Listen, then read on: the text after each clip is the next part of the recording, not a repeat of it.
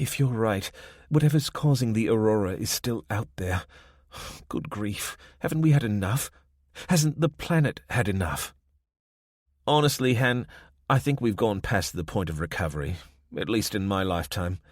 I mean, there's all the people, but what about the biosphere as a whole? It's fragile enough as it is, without being roasted on a barbie spit. Leaning forward, Hannah took his hand. She felt the pent-up tension in his fingers as she squeezed. What was it that Gandalf said? All we have to decide is what to do with the time that is given us. We can't make it all right again, so we've got to do what we can. We're scientists, so that means understanding what's happened. Han, I've got kids. Reflexively, she pulled her hand back, using it to cover her mouth. Then, realizing what she'd done, she reached forward again. I'm so sorry, Shane. I had no idea. Yeah, well, we didn't know each other really, did we, you and me? And having kids doesn't exactly fit my persona, does it? The Crocodile Dundee persona? He shrugged. I split with the kid's mother a year before coming out here. I guess I volunteered to help me get over her. Not that I'd admit it. But that's all just a load of old bollocks, isn't it? All the things that seem to matter so much. She shook her head as she saw her parents in her mind's eye and, may God forgive her, the man she was supposed to marry in a few months. How was it that she'd barely thought about Dean in the past week? Her cheeks burned with shame. Shane continued, I can't stop thinking about the kids, Han.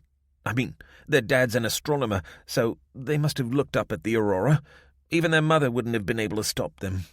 And if they did, well, if they did, then they're dead. My kids. She squeezed his hand again. I'm so sorry, Shane. He looked at her through wet eyes. How do you cope with it? I mean, you've kept yourself together so much better than me. I don't know. Maybe I'm just emotionally stunted, and it'll all catch up with me. I'm still in shock after what happened to Preeti, just waiting for it to hit. But in the meantime, I keep hoping.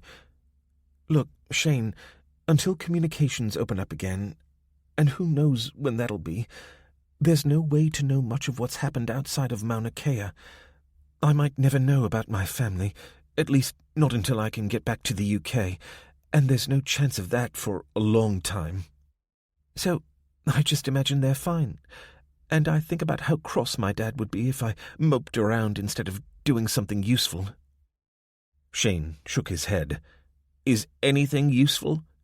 Billions are probably dead. What can we do? We're scientists, Shane. We can do our jobs. If there are going to be more pulses, we have to know. We have to give people some warning.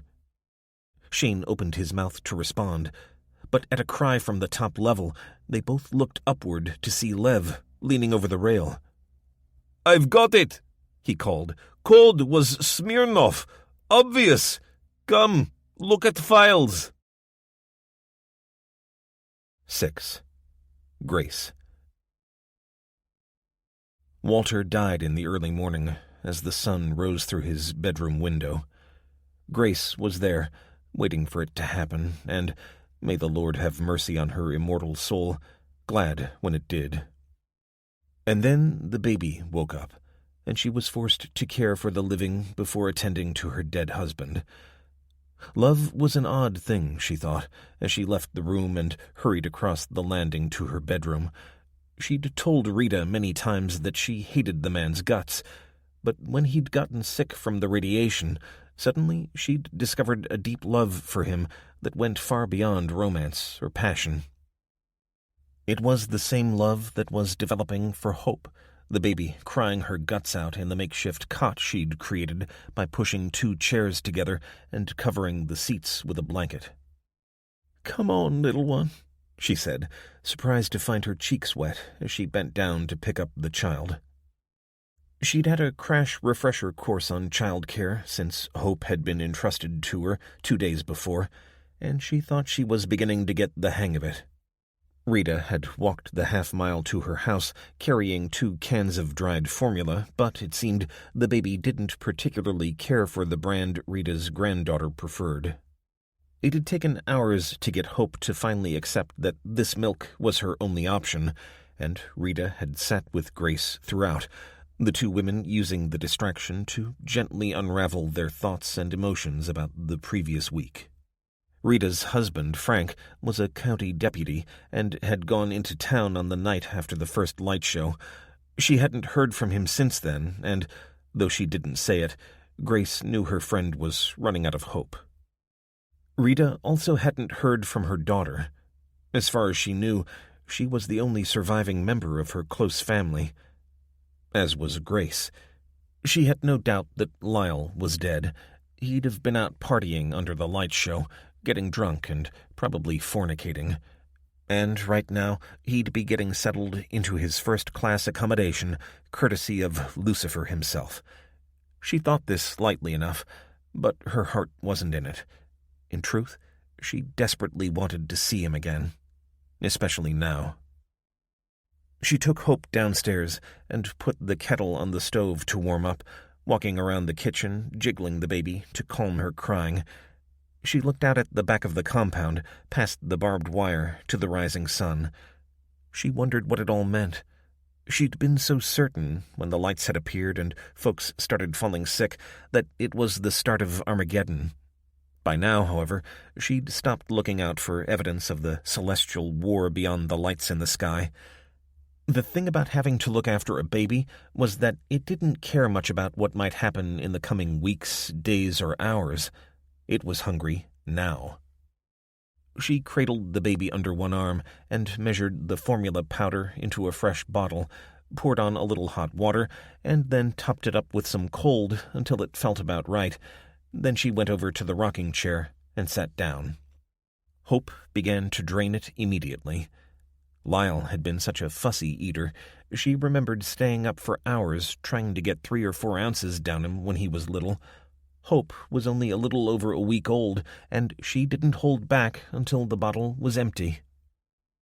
Grace suspected she'd get sick of the routine eventually, but for right now, she enjoyed the contentment of a happily feeding baby. Hope fell asleep just as she drained the last of the milk, and Grace decided her diaper could wait until she woke up. That duty could be fulfilled once she'd seen to another, grimmer task. She should have rung Rita for help, but it was still early. And anyway, she kind of felt like it was her job. Her friend had enough of her own grief without Grace piling hers on top. Once she'd become convinced that Walter wasn't going to make it, she'd gotten a rough old woolen blanket from the bottom of the laundry closet and left it outside his door. Now, having settled Hope in her bed, she unfolded it so the end was right next to where he lay. She tried real hard not to look at his face, but she couldn't help herself. Truth to tell, he didn't look that different, though his lips had lost what color they'd had, and he had that stillness about him that speaks only of death. As gently as she could, she pulled on his shoulders to twist him around and lowered him onto the blanket. She groaned when his feet fell with a dull thud on the end of the blanket, but she wasted no time pulling him down the stairs, no longer worrying too much about dignity. She just hoped he wasn't watching her from above. He sure would be mad as a box of frogs. She'd gotten him halfway to the back door when she stopped to catch her breath. Soon enough, he'd be outside, and her house would be her own for the first time. She tutted at herself for such shameful thoughts, especially given that he'd dug his own grave. She looked up at the sky, searching for any sign of the dancing rainbow, but it was clear. A perfect Texas day, and fixing to be unseasonably warm, if she were any judge. "Come on, Gracie," she said to no one. "Let's get this done." She grunted as she pulled the blanket with her husband's body on it through the back door and out onto the concrete path that led to what had become their burial ground.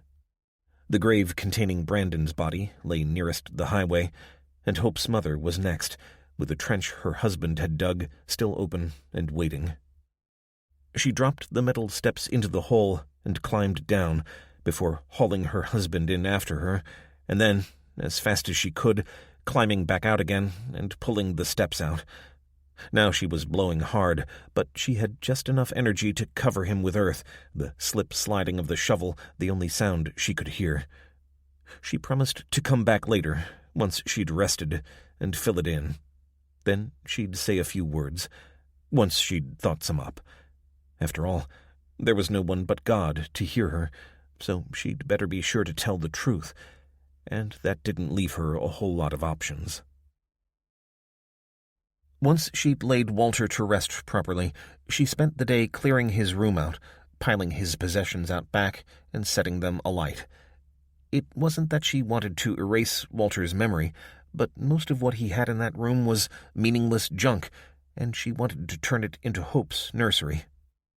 She cried only once. She'd found a sports trophy that Walter and Lyle had won together at a fishing tournament. It had been a rare happy moment for them all, as a family, and she grieved for that tiny glimpse of how things might have been. But Walt wasn't interested in his son, and Lyle found other pursuits. The trophy went on the fire. Grace was just coming back into the house when she heard Boomer barking. She glanced over her shoulder at the dark gray column of smoke rising into the air and cursed herself. What was she thinking? She walked fast, over to the fire and kicked at it before covering it with a couple shovels of dirt. Once inside, she went into Walter's, now her, control room in the broom closet and flicked on the monitor. A man appeared on the grainy picture with a smaller shape by his side. A child. He had his hands on the bars of the gate, but he didn't look as though he was trying to break in. His head darted around like a frightened chicken, looking up and down the road and then inside the compound. She took the revolver from its place beneath the screens and headed out front. "It's okay, Boomer," she called. "You can quit now." "Gracias a Dios! Thank God!" The speaker looked as though he was of Mexican descent, though he only had the slightest trace of an accent. Second generation, she guessed. Grace Boone was many things, but she was no racist. The color of a man's skin didn't matter much to her. It was the color of his heart that counted. She held up the revolver, so it was plain to see. "This road don't lead anywhere much, so you're best heading back to the highway. Please, we've been walking for days. Can you spare a little food and water?" Of course she could. Walter and she had laid down supplies for 3 adults, and now the count was down to her and the baby. But just because she could didn't mean she should. Then she looked down at the child. 6, 7, maybe. A girl with long, dark hair and wide brown eyes, and the unmistakable shadow of hunger. "Are you carrying?" "Yes, I found a gun, but only for protection." "Hand it over." The man held out the pistol, grip first, then raised his hands in sudden hope. She wondered how many places he'd been turned away from. "We won't be any trouble, will we, Maria?" The child shook her head. Grace looked down at Boomer, who was now calmly licking the girl's fingers, and unlocked the gate, swinging it open. "I guess you can come in for a time, take the weight off while I fetch you some food." It broke her heart to see the disbelieving look on the man's face. Had he received so little charity so far? Boomer made a grumbling noise as the man followed the child inside, a canine equivalent of, "I'm watching you, no monkey business." Then he followed the 3 of them back into the house. "Come and sit in the kitchen," she said. Hope chose that moment to begin crying upstairs. "You've got a baby here?" "Sharp, aren't you?" "Yeah, I sort of had no choice. But don't y'all go getting any ideas. This ain't no hotel for hopeless cases." She'd gone too far, and she knew it. "I wasn't a hopeless case," the man said. "My name is Martinez Rosales.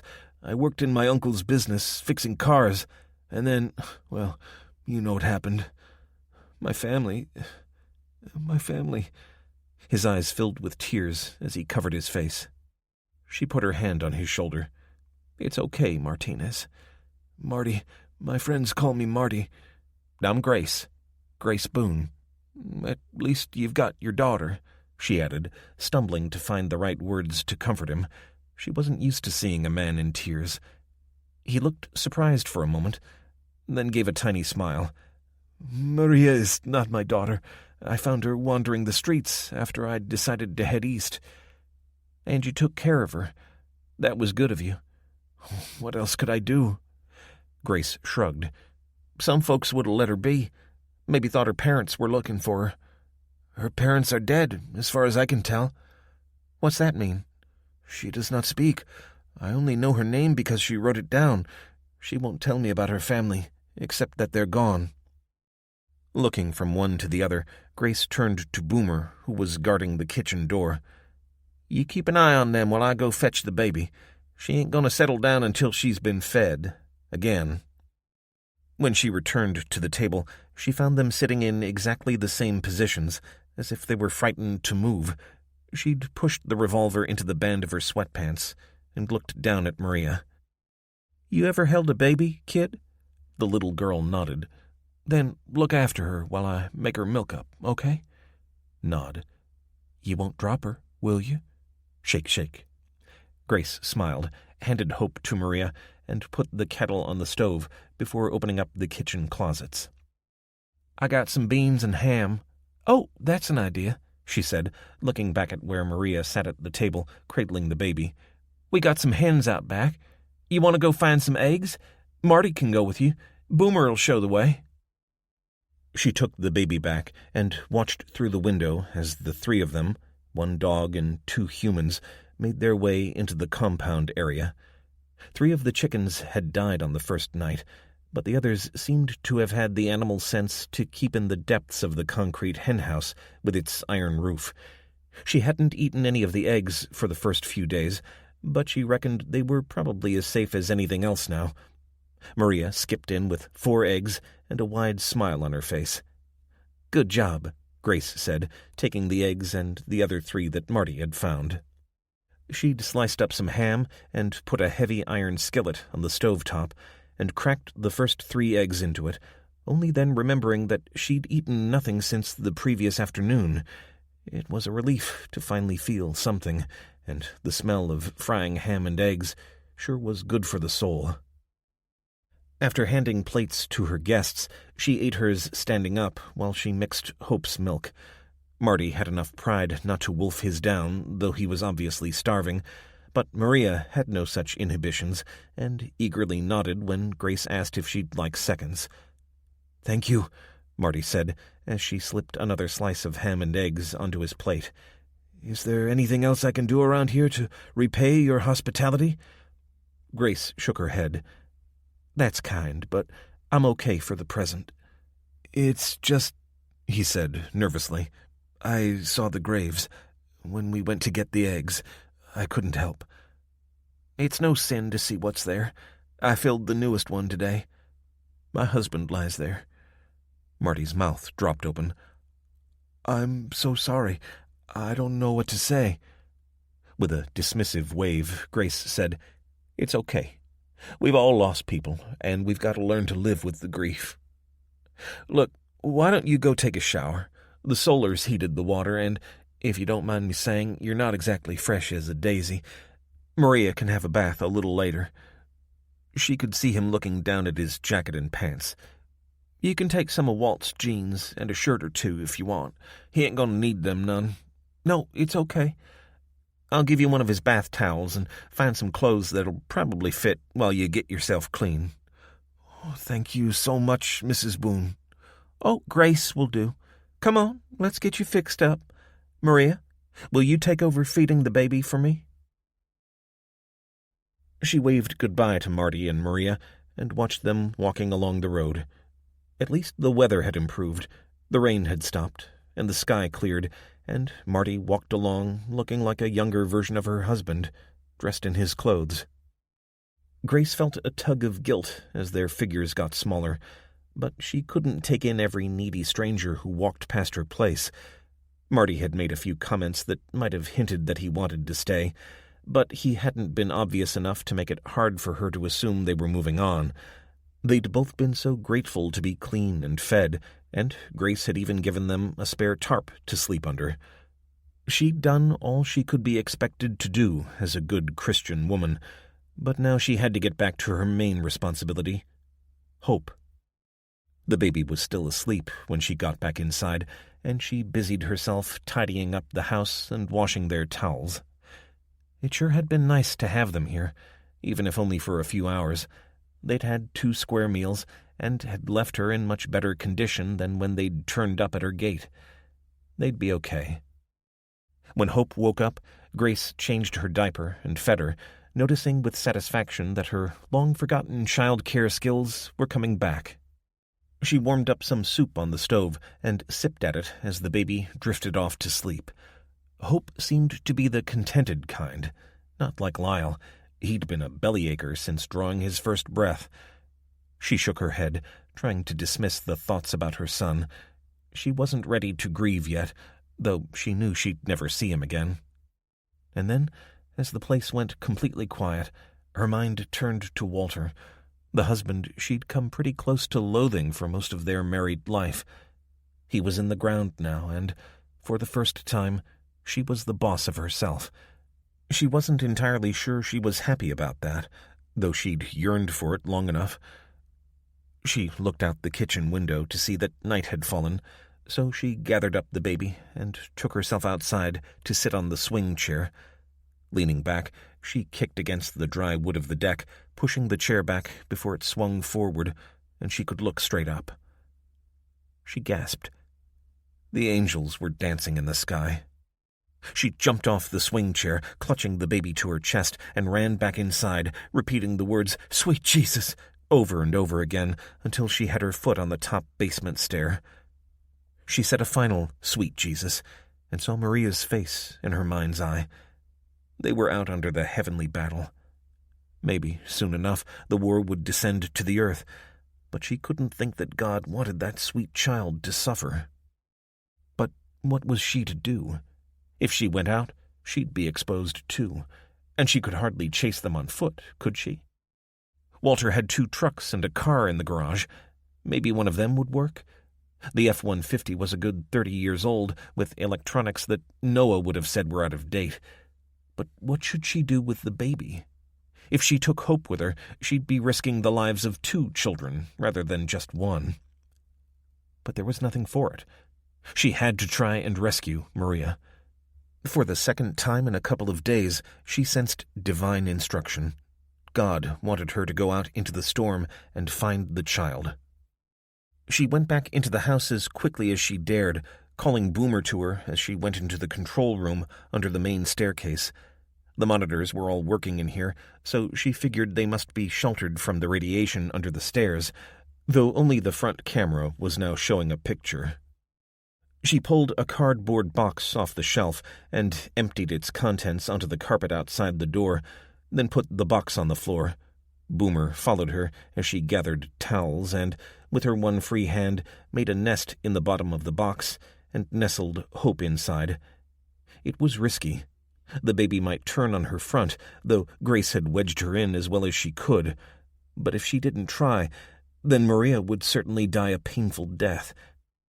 Hope began making the sort of grumbling noise that marked the prelude to a concerto of crying as Grace shut the door. She leaned down to Boomer's eye level. "Now you stay here, boy. Don't you let nobody in this house till I get back, you hear me? Guard that baby." The dog seemed to have gotten the basic idea, and he was still sitting up straight as Grace headed out to the garage. "For the love of—" she said as she pulled the main door open. "No wonder he never let me come in here." The 3 vehicles were there, the newish Toyota Tundra that had been Walter's pride and joy for the past 3 years, and the Honda Civic that Grace used on those rare occasions she went out alone. At the front was the F-150 XLT that Walter used day to day. The last time he'd driven it had been the first night the lights had appeared. It hadn't saved him from a lethal dose, but at least it probably worked.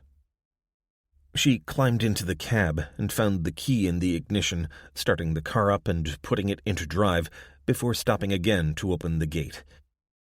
Grace felt the terror rise in her throat as she left her sanctuary, in too much of a hurry to shut the gates behind her, and turned onto the road that led toward her neighbors.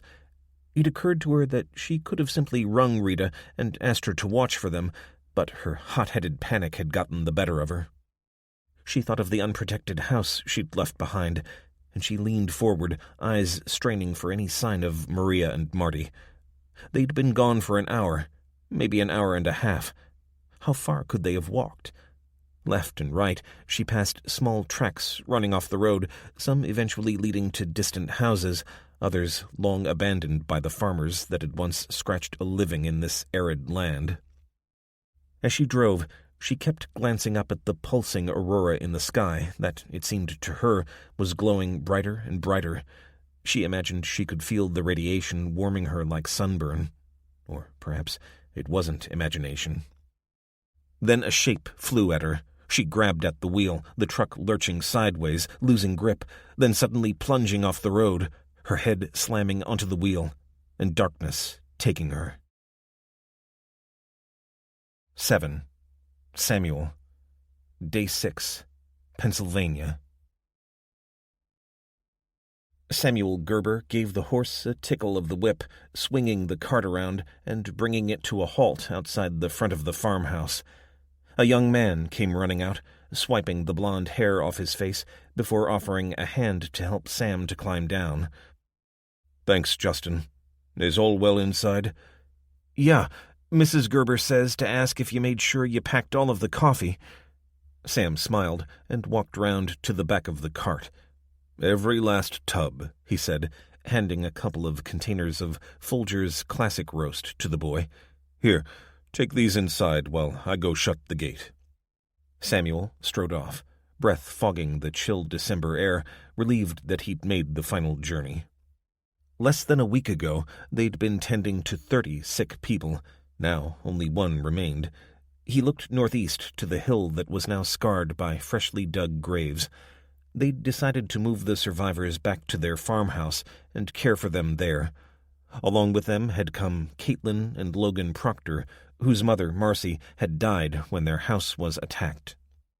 Victoria, an Englishwoman who'd helped Ruth nurse the sick, had come with them and now occupied a previously unused bedroom in the Gerbers' farmhouse.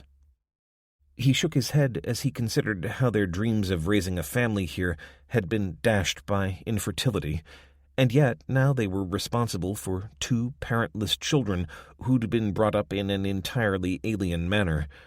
Victoria, though she had also never had children of her own, acted as the bridge between them by doing her best to interpret the behavior of Caitlin and Logan. Samuel liked her well enough, but he was mainly glad that she was a support to Ruth in looking after the little ones. For himself, there was plenty of physical labor to keep him and Justin occupied. He'd barely seen either of the orphans since they moved them here. "Mr. Gerber!" He turned to see Victoria marching toward him as he closed the front gate. She was an impressive woman, full of the outward confidence so common among English. As a blonde woman with pale skin, she was actually much more typical of the Mennonite community than his own dear wife. Ruth's history was unusual, and that, and her darker skin, had marked her out from the moment her mother had rejoined her congregation after living in the world for many years. But it had been this difference that had first caught a young Samuel Gerber's eye all those years ago. His family, especially his mother, had not been supportive, but though he did his best to honor the ways of his people, he knew his own mind. And he knew the love of a man for a woman when he experienced it. Ruth had taken a little persuading. Her early childhood had been spent in Chicago, and her mother's influence had made her suspicious of men. That and the obvious ambivalence of her mother's people when she returned with a child who was so obviously not of their culture. Samuel had also been perfectly well aware that, with his straggly beard and premature balding, he was not a prime catch. He hadn't exactly been fighting off suitors since moving to this community. But he was a patient man, and his obvious respect for Ruth's caution was the key that finally unlocked her heart. If it hadn't been for the lack of children of their own, their marriage would have been as perfect as any in this troubled world. "Please, you must call me Samuel," he said, as Victoria came to a halt, expelling a cloud of fog into the cold Pennsylvanian air. At least, when out of earshot of the young ones. She had a pretty smile, and his eyes moved automatically to her left hand, even though he knew there was no ring there. It was hard to believe that she wasn't married, so he guessed she was divorced. Such a sad thing, to break an oath made in the presence of God. "I'm worried about the children," she said. "Samuel." He nodded, then headed back toward the front of the house and took the horse's reins to lead her to the stable. Victoria followed him as they talked, keeping their voices low. "They are grieving for their parents. It will pass. Children are resilient. They will weather it." He led the horse into the stall, removed the harness, and began brushing her back. "I'm not so sure. Caitlin is strong, I think, but Logan is just a little boy. Will you come talk with him?" Samuel stopped brushing and looked at Victoria, who stood on the other side of the horse. "Surely, Justin—" "He's tried, but he's not getting through." "What makes you think I can?" "I'm just asking you to try, Samuel. Logan needs to be reassured, and you're in charge here." "Ruth—" "Looks to you. Isn't that the way of your people?" Sam began brushing the horse again, enjoying the satisfaction of filling the air with flying dust. "If he was my son, I would set him to work. He's not the only one who is grieving. We've all lost family." "Please, Samuel," Victoria said, reaching out and touching his hand across the horse's back. Instantly he pulled away, and she retreated, horror-struck. "I'm so sorry. I forgot," she said, covering her mouth with her hands. Sam regained control, allowing the tension to flow out of his fingers as he started rhythmically brushing again. "I will speak to the boy." He found Logan Proctor in the room the boy shared with his sister at the top of the house. It was converted attic space that, after Samuel and Ruth had moved in, had been left empty until they needed to find somewhere for the children to sleep. Sam had brought the mattresses from their house and laid them on the bare boards, adding the task of building proper beds to his long list of things to do, assuming the kingdom didn't come before he got around to it. The boy sat with his legs crossed, turning a model truck over and over in his hands. It was the only toy he'd brought from his former house, the exposed gray metal and patches of loose paint attesting to heavy use over a long period. Sam looked at the boy and felt a tightening in his chest. He'd seen the two of them as little more than a burden to be borne since they'd come to live here, but it was impossible for anyone with a heart to see this boy and not feel compassion for him. He pulled up a chair and settled into it. So far, the child hadn't registered his presence at all. "That's a nice truck," he said. Still, the boy ignored him. "May I look at it?" Logan said nothing, but he drew the truck closer in an unmistakable signal to keep away. "Very well. It's yours, and I will not take it from you without permission. Is it an F-350? He didn't know much about trucks, though as Mennonites they were permitted. He generally preferred horses. For a moment, Logan sat there, having some kind of internal debate, it seemed. Finally, he said, "It's a GMC Sierra Classic from 1984. It's my dad's." "Ah," Samuel said. "I understand why you keep it safe." "Are you my dad now?" Sam blew a surprised cough into his hand, then wiped his mouth. "No, I'm helping look after you, that's all." Logan looked up at him with a curious mixture of fear and sadness in his face. Sam sighed, his chair creaking as he sat back. "I'm sorry. I don't mean to sound harsh. It's just that I've never really talked much to a child. Tell me, what can I do to help?" "I want my mom and dad back." His throat thickened as he looked down at the boy, sobbing on the mattress. "I'm sorry, Logan. I am just a man, and I cannot bring people back, however much I may wish to. Your parents are with God in heaven." "I want to go and be with them." "That is not for us to decide. try to be content that they are happy." Logan raised his head, looking up out of the corner of a tear-filled eye. "I don't see how they can be." "Can be what?" "Happy? If me and Caitlin are down here and they're up there." Sam groaned. He was not ready for a theological debate with a 10-year-old. "I don't have the answers." "But you've got a beard."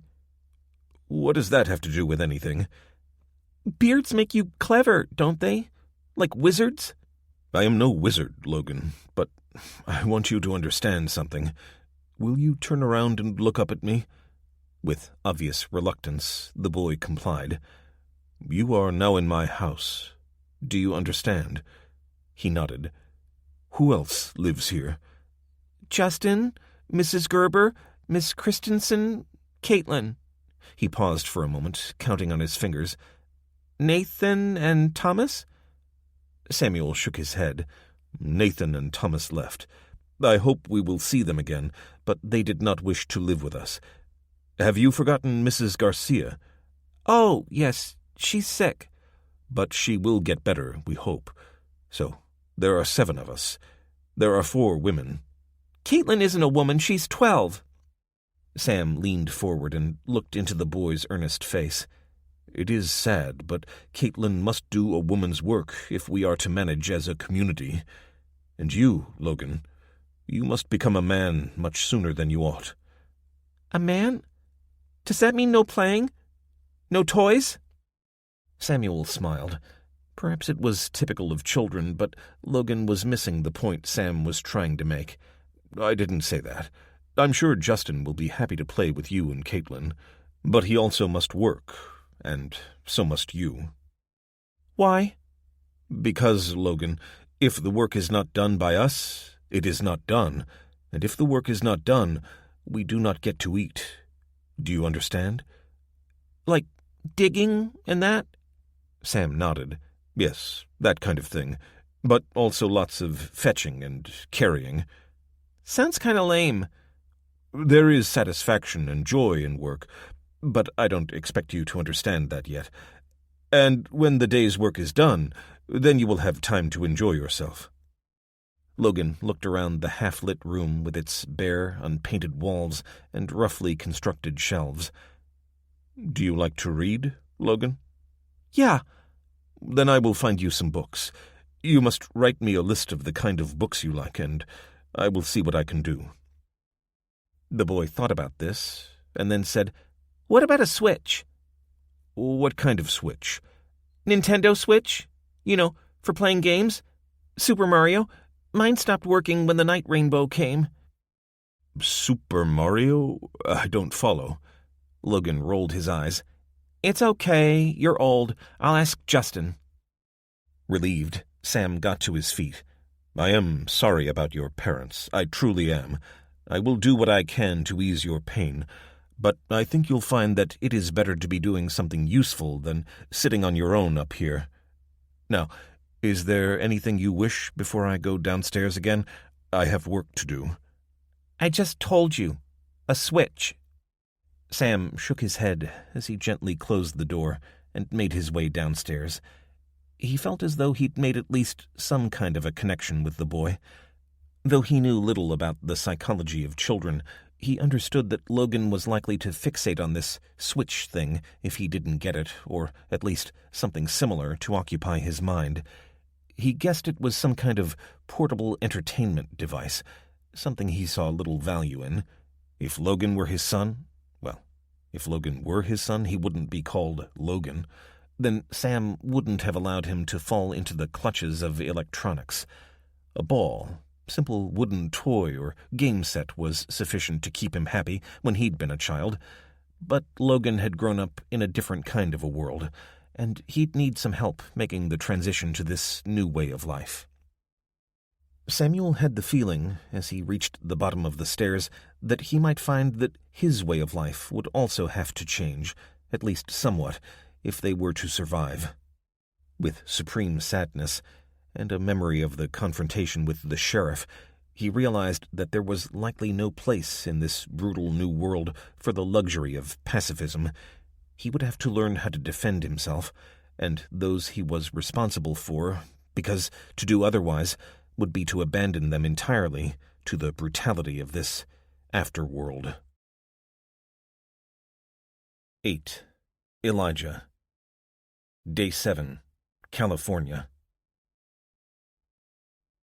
Wade was beginning to feel that his feet had worn down to the bone as the sky to the east began to lighten, and his nerves weren't far behind. They'd covered 20 miles or so since setting off from the deer fetishist's ranch house, heading generally north while keeping to the smaller roads. They'd strayed onto the highway and immediately scuttled back under cover as their eyes adjusted to the darkness, or, to be more accurate, to the amber glow of fires burning, silhouettes dotted around them. He could have taken the risk and gone to talk to one of the groups, but he figured it was safer to stay out of sight. Every few minutes, he'd check the fluorescent star around his neck, but it seemed that the skies were clear tonight, even though they couldn't see past the clouds. The journey had worn on them both eventually, and Becky had trudged silently beside him for over an hour now. It was time to think about whether they were going to carry on for a while or find somewhere to hole up for the day. He felt the pack cutting into his shoulder as he walked. The ranch house had been a treasure trove of supplies, and the only limit had been what they'd been prepared to carry. So they'd chosen the essentials: meds, lightweight but high-calorie foods such as cookies and candies, and as many cans of soup, beans, and such like as they could manage. Right about now, Wade was regretting his bravado, but he wasn't going to be the first one to put his pack down, though his was undoubtedly heavier than Becky's. "Hey, you better get under shelter," a voice called out from a dark rectangular shape to their left, the light from beyond the mountains having failed to penetrate its overhanging roof.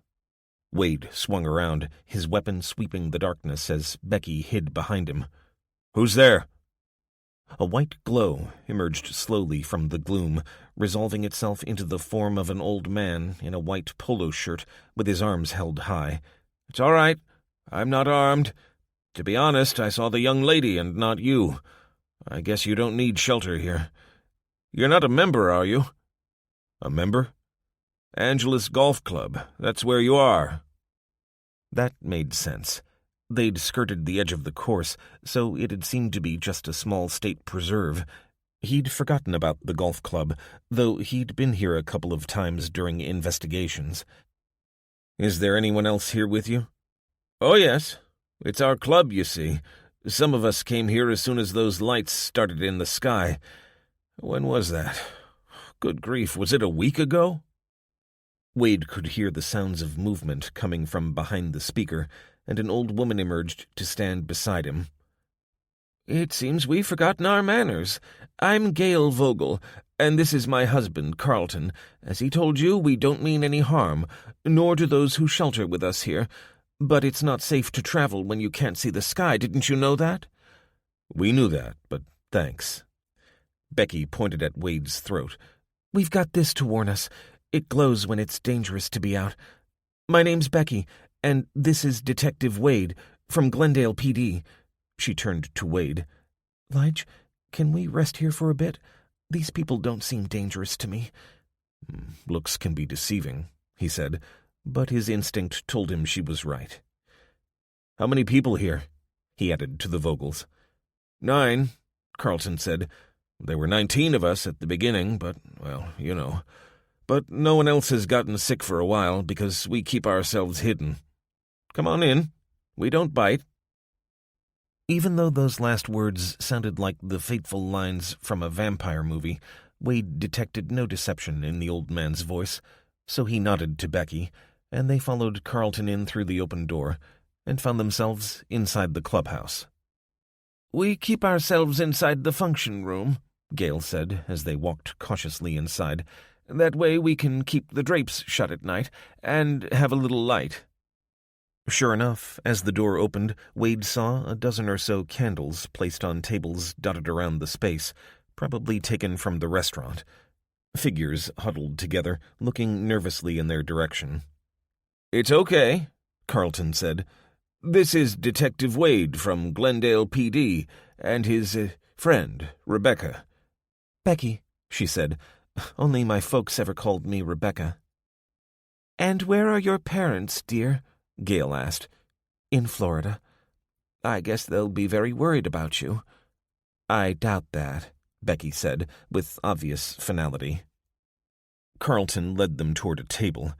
"Come and sit down. We haven't got much, but we'll share what we have." What they had was mainly canned food from the restaurant storeroom, so they enjoyed tomato soup with croutons for breakfast, while Carlton boiled a kettle on a camping stove. The atmosphere in the room had relaxed by now, and Gail introduced the other residents as they ate. Of the 7, 5 were elderly, but the remaining 2 were, Wade guessed, in their 30s. "This is Mitchell and Sue," Gail said. "Sue works at the club. She was here on the night it happened, weren't you, darling?" Sue nodded. She was a petite woman with a brown bob. "Lucky Mitchell was coming over. I don't know what I'd have done if the phones had cut out and I couldn't get a hold of him." Mitchell leaned forward and offered his hand to Wade. "Do you know anything about cars?" "Oh, Mitchell, will you leave it alone?" "Not much beyond the basics. Why do you ask?" Mitchell, as tall and wide as his wife was short and lean, leaned forward. "Well, I come from Medford, Oregon. That's where my folks and my brother and sisters are. Only moved down here 'cause I met Sue." He spoke in a sing-song cadence that didn't hide his regret. "Anyhow, figured I'd head that way, but it's 700 miles, and I don't want to walk that far." Wade couldn't help thinking that it would probably do him good. He didn't imagine that Mitchell was particularly familiar with the inside of a gym. "You might find a horse, I suppose. I've seen some people out riding." "Are you serious? Even if I could find one, it'd take weeks. And I don't know anything about horses. No, I'm thinking of a car." "Have you seen the roads? Every car and truck we passed was just a pile of rusting metal. EMP took them out. There are bound to be some that were hidden in garages or underground parking lots, but I haven't seen any on the roads, and I reckon they'll be pretty hard to come by. And you'd become a moving target for anyone who sees you." Mitchell moved even closer as Sue chatted to Becky. "Here's the thing. I don't know much about EMPs, but if a car doesn't have electronics, it isn't going to get fried. Am I right?" "I guess so," Wade said. "You heard of a 2CV? Wade shrugged and shook his head. "It's this French car, bit like a VW Beetle. Primitive as they come." "Why are you telling me this?" Mitchell's face broke into a wide grin. "Because I've seen one. On the road that way." He gestured in the direction of the golf course. "It's just been left there, in the road." "So it's broken down?" "Yeah." "Then what the hell are you telling me for?" Mitchell lowered his voice. "Don't you understand? It was working. After all the other cars stopped running, someone was driving it, and something went wrong. Help me fix it, and we'll give you a ride." Leaning back in his chair, Wade scratched his chin. On the one hand, Mitchell struck him as about as likely to be able to fix a car as a monkey with a wrench, and Wade was no mechanic, though he'd learned some essential maintenance during his time in the military. But if there was any chance they could drive at least part of the way across the country, then he had to check it out. They were all going north, at least to begin with, and every mile they covered in the car would be a mile they didn't have to walk. "Okay," he said. "We'll take a look once the sun's up." Mitchell's smile returned. "Cool." "It's time," Gail called out, hushing the room. "I don't know why you bother," Mitchell responded. "Nothing ever changes." It was only then that Wade noticed Carlton had left the room, and he grabbed his weapon in alarm as he heard a sudden drone, like a car engine running. "It's okay," Sue said. "They're just starting up the generator for a few minutes." "Why?" Becky asked as Carlton reappeared and picked up a remote control. "We check the news every day at 8 a.m. and 8 p.m. That's when the bulletins go out." Mitchell groaned. "Except it's basically the same every day." A TV mounted on the wall flickered into life and settled into an image of a lectern in front of a limp U.S. flag. On the front of the lectern was the emblem of the President of the United States. "Listen up, everyone. Here he comes." An old man walked wearily to the lectern and looked into the camera. My fellow Americans, my name is President Randolph Blake, appointed according to the constitutional process laid down for times of emergency, though surely the Founding Fathers never imagined any event like this. Since the deaths of my predecessor and friend, President Sullivan, and many of my colleagues in government, I have been engaged in the task of rebuilding the federal administration so we can begin the process of coordinating aid to states. Blake paused for a moment and took a sip of water. To Wade, who didn't recognize the man, he looked as though he had the weight of the world on his shoulders. For now, however, my advice remains the same. Until we have a warning system up and running, you must not leave shelter except on a clear night. If you have a basement, use it. Otherwise, ensure that you are inside at all times except for essential purposes, and if you must go out, do so for the minimum possible time. My fellow Americans, we are coming for you. In the meantime, I ask you to support each other during this emergency. This period will define us as a nation and as a world.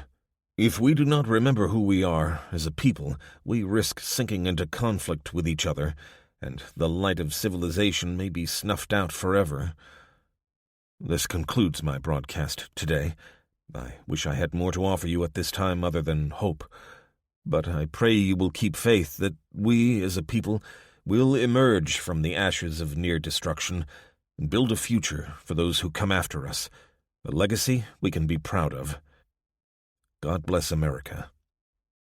The TV screen faded to black, and then up again to show an announcement of the next repeat. Told you, Mitchell said. A big fat nothing. Typical. They don't mind taking our taxes, but when we need them, where are they? There was a grumbling assent from other corners of the room, but Gale, who Wade had concluded was the true leader of the group, drowned them out. "Didn't you hear what the president said? Stick together. We've got this far, haven't we? When FEMA or the National Guard comes rolling in, I want us to all be here waiting. Now, who's on the shower rotation?" Wade watched as a couple put their hands up and headed out of the door, presumably towards whatever makeshift accommodation the group here was using. "The detective and I'll go foraging," Mitchell said, raising his hand. "You know the rules," Carlton said. "No going out during the day." "We won't be long. You want to eat, don't you?" Gale tapped Carlton on the shoulder. "The detective knows what he's doing. Let them go. But whatever harebrained scheme you've got in mind, Mitchell, mind you bring back some supplies." Wade glanced across at Becky, who was barely keeping her eyes open. "You stay here, unless you've got some experience in car repair I need to know about." "Don't run out on me, will you?" "I promised, didn't I?" She smiled and nodded, then dropped into one of the cushioned seats that lined the room. He was surprised just how easily she made herself at home, but then it just reminded him not to pigeonhole her. There was more to her than might appear at first glance. He followed Mitchell out of the clubhouse door and looked out across the golf course as the light grew. Taking out the fluorescent star, he cradled it in his palm, but saw no sign of any glow. As far as he knew, it was as safe as it could be. Soon after they set off, however, he got impatient with Mitchell's slow pace. Geez, Wade had been walking all night, and even so he seemed to have more energy than his companion. He got the impression that the man had lived a life that was a little too easy for his own good. He knew the type. Overweight, entitled, and lazy. The perfect comrade when you're out in the open after the end of the world. They skirted the edge of the course until they reached the fence. Mitchell led them around until they hit a gate, which he unlocked using a key on a chain he pulled out of his pocket. "There it is," Mitchell said, hands on his knees as he nodded across the road. Wade peeked out from behind the bushes that screened the golf course. It was definitely a vintage Citroën. From here, it looked like an upside-down metal bathtub painted red. But he could see why it had attracted Mitchell's attention. The cars around it were either parked up or had smashed windows and burn damage. This one looked pristine, almost as if the driver had just paused in a traffic line and was going to jump back in at any moment. He'd bet good money the Citroën hadn't been there on the night of the lights. Unlike the other vehicles, someone had driven it since and then abandoned it, though he didn't know why. He ran across the road, bent low and on the lookout for any signs of movement, until he reached the back of the car, where he sheltered. It wasn't a 2CV. A small silver badge identified it as a Diana 6, but it had been well looked after. In fact, he suspected it was owned by a collector, as it could have just come off a 1960s production line. He sneaked around the side and peered through the open window. Rain had gotten inside, pooling beneath the brake and clutch pedals and staining the vinyl upholstery. He peered over to the back seat to see a pack and some supplies. So he, she, or they had been trying to escape. But where were they now? "What do you think?" Mitchell panted, finally catching up. "I was thinking of having a smoke, but you've put me off," Wade responded, before looking through the windshield. "No, I'm wondering where the driver went." "Who cares? They're not coming back, are they?" Wade sighed. "I could hotwire it if I had to, but it'd be better if we found the key. Oh, geez." He noticed Mitchell's hand slip to his pocket as Elijah straightened up and slipped around the front of the car, threading his way between a Toyota pickup and a Mazda. There she was, a pair of green high-heeled shoes poking out from under the pickup, like the Wicked Witch of the East, and he knew, before he got to her, that he was several days too late to help. He looked up at Mitchell, who was standing over him, the keys in his open hand. "I found them on her body when I saw the car. I'm sorry, I should have said. I guess I was ashamed." Wade got to his feet and took the keys. He looked directly into Mitchell's eyes. Was he telling the truth? Or had he seen the car moving and attacked this woman to get hold of it? As a detective, he paid a lot of attention to his instincts, and Mitchell, on the face of it, looked guilty as hell. But he'd learned to temper gut feeling with cold, hard, rational evidence, and he found it real hard to believe that this jellyfish of a man was capable of murder. "The golf course has a greenkeeper, I presume?" Mitchell blinked in surprise. "Yeah, but I haven't seen him since the first night." "Good. I'll take a look at the car. You go fetch a shovel. You've got some digging to do."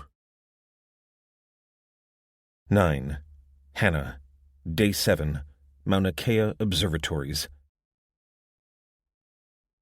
Hannah scrunched up the pillow and pushed it into the small of her back as she got herself comfortable on the bed. After spending most of the night sitting alongside Lev as he translated the Russian data, she'd reached a stage familiar from the night shifts typical of an astronomer, the point at which a fog descends on the mind to obscure what would otherwise be obvious. As Shane had predicted, the heavens lit up with ribbons of color that were almost as spectacular as on the first night, and Hannah felt a strange compulsion to go out and look at them with her naked eyes. It was like the feeling she'd sometimes experienced when she was high up, a compulsion to throw herself out into space. Of course, she'd never acted upon it, but she felt it even as she knew she was like a moth to a flame. It was in the early hours of the 7th day, when the lights finally faded.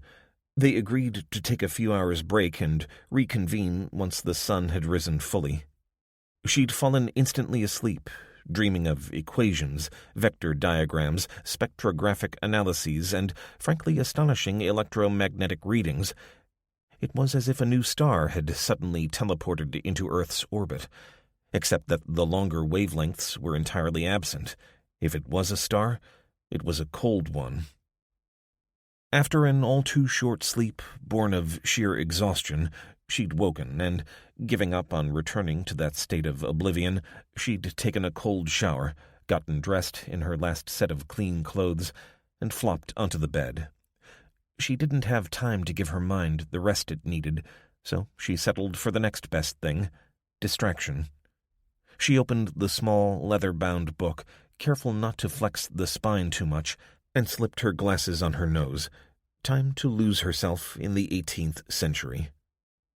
1769, to be precise. Lieutenant James Cook commanded HMS Endeavour on its mission to Tahiti in the southern Pacific Ocean. That put it around 3,000 miles and 250 years away, she thought. His mission was to observe a rare transit of the planet Venus across the surface of the Sun. Combined with observations at other points around the world, astronomers could use parallax to calculate the distance from the Earth to the Sun, one astronomical unit, and in that way finally get an idea of the true scale of the solar system. Interesting though that was, however, the expedition wouldn't have been funded if it hadn't also offered the chance of working out a method of calculating longitude. But the cherry on the cake was the secret mission to go searching for Terra Australis Incognita, the unknown southern continent. So, this expedition, with its overt scientific aim, actually led to the discovery of Australia. Well, discovery by Europeans. People had lived there for tens of thousands of years. People who'd have been much better if they'd been left well enough alone. She flipped over a page, reading the yellowing pages and enjoying experiencing the words of an 18th-century man directly from his mind to hers. This day proved as favorable to our purpose as we could wish. Not a cloud was to be seen the whole day, and the air was perfectly clear. Hannah glanced over at the mechanical clock that had belonged to Kuczynski, the room's previous occupant. She groaned. Though she knew her duty, both professional and moral, meant she should spend her energies on the Russian data, she couldn't help but resent it. She'd much rather spend her time inhabiting a past that still had a future. Then, as she went to close the book, she spotted a line that had been added in red ballpoint. What was this sacrilege?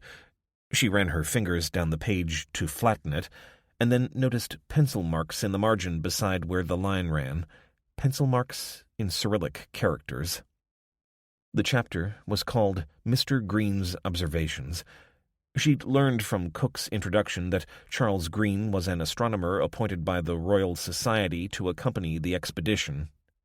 She'd also detected some conflict between the men, especially with regard to their independent timings of the transit.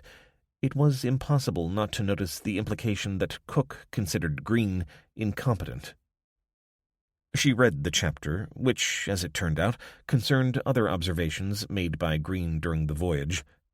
6 months after they'd departed Tahiti, they arrived in New Zealand, where Green observed the transit of Mercury. This was all interesting enough, but a prior reader, presumably the Russian director who'd owned this copy, had found one particular passage interesting enough to mark it in red.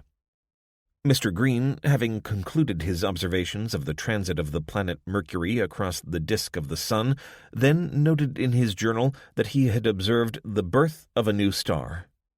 He called me in great excitation to witness this, and I confirmed that the star was not present on his astronomical chart. We remained in Mercury Bay for 8 further days. On the last day, Mr. Green invited me to observe the same region again. Neither Mr. Green nor myself could make out the star. I concluded that our original observation was the result of a lens aberration, but Mr. Green was not so persuaded, so, in honor of his memory, I reproduce here the chart that he made. There was an engraving beneath those words showing the position of various known stars, and an additional one, indicated by an arrow. She shut the book and swung her legs over the side of the bed before pulling on a pair of jeans and brushing her hair. So, Green had recorded a supernova. Big deal. I mean, sure, only a handful of star explosions had been recorded by that time, and they'd been assumed to somehow be new stars, hence nova, rather than, as scientists now understood, their extinction. Hannah couldn't help feeling disappointment as she walked down the metal stairway to the cafe. She'd hoped that this book might hold some clue to the understanding achieved by the Russians, implausible though that seemed. It had been the only English book on Kulikov's bookshelf, and then she'd found this highlighted passage. Supernovae could certainly produce lethal levels of radiation if they exploded close enough, but that radiation arrives at the same moment as the light that signals the explosion itself. In other words, over 250 years ago. And anyway, a supernova capable of such levels of radiation wouldn't only be visible in a telescope, it'd be brighter than a full moon. "What's up, Han?" Shane said, looking up as she approached. She realized she'd walked down the stairs shaking her head the entire time. "Oh, nothing. Where's Lev?" "He'll be done in a minute. I don't reckon he took much of a break. The coffee pot's pretty empty." With that, the Russian appeared out of a small storeroom which he'd repurposed into an office of sorts. "I have finished, my friends." He put a ring binder and Hannah's laptop on the table. "Is all on here, all translated. Now, I finish logs." "All of it? I thought you'd take days." Lev gave a modest shrug. "I work hard. Now is your turn." Switching the laptop on, Hannah opened the folder containing the translated records and accompanying spreadsheets. "I say this. They did know. Slavik says something comes. Maybe he did not know what was going to happen, but he gave warning. Too late, perhaps." "If he did know how bad it was going to be, then there was no excuse for not going public," Shane said. "Jeez, I wouldn't care what my bosses or my government said. I wouldn't let billions die without trying to do something about it." Lev nodded. "Da, I agree. Professor, you are better now?" Professor Akihiro was making his slow way down the stairs before, with some relief, collapsing into a chair. "Thank you, Mr. Makarov. I am well enough to offer my help." "Then I leave you to it. Remember, if detector goes, bring laptop back to my office. It is safe in there." Hannah glanced at Shane, but he shook his head. "Just normal levels at the mo. So, how do we do this?" "We've only got one working laptop," Hannah said. "Ideally, I'd split the work in 3, but at least one of us can work on the data while another can look through the logs." "What are we looking for exactly?" "I can't say for sure," Hannah said. "Firstly, we need to establish what the Russians knew, and what they suspected. And if, as we think, they didn't expect the impact to be as bad as it was, then we have to work out why." Shane sighed. "I guess you're right. But even if we do manage to work out what the Russians couldn't, what then? I mean, unless someone's invented a time machine, we can't turn the clock back." "True, but if we can solve the puzzle, then maybe we'll know how long the Aurora is going to last for. I can't help thinking each time the lights are in the sky, more people are dying. We can put a stop to that." The professor cleared his throat, then looked from one to the other. "Dr. Redman is correct. Know your enemy and win your battle, I believe, is how Sun Tzu's wisdom would be translated into English. But Dr. Walsh is also correct. Such knowledge will be little comfort if it is held only by us.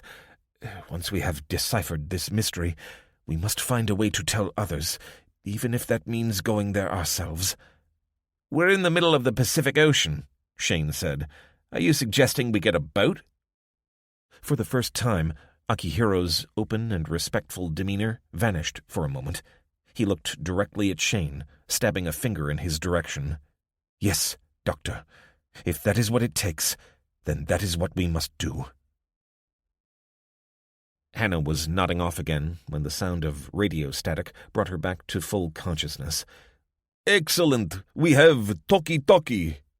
Lev emerged from his office, holding a pair of yellow handsets. "Where did you find them?" Hannah asked, Was rummaging in store. Mainly pens, paper, whiteboards, kind of stuff you smart people like. Found these, but dead. Plugged the charger in and we have radios." Hannah smiled. "Great. We won't have to shout up and down the stairs all the time." No, Lev said. "You do not understand. Range on these, maybe 2-3 kilometers, means we can explore and stay in touch. Much safer that way. I go tell Shane." Hannah watched the Russian go bounding up the stairs, marveling at the man's energy levels, until he disappeared on the top level. Shane was in the main control room, using one of the few working computers up there, the one attached to the radio telescope. Though she needed quiet when she worked, Shane hated silence, so he'd taken to working upstairs with the feed from the telescope playing quietly in the background. She'd seen him earlier in the day when he'd run down the stairs to say that a new message was playing, though, as it turned out, it didn't tell them much, except that they had a new president. Well, the United States did. Though this was an American observatory, none of the natives had survived. Once the excitement had worn off, he'd gone back upstairs, and she hadn't seen him for a couple of hours, but now he appeared, following Lev back down to the cafe where she and Akihiro waited. As they approached, it became obvious that they'd been debating something. "Depends how much we can use it." "We can get more, though, from other observatories, no?" Shane slumped into a chair and rolled his eyes at Hannah. "Now he's got the walkie-talkies working, Lev's suddenly concerned about how long the generator will last." Lev pulled up another chair. "We have to keep talkie-talkies charged." "Can't you use the solar batteries?" Lev shook his head. "No inverter. Anyway, we need more fuel to run other things. Computers. Laptop battery won't last long." They'd been turning off the generator at night, but it was only designed for short-term use in case of power cuts. "How much petrol have we got?" Shane looked up at the ceiling as if making a calculation. "At the current rate, maybe a couple of days. But anyway, I agree with Lev. We should check the other observatories. They'll all have generators and spare fuel, and maybe there are still survivors." It was now a week since the Aurora had first appeared, but if it hadn't been for the need to quickly decipher the Russian data, she'd have already gone with them to check. "Look, I've done all I can," he said, handing her an SD card. "I've tabulated the readings from XLSAT over time and by direction. Maybe you can make sense of them, because I sure as hell can't." Lev leaned forward, looking directly at Hannah, though his obvious enthusiasm couldn't hide the redness around his eyes. "Then we should go, no?" "Yeah," Shane said. "IRTF is the closest one clockwise." Lev grunted. "Is NASA facility?" "Yes, but there's only ever a handful of staff there, sometimes only one. Most of its work is done remotely, or at least it was," Hannah said. Then she looked at the two of them. "Sure, go for it. Take one of the buggies in case you strike lucky." "And we take talkie-talkie. You keep other. Says it has 12 hours battery, but is American, so maybe 6. "Sure," Hannah said. "If you set off now, you can be back before nightfall. We'll keep an eye on radiation readings and let you know if you need to get under cover." She sighed as she watched them make their way to their quarters to prepare. "What troubles you?" Akihiro asked, looking up from the Russian logs. Hannah shook her head. "I don't know. Both of them only seem to get excited when they get to leave the observatory." "It is not so surprising. They are men of action, physical action. Myself, I prefer to win my battles within the confines of my mind. But Mr. Makarov and Dr. Walsh are like caged tigers. They see and understand intellectually as much of what has happened as you and I, but that simply causes frustration in them. They need to do something, however futile it might seem to you and I." "It's not futile," Hannah said. "We need the fuel for the generator. It's just that they seem to welcome the risk." Akihiro smiled. "There is no safe choice. Stay here, and the risk is to the mines. Walsh in particular. I worry about him." "Me too." Then let him go and work out his issues in manly silence with his friend. Trust me, he will be better for it. 10. Abby and Ray. Day 7. California. Ray slapped her hand down on the desk. I've had enough. Looking across from the storeroom, Abby sighed. What is it now? I wish I'd practiced with the soldering iron more. Sure could do with Dad's help. Abby walked over and put her hands around Ray's shoulder. Amen to that. Be patient, little sister. You'll get there. She watched as Ray raised the soldering iron again and took a deep breath. It looked awkward to Abby because her sister was left-handed, and she seemed to need 3 hands to hold everything in place. Probably best to stand back a bit. Fumes, Ray said as she held a thin wire of solder between her fingers and bent forward. Dad always said he was going to put ventilation in, but he didn't get around to it. A puff of smoke emerged over her shoulder, and she sat up, holding the square of perf board up to the light and examining it closely. I think that's it. Abby watched as her sister slid the cyber deck across the table toward her and compared the circuit diagram on the wiki page with the somewhat more rustic version she was holding. What do you think? It looks right. Can't really test it properly until the Aurora starts up again. I wish Gray had waited. Abby grunted. He's an idiot, but not so stupid to be outside when the lights started. It was a clear-ish night. She shook her head at the reminder. She'd stitched up Gray's wound soon after they'd eaten their ramen 36 hours ago or so, though she regretted having anything in her stomach pretty quickly after starting. She'd spread half a tube of local anesthetic onto the wound before cutting away the ragged edges of the skin. When they'd first got him back to the cabin, they'd worked out that the bullet had clipped the flesh on the back of his arm, severing some veins, but not remaining lodged. He'd almost died from a combination of shock, cold, and blood loss, and the wound needed to be closed to keep infection at bay and speed up his recovery. Her British professor at veterinary college would have called her repair a dog's breakfast, and she suspected Gray would have an ugly scar there for the rest of his life. But at least he would live. And then, just the next morning, he'd announced that he was returning to the farm to bury his parents and hunt down those who'd killed them. It was a cold, drizzly day that promised snow, but nothing they could say would persuade him to wait until he was fitter. That night, the weather had lifted to reveal the throbbing rainbow aurora between the clouds.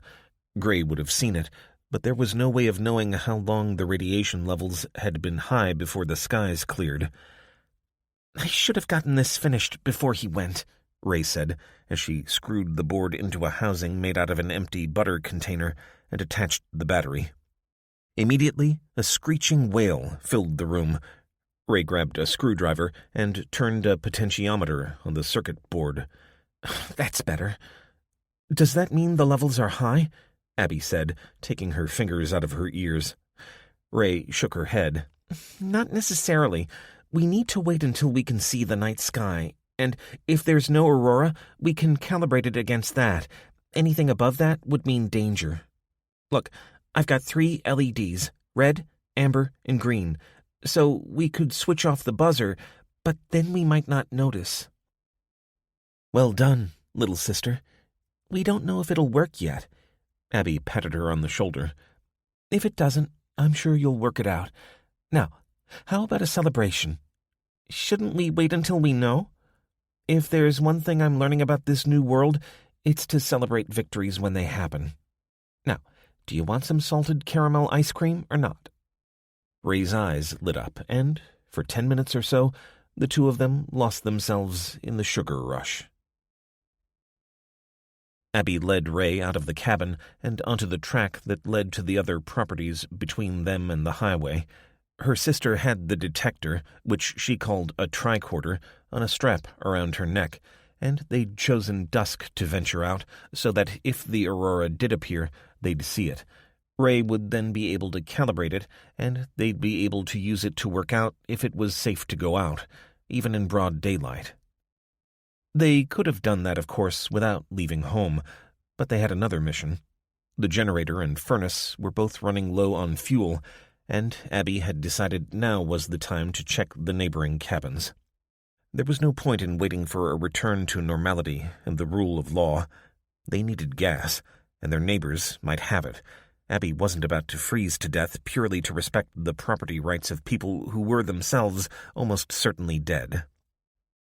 She led Ray along the mud and gravel track, feeling the cold of the half-melted snow seeping through her boots, and switched on her flashlight. "This is creepy," Ray said. "What if someone's home?"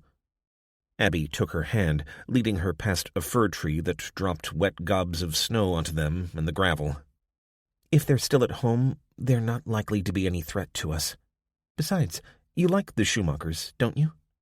"Yeah, Mrs. Schumacher makes nice cookies. She kept trying to give me her daughter's dresses. I think she thought I was a tomboy. Or a lesbian." They paused beside the last tree before the start of the Schumacher property and peered between the bare branches. Though she didn't consider herself to be easily spooked, from here it did look to be an abode of ghosts. It was a 2-story house with a pitched slate roof that rose to an apex in the middle and had wood-clad walls painted a light blue. In contrast to the rustic log cabin look of their own cabin, the Schumacher house was the embodiment of European style. Her father often joked that they'd ordered it from IKEA, and Abby had agreed that it had an air of artificiality about it. Tall, floor-to-ceiling windows on either side of the main door gave the house a skull-like appearance. Could the old couple still be inside? They celebrated the holidays every year, just as Abby's family did, so they could well have been here when the Aurora first appeared. The question was, were they still here? Abby hadn't seen any sign of life when they'd passed by on their first venture out of the cabin, the one that led to them meeting Gray, but the Schumachers could have been hiding. But every instinct told Abby that nothing lived inside that house. "Let's go." She led Ray in through the front gate and toward the house, the sense of foreboding rising with every step. The crunch of their boots on the graveled driveway was all that broke the silence as the wind faded away like the holding of a breath. Abby switched on the flashlight attached to the barrel of her Remington 870 Express shotgun. Another regret. She should have chosen a pistol, but, fear being what it is, she'd opted for the biggest, baddest weapon in the rack. The steps creaked as they climbed onto the deck leading to the front door, Ray keeping a few feet behind her sister. Still, the dark windows stared out, daring them to enter. "I still don't think we should break in," Ray whispered. "I'll knock first, if you like, but I don't think there's much point." As it happened, the door wasn't locked, opening as soon as Abby pushed the handle down, almost as if the house was beckoning them inside. Breathing deeply to calm herself a little, Abby shone the flashlight into a neat hallway lined with beech, a stairway leading to an upper floor that nestled into the roof apex. She stepped inside and pushed the first door open. It led into a large open-plan room with a hearth on the far side, faced by a leather sofa. Abby flicked the light switch, but nothing happened, so they went back into the hallway and opened the next door, which led to a large kitchen with a central table surrounded by bar stools. "There must be food in here," Ray said. Abby nodded. "But remember the plan. We have to check out the whole house first. Once we know it's unoccupied, then we can take our time." Reluctantly, Ray followed her sister to the hallway again as they made their way toward the back of the house.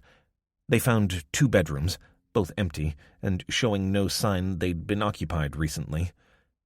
"It's like being in a freezer," Ray said, sending clouds of steam through the flashlight beam as it played over a Euro 2020 tournament poster.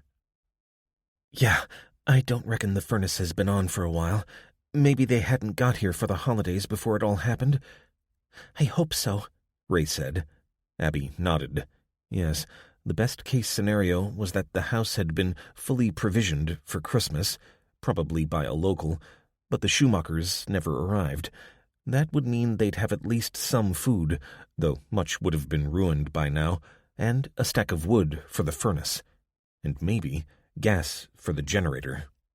"Let's just check upstairs," Abby said. "Then we can relax."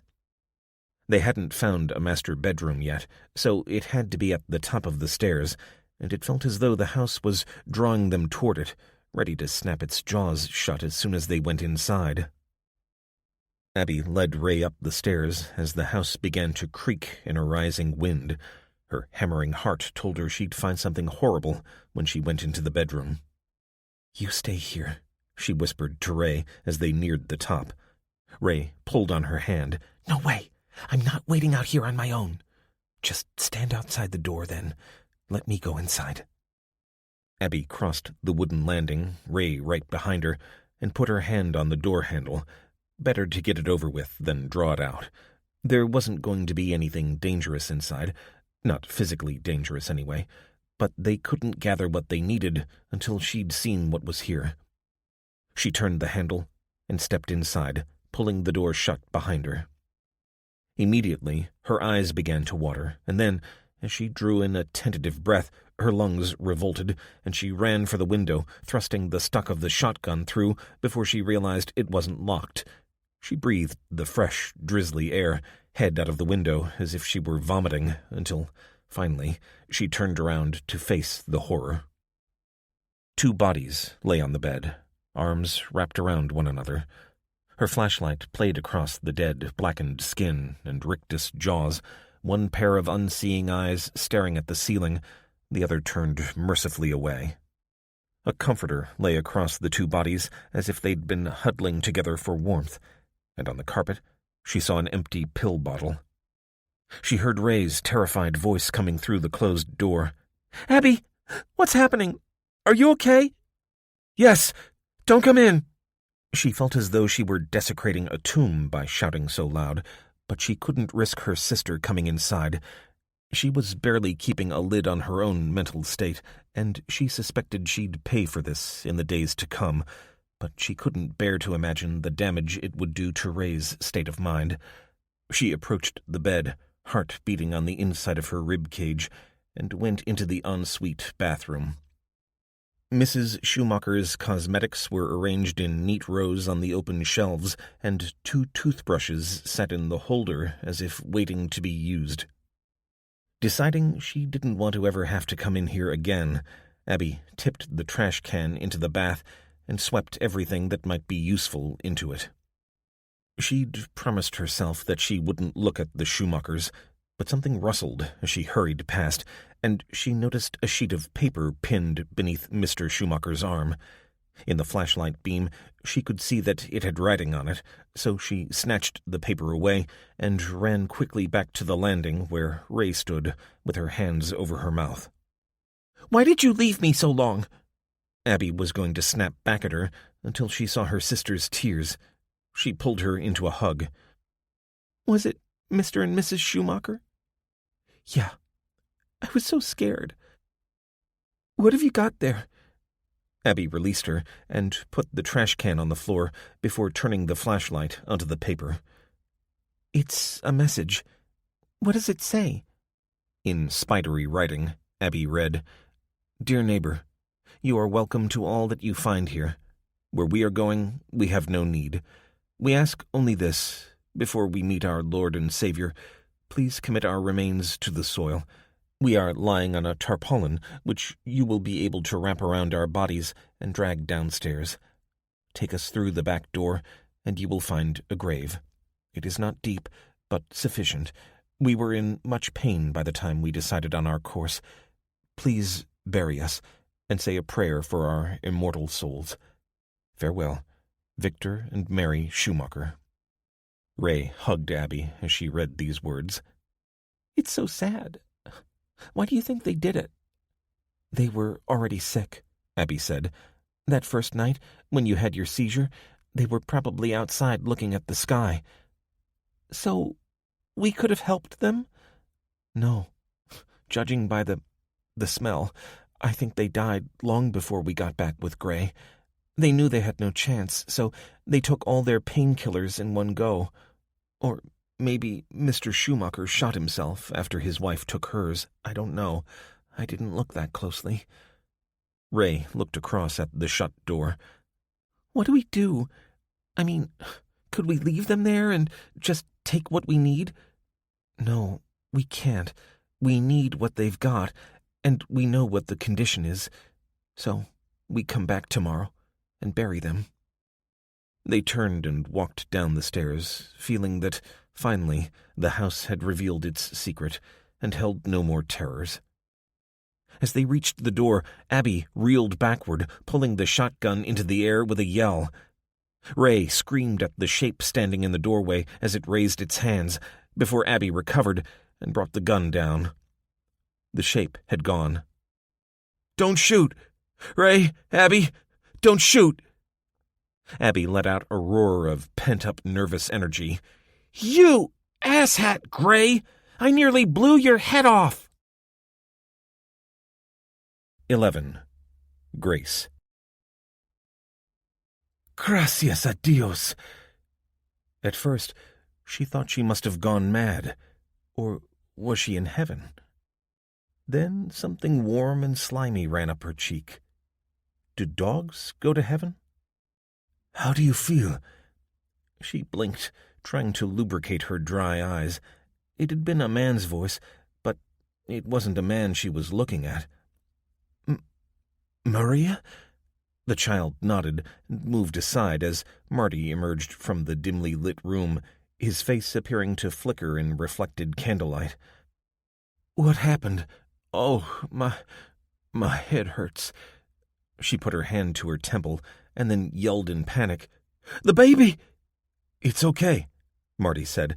I drove the truck back here and we finally persuaded your dog to let us through the door when he saw I had you in my arms. Fingers wrapped around her hand.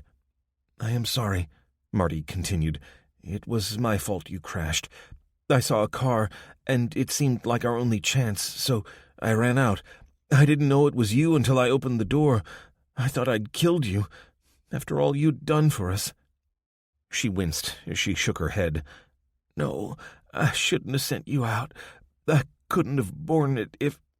It's okay. Maria is fine. I have locked the gate, but the power went out just after we got back. Generator probably needs fuel. I can... No, I can't. His hand moved to her shoulder. You stay there. I'll start it up again. Now, please rest. And thank you.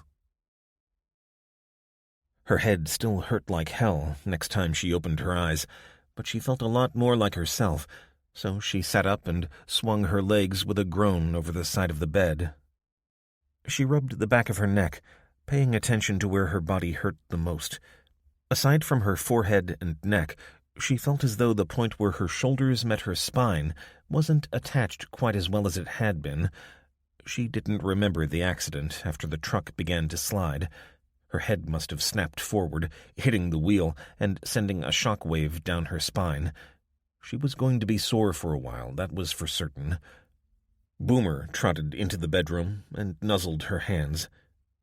I'm okay, she reassured him, though she suspected he was more concerned about whether he'd been right to let the strangers in.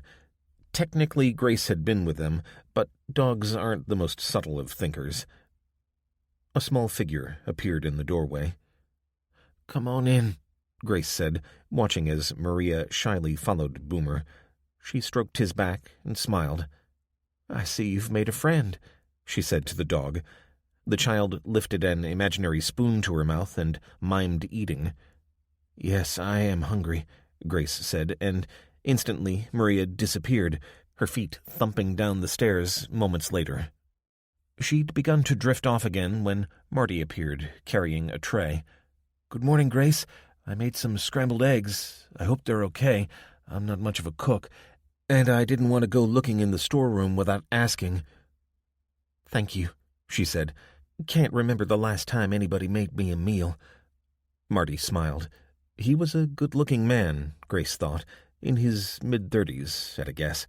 His beard had spread down his throat, and his eyes spoke of intelligence, though the black rings around them said more about exhaustion. Would you like some coffee? There's a jar of instant on the counter. She nodded. That'd be great, thank you. And these eggs are lovely. As he reached the door, she called out to him, You don't need to hurry away from here, you know. He turned around, his face betraying a mix of hope and fear, as she tried to make her meaning clearer. I mean, you and Maria are welcome to stay, while you've got a mind. His beard split in a smile of obvious relief. Thank you, Grace. We will both earn our keep. I'm sure you will, she said. She finished her scrambled eggs and sat back to await her coffee. Why had she been in such a hurry to send them on their way the day before? Sure, her husband had died that morning, and maybe that had sent her screwy, but she wasn't entirely sure that had sunk in yet. She knew now for certain that the one thing she didn't want was to be alone with only a new baby and a dog for company.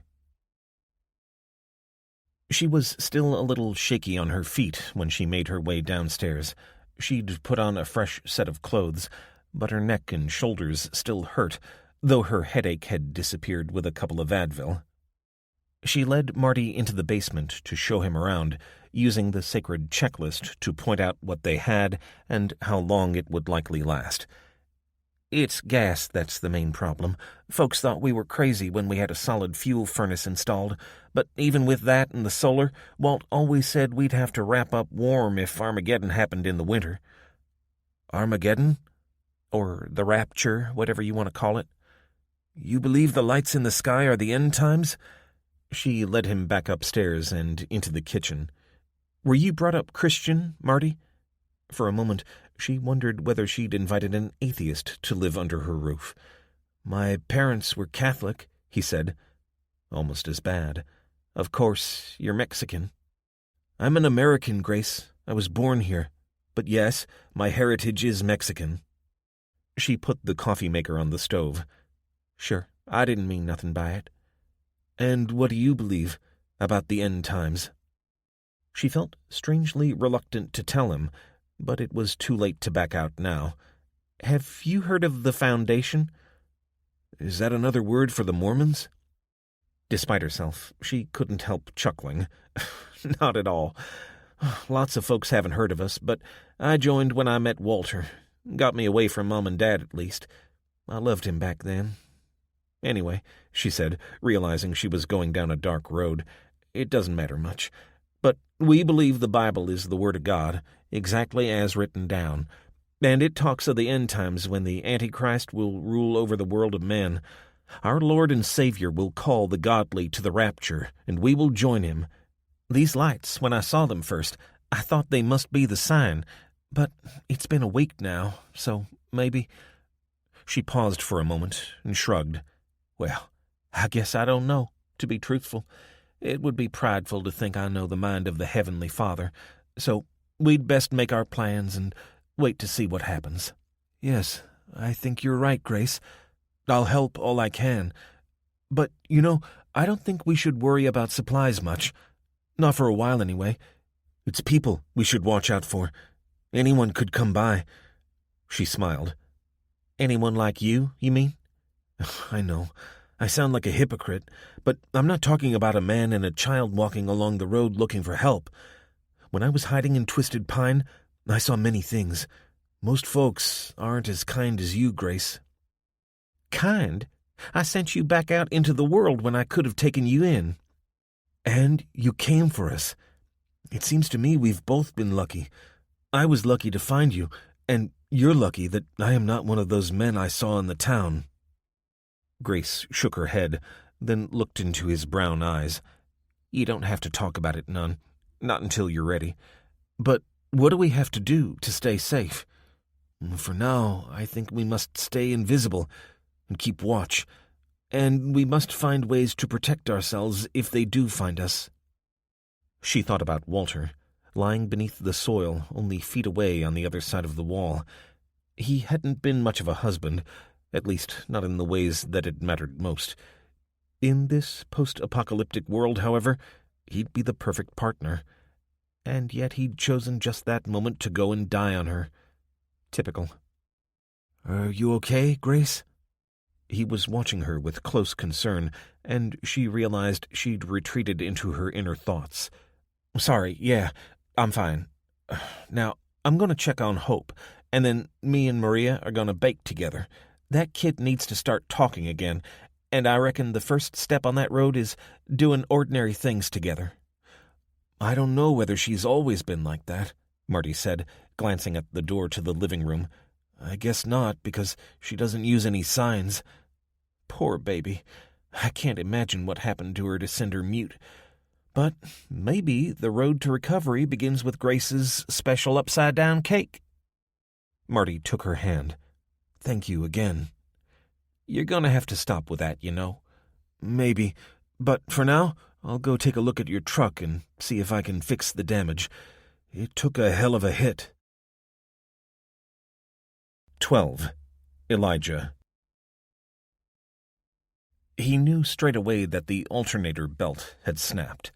He wondered how far the car had gone afterward. Mitchell had bellyached like crazy, but in the end he'd dug a grave for the woman alongside a row of others on the fairway of the 18th hole, and the two men carried her stiff body to its final resting place. Her driver's license identified her as Eugenie Brown, but Wade couldn't see any obvious reason to think she'd died of anything other than exposure to the radiation. When it was done, and they walked back to the car, Wade found he'd warmed a little to Mitchell. He was a lazy son of a bitch, but he'd done his job and helped Elijah give Ms. Brown a decent burial. "Okay, the good news is that it's just a belt. The bad news is that none of the other cars on this road will have one like it." "So what do we do?" "We work out how long it has to be and see if any of these has a timing belt that will do." They went back to the Citroën, and Wade searched through the pack on the seat until he found a thin vest which he used to measure the distance the belt would need to travel, then used a lipstick to mark it out, repeating that with a second piece of clothing. "You head that way," he said, "and I'll go the other. We're looking for a belt this long, okay? Doesn't matter if the car is burned out, as long as the belt's the right length. First job is to find a toolkit in the trunk of one of these wrecks." Mitchell nodded. "Have you checked your star?" Good point." Wade got into the shade of a car and wrapped his fingers around the tiny object. "No sign, but we'd better get on with it. Let's give it an hour, then go rest up." They'd returned to the clubhouse twice before Wade finally thought he'd found what they were looking for. He'd moved so far along the road he couldn't see Mitchell anymore. He was concentrating on older cars because he figured that they were more likely to have a belt to fit the Citroën, but he almost didn't look twice at the 20-year-old Ford Focus. He had no idea what color it had been once, but now it was a matte black, reflecting the inferno that had engulfed it. A bony hand grasped the remains of the steering wheel, though there was no sign of the rest of the driver's body. As Wade reached in to pull the hood release, his fingers met disturbed bones that separated as he moved. He gritted his teeth and talked the panic down until he was calm enough to look at the engine. To his surprise, he found that it was untouched by the fire that had consumed the rest of the vehicle and its occupant. He felt around the belt, comparing it to the piece of cloth he was using as a measure. It looked about right, so he got the wrench out of his toolkit and freed the belt from the alternator, then jogged back to the Citroën. "Damn!" he snapped as he tried to fit it to the Diana. "Too long, only by a couple of inches." He stood up, kicked the car, and yelled at the sky. Mitchell sighed. "Come on, Elijah. Let's go get something to eat. We'll find one eventually." "Did you hear the one about the horse who goes into a bar?" Wade didn't appreciate Becky's attempt at humor as he stalked back into the clubhouse and threw the rubber belt down. "Oh, come on, Lige. It can't be that bad." "You haven't been out there all day looking for an alternator belt for a vintage French car." She sat down beside him on the couch and picked up the belt. "What's wrong with it?" "It's too long." "Why don't you try another one?" "Because, Becky," he said, trying to keep a lid on his temper, "I've already tried 100, and this was the closest." She ran the belt through her fingers. "Are you sure you're not grouchy because you're hungry?" He groaned. "That's not helping." "Well, we can do something about that," Gale said, helping him up. "How long does it have to be?" "It's marked on the vest. Ideally, I'd have gotten one an inch shorter so it could be stretched. I guess I'll go back out later and keep trying." He felt Becky's eyes on him as he was led to a table in the far corner of the room that contained a selection of canned fruit. "Mitchell was supposed to be foraging, so we don't really have anything other than this." Wade barely responded. He'd never been a connoisseur of food, preferring straightforward American cuisine and not caring much where it came from. And now, as he looked at the cans, he remembered the ache of genuine hunger that only comes when you're not sure where your next meal is coming from. To him, right now, the canned peaches tasted like nectar from the gods. He didn't even notice Mitchell sitting down beside him, and he only knew Becky had moved when he'd finished and gone back to the sofa. She wasn't there. But before he could wonder where she'd gone, she appeared from behind him. "Think this'll do?" She dropped a band of black rubber beside him. "Where did you get this?" he asked, stunned. Then he looked more closely, his fingers running over a stitched join. "I didn't get it. I made it. Gale told me earlier about the boot room. They've got all kinds of equipment for fixing things, including a sewing machine.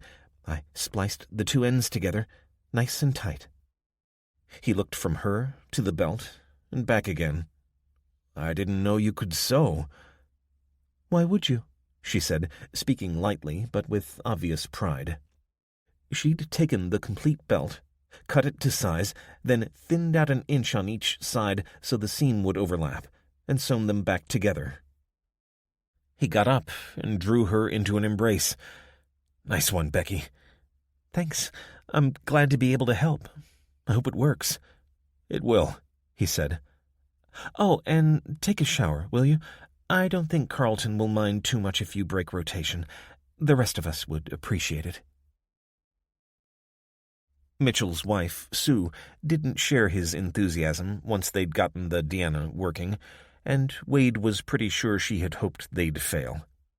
Unfortunately, she had one of those voices that travels, so the whole room knew about it until, finally, they went into another part of the clubhouse to argue in private.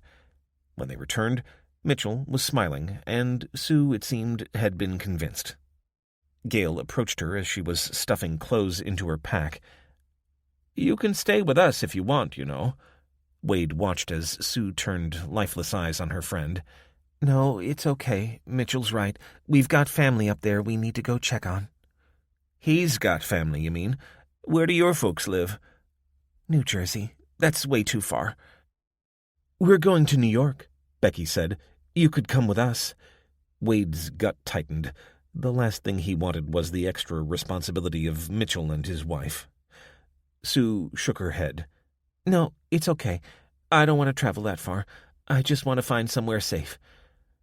"We're going to find my family and wait out the storm," Mitchell said, putting a proprietorial arm around Sue's shoulder. "We ready to go?" Wade nodded wearily. He hadn't slept in 24 hours, but every time he considered the road ahead, he was reminded that each delay now made that journey longer and the chances of finding Kelly lower. But then he also wasn't about to let Mitchell drive, at least not until they'd gotten onto the interstate, and it was mainly a case of keeping going. But that was simplistic. Chances were the highways would be blocked in places and dangerous in others, and they'd be forced to take detours. He almost hoped the lights in the sky would appear and force them to take cover. At least then he'd get some sleep. "Lige, you okay?" Yeah. I'll be fine." Becky checked him over, then nodded, as if coming to a decision. "You can get us out of the city, then I'll take over." "You drive?" "Are you kidding me? I was driving my daddy's flatbed by the time I was 14. He chuckled. "Sorry, I guess." "Don't worry, Lige. I'm used to people thinking I'm dumb. Sometimes it's good to be underestimated." "It won't happen again," he said. hoping he was going to be able to keep his word. They said goodbye to Gale and Carlton at the door of the clubhouse. Night had fallen, but clouds obscured the sky, so they relied upon Kelly's star to reassure them that it was safe to be outside. Both Gale and Sue had tears in their eyes when they stepped back after embracing, and even Carlton looked upset, but Mitchell got nothing more than a cursory acknowledgment and handshake before they walked back into the clubhouse and disappeared into the darkness. Mitchell, who'd revealed that he didn't drive, rode shotgun as Wade fired up the old Citroën and tried to work out the weird stick shift that protruded from the dashboard. He finally got it into reverse, grinding the gears as he released the unfamiliar clutch too early, and they kangarooed backwards until he slammed his foot on the brake. "Sorry, I'll get the hang of it," he said. He managed to pick a way between the abandoned cars, though Mitchell and Becky had to jump out once to push a burned-out Honda Civic off the road so the Citroën could get through. The plan had been to get onto I-210 as soon as possible, but the ramp was hopelessly blocked, so they were forced to shadow it along Foothill Boulevard, the dark expanse of Hanson Dam spreading out to their right. Fires burned in the wilderness on one side, as San Fernando smoldered on the other. It took 2 more hours to make it the 20 or so miles to Santa Clarita, and, out of the left window, he glimpsed the silhouette of Magic Mountain against the moonlit clouds. "You reckon we can try the freeway now?" Mitchell said. "It's right there." Wade, whose mood had grown darker and darker as they'd crawled along, grunted. Somehow the decimation was worse from the inside of a car. It was like watching the aftermath of a disaster movie at half speed. But this was no work of special effects. Those were real bodies, scattered and broken on the asphalt, real lives snuffed out. And he was acutely aware that, at this rate, it would take weeks to get to New York, even if the car could make it that far. The Deanna had half a tank of gas, which meant maybe 3 to 4 gallons, and, at a guess, a maximum of 150 miles of range. That would get them no more than 1/10 of the way. So, at best, he'd have to fill up 4 or 5 times, even if he didn't have to detour north to Mitchell's hometown before continuing their journey. "I'm just saying," Mitchell continued, "maybe the freeway's clearer here?" Wade ran an arm over his eyes, trying to clear them. "Sure. We'll give it a try." He took a right past the burned-out remains of a fast food restaurant and began climbing the ramp toward I-5. "See? I told you," Mitchell said. The way was easier here, with a clear route through the stranded traffic.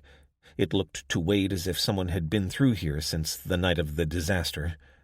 Then his headlamps illuminated words written in Sharpie on the side of a white pickup. "Stop ahead." "Look, Elijah," Becky said, reaching through and pointing ahead. "I can see fire." She was right. It felt like they were walking into a trap. "Maybe we better go back the way we came," Mitchell said, but when Wade looked in the rearview mirror, he saw more flames, and this time they were moving. Someone was behind them, closing off their means of escape. Wade cursed and reached down for his weapon. "We'll keep going. Don't anybody do anything stupid, right? Leave the talking to me." He slowed the car down and followed the cleared path until the fires ahead became obvious. It looked like a 16-wheeler graveyard, as at least 4 of them sat on the highway. 2 of them cut across the road and into the crash barrier, and they formed what looked like an impenetrable blockade. The nearest one, which lay on its side with its roof facing them, was lit by a row of oil cans placed on the road, and he could see figures moving in the flickering light. Good grief, how many were there? There was no escape, and no point in trying to fight their way out. All he had was decades of negotiation experience. He tried not to think too hard about his overall success rate.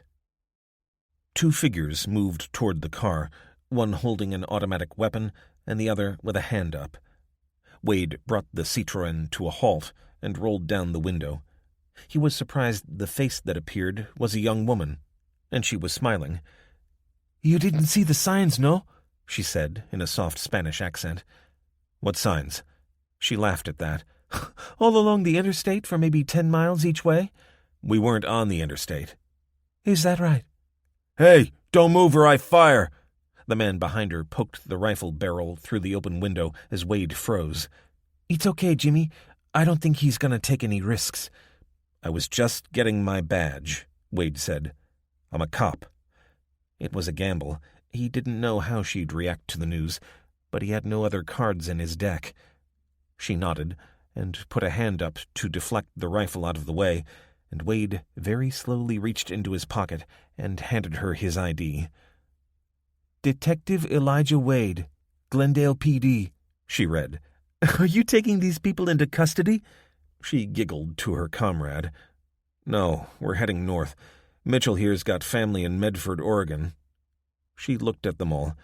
You're not going to get very far like this. Like what? With your headlights on. Don't you get it? It's everyone for themselves. My people own these trucks and the supplies on them. We negotiate with our allies, and we keep ourselves fed and safe. But a working car? That's a pretty valuable thing to have. You can't have it, Mitchell said petulantly. We fixed it. It's ours. The young woman's face tightened.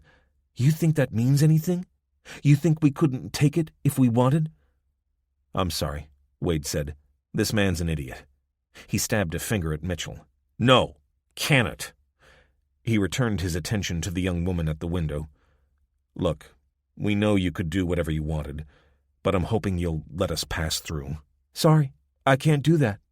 Don't have the authority. You'll have to speak to Jackson. Where do I find him? Oh, don't you worry.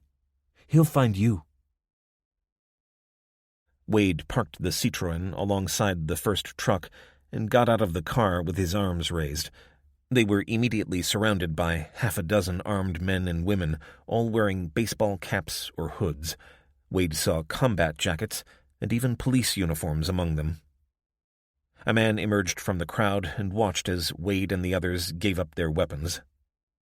You're the guy who can't read a sign, that right? He spoke in a deep voice and raised his baseball cap to reveal a wide but handsome brown face and black, close-cropped beard. He exuded confidence and control. Wade noticed the woman who'd first spoken to him among the armed people. I explained to her. We just got onto the interstate. We didn't see any signs. Jackson lit a cigarette and breathed in deeply as Wade watched, suddenly yearning for a smoke. And the big man knew it.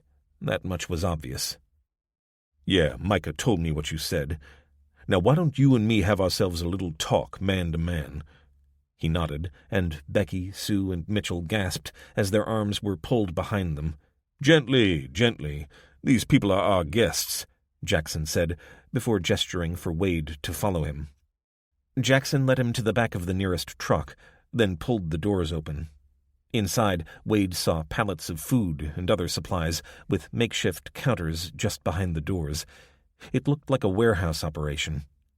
You see this? This is what's keeping my folks alive. There's a mall down there, he said, gesturing back the way they'd come, and we got over 100 people. Some of them are old, some are sick, some are recovering. Most of the fit ones are here with me, keeping these stocks safe. Micah tells me you're a cop. Well, I was the fire chief. Technically, I suppose I still am. And it's my job to keep as many of my people alive until the government comes to help us as I can. That's commendable, but what's it got to do with us? Wade asked. Jackson finished his cigarette and threw it away.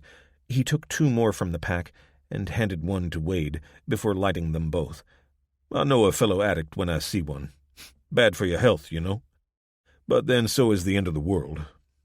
Anyway, guys like you and me, we have to step up when the brown stuff hits the fan. You're a detective, right? So why not help us out a little? Look, Mr. Jackson, you can call me Jay when we're talking man to man. Jay, my daughter's in New York. I need to get to her. She had a heart operation a week ago. Jackson took a deep drag, as if thinking deeply, before blowing a cloud of smoke into the air. So, she was having an operation when the lights appeared? Yeah. Man, why weren't you in New York already? Wade groaned. Yeah, I'm a crap father, I know. On the other hand, if I'd gotten my flight, I'd be dead now. And you think your kid is still alive? I have to. Jackson put his hand on Wade's shoulder. That's where you're wrong. You see, I'm standing right in front of you. I'm alive, and so are the people with me. You can see them for yourself. So you can choose to help us stay alive. A man like you would sure be useful to have around. Thing is, Elijah, if people like you don't step up, then this really is going to be the end. Those lights, they knocked us down, and if we're ever going to get up again, we need folks to stand together. It's about duty. My duty is to my daughter, Jay.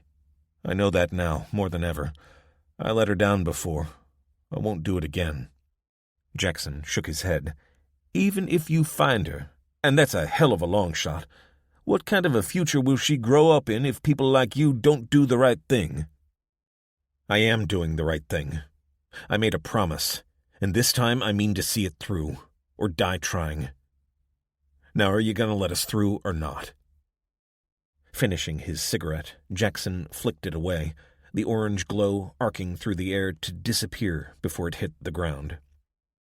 Well, we sure could use a working car, he said, eyes narrowing. But, yeah, you can go. I'm not going to stand here and lecture you on making a stand and then take what you've got. I'm trusting you didn't take that car by force. I didn't. Mitchell's an ass, but he's right. We found it and fixed it. Then you better get going, he said, reaching into his pocket, pulling out a sealed packet of cigarettes and handing them to Wade. But promise me one thing, Detective, will you? What's that? When you're done with your mission, if you come back this way, you check in on us, okay? Will you do that for me? Wade put out his hand. You have my word. It wasn't much of a promise, as he had little hope he'd make it across the country, let alone find Kelly. And even if, by some miracle, he succeeded, he couldn't imagine coming back to the West Coast. And he kind of regretted that. Jackson was right. The world needed people like him if humanity was to have any chance of surviving. But mankind would have to wait, for now. Wade had an overriding duty to his daughter. He'd let her down one too many times, but not again.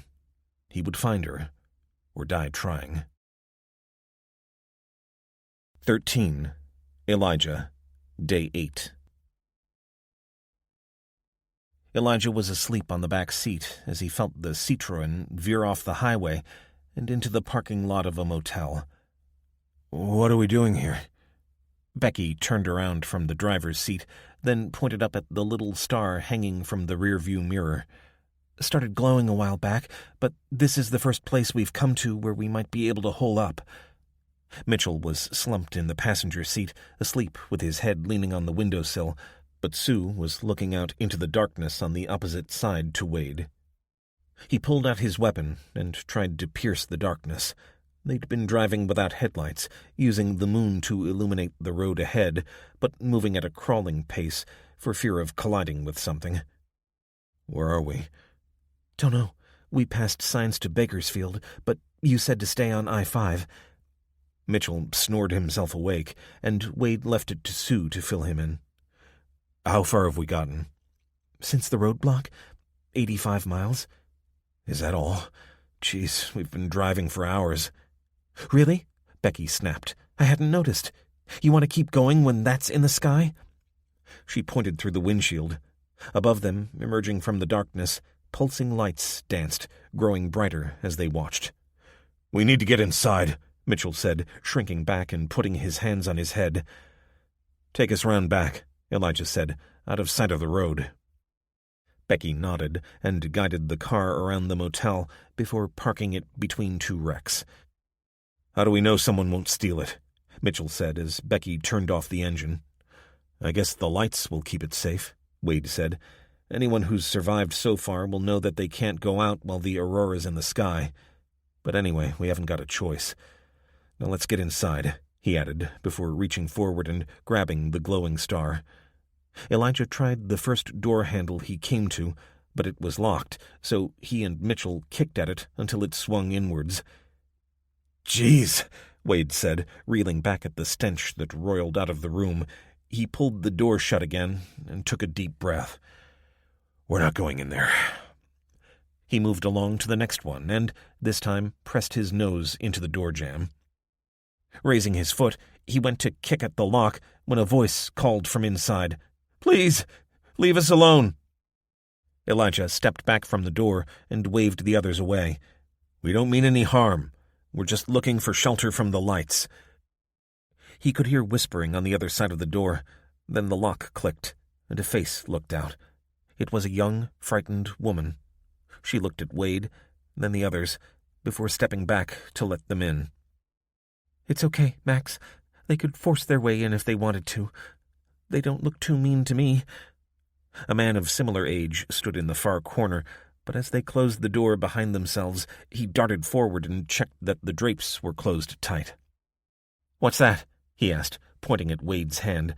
It was emitting an eerie glow that illuminated the inside of the motel room. "This? It's fluorescent. Glows when the radiation levels are high." "But it's glowing now." Wade walked toward the back wall and held the star out. "It takes a little time, but it's better than nothing. We're all out of Geiger counters." "It's fading. Look." "I'm Becky," she said. The woman who'd opened the door introduced herself as Eva. "And this is Max, my husband." Wade caught the expression on Max's face. He was certain that Eva had just lied, but could hardly see how it mattered. "I'm Elijah," he said, before pointing at the others, "Mitchell and Sue. If they can wait here, I'll check some more rooms, see if we can find one to ourselves." "It's okay," Eva said. "We've been hiding here for a week. It's good to have someone to talk to." "Do you know of anyone else here?" Max peeked through the drapes. "There was someone next door when we got here, but we haven't heard anything from them for a few days." "It was horrible," Eva added. "They were moaning, but we were too scared to go around there. It could be contagious." "It's radiation," Becky snapped. "How can it be contagious? Didn't you pay attention in science class?" Eva shrunk back and shook her head. We just didn't want to take a chance." "We're safe for now," Elijah said, holding up the star. The glow had disappeared entirely, so he walked over to the window and looked up through a crack in the drape. "But the lights are still out, so we can't go anywhere." "Would you like a drink? We've got a camping stove, and Max got some coffee from the vending machine." Max gestured at the little stove. "We were stopping off here before going backpacking, heading for Yosemite eventually. Guess we'll never get there now. Not until the government sorts this out." "Take my advice," Elijah said. "Don't wait for the government. If you want to see Yosemite, go do it. I can guarantee it'll be pretty quiet." Max gave a thin smile. "Yeah, maybe. If we can get a hold of a star like yours. I'd rather stay here than only be able to travel on a clear night." "If there's a baby store or a toy retailer nearby, you could be lucky." Wade returned the young man's smile, but he recognized that Max was using brave words in front of his partner. They felt safe here, and wouldn't go anywhere until they absolutely had to. "What's that?" Becky said. "I thought I heard—" Wade snapped around.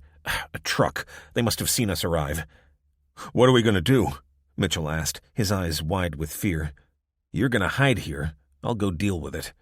"I'll come with you," Becky said. "No way. This is what I do, Beck. Let me handle it." He could see words beginning to form in her throat, but she bit them back down. His heart raced as he slipped out of the door and into the dark walkway outside. He slowed his breathing to keep the anger under control. He knew that feeling, knew it needed to be quelled. Elijah Wade was a good detective. He could have been a great one, except that once or twice he'd let his rage get the better of him.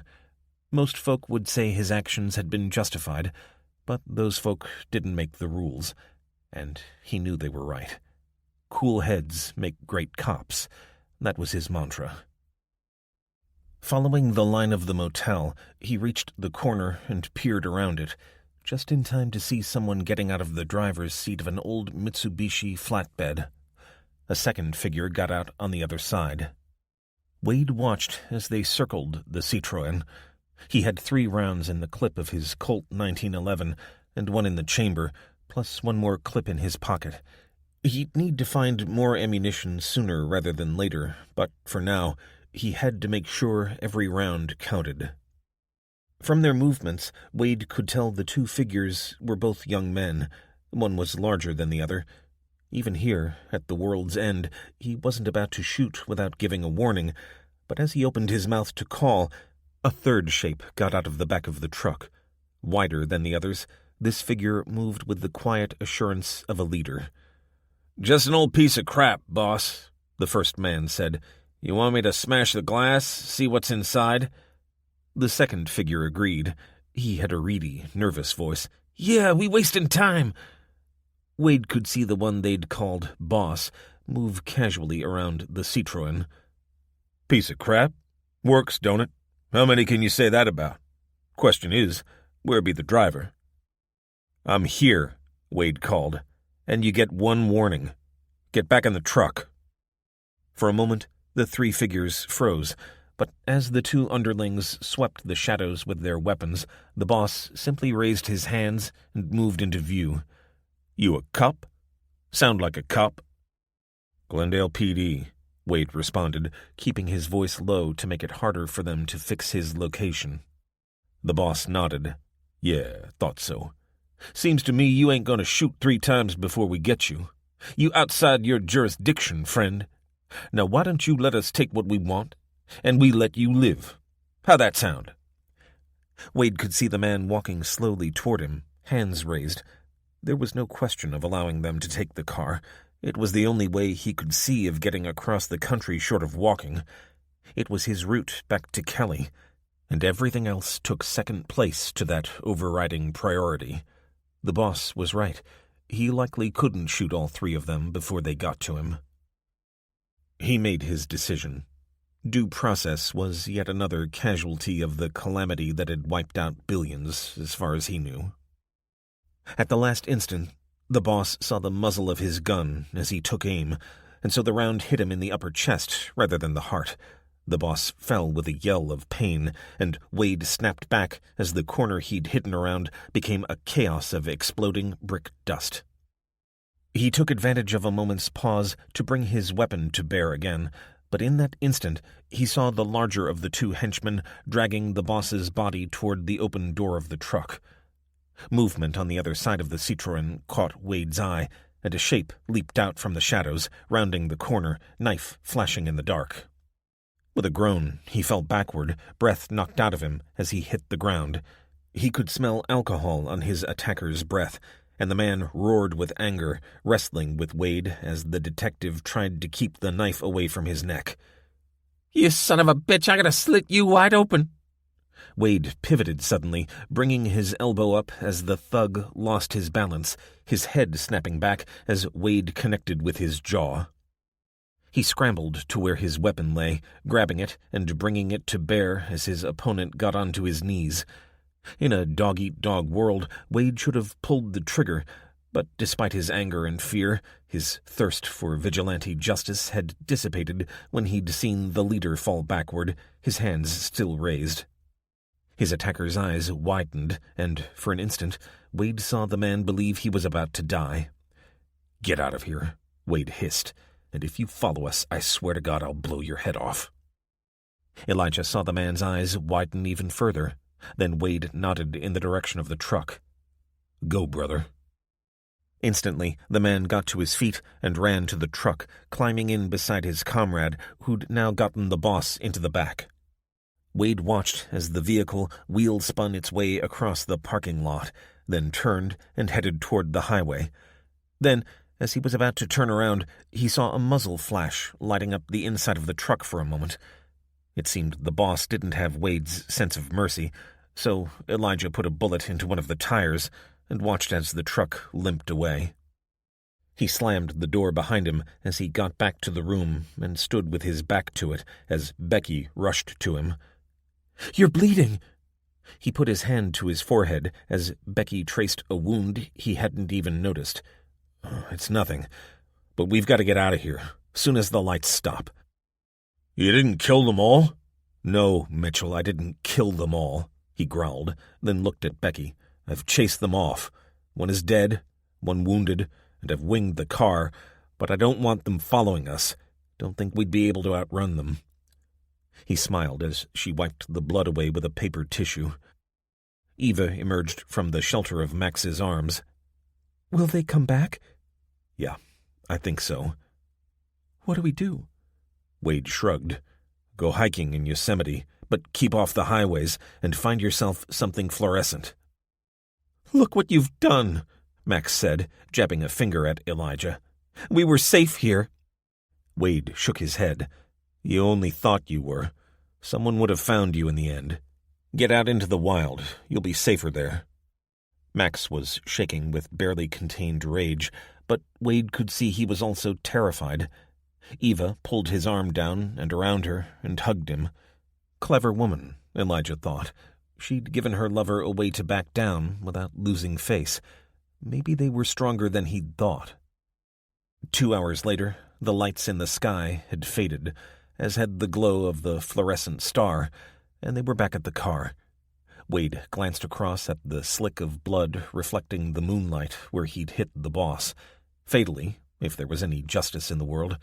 He was as certain as he could be that the kid he'd let go had been executed by the man Wade had winged.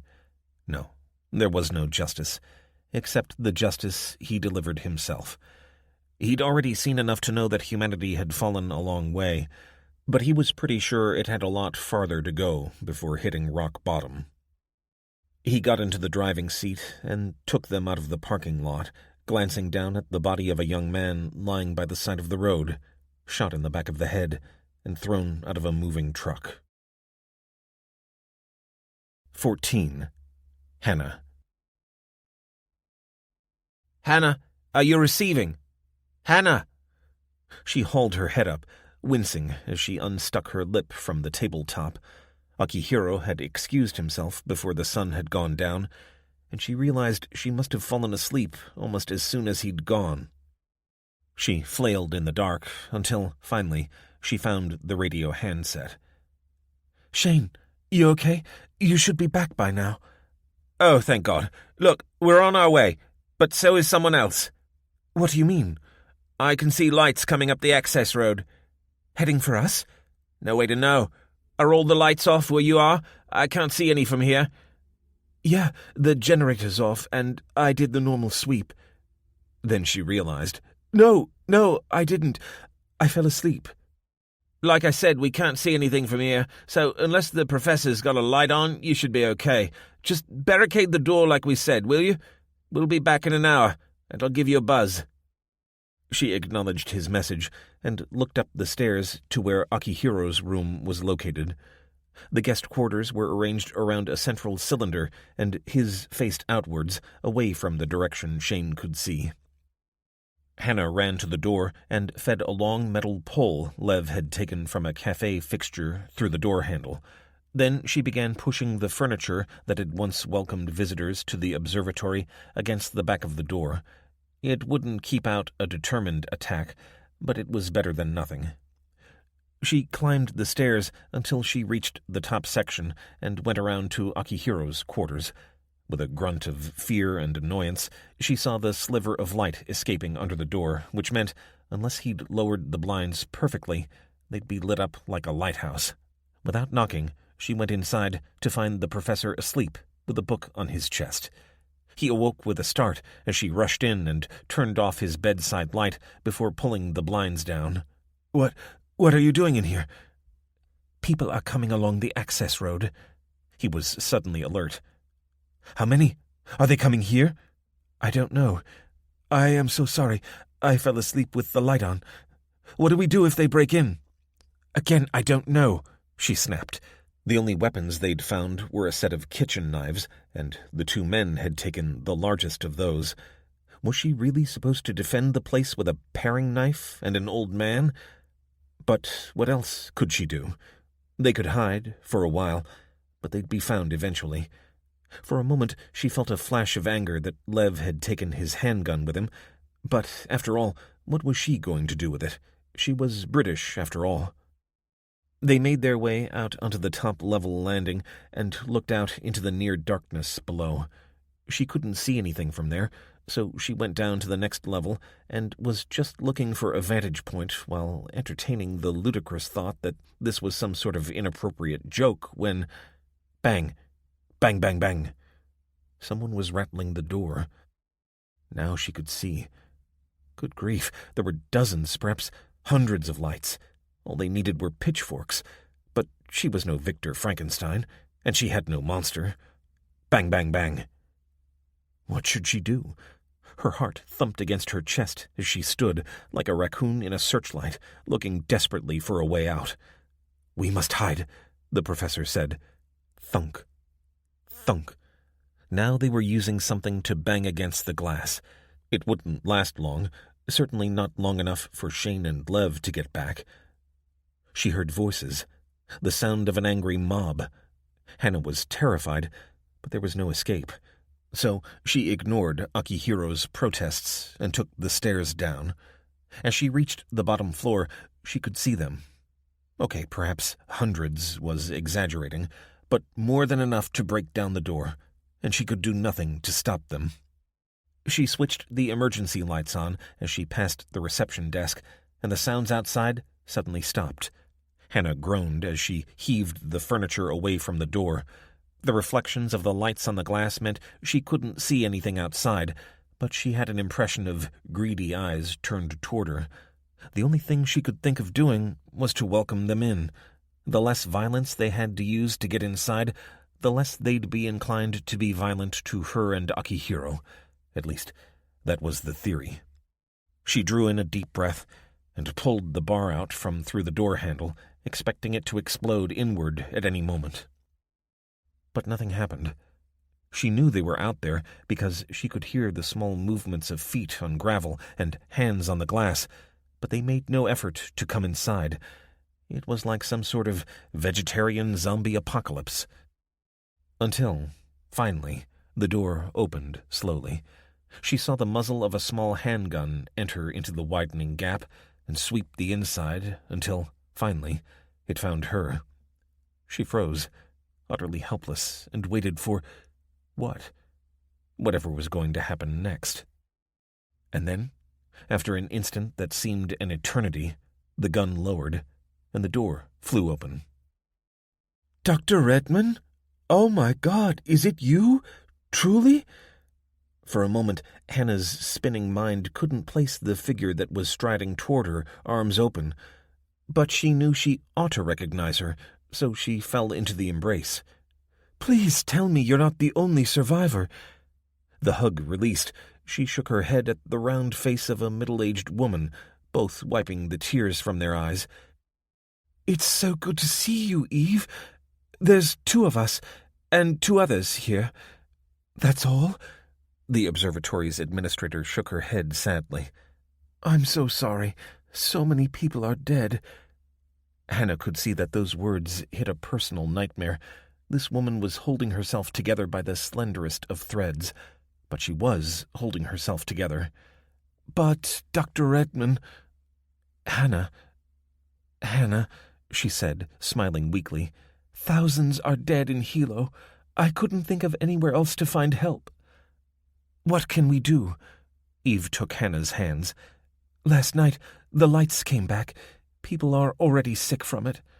Why didn't they get under cover?" "They did. They must have gotten exposed before nightfall." Hannah sighed and shook her head. Truth was, she'd barely given a thought to the people living in the towns that lined the coast of the Big Island. She'd thought about people in general, across the world, but not the locals. She'd spent very little time in Hilo, the large town where most of the support staff lived, having kept herself within the self-sustaining community of the observatory. As she was thinking, she nodded at the people who'd inched their way inside and stood in a group beside the door. "Why did they come with you?" Eve Kai smiled. "They are my protectors. I told them that I was going to seek help at the observatory, and they insisted on coming with me. Things are dangerous in Hilo." "And your children? Alive and safe? for now. They wanted to go out and see the lights, of course, but I wouldn't let them." Hannah felt her body relax at this, the first piece of good news she'd heard in a long time.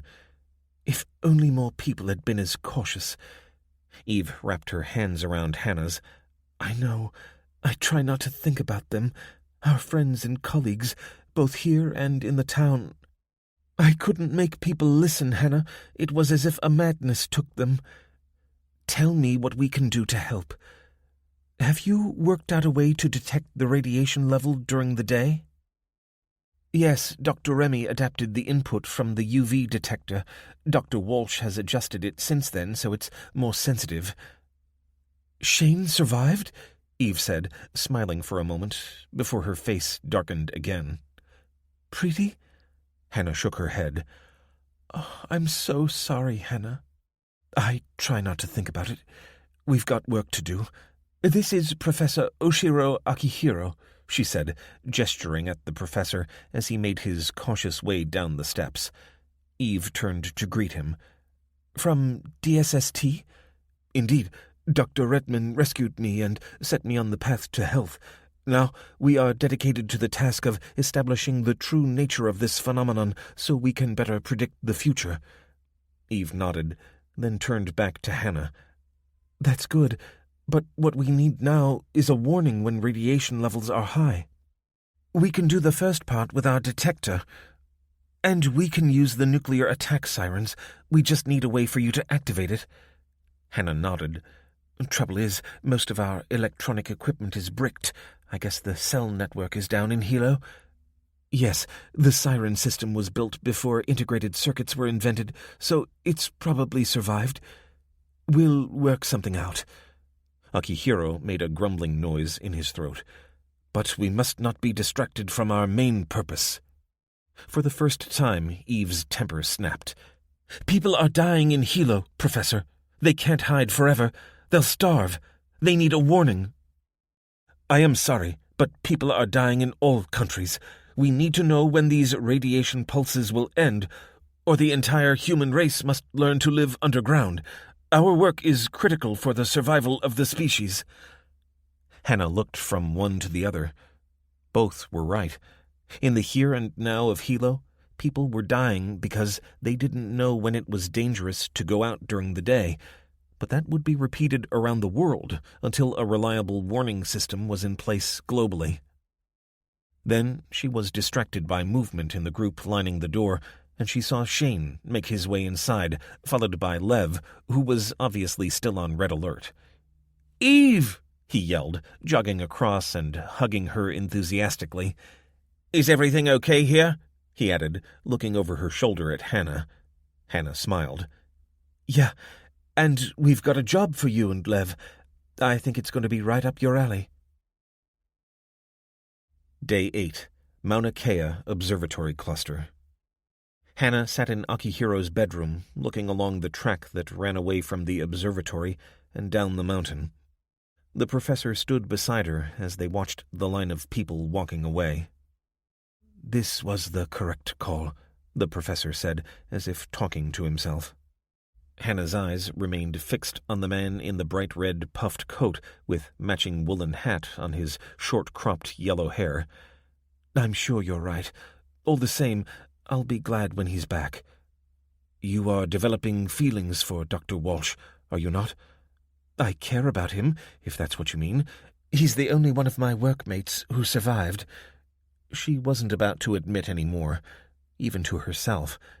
Truth was, she couldn't say how she felt about him, only that, as she watched him trudge away, she wished he wasn't. She was probably suffering from post-traumatic stress disorder. I mean, it would make sense, wouldn't it? The end of the world would do that to you. If she was, then PTSD felt as much like grief as it did shock or terror. Looking out from up here, she could imagine the window glass being open air. She imagined tossing herself to the wind, to be broken against the rocks. She'd lost her best friend, her fiancé, and she was certainly not reacting as she'd expected to that. Her family, and the future she'd anticipated. Whatever happened from this point, Her life would bear little resemblance to the ambition she'd had since being a little girl. One of the few girls in her school interested in the hard sciences, and the only one with brown skin. She'd reflected on that many times. Was this the school's fault? Or was society to blame? If so, there was no longer any excuse. Society, as it had been for the best part of 1,000 years, no longer existed. It was going to be up to people like her to prepare the foundation for a future that made the most of all talent, whatever its gender or cultural background. Talent had become the most precious of commodities, and the only route back from the precipice for her species. "What are you thinking?" She looked up at the professor. In many ways, he was the embodiment of the traditional, patriarchal society. How many millions of keen talents had been lost to posterity because humanity had encouraged only those who fitted a particular form to flourish? Now, in the ashes of disaster, their species didn't have the luxury of only selecting from a narrow pool. She was no Einstein, she knew that well enough, but she could do her best to help nurture the next generation of geniuses because in them lay humanity's future. For now, however, it was time for her species to live up to the name it had given itself. Wise human. Homo sapiens. "I'm fine," she said, and realized that, up to a point, she was telling the truth. "Come on. We've got work to do." 15. Abby and Ray. Day 8. California. "Who's going to say some words?" Abby asked, as she and Gray shoveled the last of the soil onto the new grave. The three of them gathered around, each looking at the others. "Don't look at me," Ray said. Gray shook his head. "Or me. I didn't know them." Abby sighed. The only genuinely religious members of her family were Aunt Grace and Uncle Walt, but she hadn't seen them in 15 years, and their brand of Christianity was unlikely to be one that the Schumachers would have shared. "We commit to the ground the earthly remains of Victor and Mary Schumacher, and pray that they have found rest. We thank them for their generosity and thoughtfulness, and—" She came to a halt, searching for anything else to say. "Amen," Gray added. Ray put her arm through Abby's as they walked back to the Schumacher house. The wet weather had cleared overnight, and in the bright light of a new day under a blue sky, the place looked welcoming and homey, despite what it had hidden inside. They hadn't spoken much to Gray since he'd disturbed them the previous night. He'd been making his way back to the cabin when he'd heard glass shattering and saw someone's head appear out of the upper window. He was exhausted, and all he'd said was that he'd buried his parents before walking into town. He'd sheltered from the Aurora the night before, but Abby was certain he'd been exposed to at least some radiation before nightfall. The skin of his face was livid with the worst sunburn she'd ever seen, and he'd been high on opiates ever since. They'd brought some crates from their cabin, and Abby handed one to each of them. She and Gray would work in the kitchen, while Ray was going to look for anything useful in the small wooden workshop that had evidently been Mr. Schumacher's man cave. Abby began in the closets on one side of the kitchen, kneeling on the smooth polished boards, while Gray was looking through the wall closets. "So, are you going to tell me what happened back at the farm?" Abby said, once Ray was out of earshot. "Not much to say. I buried my ma and pa in the flower bed outside the porch." "There was no one else there?" He dropped some cans into the crate. "No. I found pa's shotgun in his hiding place and went looking, but they were long gone. Been through the whole house. I couldn't stand it, so I walked into town, figuring they might have gone there. Then I saw the lights in the sky." "Where did you shelter?" "Back at the Fry's farm, where you fell off that ladder." Abby loaded the cleaning products and gloves into her box and got to her feet. "Looks like you were too late noticing the Aurora." He ran his fingers over his face. "Yeah, stings like hell. What with the ribs and my arm, I feel like I hurt all over." "Let me have a look at your bandage."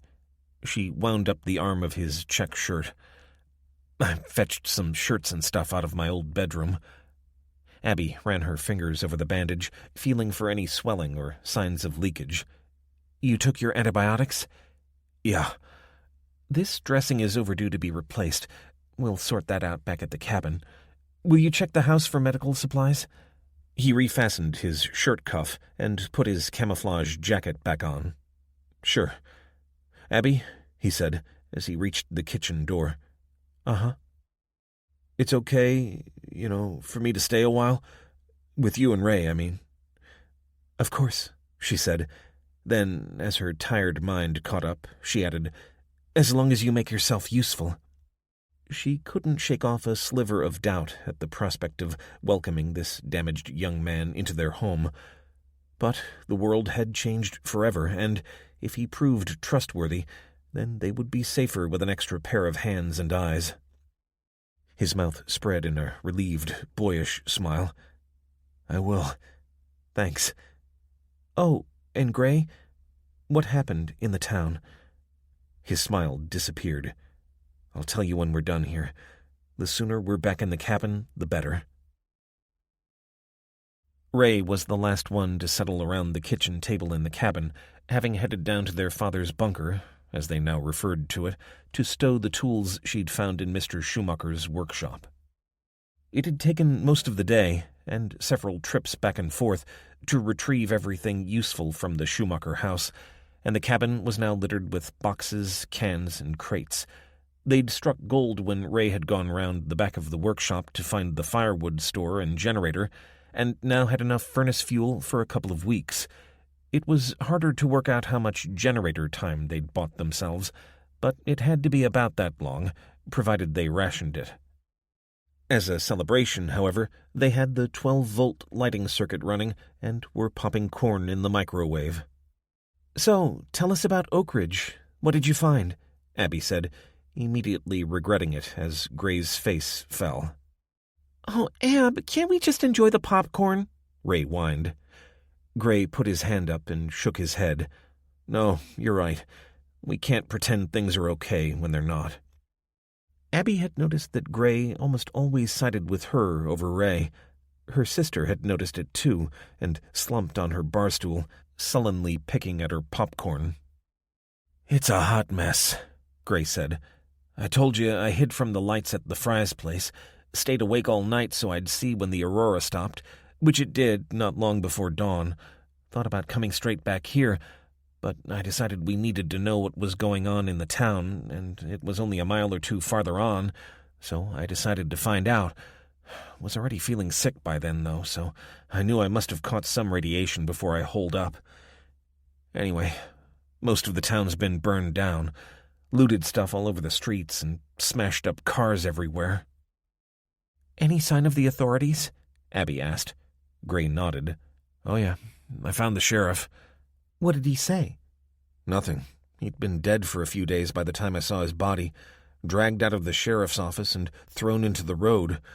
Maybe it was the same scum who attacked the farm." Abby rubbed her eyes. Her body needed rest, but her mind craved satisfaction. She had to know the full story. "Did you meet anyone alive?" "Once or twice I saw movement. Then I ran into Kemp Fletcher. He runs one of the grocery stores on Main. Waved to me from an apartment window, second story. He told me some thugs had been through the town 3 days after the lights came. Didn't know where they'd come from, but they were organized, burned the town down, and took everything useful with them. Kemp had abandoned his store when they arrived, and he hid in the attic of his apartment block. Listened to folk calling for help, screaming. Heard gunshots. He told me no more than a couple hundred people survived the first nights out of maybe 4,000 or 5,000. Since the town was attacked, he's only seen a handful of survivors. He reckons some folks were taken away with the raiders, but the rest were shot or driven off." Abby shook her head. "So there's nothing left there?" "Nothing worth the risk," Gray said. "We've got to stay hidden.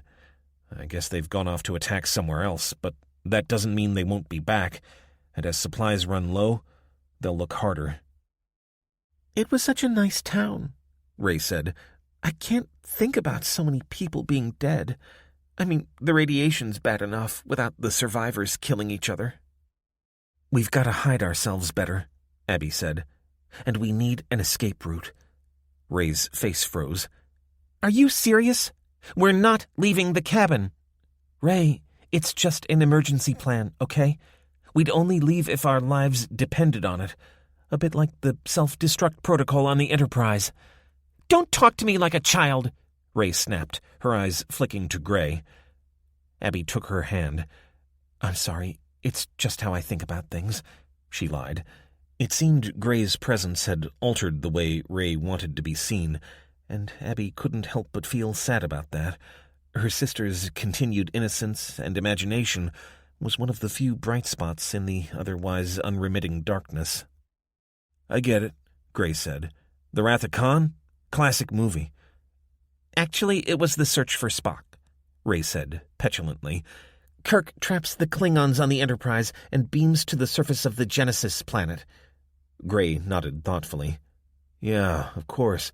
Kirk says, "What have I done?" And Bones says, "What you had to do. What you always do. Turn death into a fighting chance to live." Awesome, Gray said. Good to meet a fellow Trekkie. Trekker, surely, Abby said. Gray and Ray both shook their heads, united in their geekiness. Actually, we prefer Trekkie, Ray said. It's kind of like taking ownership. As she said that, something started beeping on the counter behind her. It's my tricorder! Quick, check outside! Gray ran onto the grass beyond the porch and looked up. It's faint, but it's there, he said as he came back inside. Yes, Ray said. And for a moment, they all celebrated that they now had a working radiation detector, though Abby couldn't help wondering how many others were unprotected under that sky. How many would receive a fatal dose tonight? Well done, little sister, Abby said. Now, let's get into the bunker. Day 9, California. Abby had her first good night's sleep in days as they sheltered in the bunker, finding comfort in the regular clicking of the radiation detector.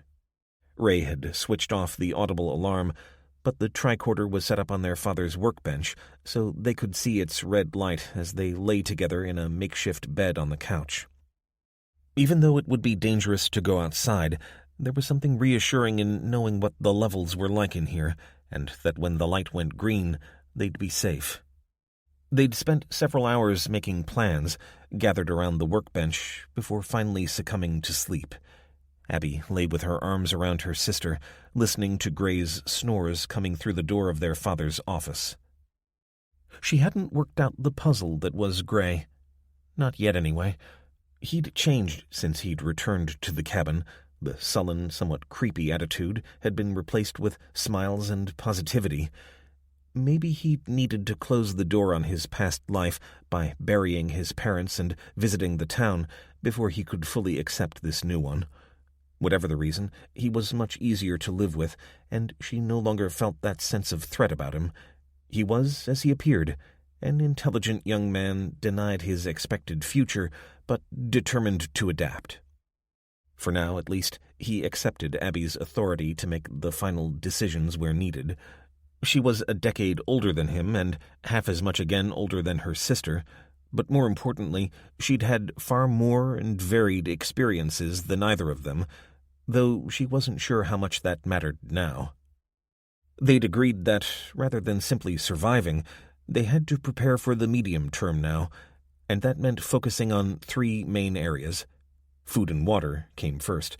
Their food supplies were pretty generous, for now at least, and a small creek marked the southern border of their land.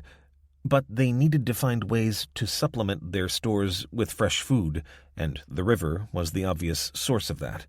So Ray had volunteered to research and build a fish trap to provide a secure source of protein, assuming the radiation hadn't killed all the fish. She would also research what the forest could provide. This would be minimal in the depths of winter, but they had to think ahead to the spring. Fuel was the second area. They had enough for heating and minimal electrical requirements for at least a couple of weeks, But Gray had suggested they begin harvesting wood, getting it under cover to dry for next year. This would only be feasible if they could find a chainsaw, so he volunteered to check the remaining properties between the cabin and the road in case they had one. If not, he'd go back to the Fry's farm. The final area was defense. They had weapons, those their father had put by in the bunker, and Gray's shotgun. What we don't have, Gray had said, is any way to know if someone's approaching. I mean, we can't all be guarding at the same time, can we? And even then, we wouldn't be able to cover the whole perimeter all the time, or at night. Ray had given a somewhat self-satisfied nod and slid the cyberdeck across the table. Tripwires are easy enough to set up, though we'll have to work out a way to remember where they are. And infrared movement detectors, like on house alarms? Of course, the problem is how to power them. That's all great, Abby had said, careful not to trigger Ray's patronization circuit.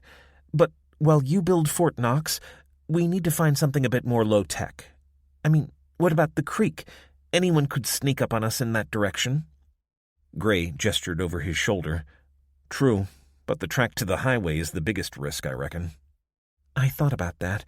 We're at the end of the road, so maybe we could make it look like it doesn't look as though there's anything past the Schumachers? She got nods of agreement from both of them. We can't make this place totally secure, though. You know that, don't you? Gray said. You sure you don't want to find somewhere safer? Ray's reaction left him in no doubt. No way. This is our home. Dad and Mom will look for us here. Ray's right, Abby had said. And besides, do you know anywhere safer? I guess not. So, when do we begin? 16. Elijah. They covered 150 miles the following day, driving through the rest of the night and taking just a short break after dawn before turning toward Fresno and I-99. Wade and Becky took 2-hour shifts of driving, while Mitchell whined next to them about how slow they were going and how long it was taking. It astonished Wade that the man seemed to be more angered by the inconvenience than its cause, the thousands of wrecked cars they'd had to pick their way through, and the rotting shapes laying slumped within. They stopped 50 miles northwest of Fresno as Becky was negotiating her way around a pileup. They'd noticed that the farther from a city they were, the fewer the number of vehicles on the road, making the going quicker. Except here, where a group of half a dozen sedans, station wagons, and trucks had come together, most of them nose to nose as if they were having a meeting. Wade, whose mind had been occupied by the steadily emptying fuel gauge, got her to pull over. All the vehicles seemed to be intact, so he was pretty confident that at least one or two would have petrol in their tanks. Extracting it was another matter. Their only option was to improvise, so he, Mitchell, and Becky went from car to car, starting with those that had open doors and no occupants. "What are we looking for?" Mitchell asked. "Well, firstly, we need gas, but we also need some sort of hose or tubing to get it into our car." They each took a different vehicle, Wade choosing a silver Toyota RAV4. Suitcases had been lashed to the roof, and he could see where rain had soaked the clothes within and run down the side of the car like rivers of diluted blood. There was no other sign of the occupants, though they'd clearly gotten out in a hurry because all the doors were unlocked. Aside from the leaking suitcases in the roof, Wade could have imagined that the car had only just been abandoned. He found energy bars in the glove box and more in the back seat drinks holders. He stuffed the bars in his pocket and was just about to release the hood when he froze. He'd heard something, or someone, only for a split second. Then it was gone. Was it a moan or a whine? He waited, but heard nothing. Was he hearing things now? Then he heard it again, his head darting sideways to locate it. He got into the car and looked between the two front seats. Something was moving fitfully on the floor. Good grief. It was a small, white and brown terrier. It lay half-covered by the front seat, still connected to a strap that bore the chew marks of its desperate attempts to escape. As he held himself there, looking down on the animal, he felt his throat tighten. He blinked away a tear, but didn't dare move. In the 9 days since the lights had appeared in the sky, he'd seen some shocking things. Friends struck down with a sudden sickness, comrades blown apart, having been betrayed, an old man who needed help burying his wife. And yet, the bundle of emaciated fur that lay, barely breathing, on the floor of this family car was the saddest and most pathetic sight of all. This creature had been left to die, abandoned by the people who'd presumably considered it part of the family, right up until their lives were threatened and they had to get out as quickly as possible. He understood that, to a point. If they feared that the car might explode at any moment after the collision, then perhaps that might excuse them. But then they hadn't come back. They'd left the poor creature to die. And now Elijah Wade had found it. "What's going on, Lige?" Becky called. He didn't reply, but climbed out of the driver's seat and made his way around to the back, pulling out his water bottle and kneeling among the debris as he opened the door. "Don't die," he whispered. If he'd found the animal only so it could expire in front of him, then that might just have been the final straw. He cut through the strap and lifted the dog out. It was black with white patches, and he could see its ribs as they slowly expanded and contracted. Laying it on the back seat, he offered the water bottle, but the dog didn't even have the strength to lap at it. "What is it?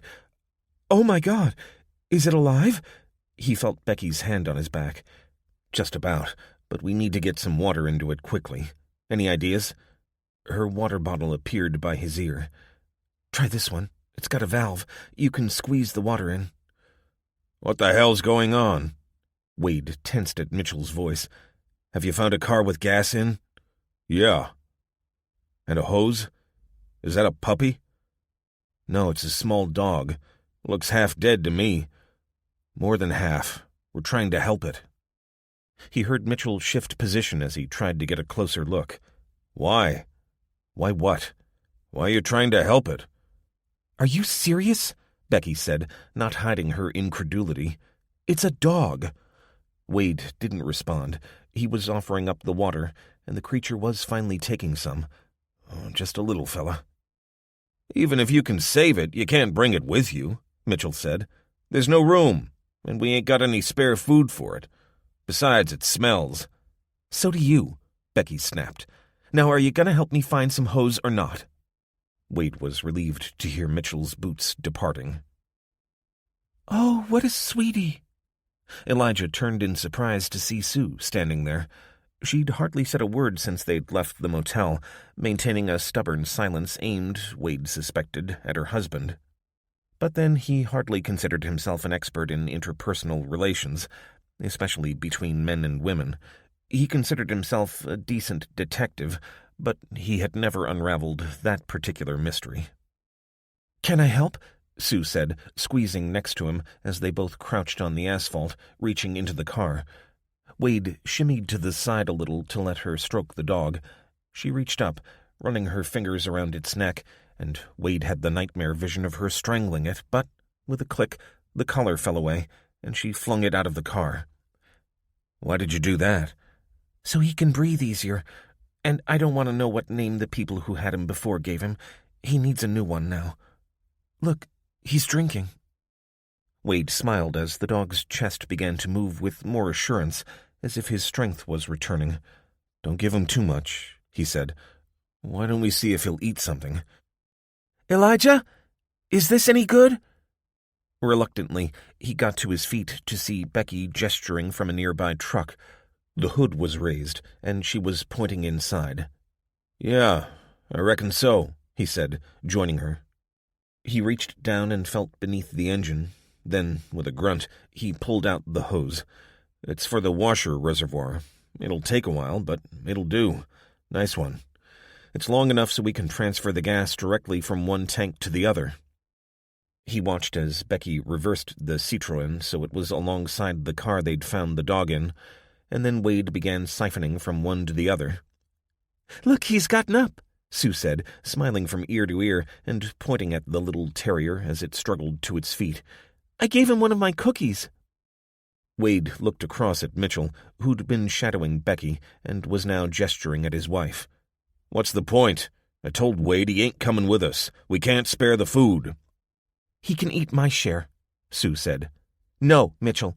He's coming, and that's an end to it," she added, pointing at her husband with a stabbing motion. Wade had come across plenty of people like Mitchell, a small-time bully who only dominates as long as his target allows it. He'd crossed the line, and knew it, so he turned around and stalked off to pretend to search the wrecked cars. "I'm going to call him Jasper," Sue said, lifting the dog into her arms. "And he is coming, whatever Mitchell says." "You'll get no argument from me," Wade said, as he watched the gas glowing through the pipe and listened for any signs of it overflowing. As it happened, there was just enough petrol in the RAV4 to fill the Citroen's tank, and they set off again once they'd taken everything useful from its trunk.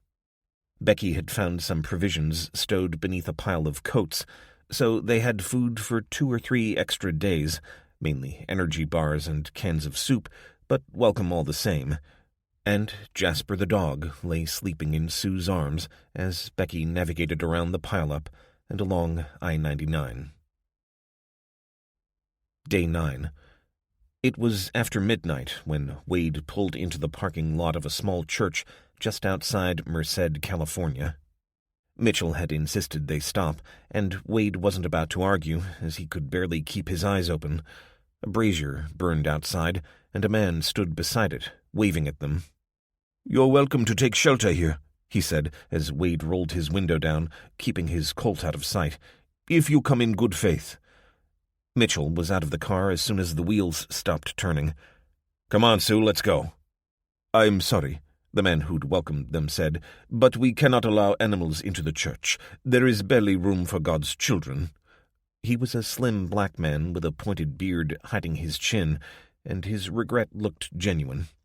"Fine," Wade said. "I'll be sleeping in the car anyway." Becky shook her head.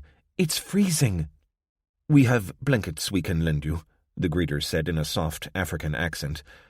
"My name is Gabriel. Please, you're safe here. Rest and recover." Sue handed Jasper's leash to Wade with obvious reluctance. The dog had made a remarkable recovery, but was still weak. "Don't walk him too far, Elijah." Wade nodded, then turned to Becky. "You go inside. You can't sleep in the car with me and Jasper." "No, but I can take a walk with you. You're checking the perimeter, aren't you?" He smiled. "Yeah. This guy seems genuine enough, but no one gets a pass from me, not even a man of God." They headed through the parking lot and followed the side of the church that led them onto a patch of lush grass they could see under the lights that illuminated the building.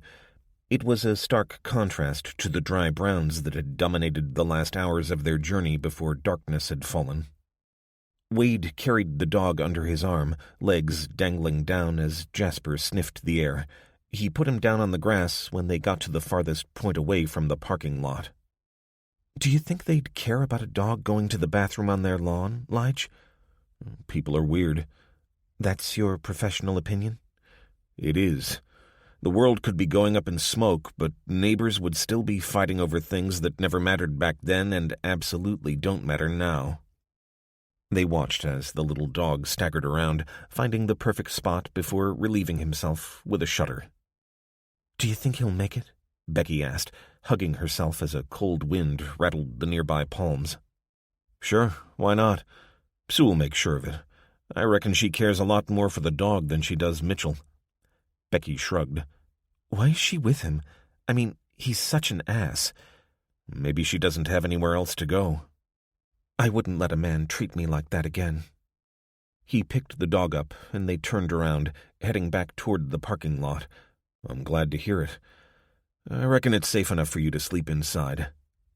"I'm not happy about it, Lige. You shouldn't be out here on your own." "There's hardly enough room for one person in the back of an old Citroen. He was cut off by the familiar sound of a car starting up. They looked at each other, slack-jawed. What the hell? Then they started running. Becky had gotten ahead of him by the time they reached the edge of the parking lot, but she pulled up short as he reached her, his lungs fit to burst. "That son of a...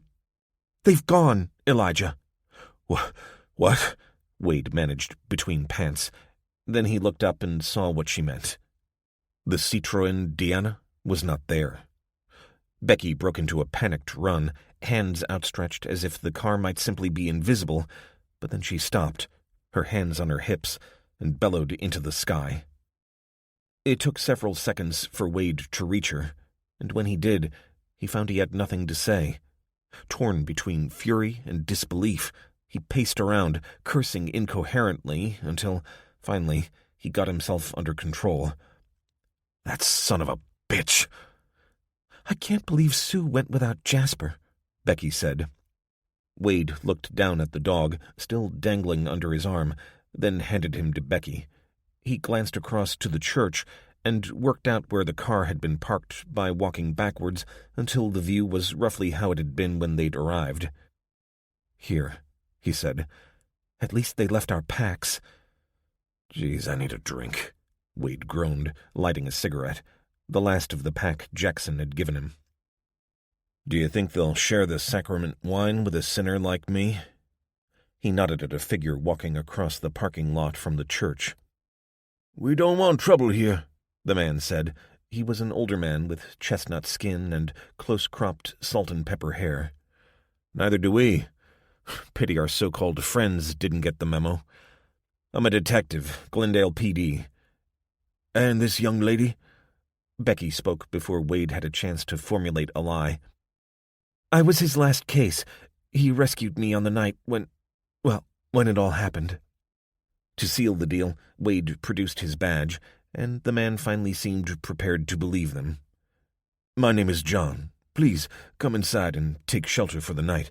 We're glad to have you with us." Wade exchanged glances with Becky. Thanks. They needed somewhere to rest up for a few hours. He knew himself well enough to resist the temptation to go chasing Mitchell and Sue, to give in to raw hatred and frustration. Better to sleep, even for a few hours, and then work out their next step with clear minds. He kicked the asphalt as they followed John inside, packs slung across their shoulders, Jasper clinging to Becky. They'd finally been making progress. For the first time, he'd begun to think it might be possible to get to New York. Why had Mitchell taken the car? Perhaps he feared that Wade wouldn't want to travel to Oregon, or maybe he just wanted to keep the car for himself, and control over his wife. Yes, they'd rest for a few hours, then make their plans. He couldn't see any hope in that, but maybe when his mind was fresh, he might come up with something. Or perhaps Becky would. He'd underestimated her, that was for sure. He'd fallen into the all-too-common trap of seeing her as a helpless victim, when in fact she was neither. But he was sure of one thing. If he ever caught up with Mitchell, justice would be immediate and final. 17. Elijah. Elijah Wade was sitting with his knees folded under his chin, listening to the sounds of people sleeping. Alongside him, Becky was curled under her coat with one arm over her head. He hadn't slept for more than an hour or two, and then only in fits and starts, but his middle-aged bladder had woken him, so he was waiting for his brain to sharpen up before he went in search of a bathroom. John, the man who'd brought them inside, turned out to be one of the pastors here, and he'd found them room in one corner of the main hall. He'd even allowed Jasper into the house of God, sensing, it seemed, that the two of them were at rock bottom. Wade got to his feet and followed the wall, looking for a door that might lead to the bathroom. John hadn't asked them many questions. He'd merely tried to reassure them that things would seem better in the morning. He used the word faith too many times for Wade's liking. Elijah had no problem with religion or with religious people, but as far as he was concerned, it was a person's actions that counted, whatever their spiritual beliefs. He didn't give it much thought, but he certainly believed in the concept of justice. He sure hoped that there was something bigger giving purpose and meaning to life. Otherwise, What was the struggle for? But faith? Didn't this amount to hoping for the best, and, aside from calming the mind, he couldn't see the use of it? He was a man of action, and the idea of trusting that things would work out was anathema to him. He would rather walk toward the wildfire than run away from it, and hope it went out before it got to him, which admittedly made him a fool.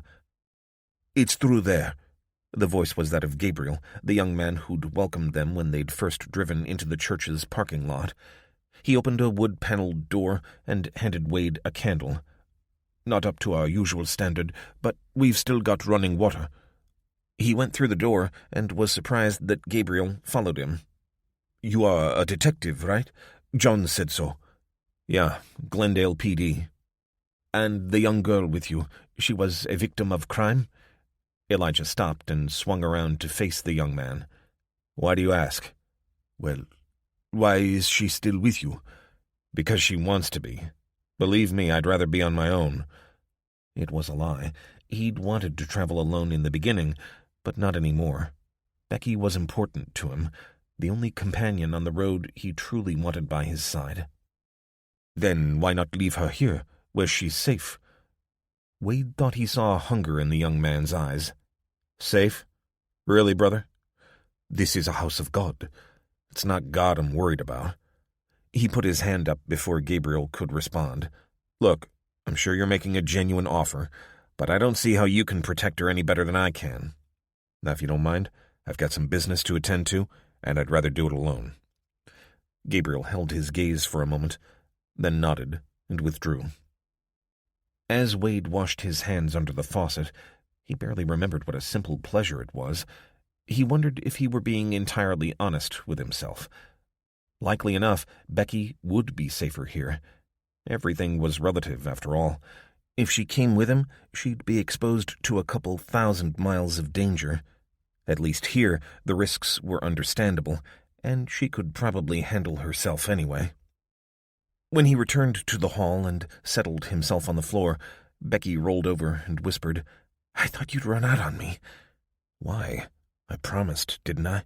he replied, ashamed that he'd been thinking of doing exactly that. She hugged his arm. "I know, but with Mitchell and Sue taking the car, you nearly lost it last night." "I know. Look, I don't want to hang around here. Unless what?" Well, maybe you should stay. It'll be safer." "Elijah Wade," she hissed. He waved his hands to quieten her. "I'm sorry. I just wanted you to be sure. I'm coming, and that's final." In the end, it took over an hour to escape. John, the pastor, emerged as they were making their way toward the door and intercepted them. "Before you go, will you eat with me?" Wade sighed inwardly, but smiled and thanked the man. The mention of eating had caused his stomach to tighten, and the prospect of an energy bar while walking along the highway wasn't particularly appealing. John led them into a room out back, and Elijah couldn't stifle a gasp as their guide lifted the blinds. Several rows of trestle tables had been arranged in lines with space between, each stacked high with boxes, cans, and jars of food. Smiling, John gestured to the cornucopia. "Please, help yourselves. Eat as much as you want and take as much as you can carry. I don't believe we have any dog food, but I'm sure Jasper will share yours." Wade looked suspiciously at the man, but detected nothing other than honesty and charity. Where did this all come from? "We like to think we're at the heart of the community, Detective, and people look to us for shelter, which we're glad to provide. We only ask that they help us gather food and other supplies to be shared to all. Much of this has come from their homes, or from those of their neighbors who have sadly passed. There's also a 7-Eleven across the road, and other stores within walking distance." "So those people sleeping in the hall, that's everyone from around here?" Becky asked as she filled a bowl with cornflakes and then poured on sterilized milk from a carton. John nodded sadly. "Some people have chosen not to take up our offer, but yes, most live here now. We believe the roof and walls of the church are proof against the influence of the lights. There are those who say that we should not be hiding, that the Aurora is sent by the Lord and would not harm the righteous, but there are not many who hold to that view now. Well, I appreciate your hospitality. It seems to me that things go better for people when someone is prepared to stand up and organize them and become a focal point. John smiled. I'm in danger of experiencing one of the 7 deadly sins, Detective. But yes, I'm proud of our community, and especially of my brothers and sisters. The world has been shattered, and it is only by being the grit inside the oyster that something beautiful will emerge again. Wade was still considering John's words as he and Becky waved to him, and Gabriel, and then walked onto the highway, having consulted the fluorescent star. John was right, of course, just as Jackson had been. If Elijah's loyalty had been to his species, then he should have made himself one of those focal points. He knew he had it in him. All his career, both in the military and then in the police, people had looked to him for leadership, even when he wasn't the ranking officer. He felt the temptation to abandon the hopeless chase across the country and settle somewhere he could make a difference. That would be the right thing to do for humanity's sake. But frankly, humanity wasn't his problem right now. His daughter was. He knew she was likely dead, along with the vast majority of his fellow Americans and people across the world. But until he was certain of that, he had to remain faithful to his promise. Kelly came first. Of course, that still left him with the problem of how he was going to get to her. But for now, he just wanted to put some miles behind him and contemplate. At least Jasper seemed happy to be moving on. The little dog's recovery had been almost miraculous, but Becky had found an abandoned pushchair and tied the terrier into it because she knew Jasper's energy would run out quickly. Wade watched as she did so and wondered if she was thinking about the previous occupant of the pushchair. One thing he'd learned was that it didn't pay to dwell. "Hey, what's that?" Becky yelled, minutes later. She was pointing along the highway to a barely visible column of black smoke just off to the side. They jogged toward it, Wade scanning the horizon for signs of trouble, but he swung around as she shrieked. "What is it?" Then he saw what she was looking at, blackened almost beyond recognition, the dented wreck of the Citroën Diana. Mitchell and Sue had gotten no more than a couple of miles. He made his way carefully to the crash barrier at the bottom of the slope. Becky had, of course, refused to remain on the highway, so she was carrying Jasper again, standing back a little as Wade examined the smoking wreck. He cursed under his breath. Mitchell's here. The front of the car seemed less damaged than the back, and though Mitchell's clothes had burned away, Wade was in no doubt how the man had died. He lay with his head on the wheel, the hilt of a knife protruding from the point behind where his throat and shoulder met. Wade could see where the now blackened blood had soaked him to his skin. He'd been stabbed from the right, suggesting his killer had been sitting in the passenger's seat, and Wade could see easily enough how it might have happened. Mitchell had taken the opportunity, with Wade and Becky walking the perimeter. The car had almost a full tank of gas, and by escaping now, he'd be able to head straight to his family and keep the Citroën for himself. Wade guessed that Sue hadn't gone voluntarily, partly because she was a decent person who wouldn't have wanted to walk out on her friends, partly because she hated the idea of being alone with her husband, but mainly because she'd fallen in love with Jasper. Maybe, if Wade and Becky hadn't taken the dog with them, she'd have gone willingly enough, but, as it happened, she must have been coerced. Then she'd begged Mitchell to turn around so she could fetch the dog, but he'd refused, so she'd stabbed him. He'd seen spouses attack each other for less, and Sue had been driven to the uttermost end of her endurance over the past days, as they all had. But what had happened to her?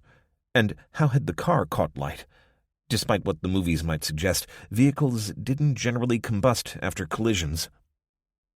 He found the answer quickly enough as he walked around the other side of the car, hand over his mouth to keep out the bitter fumes. There, next to the open fuel cap, he found what was left of Sue.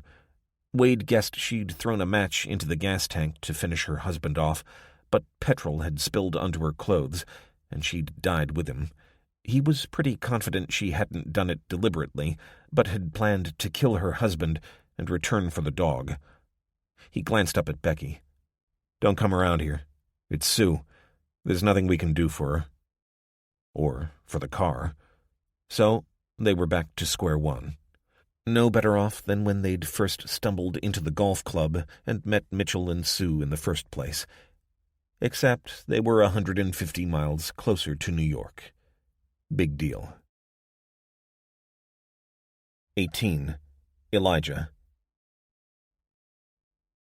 They trudged along the freeway as Wade brooded on the prospect of having to walk the entire way.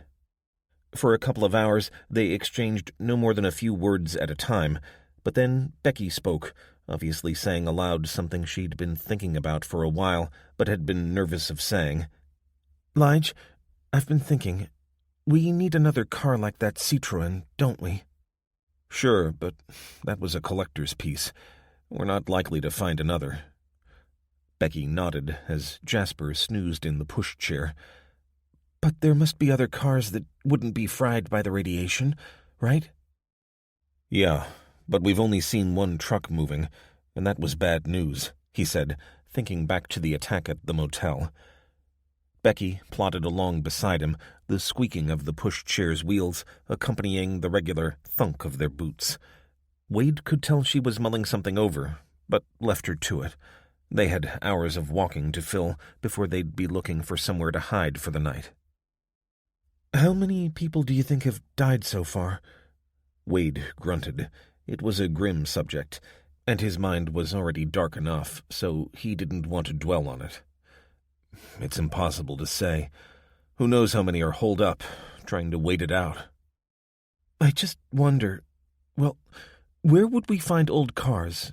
I mean, not collectors, but I was thinking maybe farms? They always seem to have junk vehicles hanging around." "Trouble is, if they're junk, chances are they're no use to us. I'm no mechanic." "You fixed the Citroën?" "That was just a belt. Any fool could do that." She subsided, and they continued walking. The road was pretty clear here, and they only passed the occasional abandoned car or truck. But someone had been this way before, because they found a Walmart delivery truck with its doors wide open and the trailer empty. Wade pondered this. They were miles from civilization in either direction, so either someone had a working truck, or they'd used another form of transportation. Horses, maybe? "I reckon you could be right," he said. "Yeah?" "Seems to me our best shot is to find a farm. Maybe we'll find a working tractor or truck. I'd even settle for a couple of horses." "Wouldn't horses be killed by the radiation, too?" Wade grunted. "I reckon animals may have more sense than people. What do you think?" "Sounds like a plan." It was a couple of miles and half an hour before they could get off Golden State Highway south of Turlock, and Wade drew a deep breath as they took to a small road running at right angles to it. Somehow, being down here felt much less exposed, and right now he wanted to be out of sight while they worked out a plan for covering the rest of the distance. One side of the road was lined with fruit trees, all leafless, but they looked like apples to Wade. He was a city boy, but nonetheless loved the quiet and the open spaces of the country, though the complete lack of the usual human-generated sounds was almost oppressive. The loudest noise came from the trees sighing in the breeze and the occasional caw of a carrion crow, and the air carried the sweet smell of decay. It was mid-afternoon, and they were looking for a place to rest so they could check the fluorescent star and have something to eat. John the pastor had been so generous that Wade found his pack dug into his shoulder, and then he saw a flash of red between a pair of fir trees that stood outside a ranch house. "What's that?" He checked for any signs of movement from the house, but saw nothing. The drapes were closed, and the place looked abandoned to him. He jogged ponderously along the road until he could see past it. Bingo. Some kind of farm vehicle. A harvester, perhaps. stood on a patch of grass in front of a set of iron-roofed barns. He signaled for Becky to follow carefully, keeping his eyes focused, following the muzzle of his gun as it swept left and right. There was no sign of any movement, but in the distance he could see a farmhouse standing like an island in a sea of green. It was too far away to know if there were anyone alive up there, so he ran to the first barn and looked inside. "What do you see?" Becky asked as she caught up with him. "Oh, nothing useful. Grain, some farm equipment, no vehicles." "Do you think there are people here?" Wade pulled the barn door shut again. "No way to know. Best to assume there are. Come on." They walked quickly along the front of the first barn. Then Wade found a small door opening into the second one. It was dark inside, though he could see the outline of the main barn door on the opposite side. They were looking down the length of a rectangular building that was longer than it was narrow. He waited for his eyes to adjust, but Becky got there first. "No cars or trucks," she groaned. "Just a plane." "What?" He squinted into the gloom impatiently, then pulled the door shut behind them once Becky and the pushchair were inside. "Wait here, will you?" "All right," she responded, sulkily. He put his hands out like a blind man, though he could now make out the faint outline of a small airplane. Then he tripped, throwing out a hand to catch the rudder before righting himself and working his way along the fuselage. Once he'd reached the cockpit, he pulled the door open, then lit a match to illuminate the inside. His heart leaped. Had their luck finally changed? "It's a Cessna," he said. 172, I think. And it's an old one." He took in the steam gauges. Most had their original dials, but some had clearly been replaced as their surfaces were blank. Good. That meant the plane had been maintained at some expense, even though there was every chance that only the original gauges would work after the EMP, but that wouldn't matter. When Becky arrived, he couldn't hide the excitement in his voice. "I learned to fly in one of these," he said. "This one is late 70s, early 80s, I guess." "So it might work?" "Maybe. This isn't a barn, Becky, it's a hangar. And I'm willing to bet that if we roll those doors open, we'll find a field of grass or gravel. These things can take off in 800 feet or so. What's the problem?" She withdrew a little and hugged Jasper. "I'm scared to fly." "Seriously? Look, if we can get this to work, and if it's got a full tank of fuel, we could go 600 miles before we need more gas. We could get to New York in a few days." Despite his enthusiasm, he could see the fear etched into her face. She had no true comprehension of how far away the East Coast was on foot, but then, in truth, neither did he. He knew roughly how many miles it was, but that didn't mean his monkey brain could wrap itself around what that truly entailed. With this old Cessna, suddenly he felt he had a shot at what had seemed impossible. For a moment, he found himself swallowed by the dread of being torn between two promises, to keep Becky safe and to go to his daughter. The solution was right here, with this plane.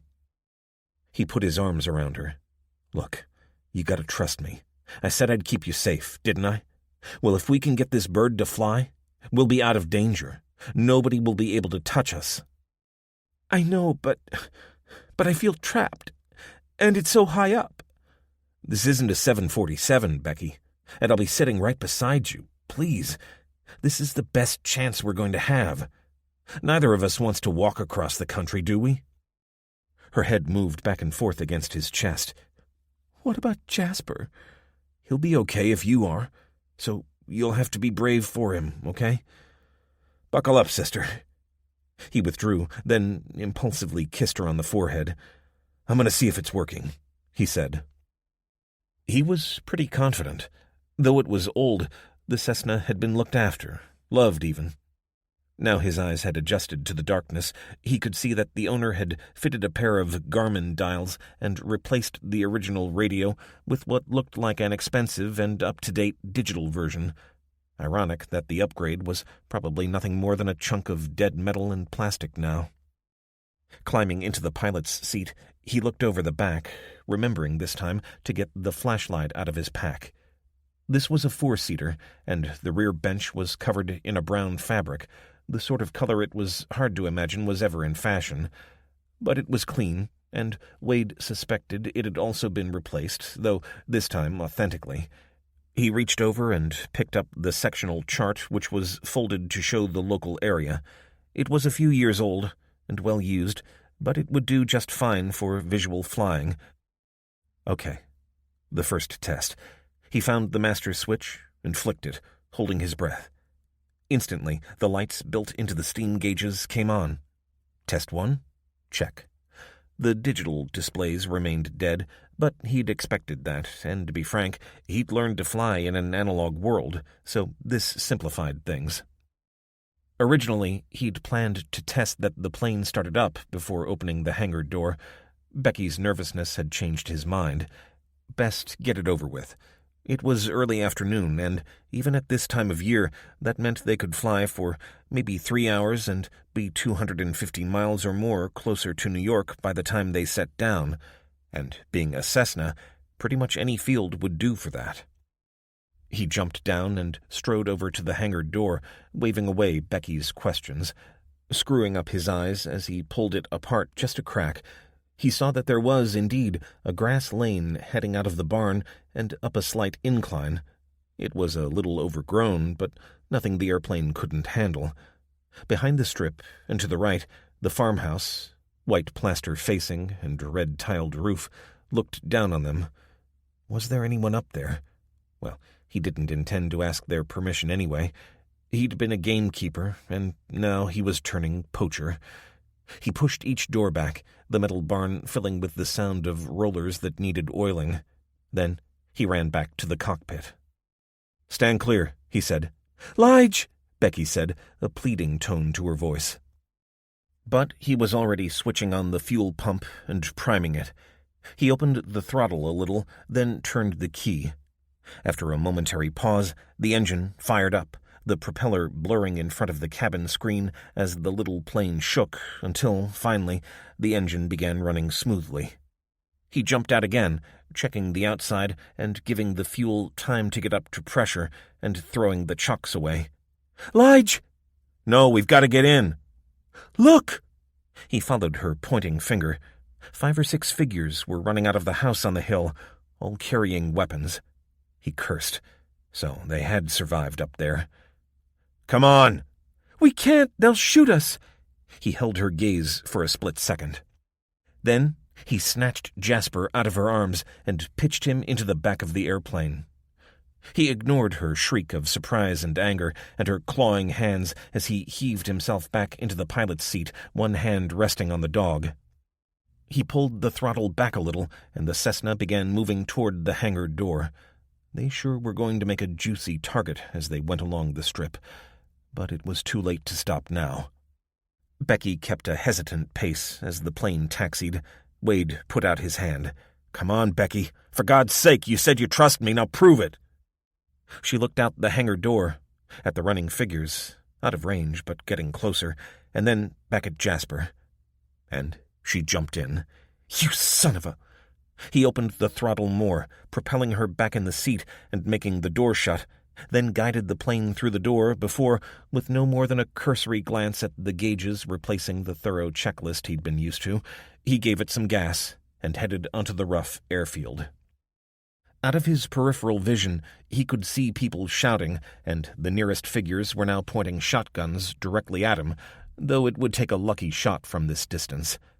"Get in the back!" he bellowed, as Becky shrieked with fear, then clambered over next to the dog. He saw the first shots, but they missed, and he opened up the throttle fully for takeoff, adjusting his course to be as far from the shooters as possible. From memory, he was looking for 55 to 60 knots in normal conditions, but as the little plane accelerated, the ride became bumpier and bumpier until, finally, he pulled back on the control column without looking at the gauge. The plane hopped, then fell back again with a thump, so Wade turned it into the breeze, gave it a few more seconds, and pulled back again. And those few seconds almost killed him. As they rose into the air, the rear window blew out, and he felt a searing pain in his right leg, yanking on the control wheel and sending the plane veering off. "Lige!" He felt her shaking him back from wherever he'd gone. How long had it been? He looked out of the opposite side window, and they were over the farmhouse. A sitting duck. He pushed forward, sending the plane into a deep dive, then rolling a little, making it as hard as possible for the people on the ground to fix them as a target. The air rushing out of the back window was creating a slight vacuum, but it was the warm stain he felt running down his thigh that was making him feel lightheaded. He fought back the panic, only breathing again when he saw that they now had the house between them and the shooters. By the time they got around to the back, the plane would be out of range. He straightened up and dropped the altitude as he heard Becky scrambling around behind him. "I'm looking for a first aid kit," she shouted. "You've got Jasper?" Wade called, having suddenly seen an image in his mind's eye of the little dog sailing out of the back window like an astronaut in an airlock. "Yeah, he's under my arm, but you're going to have to land." "No way, they can still see us." He put his hand against his thigh and winced. He'd been shot twice before, both after leaving the military, and this felt different. But he could feel the wet slick and knew that he needed to get it seen to quickly. But they had to be out of range of the people at the farm and remote enough that they wouldn't have trouble after landing. He took the chart from behind his feet. He'd swung the plane around to head due east, so the Sierra Nevada mountains would be the first obstacle. He was pretty sure the Cessna could manage them, but he'd be happier if he could check first. And he sure as hell wasn't going to attempt them until he'd fixed his leg. It was around 60 miles from where they were to the foothills of the mountains, no more than half an hour's flying time at the most. "We'll get some distance between us and them, then find a place to set down. Hang tight, it'll be okay." "You passed out!" she shrieked. "What if it happens again?" "It won't. I feel fine. You look after Jasper. It's getting cold in here." Was it cold? Or was it just that he was cold? Well, either way, he had to keep it together until they could get far enough away that they could land safely without the people from the farmhouse catching up with him. He distracted himself by checking the instrument panel. Everything looked good, and the fuel tank was 3/4 full, which, at a guess, would give them a range of around 500 miles before they'd have to replenish it. The Cessna was designed to run on aviation fuel, of course, but it was pretty tolerant, and at a pinch, it would fly on standard petroleum. After all, it wasn't as if he had to worry too much about shortening the life of the engine. If this got him across America, it would have done its job. Below, he could see a featureless landscape of greens and browns, broken only occasionally by small creeks and rivers that cut through the monotony with brighter, living colors. Barely any sign of human habitation, except for dark ribbons of asphalt. Mountains ran along the horizon from left to right in an unbroken line. Chances were they'd be close to the Cessna's altitude limit as they made their way across, so he'd have to pick out a route along any valleys and gorges. He just hoped that his chart had that level of detail. His hands were shaking, and he slapped the side of his head to clear his mind. "Lige!" Becky was shaking him. He looked out at the landscape and hardly recognized it. Had he lost consciousness? The smooth browns and greens were giving way to the bumpy foothills of the mountains, and they wouldn't be able to land there. Wade swung the plane around, looking for a long stretch of level ground, and began descending, running parallel to the mountain range. He saw a rectangular shape below him with dark circular pools around it, some sort of chemical plant, he guessed, and a strip of road running away from it. He dipped the nose of the plane and aimed for the road, trying to keep them out of sight of anyone who might have survived at the chemical plant. The last thing they wanted was for someone to find them on the ground. "Strap yourself in," he said over his shoulder, glancing across to see Becky clutching the dog to her chest. She was as white as the sky that framed her through the howling, smashed window, but she nodded and applied the seat-belt one-handed. It seemed to Wade that Jasper was the calmest of them, but then the dog didn't have to land the plane. He eased off the throttle as the land below suddenly rose toward them, close enough that he felt he could reach out and touch it. Fighting a crosswind that whipped over the desert and tried to push them away, he wrestled the control column until he was coming down at an angle. Then, as it seemed that he had to miss it, he gave the throttle one last pulse, and, sensing he was about to hit ground, he pushed down on the right rudder pedal, and the little plane shifted sideways moments before its tires hit the road. He killed the throttle and allowed the plane to slowly come to a stop, pushed down on the right rudder pedal, and the little plane shifted sideways moments before its tires hit the road. And, as he turned to look at Becky, darkness took him. 19. Elijah. He dreamed that he was drowning, and then something wet and rough ran across his face, dragging him back to reality. "Jasper!" He recognized the voice, but it took a few moments to put a name to it. Becky? "It's like Groundhog Day," she said. "Me, sitting here, watching you, wondering if you're ever going to wake up. Jeez, I thought I'd never stop the bleeding." And, just like that, he was awake. He jerked up. He couldn't see anything. "No, sit still, you idiot. You got any idea how long it took me to patch you up?" His head swam, and he fell back. "Where am I? Please tell me it's dark in here and I'm not blind." "It's dark. You're in the back of the Cessna. I found a first aid kit in the luggage compartment and used it to clean your wound and bind it. You had a small sliver of glass in there. And I've been sitting here for hours, listening to your breathing, wondering if you're going to die and leave me and Jasper on our own in the middle of nowhere." "Glass? Not a bullet?" "I don't think so." He put his hand out, and she grasped it. She was sitting on the floor of the plane behind the pilot's seat. "Thanks, Becky. Again." "Yeah, well, don't forget it the next time you think of walking out on me, okay?" "Okay. What's the time?" "How would I know? It's been dark for hours." "You got your pack there?" "Yeah. Do you want something to eat?" "Sure." "You warm enough?" "I'll do." He wasn't about to admit that he was shivering under his coat. A little food and water would help. Then they'd have to wait the night out and hope no one had seen them come down. "Any sign of anyone?" he said as he took an energy bar from her. "No. We saw some coyotes. Jasper thinks he saw them off, but I reckon they couldn't figure out how to get inside." Wade swallowed some water with his bar. "How did they keep away from the Aurora?" "Who knows? Maybe there's caves in the mountains. Maybe they got more sense.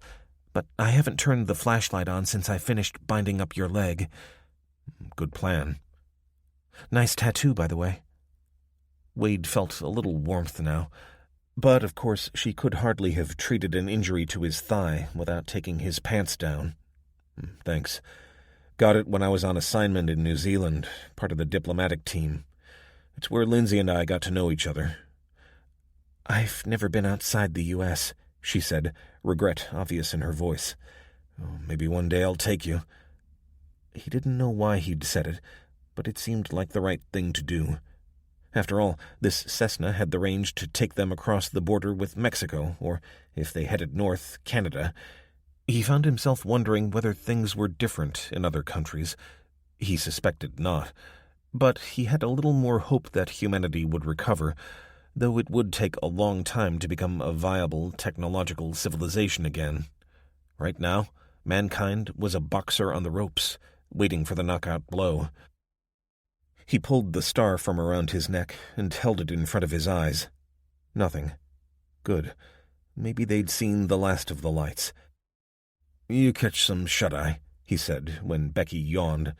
"It's fine. I'll keep watch."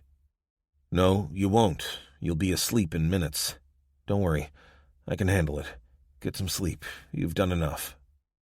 With a grunt, he pivoted around so he could sit up straight, then climbed clumsily and painfully across into the pilot's seat, while she made herself comfortable in the back. Within minutes, he heard her breathing becoming regular, and she turned over, with Jasper sandwiched between her and the backrest. He sat and looked out at the darkness. There was just enough moonlight, now his eyes had adjusted, to allow him to see the line of the mountains to his left, and the black strip under the plain heading southeast. He needed to take a look at the chart so he could plot a route through the Sierra Nevada mountains, but there wasn't nearly enough light, and he didn't dare turn on his flashlight.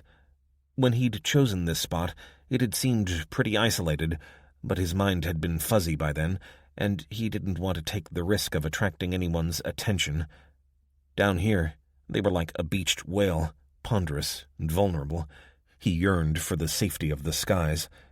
He felt his thigh, exploring the wound beneath the bandage, working out where it hurt the most. She'd done a good job. Damn, she must have been scared when he passed out again, stuck in the middle of nowhere. She sure was strong, and he had to remember that. Looking over his shoulder, he could just see the back of her head, her shoulder-length dark hair hiding her face. She looked like a child cuddling a soft toy, but good grief, she'd been through more than any human being should have to endure, whatever their age. Her life had been tough enough, even before she was taken by Silas Lynch. Plenty of folks would have said it was her own fault, but in Wade's view, there was no excuse for exploiting the vulnerable, however they'd gotten themselves into that position. Wade sat there, staring into the night and listening to the breeze whistling around the Cessna. If there was one thing he prized above all else, it was that people trusted him. Another man might see that pretty girl snoring gently on the back seat as an opportunity. Elijah Wade saw her as an obligation. But he was learning that she wasn't simply a burden to carry. It was time he began to truly see her as his partner. Geez, he'd had enough partners over the years. Some, like Terry, he'd trusted. Some he hadn't. But he wondered how much more use they'd have been to him than Becky, when push came to shove. He felt his heart swell as he turned back and realized that genetics wasn't the only way to gain a daughter. Day 10.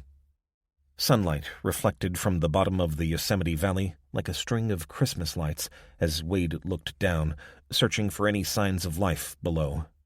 He'd changed into his other pair of pants and thrown away the blood-soaked jeans that hadn't kept out the glass. He'd been lucky. The sliver had cut a vein, not an artery, and he'd been able to bind it close and apply some temporary stitches he found in the first aid kit. He'd slept, drunk, and eaten, and felt well enough to take to the air. Had they been walking, or even driving, he'd have rested up for a full day, but instead, they might cover a few 100 miles before setting down again. He was keeping the Cessna at an altitude of around 3,000 feet, and following the valley into the heart of the mountain range before, all being well, they would emerge into the Great Basin, the first part of their journey behind them. Becky sat in the back, looking out of the window and holding Jasper close. Behind her, their temporary repair to the back window was, for now, holding. It was made up of duct tape sealing a piece of carpet Wade had taken from the floor, but the cabin sure was quieter now, and Becky seemed to have found her air legs. "Wow," she gasped as they followed 140 through the wooded valley floor. "It feels like I could touch the rocks." Wade grunted. "You'd better hope not. See anyone moving down there?" "No." Every few 100 feet, he could see the dark rectangular shapes of cars and trucks, all of them parked at the odd angles that betrayed the fact that they'd suddenly stopped. "Look down there! On the river!" "Well, I'll be." Two shapes like elongated triangles slipped along the bottom of the gorge, the water shimmering behind them. He'd driven along here in the summer when the river was little more than a trickle, but the winter rain had swollen it until it threatened to overwhelm the road running alongside. "They're waving!" At 3,000 feet, his old eyes couldn't tell one way or another. "Cool. It feels good to see someone and not be shot at by them." And it did. For some reason he couldn't put his finger on, seeing those canoes making their way into the heart of Yosemite Valley gave him hope. At least 2 other people were striving to survive the catastrophe. They followed the twists and turns of the valley, seeing no other movement, but it sure was beautiful, even in winter, as the pines that clothed the valley walls brought variety to the otherwise drab palette. For the first time since the night of the first Aurora, Wade found himself lost in the joy of the moment, despite the aching of his leg. The landscape was so beautiful and dangerous, he couldn't have torn his mind from the task at hand, even if he'd wanted to. And he didn't want to. He didn't want this to end. It was breathtaking. Now they were passing over a thickly forested valley floor, where the river had become little more than a trickle lost among the trees. The mountain peaks had flattened before suddenly they were funneled into a narrowing gap. The trees disappeared, and Wade was forced to pull back on the control column, climbing to 7,000 feet before cresting the peak and dropping to a new valley floor, which ended in a second climb. They emerged over a huge body of water, black and still like an inland sea. "That's Tenaya Lake," he said. "We're almost through the mountain range." Wade took the plane down, following the line of the highway as it wound its way through progressively less impressive mountains until, after passing a final outlier, they emerged over a much flatter landscape dominated by a huge black lake with a pair of islands at its center. "It's like another world," Becky said. Wade grunted an acknowledgement and smiled. He was happy, truly happy, for the first time in, he couldn't remember how long. Sure, his leg stung like hell, but he could handle physical pain well enough. As long as he shepherded his mind away from anything beyond the here and now, he could enjoy the moment. The past didn't exist, and the future was unknown, but for now, the freedom and exhilaration of flying far above the death and loss fueled him as they headed over the Nevada desert. Wade felt the sun warming the back of his head as he kept his eye on the fuel gauge. It had been 3 hours since they'd emerged from the Sierra Nevada mountains, and they weren't going to get nearly the range he'd hoped for. If all had gone to plan, he'd be able to set down as the sun dipped below the horizon, light enough to see, while making it less likely they'd be seen themselves. What did they say about plans? The Cessna had burned through more fuel than he'd expected, but that was probably more his ignorance than anything. He didn't, after all, have Google available to check. He'd also been forced to cruise at a lower altitude than he'd have preferred because their repair to the back window didn't prevent heat being sucked out. And the lower they flew, the worse the fuel economy and the shorter their range.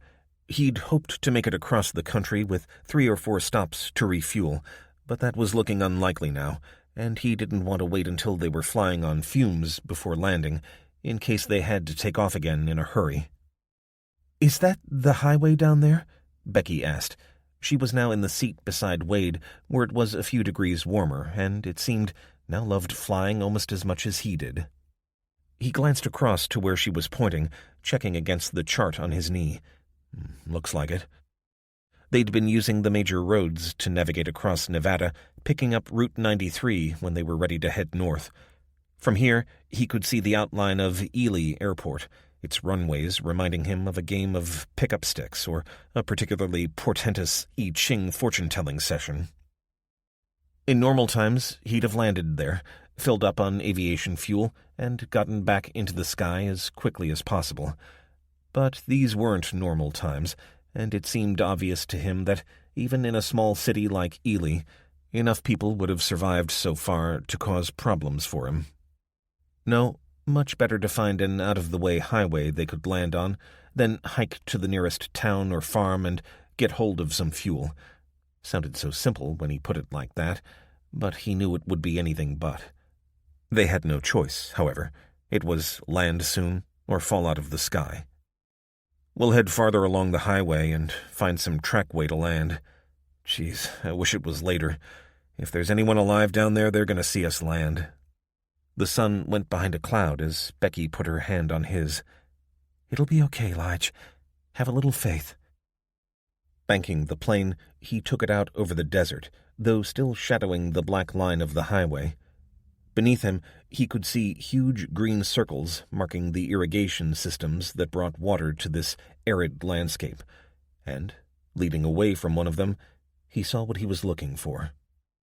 He kept as far from the little town that sat on one side of the highway as he could, bringing the plane as low as he dared. They were a sitting duck as they skimmed over the sandy, gun-barrel straight track, but he prayed there was no one alive to see them, no one alive to cause trouble. "Look, there's a farm," Becky said. "Is it?" Wade didn't have time to look. He was watching the road rise to meet them. He took it a little too fast, and the plane bumped twice before it was solidly running along the asphalt.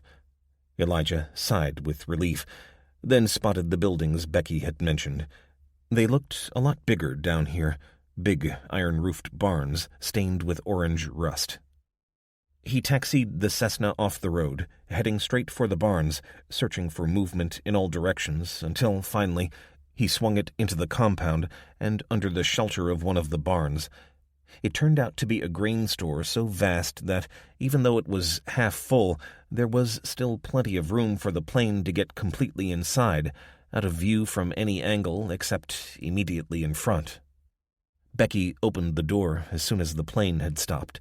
She jumped out, ignoring Wade's warnings, and headed around the back of the barn with Jasper, emerging again a couple of minutes later.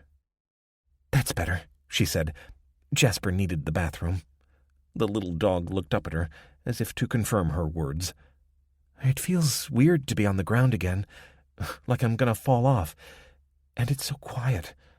"Yeah, well, we've got to be careful, okay? We'll hide the plane as best we can, then go looking for fuel.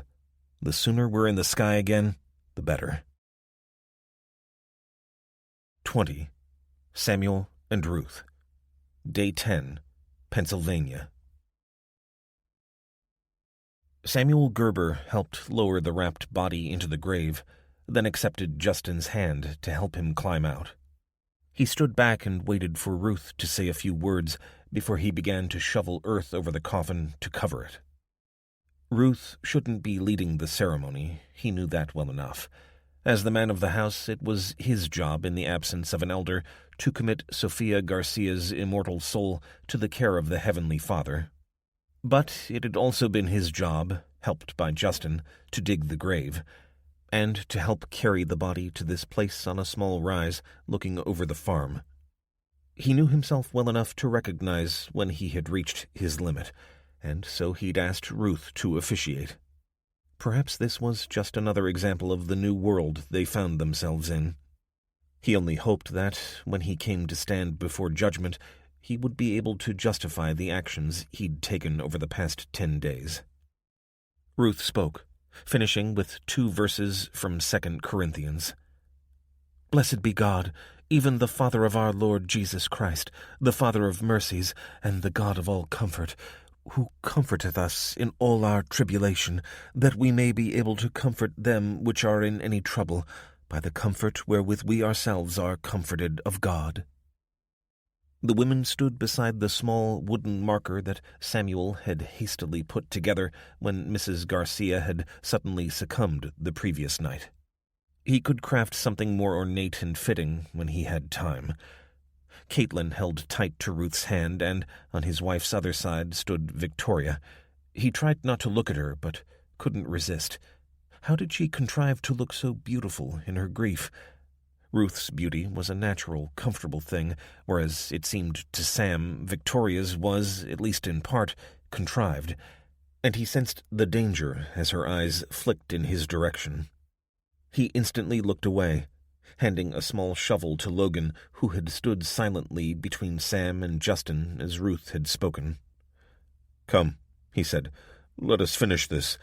Then we can go inside and finish what we began yesterday." He was proud of the boy. Logan had insisted on playing his part today, even though Sam had been prepared to give him a pass. His involvement had been minimal, to be sure, at Sam's insistence, but it had been enough so that Logan felt he had contributed.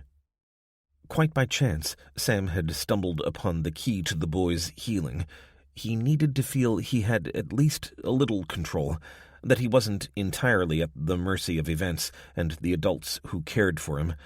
It was, in large part, an illusion, but that didn't make it any less crucial.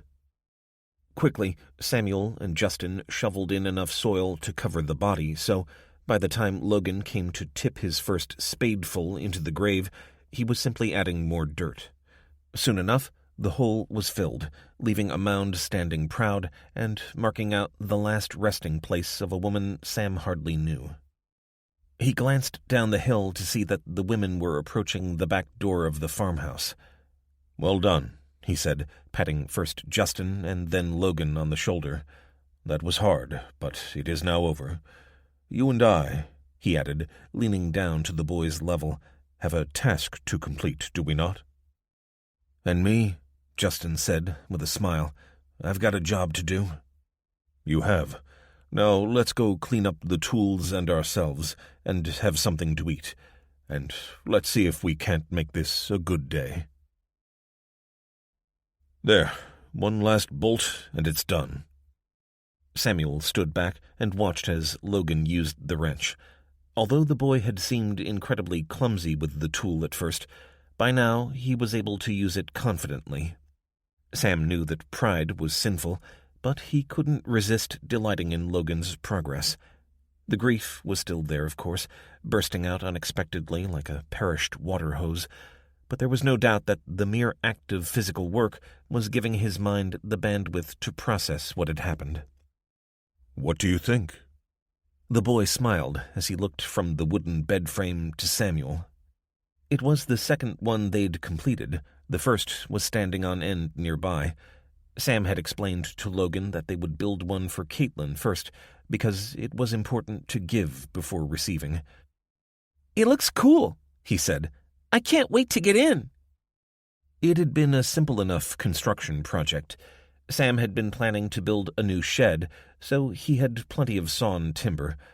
Measuring and cutting, routing and mitering had all to be done by hand, but he was used to that, though he would have given much to have electricity to power his bench saw and drill. They had a battery bank in the basement, powered by a small array of solar panels, but nothing with the grunt to drive electrical tools. Those had to come from the generator, and he couldn't spare the gas at present. Muscle power would have to do for now. It wasn't as if he was in a particular rush. Between them, he, Justin, and Logan took Caitlin's bed frame up the stairs, but she was ordered to wait until Logan's was next to it before trying it out.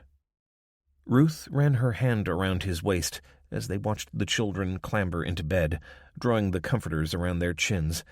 He knew that she was imagining an alternate reality where these two were their natural children.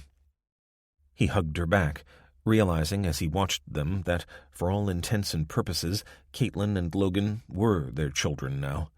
And, for the first time, it felt all right to him. "Thank you, Mr. Gerber," Caitlin said, emerging from beneath the comforter. "And Justin." "You're welcome, but you should also thank your brother. He'll make a fine carpenter." She turned over. "Thanks, Gopher. That's okay. Carpenting is cool." "Can I try?" she said as she spun around to face Sam again. He felt a warning squeeze around his waist. "Why not?" Ruth said. "Now, children, do you know what today is?" Caitlin nodded solemnly. "Christmas, but you don't celebrate it." "That is true, and even if we did, it seems somehow wrong to do so after what's happened so recently. So, this Christmas will not be like any of those you've celebrated before. But Justin and Miss Christensen are not Mennonite, and they have each selected a gift, one for each of you. They wish for you to have them now, so that you will have the joy without the pain of remembrance." It seemed to Sam that this might be a little difficult for the children to understand, but he thought Ruth was being wise in separating the gifts from Christmas itself. Ruth nodded at Victoria, who stepped forward. "I have chosen something for dear Caitlin." She slid past the children's beds, taking the girl by the hand and guiding her to the far wall, pulling a cord to turn on the light that illuminated a sheet that covered something leaning against the wall. "Pull the sheet off," she said, "and Merry Christmas." Sam watched as the girl's nervous hand took hold of a corner of the sheet and gently teased it away. "Oh my God! Oh, thank you!" While Caitlin had been kept busy in the kitchen, Justin had snuck a small bookshelf upstairs, and Victoria had populated it with dozens of children's books. "I wondered why you kept asking about what I like to read," Caitlin gasped. "Oh, Harry Potter! Oh, thank you so much!" She threw her arms around Victoria, squealing with joy. Samuel ground his teeth a little. His mother would not approve of those books being under his roof, but Victoria had pointed out that if the children were to accept the evening Bible study he insisted on, then they should be able to also choose their own reading. And, frankly, he couldn't see the harm in ridiculous stories about wizards and giants that everyone knew to be fiction. Caitlin released herself from Victoria's embrace and came across to Ruth with her arms outstretched. Sam found himself being guided down so all three could embrace. "Thank you," Caitlin whispered. "Justin got them," Victoria said, "with Mr. Gerber, when they went on their gathering expeditions." The girl hugged Justin last, the young man's face flushing. Sam decided to rescue him. "Now it's Logan's turn, Justin. Will you give him your gift?" "Sure, Mr. Gerber." He picked up a box from the floor and kept it behind his back until he was standing in front of the boy, who looked up eagerly, his face a mixture of excitement and fear, presumably in case it was a book. "My Nintendo Switch!" he roared, then panic struck. "But it doesn't work!" "This one does," Justin said. "I made sure. And I found some ROMs, too. Just make sure you keep it all safe when you're not using it. Down in the basement, maybe." The boy's eyes filled up with tears, and he wrapped his arms around Justin's legs before running over and throwing himself at Samuel, who fell backwards onto the bed in surprise. "Just as well this is a good frame," he said. He couldn't quite give himself up to the moment. His family had been decidedly non-tactile, but he patted Logan on the head before getting to his feet again. "Now, though, we still have chores to do," he said, before putting his hand out to quell the protests. "I think we all deserve a couple of hours of rest, and tomorrow we will have a holiday to celebrate the birth of Jesus." "Mr. Proctor," Justin said, "there's somebody down there." Sam groaned. Just for a few minutes there, they'd enjoyed a little contentment untainted by any thoughts of the future or the outside world. But it seemed the outside world hadn't forgotten them. "Please, declare yourself," Samuel said. The man on the driveway froze, sweeping the darkness with a handgun, searching for the source of the sound. Taking in a deep breath, Sam held up a lantern. "I am here. I'm not armed, though you are being watched by someone who is. Please make no sudden movements, and I will come out to you." The man swayed a little, as if drunk. "Please, I mean no harm. Help me." Samuel rushed out, grabbing the man as his legs gave way, though he couldn't stop him falling to the wet ground. Emerging from the farmhouse door, Justin propped the rifle just inside and went to kneel beside Sam. "Have the lights made you sick?" The man shook his head, his eyes firmly shut. He was in his 50s, with a short gray and white beard, and even in the warm glow of the lantern, his face was sallow. "Come, let's get him inside," Samuel said. Justin helped to lift the man to his feet, and they dragged him toward the door. "Are you serious?" Victoria stood in the entrance. "You can't bring him in here. You don't know what's wrong with him." Sam jabbed a finger at her. "I'll bring whoever I wish into my own house, woman." "What about the children?" Ruth said. "You defy me also? On Christmas Eve? What if the innkeeper had turned Mary and Joseph away?" The man made a groaning noise, then turned his head heavily. "There are children here?" His breath was so fetid, Samuel had to fight down the urge to vomit. Yes, a girl and a boy, orphans. We are caring for them.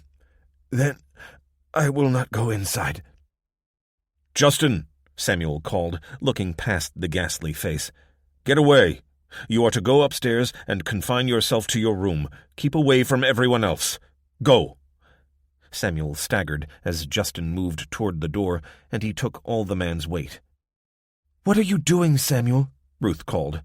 I'll take him into the barn. Follow me, but stay outside. No one else is to come near until I say. He grunted as he put one foot in front of the other, turning on his heels to guide the man toward the nearest barn. Help me, will you? He hissed. They finally made it inside, and he let the man's arm go, guiding him down so he sat against a bale of straw. Ruth, he called over his shoulder, fetch me an old blanket and pillows, and make a hot, sweet tea. The man gasped. Whiskey. We don't drink here. Now, what is your name? Wendell Rowe. You're Amish? Mennonite. I come from a very conservative family, he said, stroking his beard. I think my father would have been happier to be Amish, but my mother wouldn't hear of it. Now, Mr. Rowe, what ails you? With Sam's help, Wendell pushed himself more upright. I come from Punxsutawney. You know it? Of course, it's not far from here. Rowe nodded. Yeah, of course. Sorry. My mind, it's not working right. At the sound of Ruth's voice, Sam got to his feet and instructed her to drop the comforter and pillow, then move back so he could pick them up without getting close to her. The man was sick, but not with radiation poisoning, and until he knew what the cause was, he had no intention of approaching anyone else. If Rowe had it, then chances were Sam did too, and that was terrifying enough, without the added fear of passing it on to his wife. He wrapped the man in the comforter and wedged the pillow behind his head, then went back for the jug of sweet tea, pouring it into 2 enameled mugs. Is that better? Rowe nodded. Thank you. Have you caught a disease? He nodded again. I was working in the field hospital, trying to help ease the pain of the people there. So many dead, so many dying, so few of us to help them. Then, just as we thought those who were still alive were past the worst of it, they started getting sick. Not radiation, some kind of disease, like COVID, but worse, way worse. Folks that got it, they didn't get over it. Then I got it. Samuel found himself edging backwards. He'd had both shots of the vaccine and the boosters in the years since. Are you vaccinated? Yeah, but it isn't COVID. It's just a lot like it. Or maybe it is corona, but mutated. Your God, he sure likes kicking mankind in the teeth when he's already on his knees, doesn't he? Samuel ignored that last remark.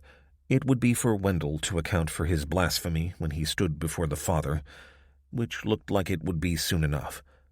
Finish your story, please. Well, medics started getting sick from the patients, and in the end, I got out of there. I mean, when I say medics, we're just ordinary Joes. I worked my butt off to save who I could from the radiation, but when the infection came, what could I do? So I headed this way. I know the place well, and figured I could find somewhere to lay low and wait it out. Samuel raised the tea to his lips. And then you discovered that you had it after all. Yeah. Look, what's your name? Samuel. Right, Samuel. I know how this goes, and maybe I've infected you already, but I didn't mean to, you understand? I saw you there, and it was like my prayers had been answered. But you wanted to come in and infect us all. He shook his head. No, like I say, I wasn't thinking straight. But then your wife said you had children inside. She isn't my wife. And it brought me to my senses. But please, keep back. You might not be infected yet. All I want is a little care and a place to die. Samuel got to his feet and began moving bales around to make a bed for himself. If Wendell had something as contagious as coronavirus, then surely so did he now. But he couldn't shift Rowe's words from his head. Why had God allowed this plague when humanity was already on its knees? Did he require the extermination of his children to complete the tribulation and usher in the second kingdom? He sat with his back to the bale and listened to Roe coughing on the other side of the barn. Tomorrow marked the advent of their Lord's birth. Would it also mark the final days for the survivors? 21. Grace. Grace watched as Marty got onto his front and sighted along the rifle barrel. "See those cottonwoods?" Grace followed his finger as it pointed along the road. "Sure, Lyle used to play with Rita's kids in there. Which reminds me, I gotta get in touch with her today." He gestured in the opposite direction. "And that stand of cactuses?" "I see 'em. So can I. I've got a clear line of sight from the trees to the saguaro. Anyone comes along here, and they've got nowhere to hide." Grace patted him on the back as he got onto his knees. "You've worked darned hard." His face flushed with boyish pride as he stood up. He was a little unsteady on his feet. Heights gave him the wobbles, but this point on the front corner of the house made for the perfect position for a gun emplacement. Marty had moved the sandbags from where Walt had put them now that he'd cleared the shrubs from the road and pushed the couple of cars out of the way. Walt had been far too lazy to do it, though to be fair, he could hardly go around cutting down vegetation on other folks' properties before the end times began. No one lived to the left of them, at least not for a good half-mile, but to the right there were the ranch houses of 4 neighbors who would do their talking with a chamber full of buckshot if they saw him on their land. But they were all gone, or dead, so they wouldn't be shooting anyone. "That's the north covered. We just need to do the same east, west, and south." "Ain't nobody coming out of the south, Marty. That's 10 miles of desert, and cutting across the middle is Brushwood Gulch. They'd need to have wings to creep up on us that way." Marty shrugged. "Okay, we'll check south last. But right now, let's get something to eat." They climbed down through the roof hatch, pulling it shut against the cold and sealing in the sweet smell of muffins that wafted up the stairs. "Now you hold on, Maria," Grace called as she hurried down the stairs. "Don't you open that oven door without me, you hear me?" She wasn't likely to answer, Grace knew. Though the frightened girl who'd first arrived at her gate had been replaced with a smiling, vivacious child, she still hadn't said a word to either of them. It was only 3 days since Maria and Marty had first shown up, but they'd brought life to the place, the like of which it had never experienced before, and a contentment, even in these grim times, that was outside of Grace's ken. She hadn't known that this level of comfort, security, and happiness was possible. This was what it was like to be part of a family, and it had only taken 40 years to discover it. When they arrived in the kitchen, Maria was there with her hands behind her back, barely able to contain herself. "They sure smell good," Marty said. Grace took a pair of mitts from the countertop and reached down to the oven door, looking at Maria as she said, "Let's find out if they taste just as nice." She took the muffin tray out with its payload of cakes. It was Christmas Eve, and they'd made 12 blueberry muffins to celebrate. Not exactly traditional festive fare, but easy to make from ingredients they had in relative abundance. The blueberries were dried, but they looked and smelled wonderful. "You know, we should really keep this till tomorrow," Grace said as Maria reached for them on the wire cooling rack. "But what the heck? We can celebrate the Savior's birth today and tomorrow, can't we?" The girl nodded enthusiastically and took a warm muffin from Grace, who then sliced a second one and gave half to Marty. Maria did all the work, so she gets one to herself. The fire crackled as Marty sat next to Grace in the armchair that had once been Walt's, though she'd never felt so comfortable in her husband's company as she did with the young Mexican-American. Boomer snored in front of the hearth, and Maria had been cajoled into bed in the end. Although she knew that this would be a Christmas unlike any other, she couldn't help but be excited. Marty had cut down an offshoot of pine that Grace had turned into a semblance of a Christmas tree by mounting it on the floor and decorating it. Her first tree in decades. She'd scoured her closets to put together a cooking set for the child, which would be her main present the following morning. Did Maria think Santa had survived the end of the world? Who knew? But neither Grace nor Marty was going to burst that particular bubble if they could help it. "Are you warm enough?" Marty said, looking across at Grace. The last couple of days had been unusually cold, even for the winter equinox, and they were sitting looking at the hearth and wrapped in blankets crocheted over years of boredom by Grace. "I'm fine," Grace said. She sipped on her bourbon and saluted Marty. She'd never enjoyed Walt's favorite drink while he was alive, but she was finding herself acclimatizing to the almost overwhelming strength of Jack Daniels, like drinking gas, she'd said when she'd first tried it, and the warmth as it went down. "Makes you think, doesn't it? Christmas. You don't want to go thinking too hard. It's not good for you at the best of times, and this certainly ain't them." He sipped at Walter's bourbon, his eyes gazing into the depths of the fire as if he would find answers in the pulsing plasma. "Last Christmas, we were singing Las Posadas, me, my mother, and my uncle. My sister and her husband came to our place. They had 2 children, Ricardo and little Rosa. She was such a lovely child. Her father, I didn't like him much, and I don't know what my sister saw in him. But Rosa—" He sighed, and Grace watched in silence as his eyes again became lost in the flames. Then, so quietly she could barely hear him over the crackling of the logs, he began to chant. "En el nombre del cielo, yo os pido posada, pues no puede andar mi esposa amada. Mi esposa es María, la reina del cielo, os pido posadas por esta noche." His voice broke as he stopped singing, and he shook his head as he pinched the bridge of his nose. "I cannot sing any more." "That was beautiful," Grace said. "What do the words mean? I heard Maria's name. In English, Maria is Mary, the name of the Blessed Virgin. It is a song about how she could not find a place to stay. My wife is Mary, Queen of Heaven. We ask for lodging for this night." Grace reached across the gap between the armchairs and took his hand. "The foundation doesn't hold with celebrating Christmas. Never made sense to me. I mean, if we can't find joy in the birth of Jesus, then when can we?" "But you will celebrate it this year?" She grunted as she swallowed the last of the bourbon. "For Maria's sake, I will. She isn't exactly going to be spoiled, is she? We can all sing that song together, if you want." "I'd like that. You know, Grace, you and Maria are the only reason I have any hope. Apart from Hope herself, of course. But what sort of world will they grow up in?" Grace let go of his hand and got to her feet.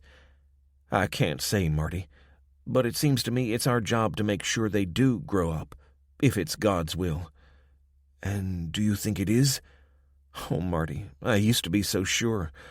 Walter was quite the sweet talker when we were courting, and he introduced me to the congregation and the elders. I found great comfort in their certainty.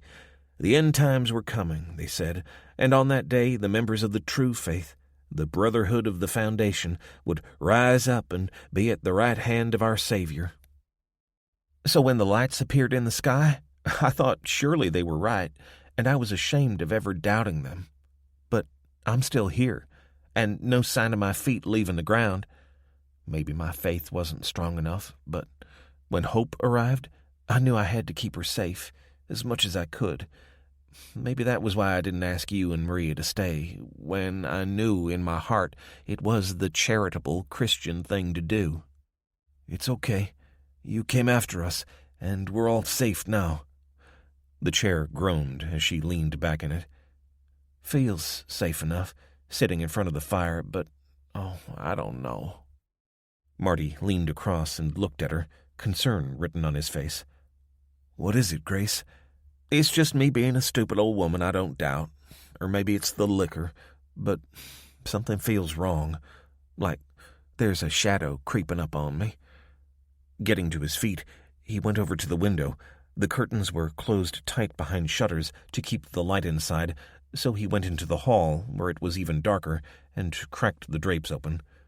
"Can't see nothing," he called, before walking back to the living room and ruffling the fur on Boomer's head. "You hear something, boy?" The dog had lifted his head as if listening, but showed no signs at all of being alarmed. Grace patted his back. "What is it?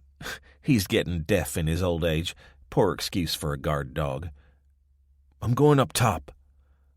"Oh, don't pay no heed to me or Boomer. It's probably nothing. Stay here by the fire." Suddenly, whatever instincts she'd been alerted by seemed mere phantoms, and she cursed herself for disturbing their perfect peace here beside the hearth. Marty began moving away. "Probably, but I'm going to check anyway. You stay here. I can manage." She heard him open the door under the stairs and switch on the CCTV.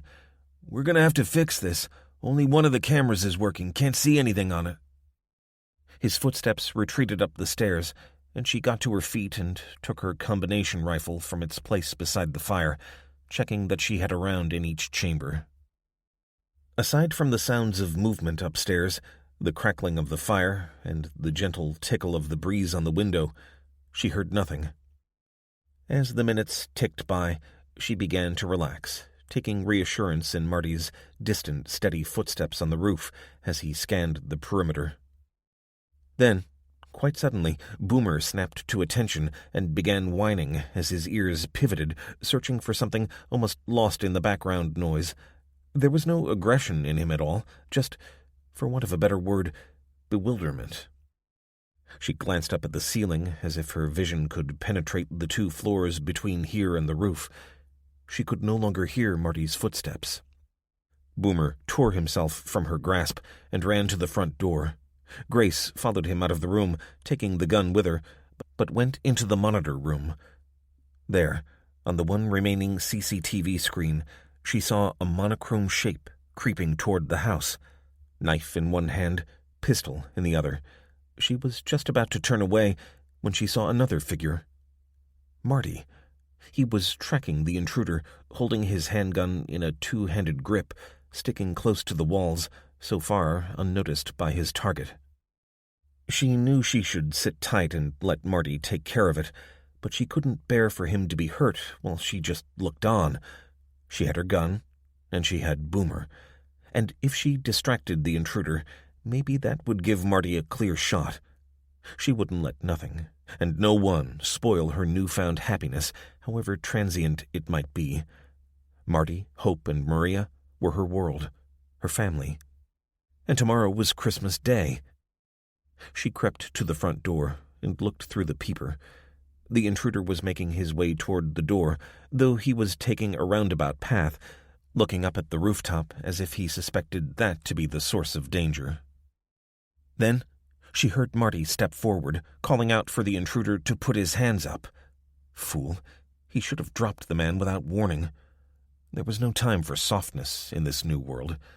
The intruder had gotten past the gate, probably by scaling the wall farther along, so one thing was for sure, he wasn't here to offer neighborly support or to wish good cheer of the season.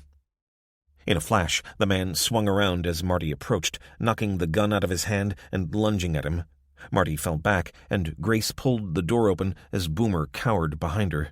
Rainbow lights danced in the sky. She raised the rifle as the 2 men rolled around in the muddy soil, unable to separate them, unable to get a clear shot.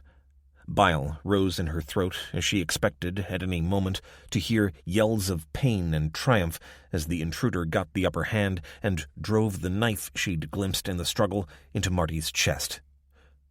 Time to act. She pushed the door wide open and stepped into the crisp night air and swung the rifle around, hitting the intruder in the head as he came into view. Marty snatched the opportunity to grab the knife from the intruder, who put his hands up to fend off the coming fatal blow. At that moment, Boomer brushed past her, finally finding his voice, and Marty was forced to push the dog away as, with a roar, he raised the knife, sitting astride the intruder, who'd lost a boot in his frenzy. On his ankle, pale in the light leaking from the hallway, Grace saw the tattoo of an upside-down crucifix. Down came the knife. "Stop!" Boomer leaped, pushing Marty back. "Marty, no!" Grace said, grabbing his wrist. "What the hell?" The dog swung around and pulled at the intruder's hood with obvious delight. "You son of a bitch," Grace spat. Resentful eyes looked up at her from the shadows. "Merry Christmas," a familiar voice drawled. "Though I don't think much of your welcome, Mom." She said it like a curse. Lyle. 22. Abby and Ray. Day 10. California. Abby found her sister crouching knee-deep in water, her hands working on something beneath the surface. The river was flowing fast, and Abby had to get within 20 feet before she was sure Ray would hear her over the noise of pebbles tumbling along the narrow beach and the wind in the trees. "Are you nearly done?" she called. Abby had expected Ray to jump out of her skin, but she simply turned her head and stood up. "Just in time.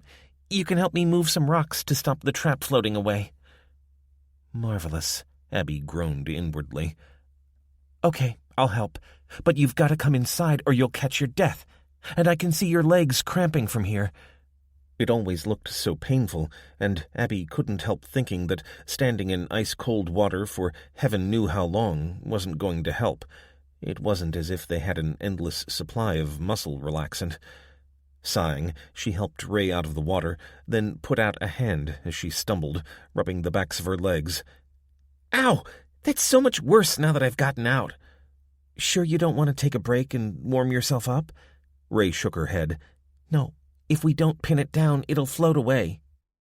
It was the trout trap she and Ray had made together.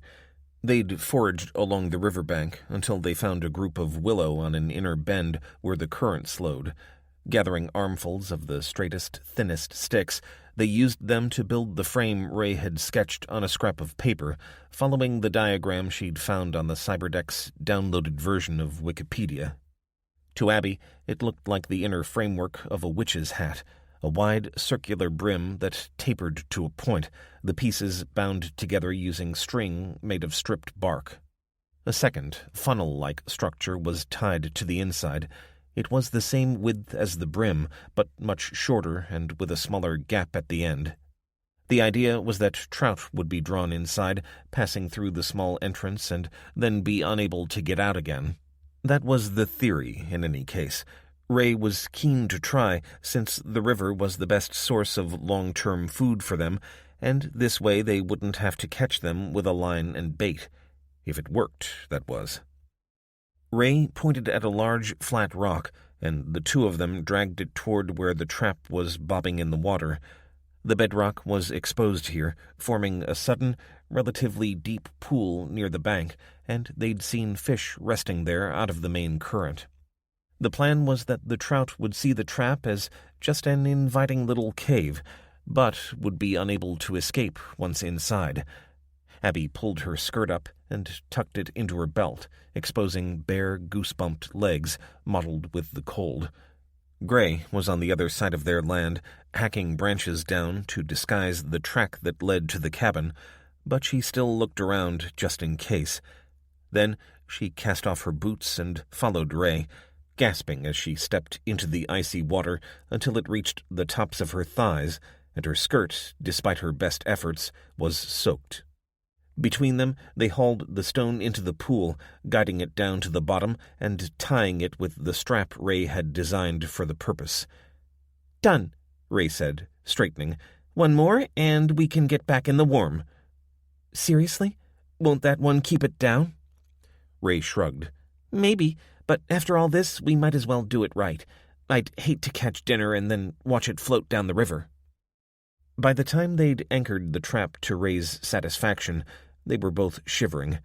Abby wanted to run back to the cabin and take off her soaked clothes, but her sister was staggering along on spasming legs. Geez, she's a tough one, Abby thought, and a pain in the butt. If anything, by the time they made it back along the slushy path to the cabin, they were even colder. It was as if the icy water was drawing all the heat from Abby's body, so much so that she didn't give a second thought to what a sight she must have been, stumbling along with one arm around her sister, and the other holding her sodden skirt away from her bare legs. After so many years obsessing over her appearance, trying to fit in with the D-list celebrities she worked for, the end of the world had given her a brutal lesson into what really mattered. And she couldn't help being angry that it had been her younger half-sister who'd adapted better. But then she was a nerd. The geek shall inherit the earth. Slamming the door shut behind them, Abby took a couple of blankets from the back of the couch and guided Ray to the hearth. She kneeled, poking at the fire and dropping a fresh log into the flames, delighting at the sudden heat. Mercury's like this," Ray said, her teeth chattering as Abby rubbed at her legs, wincing in sympathy at the tight knots in her calves. "What?"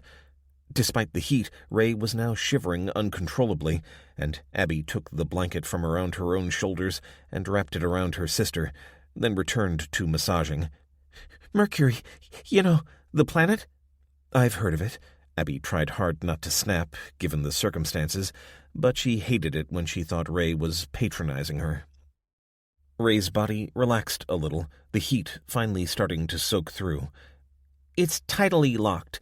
Astronomers used to think that one side faced the sun all the time and the other never did, a bit like the moon. Turns out they were wrong. But sitting in front of the fire made me think of it." Abby shook her head. Off with the fairies again. As she watched her sister curling her now relaxed legs under her chin, the firelight bathing her face in a warm amber glow, she smiled. With her short brown hair and elfin features, Ray could have been a visitor from another realm. Sharp as a pin, she was as infuriating as she was clever, but perhaps for the first time since this had all happened, Abby felt truly glad that she was here. She left Ray there and headed reluctantly away from the fire to find a towel and a change of clothes for herself. From her bedroom window, she could see that the sun, which had finally made an appearance, was setting beyond the tall pines and redwoods that surrounded the cabin on three sides, with only the trail down to the river offering a clear view. It would get even colder soon, but she'd be cozy enough beneath the two comforters. The cabin was fitted with a wood-burning furnace, but their stock of dry wood was designed to last for the Christmas vacation, and even with the extra from the Schumachers, they wouldn't have enough to see them through the winter. Gray's plan to find a chainsaw and use that to replenish their supplies was all fine and dandy, but that wood wouldn't be dry enough to use for months. It didn't get nearly as cold here as it did in Seattle, but the standing water outside had frozen for the past few nights. Combined with the fact that it seemed to rain 4 days out of 5, it could be relentlessly grim. Weather that made the cabin seem cozy when they were all gathered together and the fire was blazing hot became oppressive when there was little power or enough wood to burn. She made a mental note as she came down the stairs with her arms wrapped around a comforter to peek at Ray's climate journal. She was opening her mouth to ask her sister where she kept it when she saw the man standing over Ray and holding a knife to her throat. How long did they stand there, looking at each other? Seconds, probably, but Abby took in every square inch of the tortured face, staring, wide-eyed at her, mouth contorted into a vicious, inhuman snarl. He might have been white, or perhaps Latino, but the livid red sores covering his face and hands made it impossible to be sure. All she knew for certain was that he was in desperate pain, and that in his shaking hand he held a knife to her sister's throat. "Please," she said. "Let her go. I won't hurt you." He shook his head and made a guttural, animal-like noise in his throat, almost as if he were gargling mouthwash. "Meds. Give me. Meds. Pain. First, let my sister go." Again he shook his head. Ray squealed, and blood trickled down her throat.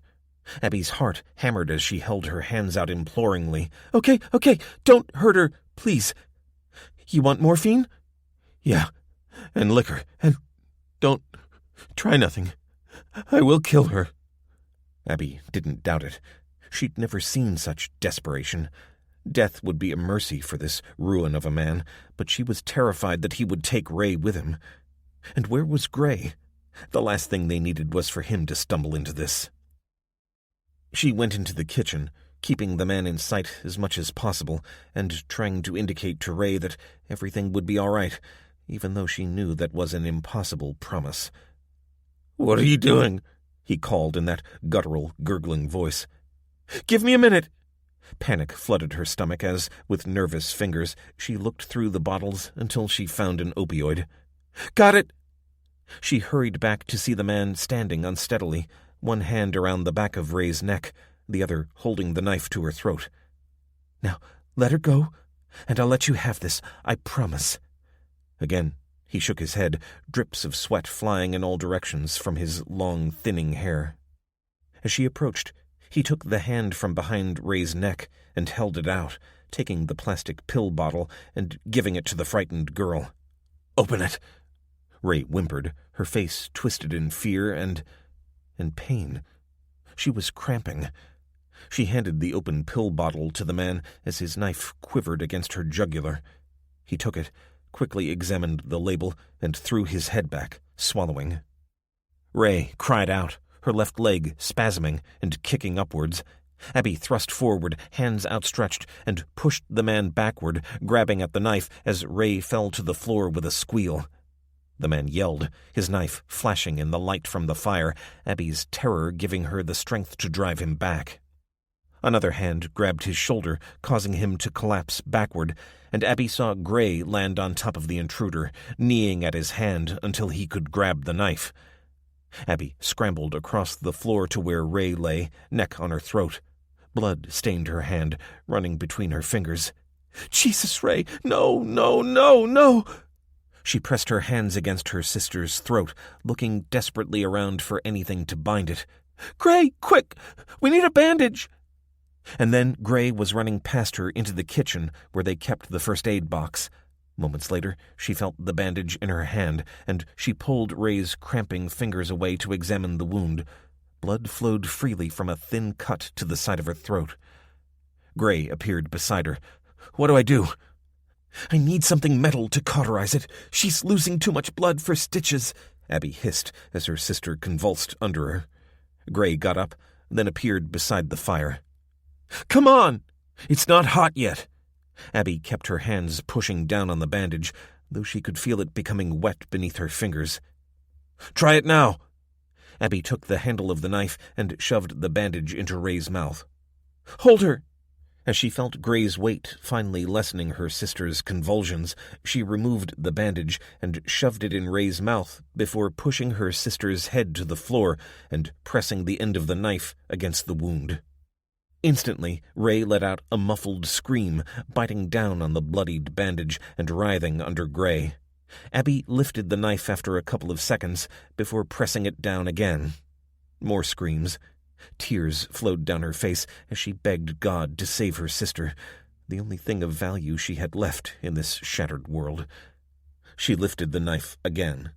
This time, the flow had stopped, leaving an ugly, bloody wheal on Ray's throat. "I'm so sorry," she sobbed as her sister bellowed into the bandage. "I can't lose you." She checked the wound again, gently wiping away the drying blood as Ray continued to convulse beneath her and Gray. Then she remembered. The intruder. "Where is he?" "Don't worry, he's no threat anymore." She looked across the room to see a pair of feet poking out from behind the easy chair. "He's dead?" Gray got up as Ray began to relax and walked over to where the man lay. "Yeah." "You killed him?" "So what if I did?" She gazed up at Gray as he stood over the body, gently kicking it with his toe. His eyes turned to face hers, hard eyes holding back a wave of rage. "Thank you for saving Ray," she said. Instantly, his body relaxed, and he squeezed the bridge of his nose. "He took the whole bottle," he said. "I knocked him out, but the meds finished the job. Waste of good drugs." He kneeled, disappearing behind the armchair. Abby nodded and mouthed another thank you before pulling Ray into a sitting position and embracing her. "Will you get Ray's meds?" she asked. "No," her sister said. "It's over now. I don't want them. They make me drowsy, and I don't want to sleep. I'll have something for the pain, though." Gray stood up. "I'll take him outside," he said. Then he gasped. "You gotta see this!" She put out a hand to take the wallet from Gray. "What is it? Did you know him?" "No, but I reckon he knew you." She opened the wallet to look at the ID card. "Dad," she whispered. 23. Elijah. "Diesel," Elijah said, lowering the hatch with a little more force than he'd intended. "Damn it." Becky kicked at the ground. "We've looked everywhere." They'd spent the best part of 3 hours walking from building to building, looking for a fuel tank. The farm was vast, but they hadn't found any house. So far, they'd explored barns, silos, and workshops. No people, no gas. "You reckon we should take off again and go a bit farther?" Wade sighed. "Maybe, but we'll be flying on fumes pretty soon, and this is the last town for 150 miles, if you can call it a town, even." "But people live here, don't they? Or they did?" Wade gestured to the east. "The town's spread along 93, a mile and a half that way, but the whole point of coming down here was to keep away from any survivors." "And how's that plan working out?" "Cute." "Seems to me we haven't got much of a choice. Either get back in the plane or check out Main Street. Maybe they've got a gas station." Wade headed back toward the barn hiding the Cessna. "Yeah, maybe we should taxi the plane up there and ask them to fill the tank." "No need to be snarky." "Sorry, it's all I've got." "Couldn't we find some abandoned cars and trucks to drain gas out of? You know, like we did back at the golf club?" Wade pulled the Cessna door open and climbed inside to retrieve his pack. "Trouble is, we've got no can to carry it in, no hose to drain it, and no idea if we'll even find any vehicles." "Don't be such a crank, Lige. I can't see as we've got a choice, so we might as well get on with it. You get me?" He snapped around and jabbed a finger at her. Then he swallowed his anger and sighed. "I get you. Why not?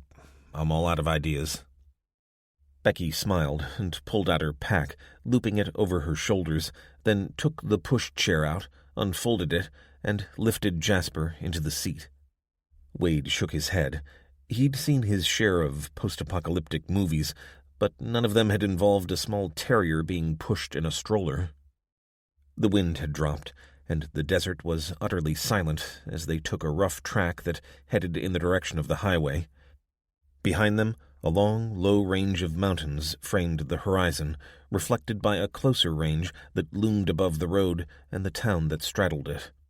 Wade pulled his coat collar around his neck. Geez, it was a lot colder here.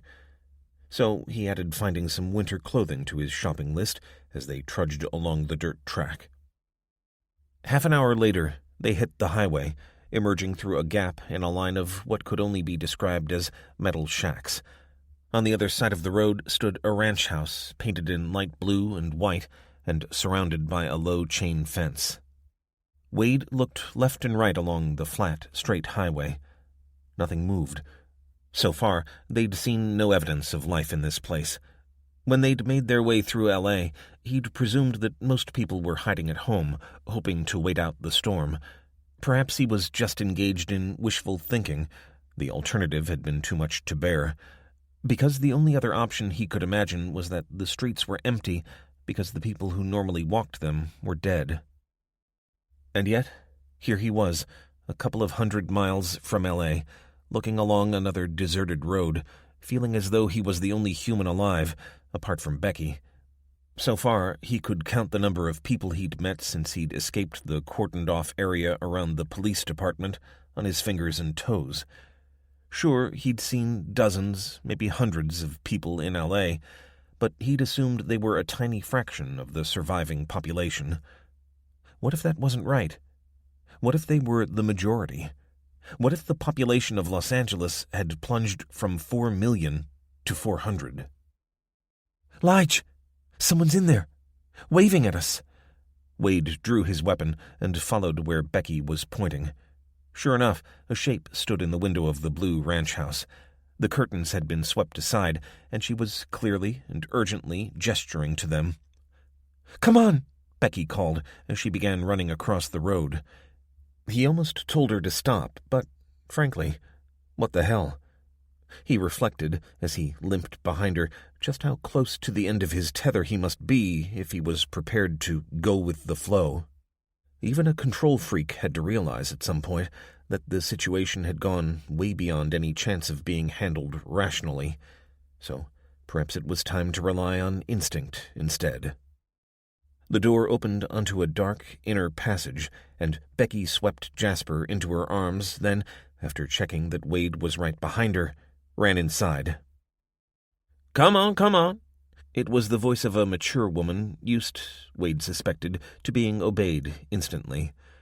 She pushed the door shut immediately behind him, and then led them into a living room that looked out onto the road. Wade could see where they'd emerged only minutes before. "Now then, what in tarnation are you folks doing here? You want to be shot on sight?" "I'm Elijah. This is my friend, Becky." "And the little fella?" "Oh, that's Jasper," Becky said. "He was trapped in a car." The woman put out her hands to take the dog and cooed at him. "What a little sweetie you are." Then she looked from Wade to Becky. "My name's Martha Bowie. I run the grocery store in town, but let's move back from the window just in case a patrol comes by." "A patrol? Police?" Martha pulled the curtains across, darkening the room as she petted Jasper. "Not exactly. Police station closed 10 years ago. To save money, they said. But they've opened it up again, and some folks are using this, whatever this may be, to take power for themselves. Trouble is, there ain't many left to stand up to them. I lost my husband and my poor boy Joe." She paused for a moment, pulling in a deep breath and wiping her eyes. "I'm so sorry," Becky said. Martha patted her on the arm and put Jasper down on the couch. "There's no getting over it. I've got to hope I'll see them again soon enough. But tell me, what are you doing here?"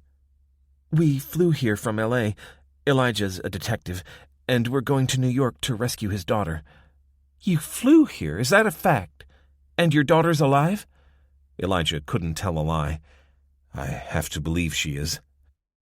"So you're dragging this young woman across the country, and you don't even know if you're wasting your time?" Becky shook her head. "He's not dragging me anywhere. You don't know us." "You're right, I don't. I guess nowhere's safe now, so you might as well be on the road." Looking through a gap in the curtain, Wade said, "Look, Mrs. Bowie, to be honest, this is probably a waste of time, but I made a promise to my daughter, and I don't mean to let her down." The word "again" hung in the air between them. "And I don't seem to be able to shake Becky off." "Lige!" "Just kidding. Now, Mrs. Bowie, we need gas. Any idea where we can get some?" Martha grunted. "We all need gas, son. At least those of us with working generators. The old ones, of course. They're the ones that still work, and mine's old enough to have been built by Noah. I guess you could take my gas, seeing as I'm just a poor, defenseless woman." "We're not here to take from anyone who needs it," Wade said, smiling, and he suspected she was far from defenseless. "Are there any nearby properties with fuel tanks?" "Well, there's the Daltons that-a-way," she said, gesturing along the road. "I haven't seen a peek out of them for over a week now, but maybe they're just hiding up like me. I don't go out when the rainbow appears, not like those darned fools on the first night. I shut my store early and headed back here. But my boys didn't listen to me. Just a stupid old woman." She subsided again, and Wade saw the torture etched into her features. Her loved ones had died, and she'd then been stuck here, waiting to follow them. "Have you seen anyone else?" "Oh, sure. Like I said, patrols come this far along the highway, on horseback. And I've had visitors from the council checking up on me. They want me to open the store again, but I told them I ain't going to do that until they figure out a way to tell if it's safe to go out. I ain't going to be responsible for people catching whatever it is on account of coming to my store." Wade nodded. "What can you tell me about the patrols?" "Well, I can tell you one thing. Huff's just dying for an excuse to shoot somebody. Thinks he's some kind of Wild West marshal. Law around here is strangers are enemies." Huff. Paul Huffman. He took over as mayor when poor Gil got sick. Happy as a pig in... well, you know. You take my advice and keep yourselves out of his reach." Wade looked through the gap in the drapes again. "He's acting like some kind of vigilante boss?" "Yeah. He always was an SOB, but since those lights appeared and folks started dropping like flies, he's taken over. He's been deputy mayor for years, but Gil kept on getting himself re-elected. Now he's gone, God rest his soul. There's no one to stand in his way. Except maybe Desmond." Wade felt his patience running out. He was a city boy, and the small business of small towns held little interest for him. Becky had made herself comfortable on the couch, stroking Jasper. "Who's Desmond?" "Well, now that's a good question. He's an outsider, army brat, lived in England for a while, then came back and ended up here. Well, Huff don't like him much, but he ain't no fool. Uses him as a shield, I reckon. Formed a local police squad and put Desmond in charge, but it's Huff who calls the shots. Look, you kids better stay here till nightfall. It's only a couple of hours, and you'll be safer once it's gone dark." "How far is this place with the generator?" Wade asked. "Just a little way," she replied, pointing past him. "Then we'll get moving. I don't want to stumble around in the dark trying to find it. We can't risk using a flashlight." Martha shook her head. "Well, I guess you know best. But why don't you leave Becky and little Jasper here while you check out the Daltons? They'll be safe, I promise." Wade saw the uncertainty on Becky's face. "Sounds like a plan," he said. "You stay here and look after the dog. I'll be right back." Elijah Wade jogged along, keeping himself out of sight while following the line of the road. He'd heard nothing aside from the crunch of his boots in the undergrowth, and he'd seen no sign of the patrols Martha had mentioned. He passed behind a burned-out cabin, closer to the road and, according to Bowie, uninhabited, and then, as he was wondering whether the old woman had sent him in the wrong direction, he saw a larger ranch house. It had to be the Daltons, but even if it wasn't, he was going to check it out. The house was set a couple of 100 feet back from the road, sheltered from view by a row of firs that acted like an informal hedge, the skeletons of ashes and birches swaying gently in the air. He approached cautiously, eyes searching for any signs of movement, but the place looked and felt abandoned, by the living at least. Dead leaves piled up behind the picket fence, rattling as the wind played with them like children in a cemetery. And yet, for all the sound and movement, the place felt utterly dead, and he had no doubt what he would find if he went inside. He skirted around the outside of the property, not wanting to look through the dirty windows, finally finding a brick and timber shed around back that emerged like a rocky island from the sea of leaves. It took a while to find a crowbar to lever off the padlock, but then, when he pulled the door open, he cried out with relief. He could smell the petroleum, and found 2 full 5-gallon cans, roughly 150 miles of range.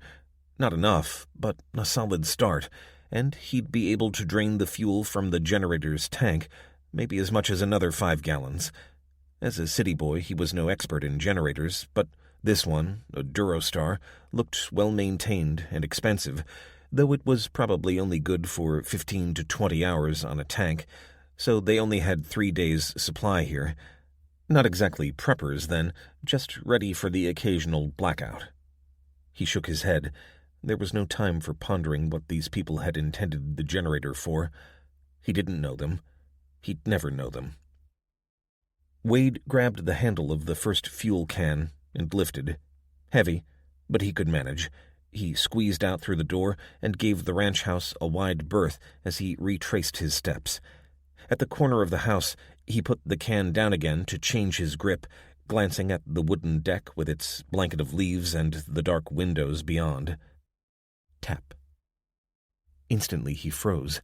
heart hammering on the inside of his chest. He turned to where he'd thought the sound had come from, but could see nothing. He cursed himself for being so jumpy. Probably just a leaf blown into the window. Tap. He bit down on the inside of his cheek, tasting blood as he drew his weapon. No, it wasn't a leaf. Maybe something was being knocked against the window. A hanging basket, perhaps? Tap, tap. Now he saw it. A window that ran from the roof to the level of the deck. It probably had a great view. Possibly the living room. Tap, tap. And from inside this house of the dead, skeletal fingers tapped on the window. Every instinct told him to pick up the fuel can and run, take the less than 200 miles of range and get the hell out of here. He grabbed the handle and began to lift the can. Tap, tap, tap. He put it down again. He couldn't do it. He couldn't leave the mystery unsolved. After the past couple of weeks, he was prepared to believe things he'd have sneered at before. But an animated corpse? No. He was a detective. Someone needed his help. Time to solve the mystery. He crept toward the sound, Colt held out, as if it could fend off the nightmare. Walking up onto the deck, he kneeled beside the window and looked inside. He saw the fingers resting against the glass. Mercifully, they were joined to an obviously human wrist and arm, though he couldn't see any further. Wade got to his feet. There was nothing for it. He would have to go inside. The door leading out onto the deck was locked, so he fetched the crowbar and wrenched it open, kicking it through, then reeling back at the stench. This was a place of death. But someone, was still alive. Not the woman who lay face down, hands stretching toward the back of the door, however. It was too dark to see much, but he'd bet she'd been shot from behind and died quickly.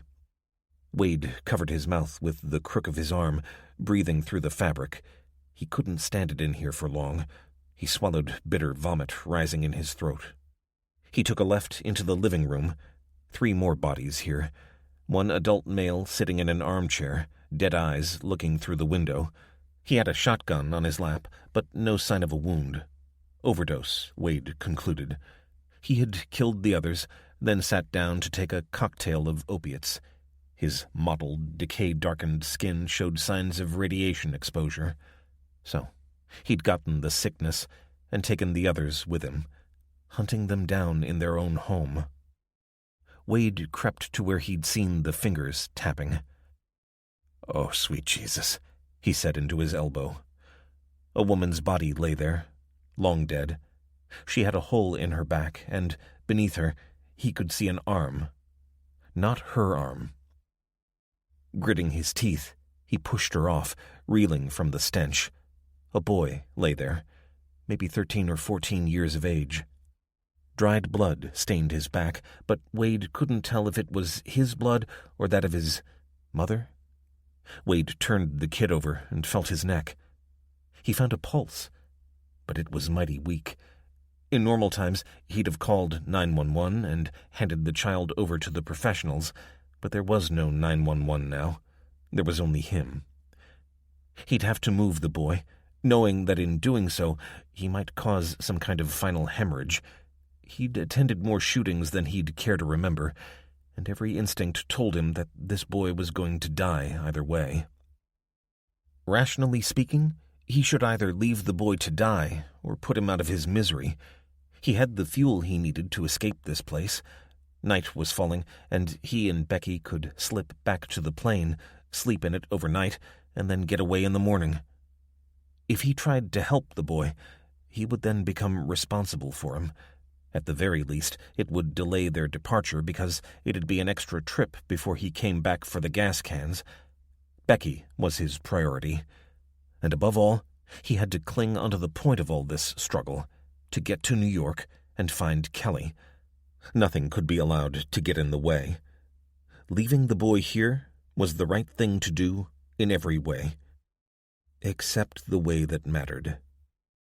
The monster in the armchair had executed his family to ease his own passing. That was Wade's reading of what had happened. The only justice to be found here was in denying him his final victim. To allow the boy to die without trying to help would be to allow evil to win. And that Elijah Wade was not prepared to do. He slid his arms under the boy and lifted him. He weighed less than the can of fuel, and he stank, but Wade carried him back past the dead monster and out into the fresher air. He carried him past the fuel can without a second look and headed down and along the bank that ran beside the road until, as the darkness became complete, he banged on Martha Bowie's back door. "Martha!" he gasped, his arms cramping. But it wasn't Martha.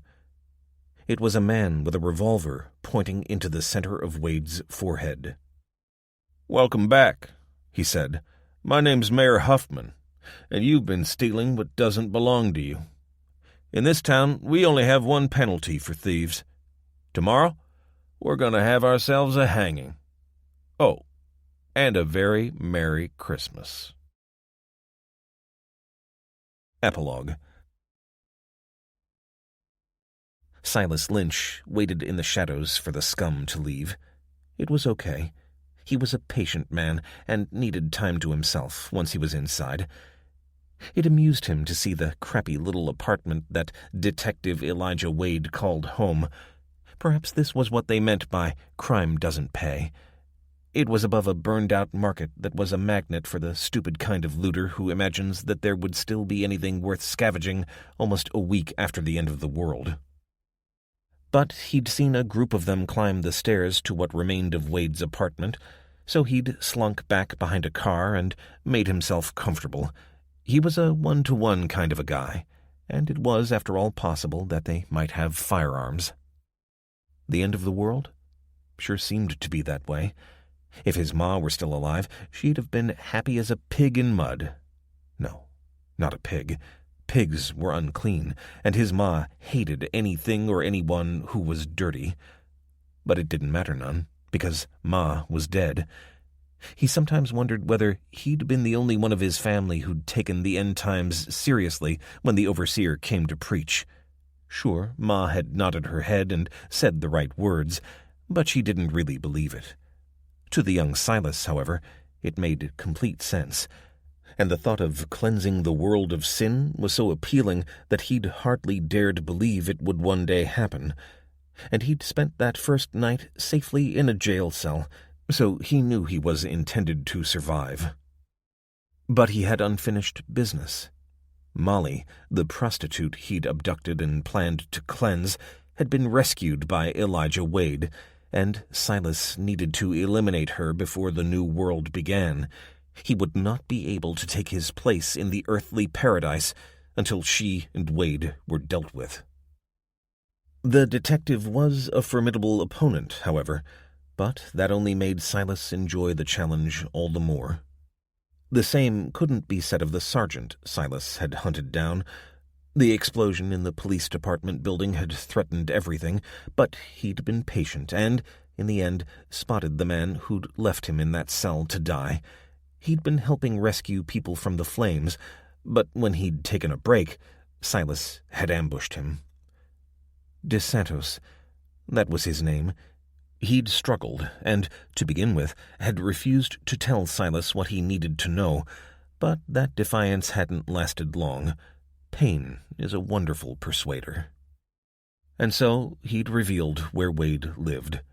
Silas watched as the scum left the apartment, and, once they'd disappeared along the road, he scampered up the metal steps.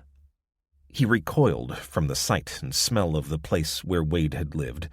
It stank like it had been used as a bathroom, and the rain that had blown in through the smashed windows hadn't washed the filth away. Silas told himself to focus on what he was here for. When he was begging for his life, the sergeant had told him that Wade's daughter was in New York and that he was planning to go to her. And he'd also told Silas that Becky, the girl he called Molly, was with Wade. So, in finding one, he'd find the other. It was almost as if it were being organized by a higher power. But New York was a long way away. The distance in itself didn't intimidate Silas, but he needed to know where exactly Wade was likely to go.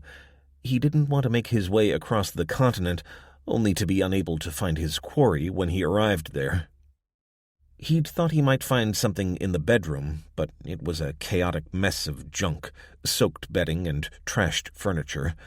The kitchen wasn't much better. All the closets and drawers had been emptied onto the floor and countertops, and he was just beginning to lose hope when he noticed that the stove didn't look right. It looked as though it had been pulled out of its place just a little, or it had been removed and not slid back properly. Once Silas had got it out again, he saw the secret alcove hidden behind, and the metal box it contained. It was locked, but Silas knew it contained what he was looking for, so he grabbed it and snuck out again until he was back in the fresh air. He would need to find tools to break into it, so he began checking the trunks of the cars until he came across a rolled-up set that included a chisel and a hammer. He flitted back to his hiding place in a room behind a thrift store, lit a candle, and began to work at it. It was tougher than he'd expected, but in the end the hinge gave, and he rifled through the contents as if it were a treasure chest. He found the divorce paperwork, which included an address in New York. Another crime against God. Let not man put asunder. Then his fingers found a photograph at the bottom of the box. He held it up to the candlelight. It showed two females. One was older and darker, Wade's former wife, presumably, and next to her stood a teenage girl, 12 or 13 at the time the photo was taken, Silas estimated. Her skin was lighter, and she was very, very pretty. Silas Lynch licked his lips as he gazed upon the prize he would receive for making his way across the country in pursuit of Elijah Wade and Molly. First, he would have his revenge. Then he would have his reward. Outside, as a soft rain began to fall, someone looked up at the faint flicker and settled down to watch.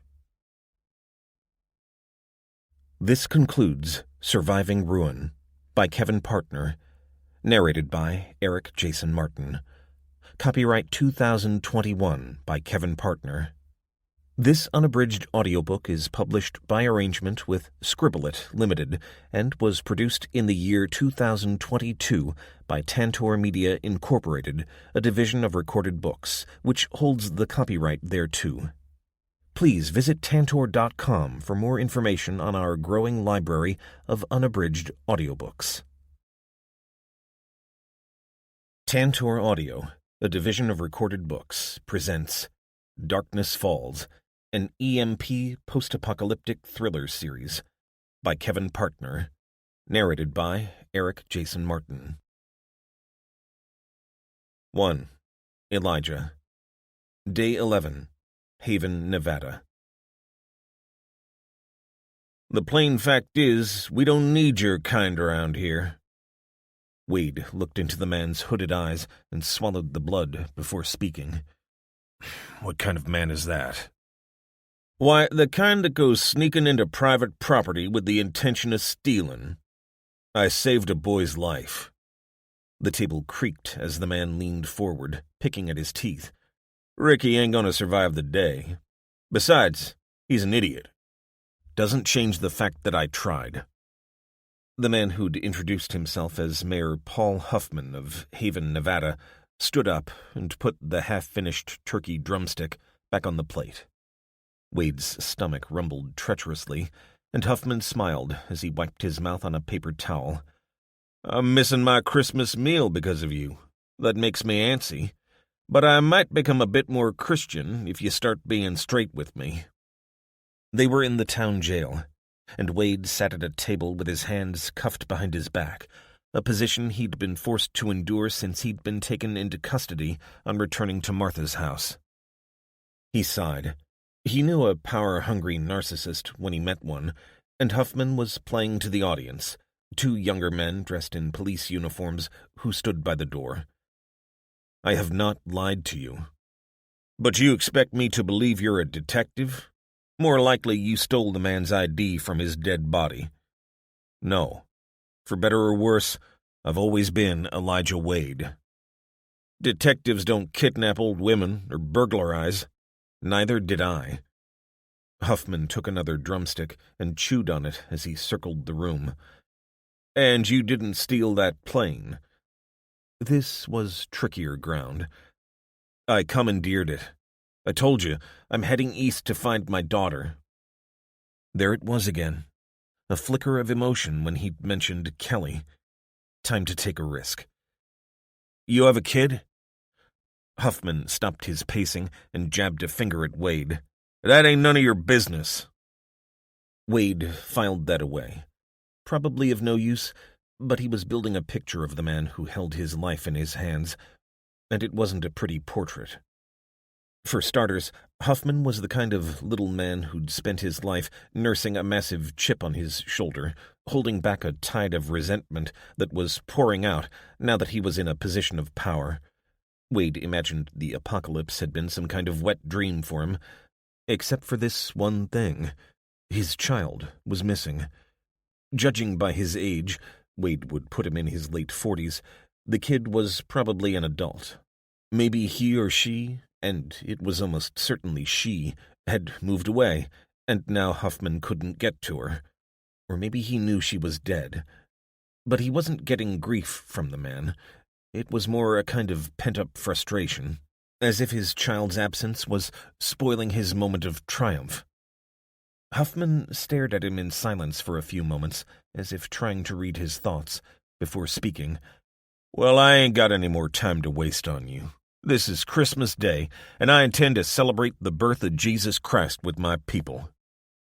What are you going to do with me? I told you we don't tolerate thieves. But don't you worry none, you'll get a trial. I'll be the judge, mind, so it might be a tough courtroom. He chuckled at himself, smiling at the two deputies at the door. But for now, Donnie here'll see to your accommodation. I'm sure you'll find it acceptable, but don't bother complaining if you don't. And take it from me, you'll want to be a little more forthcoming tomorrow when I come back. With that, he picked up his plate and left, after sharing a mumbled word with the guards. Once he'd gone, one of them, thickly built, middle-aged, and unmistakably a vet, hauled him upright, while the other, younger, thinner, and wetter behind the ears, opened the door. Look, I'm a cop, Wade said. Isn't it obvious? The big deputy pushed him. You shut your mouth. Save your talking for Huff when he comes back. Now get moving. We got a party to go to. He followed the thinner deputy into a cell made of 3 parts cinder block and 1 part iron bars. A domestic single bed had been shoved into one corner, looking incongruous against the dusty concrete floor and chipped sink. Wade held his hands out behind his back, but instead of releasing the handcuffs, the guards headed straight for the door. Hey, come on, do me a solid and uncuff me. You know the routine. No routines no more. Merry Christmas. And the jail door slammed shut behind them. Wade sat down on the side of the bed, his shoulders aching where his arms had been forced behind his back for hours. The cell had no lighting, the only illumination being the pale sunlight leaking in from the main office via the corridor outside. He sat there, alone and miserable, in the fetid half-light. It wasn't the first Christmas he'd spent on his own, but it was the first time he'd been an inmate. Boy, what would he give to take back one of the opportunities he'd turned down to spend the festive season with Kelly? All those cases, all that police business that had seemed so very important, all so futile now. And he'd known it was an excuse, in any case. He'd had a difficult relationship with his daughter ever since the split with her mother, and it hadn't gotten any easier as she'd matured, as he'd hoped it would. The congenital heart condition, inherited from Lindsay's side of the family, had been his ex-wife's excuse for returning to the East Coast, where, she claimed, Kelly would get the best possible care. Maybe she was right. Lindsay was a career diplomat with excellent medical coverage, which extended to her daughter. but it made it hard for Wade to see her. Hard, but not impossible. He knew it was on him, not his ex-wife. He sat there, in the half-light, and wondered how his life had come to this.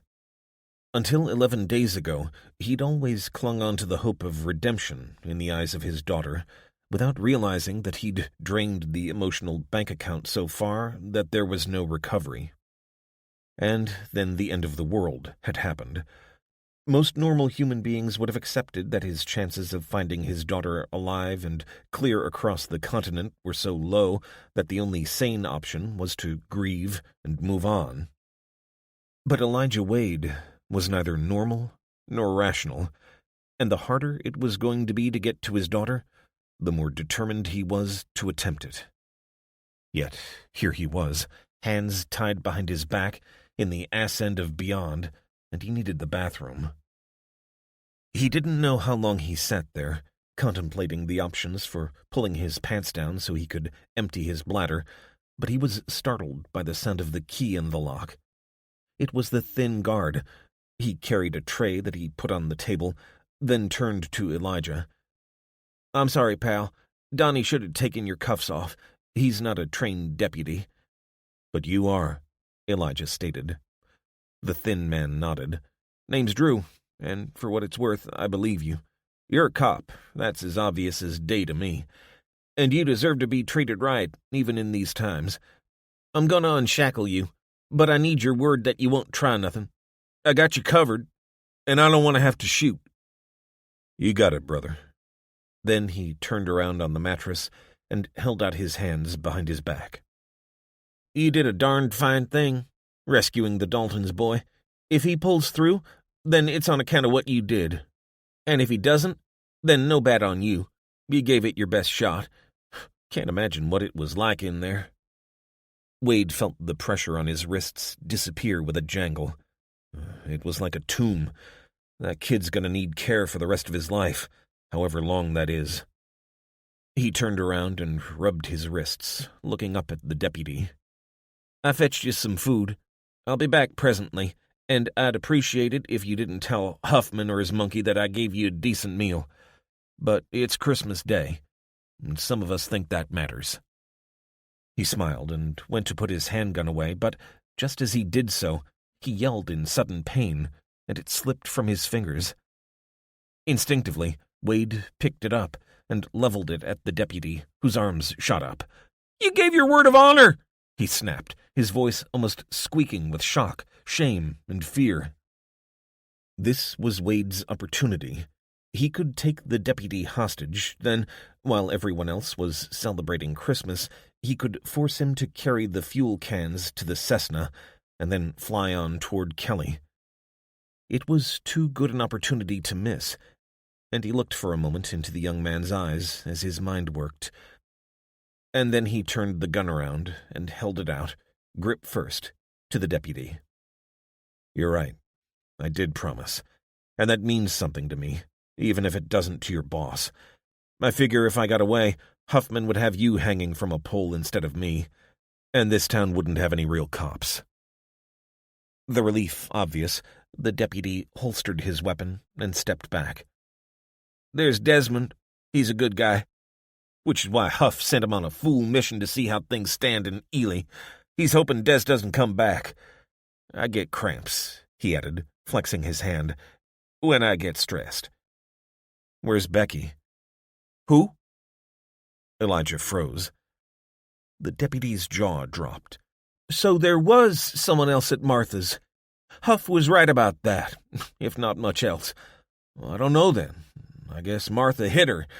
She and Huff, they hate each other, and she'd like it if she got one over on him, that's for sure. But I gotta run now, before they miss me. Eat your food before it goes cold." The young man turned to go, but Elijah stopped him. "Promise me this, Drew. Do all you can to make sure I get justice." "Well, I don't know what I can do." "Just do what you can. Are we cool?" Drew stopped at the door and looked back. "We're cool, Detective."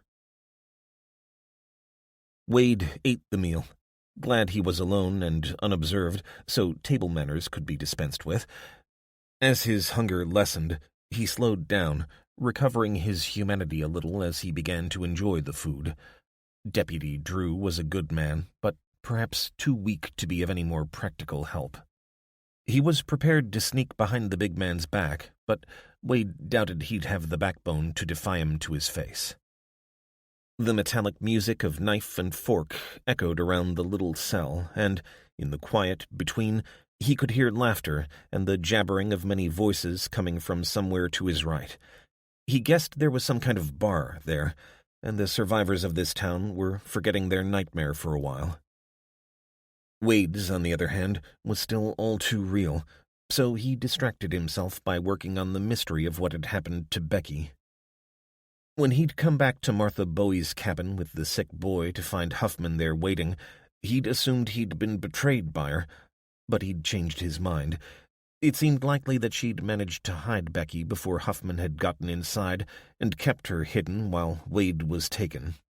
So, like Drew, she was prepared to stand up to their new leader. But would that help Wade at all? He knew that Becky would want Martha to do something, but also that it was probably beyond the old woman's power to intervene. He heard footsteps moving quickly along the corridor outside, and the door opened to reveal Drew. "You finished?" "Yeah, thanks. Best meal I've had since this all started." Drew nodded. "I'll take this all away. Don't tell Huff I fed you anything more than a hunk of bread and some water, okay?" "Sure.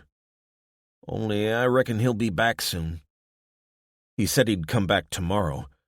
Drew looked over his shoulder. "Yeah, well, he's making a lot of noise to his posse about not wanting you to be alone at Christmas, and maybe he'll come and keep you company for a while. Look, I sure am sorry, but I'm just one man." "Isn't there a sheriff?" "That's Desmond. I told you about him. He's away in Ely." "And the other deputies won't stand up to Huffman?" Drew shook his head. "Not for a stranger. These aren't exactly normal times, Detective. I got a kid and a wife to think about." "You're lucky." "Yeah. She thought the lights were dangerous from the beginning, made us all stay in. Saved our lives. I ain't about to throw that away on account of—" "Yeah, you said a stranger. It's okay. I understand." Drew cleared away the dinner things, very deliberately not making eye contact with Wade. And the truth was, he didn't blame the young man. If Wade had Kelly and a loving wife at home, he'd do anything to protect them. He sat in the gathering darkness, his mind wandering over dangerous territory, before he heard a door open and drunken footsteps moving toward his cell. 2. Hannah. Day 11. Mauna Kea, Hawaii.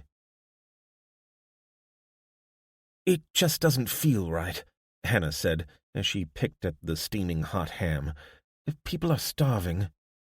Shane shook his head and continued shoveling the meat into his mouth. "Get over yourself, Han. Eve made me promise. And besides, it won't keep fresh much longer." "What's Eve doing today?" Hannah asked.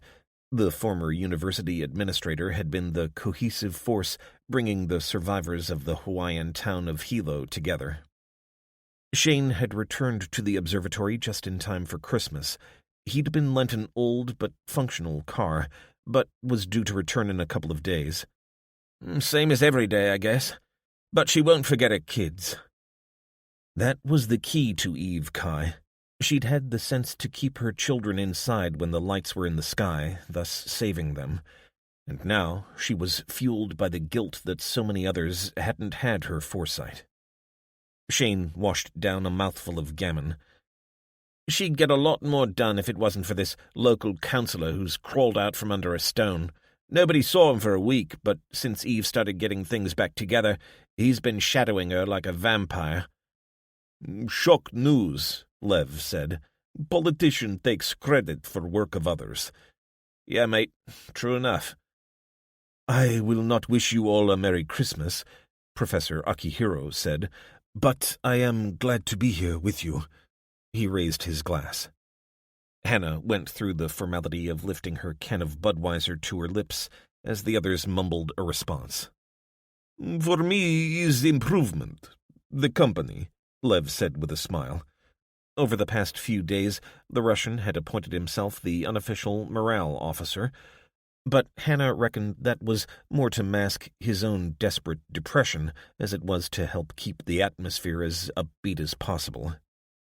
Shane looked across the cafeteria to the large canvas backpack in the far corner. "Well, let's hope the transmitter works. Then the survivors can come out knowing they're safe. We can start rebuilding." "You have done your bit, my friend," Lev said. "You think new mayor will get control? Bandits everywhere, I think, like cockroaches." "If he's got any sense, he'll listen to Eve. Jeez, that woman's so much smarter than me. Real smarts, I mean, not academic. Oh, God, that sounds patronizing." Hannah touched his hand. "We know what you mean.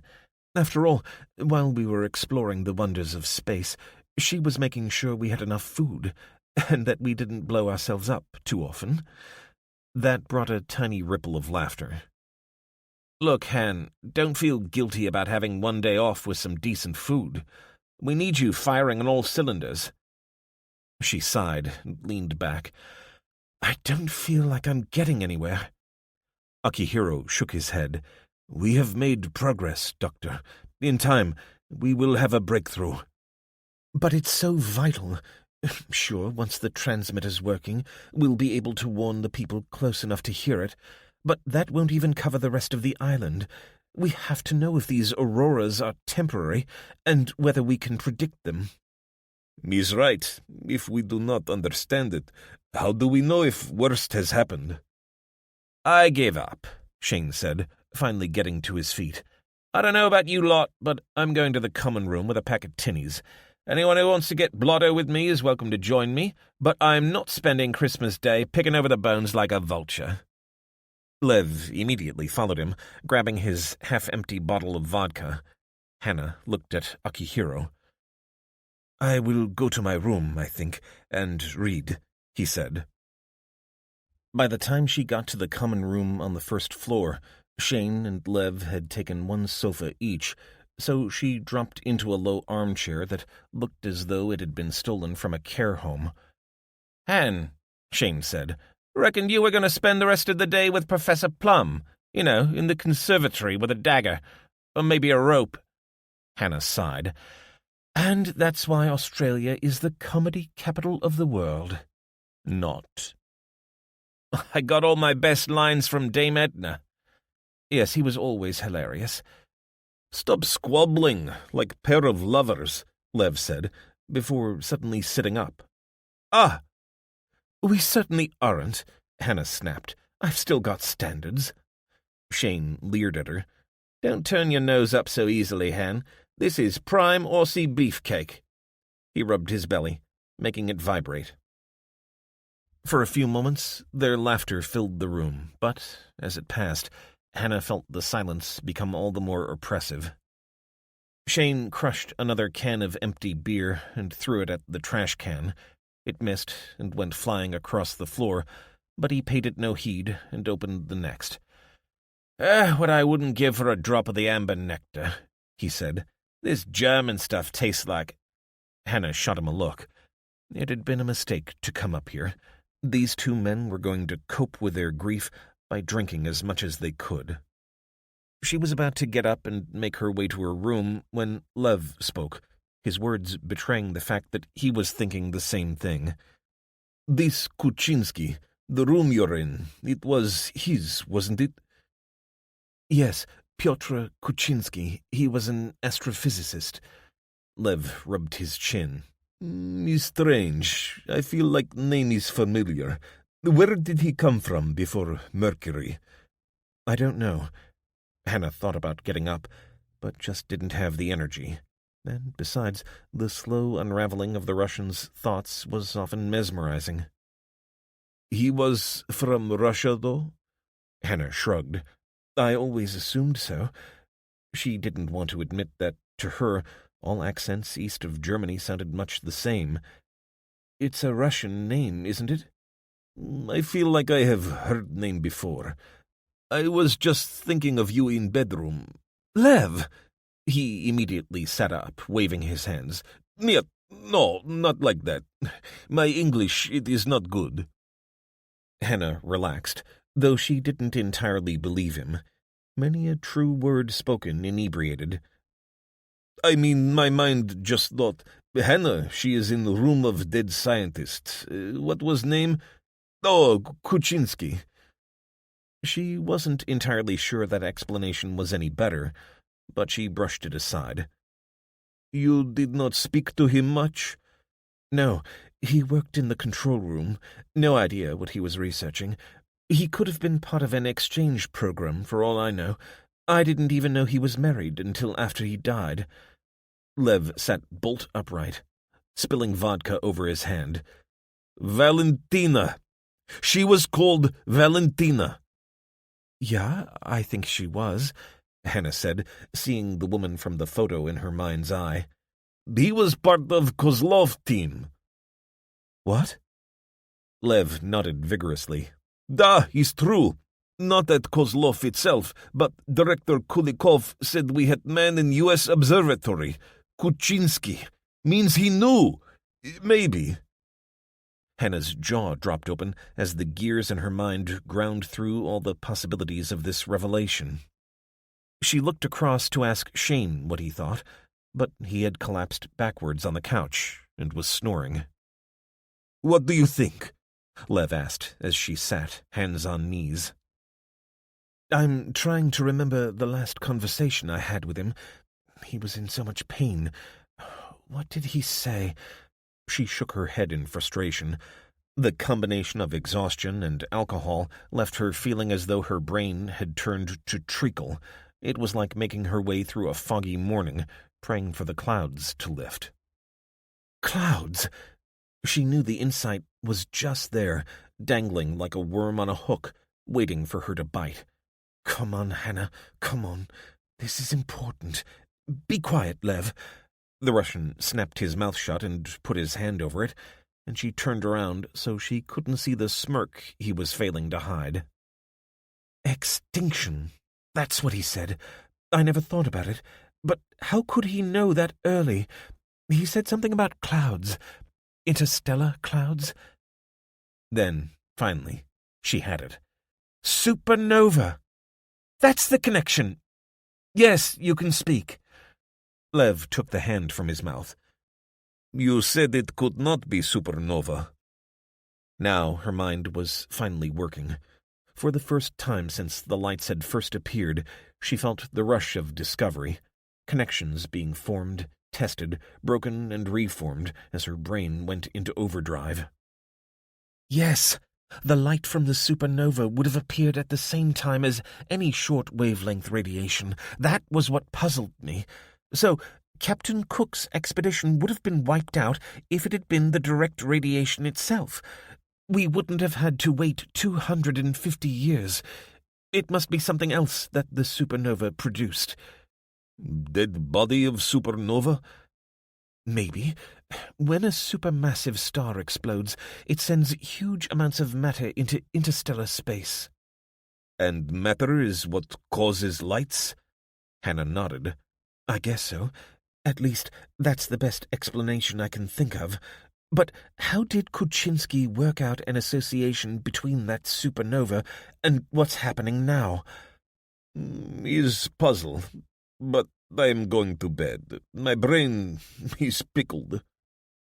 The Russian got up and headed unsteadily out of the common room toward the staircase to the upper floor, Hannah's eyes following him as if able to penetrate the wall. Boy, she could do with some sleep, but there was no way her mind would calm down until she'd worked out the connection. There was a key to this, to all of this, and she had to find it. She thought about her bedroom, Kuczynski's bedroom. She'd taken all his papers out of the drawers and left them in a pile to burn if they ran out of fuel. Yes, that would be a good place to start. She left Shane snoring on the couch as she made her way upstairs and around the cylindrical accommodation block until she reached her bedroom. The papers had been thrown into a corner, some of them still within manila folders. She grabbed the top handful. Most were in English, thankfully, though they also seemed to be mainly administrative and bureaucratic in nature. She began putting them into separate piles, one in English, one in Russian, and a third of all those she could be sure were irrelevant to her search. Finally, she dropped the English pile on the desk and began looking through them. Kuczynski had been part of a number of teams, some of them here at Mercury, others international projects, and she quickly worked out that he had a habit of taking his papers with him from assignment to assignment because some of these were years old. She wondered why he didn't simply digitally archive them. That would have made accessing the data much simpler. Unless there was an EMP, which wiped out most computers. Good grief, how long had he suspected? She worked through the English pile, but after only a few minutes, she couldn't keep her eyes open. Her head nodded, and finally, she tipped forward onto the bed. Day 12, Mauna Kea, Hawaii. It was dark outside when she awoke, panicking that she couldn't breathe, hands flailing across the comforter. What the hell? Her carefully compiled papers had disappeared. Instantly she was fully awake, jumping out of bed and running to the door. She could hear voices in Lev's bedroom as light escaped from under his door. "Ah, Sleeping Beauty, she is awake." "Where the hell are my papers?"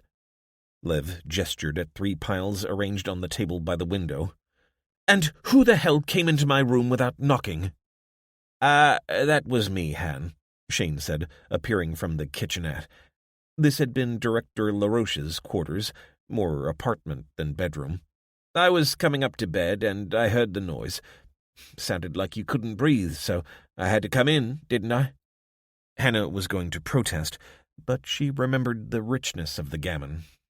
Given how sore her throat was, she could believe she'd been snoring. "I'm sorry, I should have left when I saw you were okay, but there were these piles of papers. I shook you, but you didn't want to wake up, so I was going to tidy them away. Then Lev went past and said we should bring them in here." "You were in my room, too? Anyone else? Professor?" Akihiro wandered in, stirring a mug of something warm. "No, Doctor, that would be unseemly." Hannah sighed gratefully. It was bad enough that Shane had seen her lying asleep in her day clothes and, if the past were any guide, slobbering over the papers. She was a little freaked out by Lev having been there, but would have been totally mortified if Professor Akihiro had witnessed the sight. "Want some toast? Or a coffee?" Shane asked, looking annoyingly perky given the amount of beer he'd consumed the previous day. "What's the time?" Shane checked his mechanical wristwatch. 4 a.m. "On Boxing Day?" "Yeah." "Do you know what I did last Boxing Day, Shane?" She didn't know where she was going with this, but was too freaked out to stop. "I was at home, my parents' house near Reading. I didn't get up at 4 that morning, Shane. I got up at 11. That's what civilized people do on Boxing Day. They have a lie-in, then they eat yesterday's leftovers, and they spend the afternoon playing Monopoly until everyone gives up because Dave, my brother, is a capitalist hard-nut with absolutely no mercy whatsoever. Then they watch some rubbish 10-year-old film on the BBC, one of the Bridget Joneses or some crappy rom-com they've got the cheek to call a premiere when everyone has seen it already. They eat too much, drink too much, then they spend the night just talking to each other. Do you know what they don't do, Shane? They don't go into people's rooms in the middle of the night without being invited. They don't steal things and then wake them up with their bloody noise. They don't do those things, Shane. They don't. Now, I'm going to have a shower, because I stink, and then, maybe, we can talk about this, if that's perfectly okay with you creeps. Not you, Professor." Without waiting for an answer, she turned on her heels and stormed out of the room. She slammed her bedroom door, slammed the bathroom door, and slammed the door of the shower cubicle before remembering she had to take her clothes off and throw them onto the floor. She turned on the shower and shrieked as frozen water poured over her back before turning it off again. Of course, there was no hot water. And that was the straw that broke the camel's back. At long last, 11 days after the world ended, Hannah Redmond opened another door, a metaphorical one, and let her grief flow. 3. Abby and Ray. Day 11, California. They buried the intruder in the backyard of the Schumacher house, but no one spoke over the mound of freshly dug soil. Abby stood with her arm around her sister, their exhaled mist merging before it dissipated in the still morning air. She'd told her sister to stay in bed so she didn't tear the stitches to her neck that had tightened up overnight, but Ray had insisted on seeing her attacker in the ground and covered. Though that wouldn't be an end to it, that was for sure. Gray wiped the blade of the shovel on the wet grass, nodded to Abby, and began trudging back toward the cabin. "Come on," Abby said, turning away from the grave and following the young man. "It's done now. He can't hurt you anymore." "It's not done. He knew Dad." Abby groaned. Gray had discovered their father's driver's license in the man's pocket, along with an envelope bearing the address of the cabin. Soiled and torn from wear, Abby guessed it was a Christmas card that their father had promised to deliver personally rather than relying on the mail. She couldn't think of a single positive scenario that would lead to their attacker having their father's possessions, but she wished they'd had the chance to question him. She believed Gray when he said the intruder had swallowed a bottle full of painkillers, and felt a little ashamed that her first reaction was to assume their friend had executed him. Now they would never know how he'd come across their father and why he'd journeyed all this way to die in their cabin. Once they got inside, she shut and locked the door, breathing in the aroma of their Christmas dinner. She'd gotten up before the others and lit the wood-fired stove before sacrificing 3 large cans of corned beef that she drenched in beef stock and canned vegetables before placing in a casserole dish to gently stew. She'd never been much of a cook, but she'd found that, as food became a more obviously finite resource, she appreciated it more. She'd have been horrified by the idea of corned beef stew a year ago, but right now it was all she could do to keep her hunger at bay until it was ready. "Merry Christmas," she whispered to her sister as they came inside. Ray hugged her, then settled onto the sofa in front of the crackling fire as Abby covered her with a blanket before examining the wound. The best she could say about it was that it was secure, but she was pretty sure her professor at veterinary college would have given her a failing grade. Ray would be left with a scar, and that was mainly a result of the emergency cauterization rather than the stitches, but it was a small price to pay. Despite her imperfect technique, Abby was proud and relieved. It could have gone so very much worse. Gray followed her out to the kitchen, sitting at the table as he watched her check on the stew. She didn't know how she felt about his obvious attraction to her. She liked him well enough, and he was a good-looking young man, but in the old world, the idea of dating someone a third of a lifetime younger would make her skin crawl, though she couldn't have explained why. In this new era, age didn't matter. People couldn't afford to be fussy if humanity was to survive, but then she didn't know if she could even carry a baby. "Why are you shaking your head?" "What?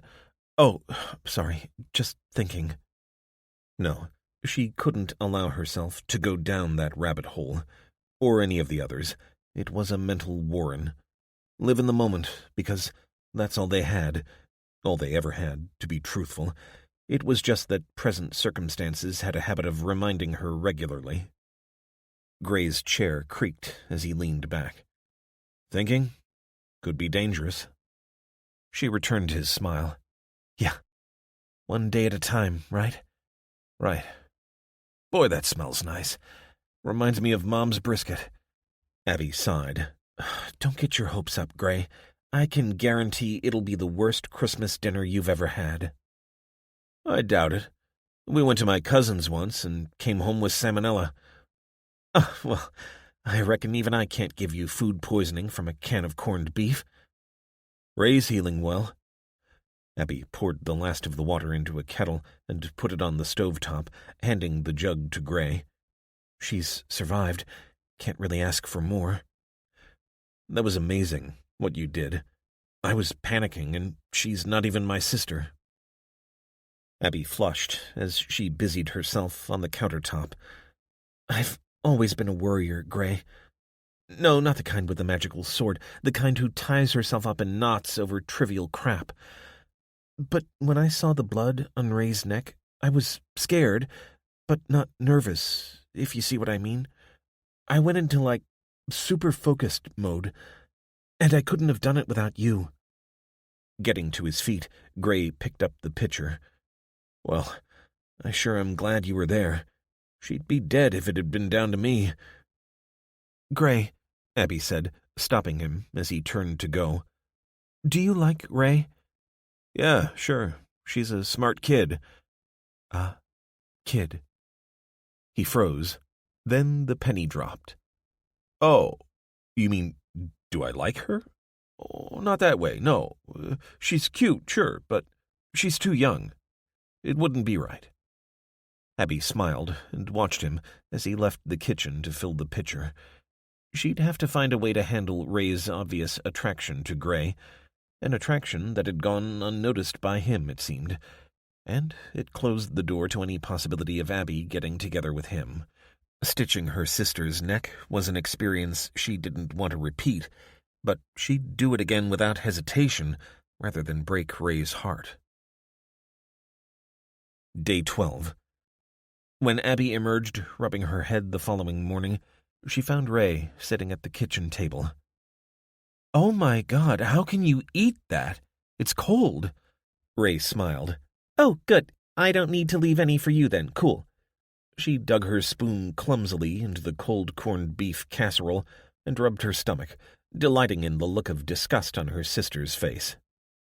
Abby put the kettle on the stovetop. You look stiff to me. How are you feeling? I cramped up in the night, but I'm okay. Well, at least you lit the stove, thanks. There's only 3 of us, and I know I need to pull my weight. You're my sister, not my mom. Abby put her arms around Ray's shoulders. I know. It's all too surreal, isn't it? Ray shrugged. All I could think about yesterday was Mom and Dad. They're dead, aren't they? She wished she could find words of hope to encourage her little sister, but she wasn't that imaginative, and Ray would see through them instantly. And besides, she had no hope herself. I don't know. Probably. But that doesn't mean we should give up. We're home, and if they are okay, this is where they'll come, isn't it? Churchill said, keep plodding on, and that's what we're going to do, okay? Now, why don't you finish up there and get dressed? It's a nice day, so we can go out for a walk. Ray smiled. Where's Gray? Still nursing his hangover, I reckon. Getting to her feet, Ray started moving toward the door, before freezing as she glanced out the window. If Gray's in bed, who's that? Abby ran to stand beside her. A fog-shrouded figure was walking toward the house, dragging something behind him. Run to the bunker, Abby hissed. He'll see me. She was right. Hide then. I'll get Gray. His door was locked, so she banged on it until her fists were numb. He was a famously deep sleeper, and he'd had a lot to drink the previous evening. No time. She ran back into the living room and fetched her handgun before heading out the front of the house and aiming it at the figure. Stop right there! She had no thought for what would happen next. If the figure halted, what was she going to do? Shoot? Or let him, and it was a him, go, even though he knew where they lived? Put your hands up! The figure raised his hands slowly, and then Abby heard two things she could barely believe. The man began to convulse, as if he wanted to laugh, and from behind him came an odd sound. Clucking? "Gray!" Ray cried out, running past her sister and tearing down the lane as the figure relaxed. "Oh, for the love of God!" Abby cried out. "What is wrong with you? I nearly shot you! Where have you been? And what have you got there?" Gray's amusement was so infuriating that, for a hot second, Abby considered raising the gun again. "It's your Christmas present," he said as he approached. "Well, it's for all of us, really."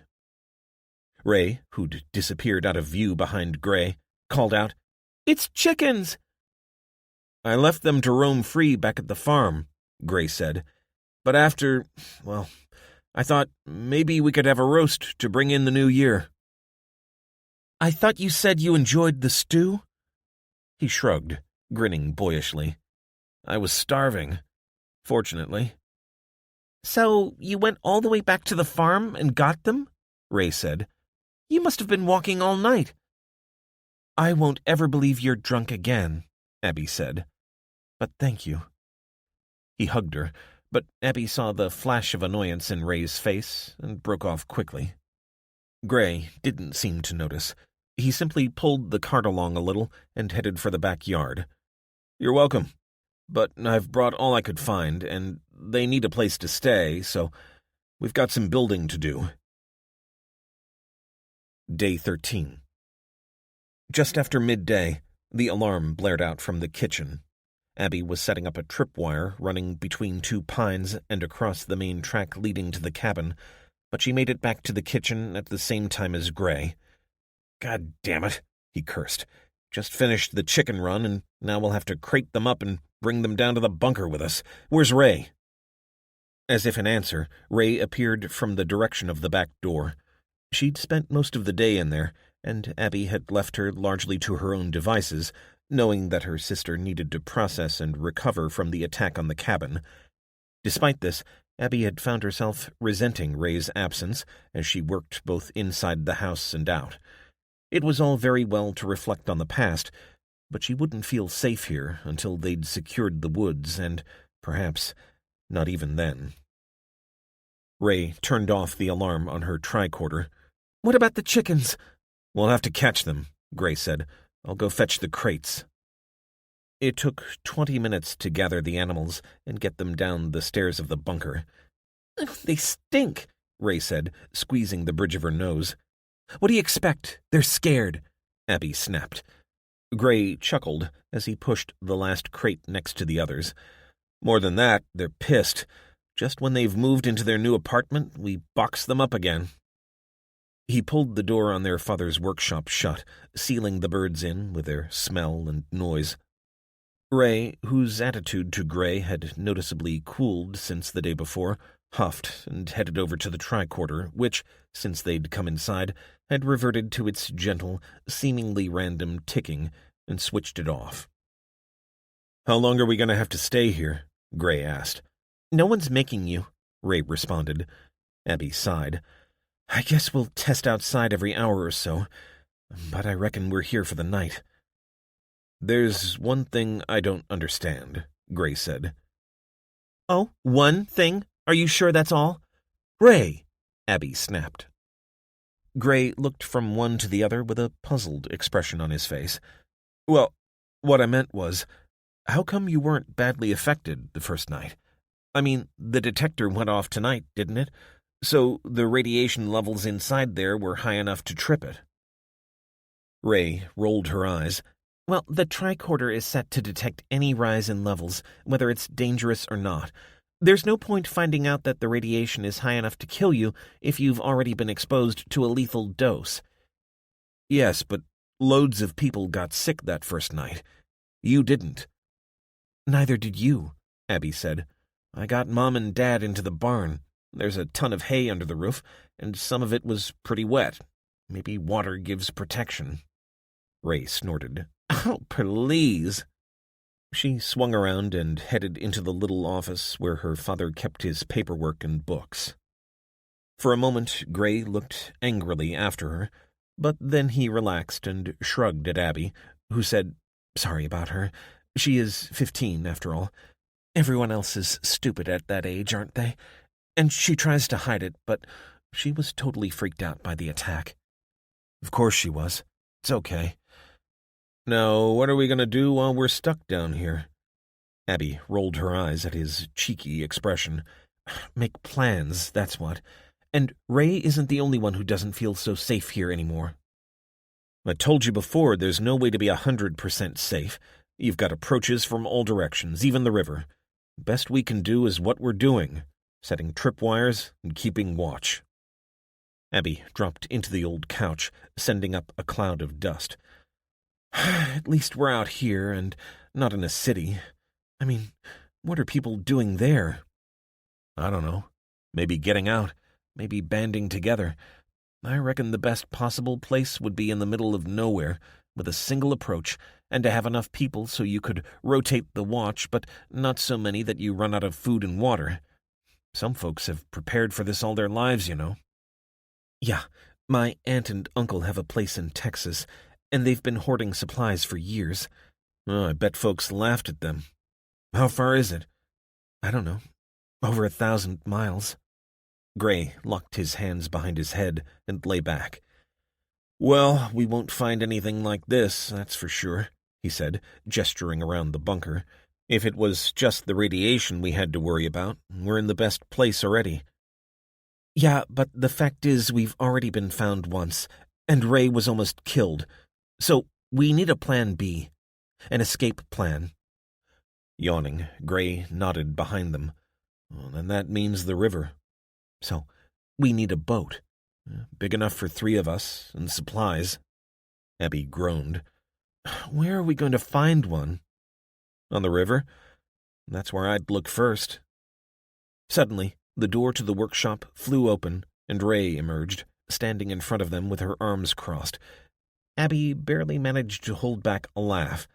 Just for a moment, Ray had reminded her of their father confronting her over a transgression.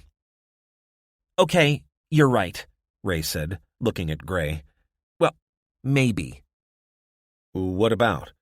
Ray rolled her eyes. "Water. I think it might absorb the short wavelengths quite effectively." "It had been raining before we got here," Abby said. "The trees were dripping." "That'll be it, then. The cabin's almost completely covered by the tree canopy, and that's wet. The roof would have been, too. And I've been thinking." "What about?" "We need a plan B," she said, looking directly at Abby. "You know you shouldn't listen in to people's conversations, don't you?" Ray gave a tiny smile. "But then how do I find anything out?" "Look, I'm sorry, Ray, but this place isn't as safe as I thought." "It's okay. It doesn't feel like home, like it did." Abby opened her arms, and Ray settled onto the sofa beside her, keeping as far away from Gray as possible. "I know what you mean. When that man broke in, he spoiled everything. But while the radiation's a risk, we have to stay near where we can shelter, but be ready to get away." "I miss Dad," Ray said. "Me too." 4. Grace. Day 11. Texas. Grace snuck the door open to make sure her son was really there, though she had no doubt about it. Dreams didn't generally come true, but nightmares sure did. Lyle had taken his old bedroom back, relegating Marty to the couch, while Maria slept beside baby Hope in the room previously occupied by Walt. She was ashamed of herself for her lack of Christian love and forgiveness as the prodigal son had returned. Hadn't she prayed many times over the past week for Lyle to have survived? And the Lord had answered her prayers. So why wasn't she grateful? "Be careful what you wish for," she thought as she closed the door, sealing him in with his snoring and his stench. She went downstairs to find Marty sitting up on the couch, so still she was surprised when he spoke. "I'm glad your son's alive," he said, which made Grace only feel more guilty. This near stranger had more charity in his soul than she did, even though he must fear how this would change the dynamic. If only Marty was her son, and not the waste of space currently snoring upstairs. "Thanks, Marty. I'll understand if you don't have room for me anymore, but please let Maria stay. She's much safer here than on the road with me, and she's happy." Grace shook her head. "Y'all are going nowhere, you hear me? Last thing I want is to be stuck here on my own with—" With your son?" Lyle appeared, yawning, halfway down the stairs. "When did you get to be so quiet?" Grace asked, "sneaking around like that?" Shrugging, Lyle slumped into the chair that had been his father's. "You gonna make me some breakfast, Mom? Then you can tell me the whole story about how Pa passed. Natural, was it?" He looked across at Marty. "You son of a bitch!" Grace snapped before slapping a hand over her mouth. "There, you made me curse. And I nursed your father as good as I could, but he'd gotten too sick. Searching for you. You killed him, not me. No, Marty, you don't need to go anywhere." Marty, who'd started to get up, sat back down again. Grace jabbed a finger at Lyle. "And anyway, how come you survived and so many others better than you didn't?" "Maybe I'm special," Lyle said with a grin. "Maybe Jesus has got a purpose for me." "Don't you dare say our Lord's name. If anyone has a purpose for you, it's the devil." Lyle's smile faded, and he sighed, leaning back in the chair. "Good to know you haven't changed, Ma. But this is still my home for as long as I want. Unless you and Chico here are going to cast me out. No? Well then, I guess we're going to need to make the best of it. So maybe you should just go fix me breakfast like a good ma would." "Do not speak to your mother like that," Marty spat. "You keep your goddamn mouth shut, you hear me?" "Lyle," Grace said, turning toward the door. She drew in a deep breath and tried to find her forgiving spirit. "Sit down, and I'll get you something to eat." "I'll go check the perimeter," Marty said, deliberately not looking in Lyle's direction. Grace smiled at him. "Look in on Maria, will you? I reckon I can hear Hope stirring, and it'd be a big help if she could bring the baby down with her. Don't forget what today is.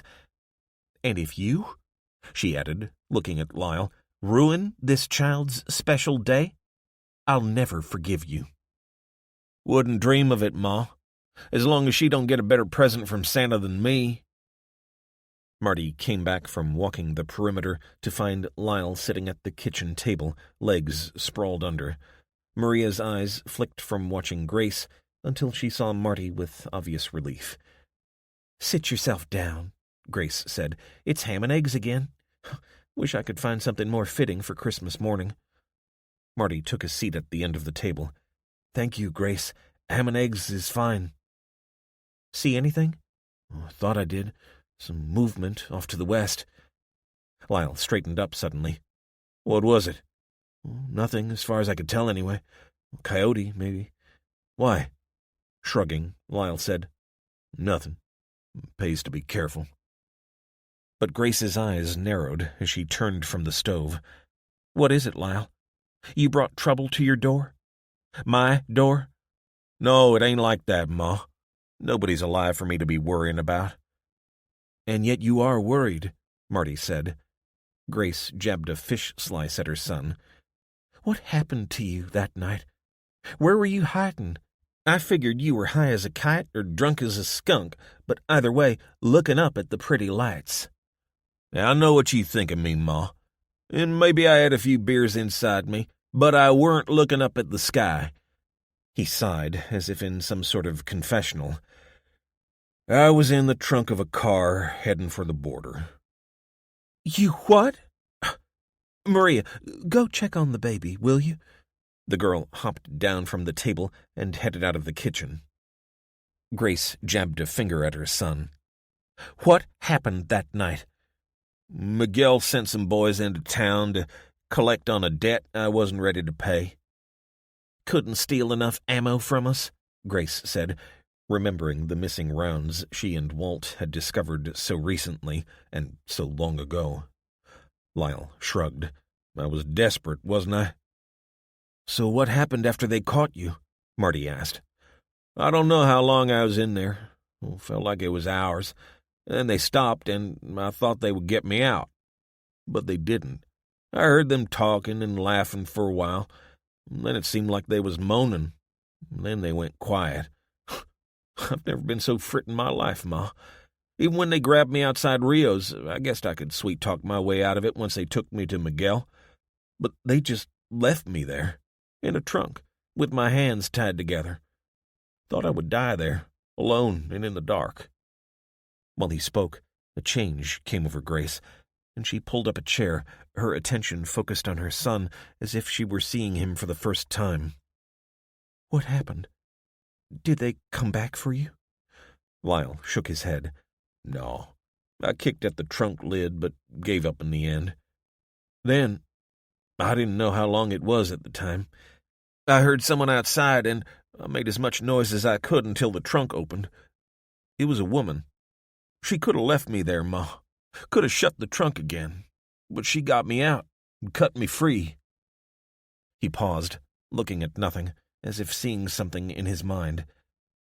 She was an angel. Josie, she was called. It turned out I was on the road south to Mexico. They were taking me to the border, so I knew I wouldn't have come back. But they were all lying by the car, dead, sat looking up at the lights, and it killed 'em. And what happened to the angel who saved you? Lyle's face fell. Died. She was sick already. I tried to help, Ma, I really did. I nursed her in the back of that truck, but there was nothing I could do. It was the worst thing I ever did, staying with her as she died. But you did stay with her? He nodded, and for once she knew he was being truthful. I held her hand. Then, when it was over, I took her and put her in the ground, covered her with dirt, and thought about what to do. Couldn't think of nothing except coming back here. Holed up whenever I couldn't see if the lights were in the sky. That's why it took so long. That, and the fact it was a long way on foot. Grace put her hand out to take Lyle's. I'm sorry, son. I misjudged you. Lyle shook his head. No, Ma. You judged me right. But I guess it took something like this to change me. Being locked in a trunk and thinking you're going to die of thirst is going to make you think about things, don't it? He turned to Marty and put out his hand. And I sure am sorry to you. I guess it got under my skin to find you here. I knew I'd changed, but Ma didn't, and she'd found a better son without me. No need to say nothing. I know the truth of it. No hard feelings? No hard feelings, Marty said, shaking Lyle's hand and looking into his eyes. Grace looked up at the ceiling, hands outstretched. Praise God. It surely is a Christmas miracle. Grace would never admit it out loud, but she thought, many times over the rest of that day, that it was the best Christmas she'd ever experienced. Her son was back, but changed from a selfish junkie into, to all appearances, a good, generous person. Grace wasn't fool enough to take his transformation at face value, but on this most special of days, she was prepared to go along with it and enjoy the fantasy of having a son she could be proud of. Rita had walked along the road to join her, and with her had come the Johnsons. They were the only couple with both husband and wife surviving, but despite the natural jealousy Grace and Rita felt, and the fact that they were Catholics, they were welcomed in the spirit of the season. Grace had asked Marty to kill a chicken, but sensing his reluctance, Lyle had volunteered. So they had a bird to roast, and the neighbors brought supplies of their own. Rita had a panettone she'd bought months before at a Christmas market in Twisted Pine, and the Johnsons brought a bottle of red wine. Grace apologized in her prayers that night for the pride she'd felt in how prepared she and Walt had been, especially when their guests complained about having to scavenge farther and farther afield as their supplies dwindled. Rita had given Maria a dollhouse that had been intended for her own granddaughter, and Grace's love and admiration for her friend only grew as she watched her hand over the gift with obvious love. For herself, Grace had little to give Maria except Barbie and Ken dolls that had belonged to her niece, a niece she hadn't seen for 20 years. But Maria seemed delighted. They'd played some games after that. Even Lyle had joined in with the ancient version of Trivial Pursuit that had lived in the attic since the last time Grace's brother had visited. It contained questions that were hilariously out of date, but that only added to the enjoyment. It was only once Maria had gone upstairs with Rita to play with her toys in the nursery that things took a darker turn. Grace had never really liked Jack Johnson, finding it hard to imagine what Marion saw in a man as boorish as she was sweet. But, as Lyle had shown, people could change, so she'd given him the benefit of the doubt. "So I guess you think this is the rapture coming, do you?" he said, draining his glass with obvious regret. Grace, who'd been enjoying the pause between games, sighed. "Do we have to talk about this today, of all days, Jack?" "When better? It's our Lord's birthday. Seems right to talk about his second coming. I'll be honest with you, I thought you must be right when I saw those rainbow lights for the first time. It seemed like a signal from heaven. Maybe it is. I'd have gone outside to look for myself, but, I can't exactly do what I want." Grace nodded. Jack had had multiple sclerosis for many years, and Marion had brought him to the party in a wheelchair. "Once people started getting sick, I knew my illness had saved me. Sure as I'm sitting here, I'd have gone out to marvel at the lights if I could." "I thought they were creepy from the start," Marion said, though Grace suspected Jack would have ordered his wife to stay inside if he couldn't enjoy the light show himself. Taking a sip of Walt's whiskey, Grace shrugged. "Well, I don't know about that, and I don't know what God's plan is, but this sure feels like the end times." "Doesn't the Foundation think you'll have a place in heaven while the rest of us burn?" "Oh, Jack, let it rest," Marion said. Grace waved her friend away. The whiskey was doing its job, and she found she didn't care that much what Jack thought. "No. They say we'll inherit a new world, like the Garden of Eden before it was corrupted." "And the rest of us will go to hell?" "No, you'll stop existing, but who knows?" Jack looked across at Marty, who'd studiously kept out of the conversation. "What about you? You're a Mexican-American, aren't you? That makes you Catholic." To Marty's surprise, Lyle stepped in to save him. "A man doesn't always follow in his parents' footsteps." "So you're not in the Foundation?" Lyle roared with laughter. "No way! I got cured of that sickness a long time ago." "What do you believe, then?" "Nothing much." Jack's mouth dropped open. "You're an atheist?" Shrugging, Lyle finished his glass of wine. "Maybe.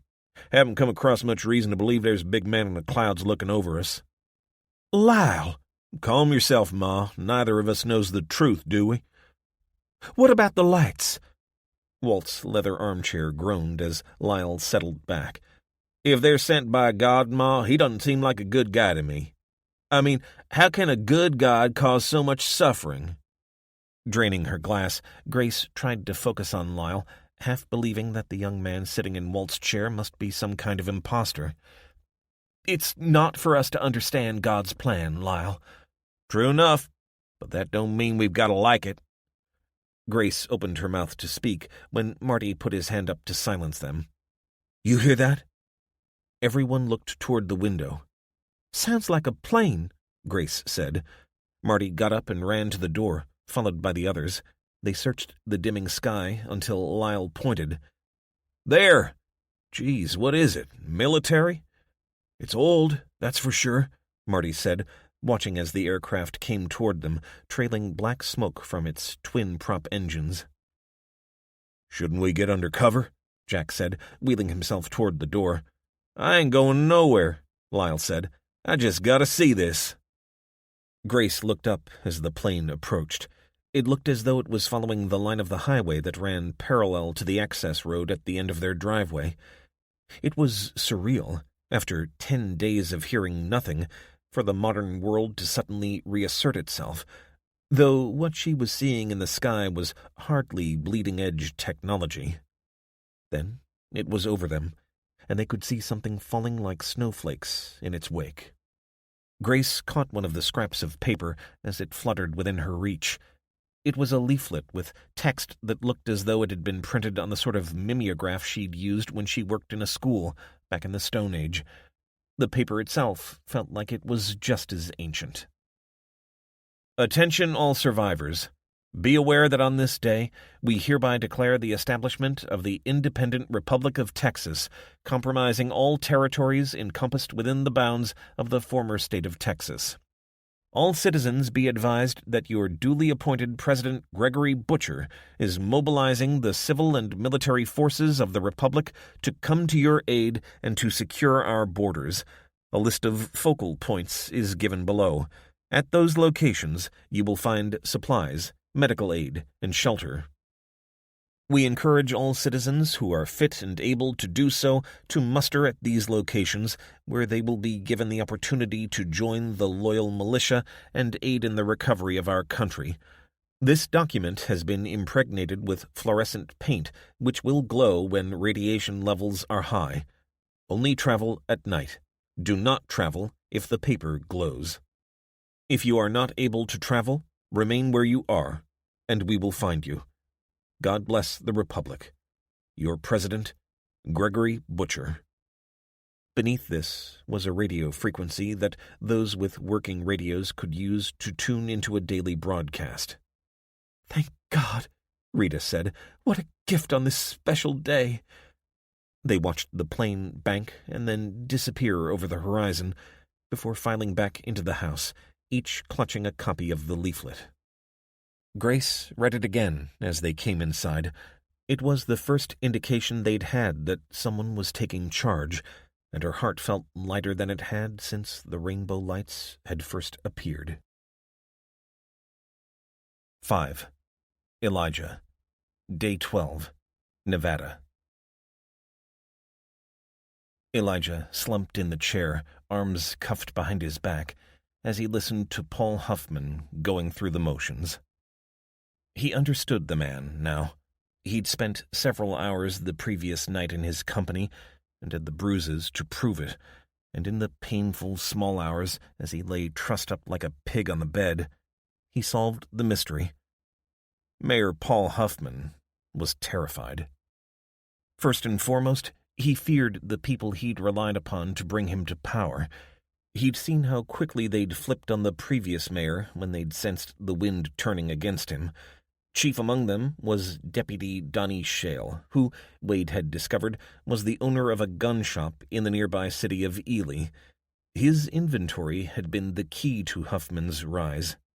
Even Desmond Myers, the man who'd been appointed temporary sheriff by the previous mayor, had been unable to mount a successful resistance. Unable, or perhaps unwilling, to engage in the kind of brutal tactics that Huffman was unafraid of. And Myers wasn't here in any case. Elijah had no friends in this place. Except one. "Now you listen to me, Paul Huffman. You ain't got a case against this man. He was just looking for gas so's he could be on his way again." Martha Bowie stood in front of the council tables and wagged her finger angrily at Huffman. Alongside him sat 2 women and 3 men who Wade had instantly recognized to be entirely under the mayor's control. "And who did the gas belong to, exactly, Martha?" "The Daltons had no use for it." "But we mighta.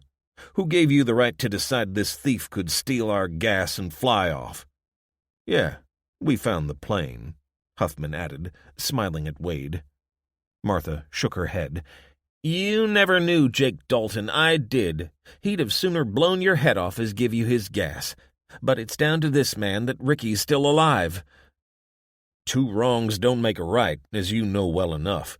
The accused admits that he broke into the Dalton house and stole a can of gas. We found conclusive evidence of damage to the house, and he was obviously going back for more. When he rescued the boy, even you gotta see this ain't any kind of justice." Huffman shook his head sadly. Justice begins with admitting your crimes, and the accused refuses to do so. These are dangerous times, Martha. This very council passed the emergency resolutions just 10 days ago. There is no place among us for those who don't respect the property of others. We said no mercy for thieves, and here we have one, sitting in front of us unrepentant. Wade was barely listening. He was going to be found guilty and summarily executed. He knew this. Not because he'd done anything anyone else wouldn't have done in his place. No, he would be sacrificed to strengthen Huffman's grip on the town, and in particular his closest followers. Good people like Martha Bowie and Deputy Drew couldn't or wouldn't stand up and defy him. Then why aren't you waiting for the sheriff to get back? What's to be gained by rushing? Huffman's lips parted in a crocodilian smile. Justice delayed is justice denied, and in my case it's not Desmond's job to pass judgment. It ain't your job neither. The courthouse is in Ely. The task is mine, according to Haven's new town constitution. It's a heavy burden. Now, does anyone wish to say anything? He barely glanced along the table at his fellow counselors, none of whom responded at all, each either sitting with bowed head or staring blankly outward. Then I'm ready to give my... Elijah raised his hand. I would like to say something before you pass judgment. The last word spat out, dripping with sarcasm. You don't have any right to say a single damn word. Martha said, What are you afraid of, Huff? Surely the man has a right to make a statement. Huffman shook his head, but the woman sitting next to him cleared her throat. I agree with Martha, she said. The least we can do is listen to what he has to say. Wade saw the tension in Huffman's shoulders as he faked a disinterested shrug. Go ahead, then, but make it brief. Getting to his feet, Wade made a point of making eye contact with as many of the people there as possible. Counselors behind the row of tables, Martha Bowie, the 20 or so ordinary folks sitting around her in small groups, and the deputies, including Huff's stooge and the nervous-looking Drew. First, the facts. My name is Detective Elijah Wade of Glendale PD. My ID is among the exhibits. Fake, Huffman barked. Wade shook his head. I am prepared to provide any verification you might need if an official ID card with my photo on it isn't enough for you. But everyone here knows I'm telling the truth, though some of you are going to play along because you don't want to do what's right. Now hold on just a damn minute. Wade ignored Huffman and carried on. If these words were to be the last he said in public, he was going to do his best to make them count. And maybe some of you think it doesn't matter much anymore. The world ended 12 days ago, and here we are, on the day after Christmas, maybe nursing a hangover, while sitting idly by at a kangaroo court. Who cares? Heck, none of you know what will come in the next days and weeks. Again, his gaze swept the room. He thought about Becky and Kelly, two young women as different as it was possible to be, but both precious to him. He imagined them watching over him. He would not beg for his life. But that's why it's so important to hold tight to the basic principle of fellowship, because without each other, we cannot survive. And without justice, there is no fellowship. I've told you that I didn't try to steal anything that belonged to someone living, but I recognize that in doing so, I would have deprived the community of that gas. My defense is that I wish only to return to my daughter, but I will do anything reasonable to pay that debt. Now, I leave it to you to decide whether it is me or justice that dies today. It was a hokey ending, he knew it well enough, but the words fitted so perfectly, and he meant it. Frightened as he was for his own sake, he also feared the descent of the calamity's survivors into brutalism. That would be the true fall of humanity. There was silence for a few moments, and sporadic claps joined in with Martha Bowie's sustained applause, but Huff slammed his hand down on the desk, and the room became instantly silent. You've said your piece. Now I'll say mine. It's simple. The people of Haven don't have the luxury of letting thieves live. So, I sentence the accused to death by a bullet to the head, to be carried out immediately." A collective intake of breath turned into voices from all corners speaking out in protest, including that of the woman sitting next to Huffman. He pointed at the hulking figure of Donnie Shale, who reached down behind him to pull out an automatic weapon, which he then swept around the room. Silence fell immediately. Wade was hauled to his feet by another deputy he didn't know, as Drew stood rigidly, held in place, it seemed, by his utter terror of Huffman and Shale. "Come on, you piece of filth," Shale hissed into his ear as he grabbed Wade's other arm. "Let's put a little ventilation into that hot head of yours." Wade wrenched his arm away, knowing that he couldn't effectively resist. But this was a show, after all, and he needed to offer an example to those not entirely in Huffman's grip. A futile example, sure, but perhaps something to inspire the likes of Drew and Martha to stand up to the monster running this place. He stumbled as Shale dragged him out of the council chamber doors and into the dim light of a dreary day. Flecks of sleet tingled Wade's skin as he fought to stop himself shivering. Above all, he didn't want anyone to think he was terrified, though he certainly was. Only as he faced his execution did he truly comprehend how much he wanted to live, not only for its own sake, but so he didn't leave this world with promises unfulfilled.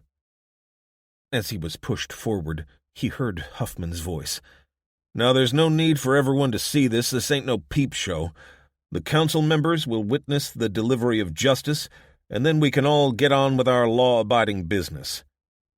"Well, I'll be there, Paul Huffman," Martha called out. "Just you try and stop me." "Suit yourself." There was a leisure center opposite the building that housed the council, and the deputies pushed him toward the gap between it and the derelict store next door. Finally, they emerged into a yard around the back with a gray wood fence. A single post had been set in concrete in front, so Huffman had had the forethought to set up a place of execution for his new subjects. Either that, or he'd sent a goon out on Christmas Day to dig the hole. Wade was spun around, hands still cuffed behind his back, to see the men and women of the council taking their reluctant places opposite, their backs to the brick wall of the leisure center. To one side stood Martha Bowie. She gave a sympathetic and admiring nod to Wade as he caught her eye. "We're here to witness the delivery of justice," Huffman said, clearly relishing his place at center stage. "This man has been fairly judged. He stole from this community at its time of greatest need, and for that, he is to be executed. But there will be no firing squad. Deputy Shale will carry out the sentence with a single, merciful shot to the head." "You not going to do it then, Huff? Not man enough to get your hands dirty?" Huff swung around and stabbed a finger at Bowie. "Now you shut your mouth, Martha Bowie. Your family's all but extinct, so don't give me a reason to wipe it out entirely. Donnie here volunteered to be executioner for the sake of the other deputies." "I don't doubt it. But look, Paul," she said, her tone softening even as Shale's hand moved to his sidearm, "you still have time to do the right thing. Detective Wade has confessed to the crime and offered to submit to punishment. Can't we use a man like him? Ain't it a waste to kill a man who can help us?" Huffman paused for a moment, and Wade could see his elbow moving as he rubbed his chin. But his head was shaking. "We don't need criminals. There are too few good people left to keep alive the likes of him." "Then for the love of God, wait for Desmond to come back. Let him take the burden." Shale withdrew the handgun from its holster and grabbed Wade by the shoulder, forcing him back against the fence before pushing him to his knees. "Give the word, Mayor Huffman." "This is your last chance to do the right thing, Paul," Bowie said, almost too quietly for Wade to hear as he crouched in the gravel, breath coming in short pants, cold metal pushed against his temple. "Just wait till Desmond comes back. Let him take care of it while you run the town." The woman who'd sat next to Huffman in the council chamber nodded. "Please listen to Martha, Paul. We've got so much to do here, and we need a man of your vision. Please." Huffman's head turned in Wade's direction, but his eyes moved from Elijah to a point above him. He could feel Shale's hand shaking through the weapon. It was as if the man was impatiently waiting on the verge of achieving his life's ambition. "Mayor Huffman, say the word." Wade saw the doubt in Huffman's face, and hope blossomed in his heart. He went to open his mouth and felt the pressure on his temple disappear. The gun swung up, framed against the gray sky, and, with shocking suddenness, kicked with a deafening crack. Paul Huffman fell to the ground without a word, his dead eyes staring at Elijah after hitting the ground with a sickening thud. The screams and cries of astonishment were silenced as the gun moved from side to side. Shale bellowed, "Shut your mouths! Huffman was weak, and he's paid the price. Now if any of you wants to join him, then you just go ahead and make a move. And don't expect no help from Kramer here," he added, gesturing at the other deputy who hadn't moved a muscle. "He knows what side he needs to be on. This town needs strength, not weakness. And it starts with cleaning out the trash." Wade winced as the hot metal of the gun barrel was pushed hard into his temple. Then he felt Shale's weight shift until he was down at Elijah's level, hissing in his ear. "I always wanted to kill myself a cop. You filth ruined my life. But it's my time now. Me and men like me. The kind who ain't afraid to blow the brains out of scum like you. Now get ready to kiss your ass goodbye." Shale stood up again and pulled on Wade's collar as he pushed so hard into Elijah's temple that he was forced to bend his neck sideways. The gun shook as Shale's grip moved a little, his trigger finger sliding into position. Elijah waited for whatever was to come beyond. A tear ran down his cheek, and he thought, "Goodbye, Kelly." He screwed up his eyes and held his breath. Crack! Crack! He fell to one side, his head hitting the ground as the lights went out. 6. Hannah. Day 12. Mauna Kea, Hawaii. She knew they'd all heard her, bawling her grief as she sat, naked, at the bottom of the shower cubicle, ice-cold water pouring over her. Shane had waited until he could hear her moving around before gently knocking on the door. It had been hours since she'd gotten out of the shower, dried herself, and gone to bed. "Geez, Han, I've been scared as heck. Thought you might have killed myself," she said, rubbing her hair with a towel. When she'd woken up, she'd looked in the mirror to see a banshee looking back at her, her dark frizzy hair looking as though it had exploded out of her head. One of the advantages of having coffee-colored skin, the same hue as the strong coffee she needed right now, in fact, was that it hid the signs of exhaustion and upset better than, say, someone with pale skin. But anyway, she'd been forced to wet her hair again in the shower to stand any chance of taming it. And this was what Shane had heard. "Come on in, then," she said. "I'm not going to bite your head off." Shane looked at her doubtfully, either trying to work out whether it was a trick question or whether he believed her. "I'm glad you're okay, Han, but I want you to know, I wasn't being a pervert or anything when I came in last night. I was worried about you." She kept rubbing, still too embarrassed to concede the point. "Look, it's like this," he said, scratching his head as he watched her. "I woke up downstairs on the couch in the dark, and I panicked. I was having bad dreams. And then I heard the noise coming from your room, and I had to know you were okay. I can't lose you, Han." Hannah paused her rubbing and looked into his earnest face. He was hoping for some kind of emotional reaction, perhaps even a spark to pass between them. But, truth to tell, she was still too cross and embarrassed to be able to feel anything else. Still, she could tell he meant it, and that turned on her compassion circuit. "It's all right, Shane. I overreacted. Forget it." "Fancy some brekkie? I've sliced up the ham and made some fake bacon. I brought eggs with me from Hilo, and I reckon we can spare a can of beans. Not quite a full English, but it should start the day off nicely." Hannah threw the towel on the chair and pulled him into a hug. "That'd be lovely." "Delicious," Lev said as he tucked into Shane's creation. "What do we call it? Australian breakfast?" Shane laughed, obviously delighted with the reaction he was getting. "Only if I'd cooked it on a barbie." "Well, whatever you call it, it's fantastic," Hannah said. "But, oh, what I'd give for some fried bread and a slice of black pudding right now." Shane pulled a mock-disgusted face. "Black pudding? You're full of surprises, you are." "You just have to not think what it's made of." "True enough. I guess we're eating something that came out of a chicken's butt, after all. It's all pretty gross, if you think about it." Lev put his knife and fork down with obvious regret. "If this is gross, give me more gross. Even Professor enjoyed it. No, Professor?" Akihiro smiled and nodded. He'd forgone the ham, and Shane had whipped him up an omelet to go with his beans. Hannah thought he looked particularly drawn, but it was probably only because they'd all been up early. At least, she hoped so. "Now we'd better get down to business." "What, no Monopoly?" Lev said. Hannah chuckled. "Maybe later." The Russian shrugged.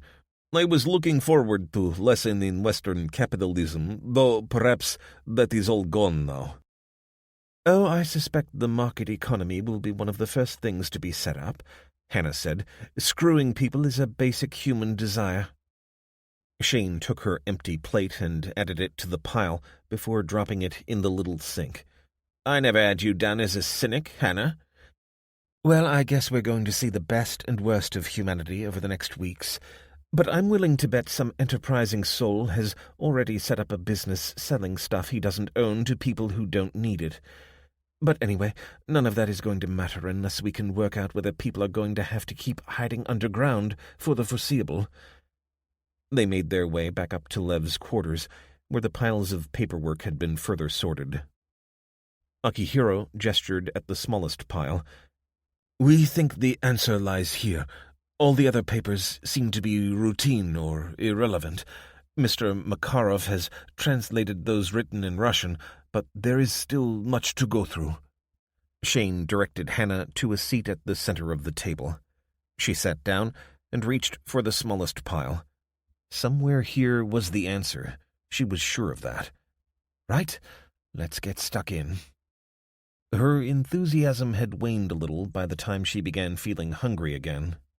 They'd made some progress in narrowing down the sequence of events, but that was only from the late Kuczynski's viewpoint, and he'd certainly not been the person who'd developed the theory.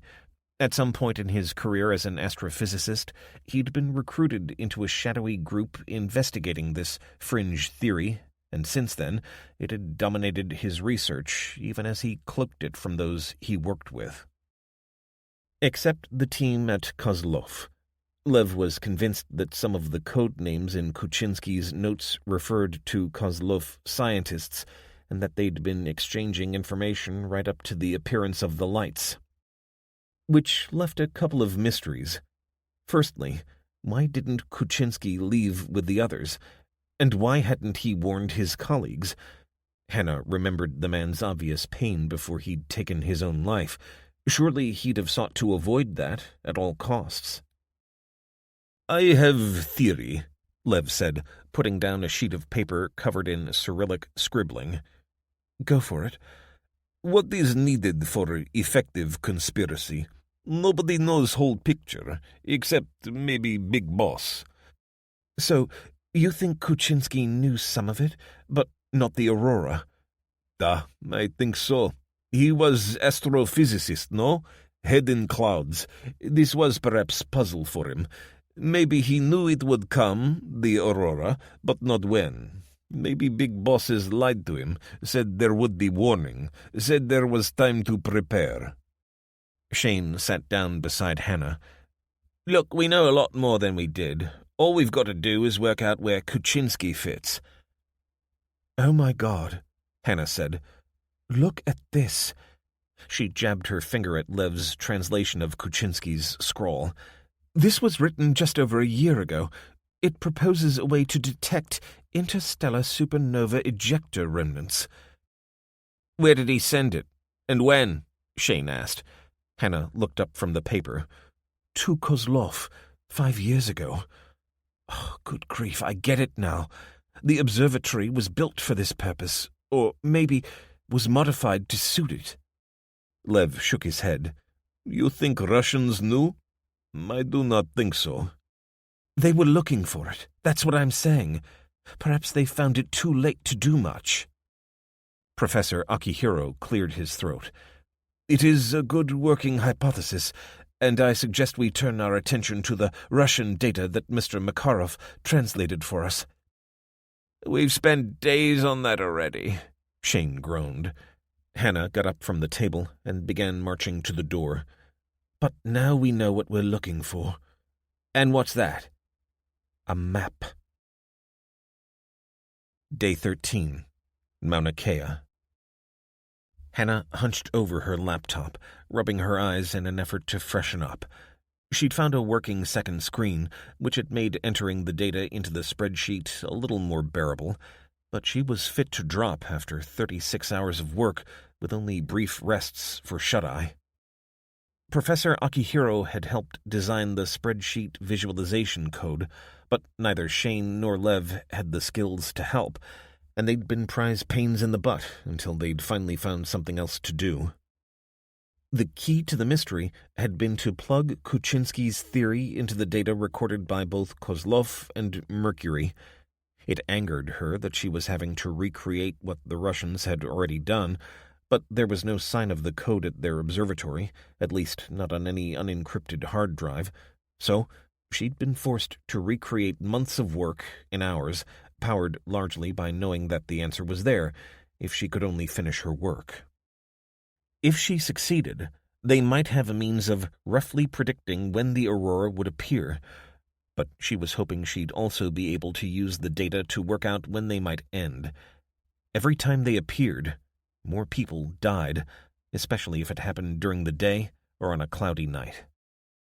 Eve had reported that only around 5% of Hilo's population had survived this long, with most of those deaths in the first 48 hours. Hannah couldn't help doing the calculation. Assuming a similar rate across the world, that would mean around 7.5 billion people had died, along with untold trillions of animals. And what about plants? There would be no recovery if farming couldn't be reestablished. So the Earth's population might now be 400 million. It sounded like a lot, but those people were spread across the planet and stripped of the civilization they, their parents and grandparents, had been born into. Ironically, she thought, the people in the poorest countries in the world might be best suited to survive the coming months and years. Hannah! Her head snapped up, and she realized she'd dropped off. It was Shane's voice. What is it? Come look at this. I'm in the control room. She sighed and hauled herself to her feet. This had better be good. Hannah did her best to break into a run, but her butt was numb, and she stumbled on the steps. A hand grabbed her elbow, and she looked across to see Lev. Thanks. You must be careful. Much depends on you, he said, helping her climb the aluminum staircase. Shane was at the door when they arrived. Look at these readings. He took Hannah over to a monitor hidden within a bank that protected it from all directions. It showed a tabular readout. What am I looking at? I've been staring at spreadsheets for the best part of 2 days. This is the output from the ultraviolet detector. Just look at the numbers. What is this detector? Lev asked. We're using it to monitor ultraviolet levels. The gamma rays and X-rays that are killing people are slightly shorter wavelength, but we know that when that radiation rises, so does the level of ultraviolet. Oh, I see what you mean, Shane. The Australian jabbed a pudgy finger at the table. These are the readings over time. These ones are normal, but look. They've been climbing over the past hour. And they're still rising. This means lights are in the sky? Hannah stood up and rubbed her chin. We think so. So we should set off warning? How do those readings compare to the last flare-up? Shane cursed under his breath. Sorry, I should have got that data up. It took a few seconds for a new table to replace the old one. So, here's the natural level, just under 500 milliwatts at 325 nanometers. Watch it climb over the next few hours to reach a peak of 2,400 nanometers, and the time coincides with the maximum visual intensity of the Aurora as you recorded it last time. And it climbed quickly, so not a lot of warning. What's the value now? Shane switched back to the original table. Approaching 1,700 milliwatts at that wavelength. An hour ago it was 1,400. So people are being exposed right now, Hannah said. Yeah, I reckon so. Anything above background means they're getting above natural levels of radiation. Hannah looked from one to the other. Time to sound the warning. She followed Shane as he went into his room and hauled a green canvas backpack onto the bed. He unzipped the front and turned the unit on before speaking into the handset.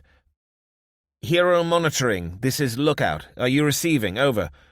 He got nothing but static in response, so he repeated the process with the same result.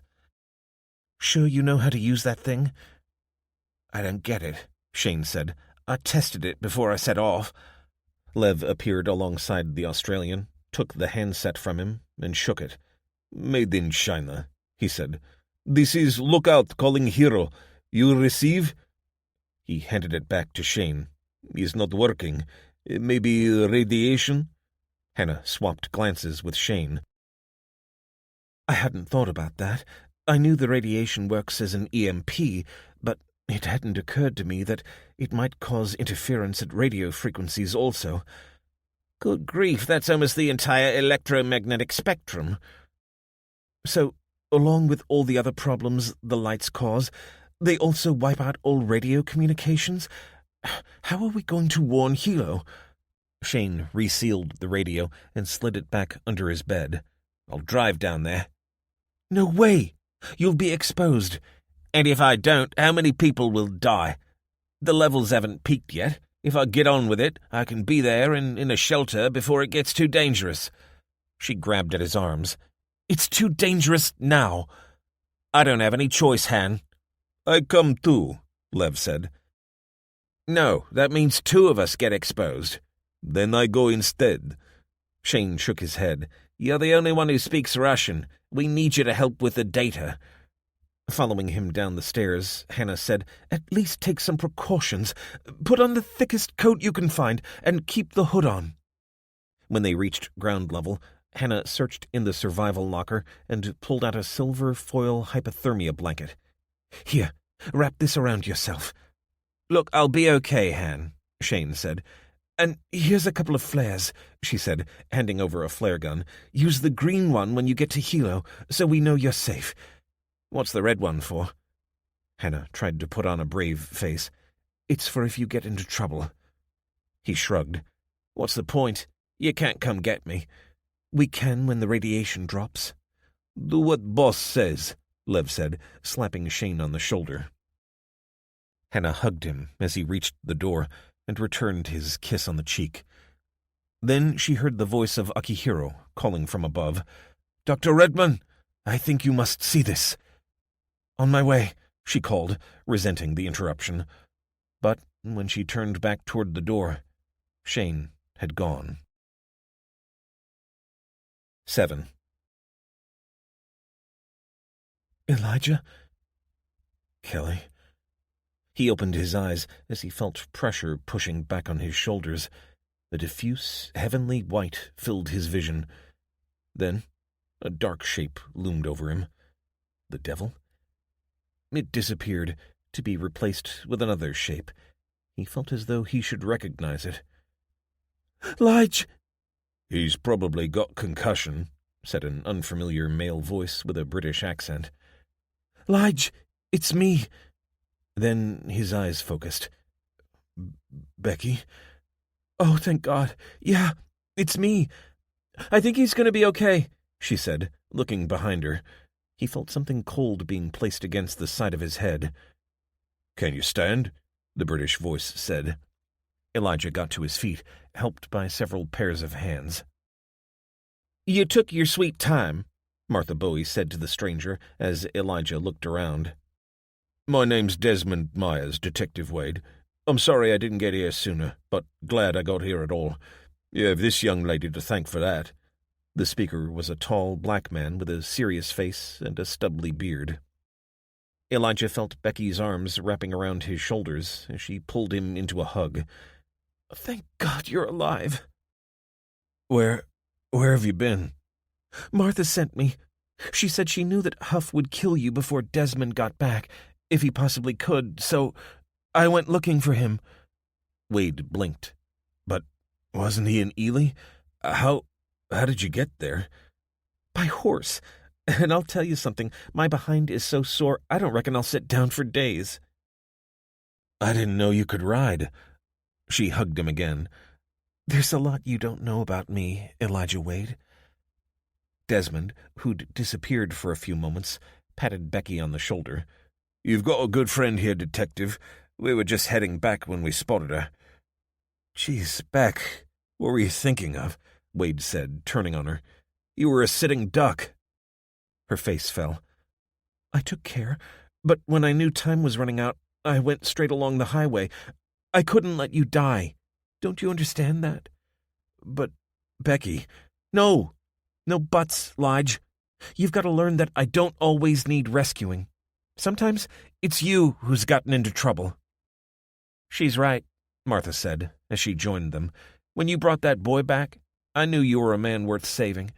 You're cut out of the same cloth as Desmond here, a good man. Becky wanted to help, and I let her." "But," Martha shook her head, "this is a new, dark world, Elijah. This ain't no time for fossilized ideas about what's a man's job and what's a woman's. She was the only one who could go fetch Desmond, so she went. And there's an end of it." Looking into Becky's eyes, Wade then leaned forward and kissed her on the forehead. "Thank you." "Now that's better," Martha said. "Pity about Huff. I reckon he could have been molded into a decent mayor. Killed by his own dog." Huffman's body lay on the ground where he had fallen, a look of surprise on his face. Shale's body was lying beside the fence, and the other deputy, Kramer, was sitting with his hands around his knees as Deputy Drew watched over him. Some of the council members had gone, while others stood around. The woman who'd spoken up for Wade stood beside Desmond. "Paul wasn't all bad," she said, "but we've taken a vote, and we'd like you to take over as mayor." Desmond sighed. "I'm not the right man for the job. Martha would be a better choice." "Oh, no, you don't," Martha said. "I'm too old for that kind of excitement. I'm happier being a pain in your butt from the sidelines. And your first job is going to be to decide what to do with Elijah here. Huff wasn't wrong. He took gas that didn't belong to him, whatever excuse he might have. Folks will want to see justice."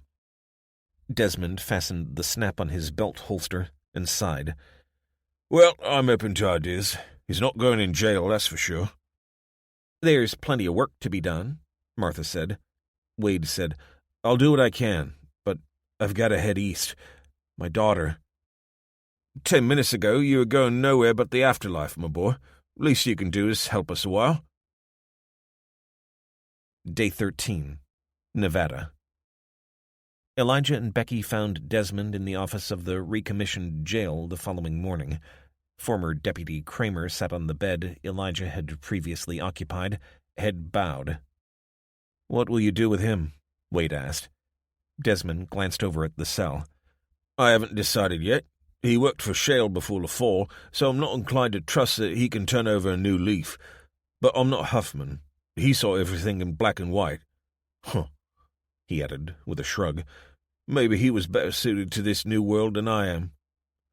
"His attitude got him killed," Wade said. "In a dog-eat-dog world, only the guy holding the lead is safe." Desmond looked over at Drew. "Mind a shop, Deputy. We'll be back soon." The last time Wade had walked through the station door, He'd been on the way to his execution, and, as if in acknowledgment of his change of fortunes, the grey cloud bank of the day before had been replaced with a glorious blue sky. The wind carried a fresh tang of hope as the town's survivors came under new management. Wade couldn't help but be impressed with Desmond. He was an obviously capable man and reeked of integrity. Whether that turned out to be a survival skill in this upside-down world remained to be seen, but Elijah was glad to be in his company for now.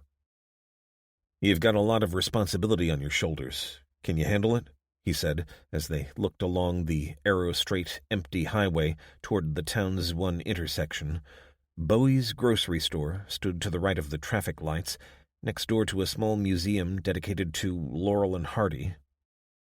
On the other side of the road, there was a bar-restaurant, people walking in and out, mostly on their own. "That's Josie's," Desmond said. "It's where most folks come to eat, drink, and talk to others. Huff had all the food we scavenged stored in that warehouse next door." "A good plan. Gather together the most important resources so they can be protected and distributed according to need." Desmond chuckled. "Yeah, I think Huff was a secret socialist at heart. Pity about what happened." "He was going to kill Lige," Becky said. She'd been uncharacteristically thoughtful since coming back in time to save Elijah the previous day. She had something on her mind, that was for sure, but he was content to let her thought process play out in its own time. Jasper scampered beside her, glad to be in the fresh air as he explored all the new scents of the town. "To be fair," Desmond said, "Elijah was caught stealing. That's a pretty serious crime, especially now." "Yeah, I guess I didn't see it that way at the time," Wade said. "Pretty stupid. This is the first place with any kind of authority we've come to. I thought I had a legit reason, but I understand how it looked." Desmond nodded. "True. If the boot were on the other foot, I reckon you'd have taken a pretty dim view. But we are where we are. Come on, let's get something to eat." They followed him into Josie's to find a large, wood-paneled room with tables against the walls. The only light came in from outside, except for a couple of lanterns on the bar counter and, beyond, the flicker of LEDs emerging from within the kitchen. "Hey, Des, got yourself in any trouble lately?" A woman emerged from behind the counter as they took their seats, slim and with a distinctive face dominated by a hooked chin that a witch would be proud of. She nevertheless exuded welcome and cheerfulness. Desmond smiled at her. "You know as well as I do." "Should I call you Mr. Mayor now? Oh, and maybe you want a table out back where you can be waited on by your own personal server?" "No, this will do, Josie. This is Becky and Elijah." "Ah, our resident thief." Wade felt his face flush.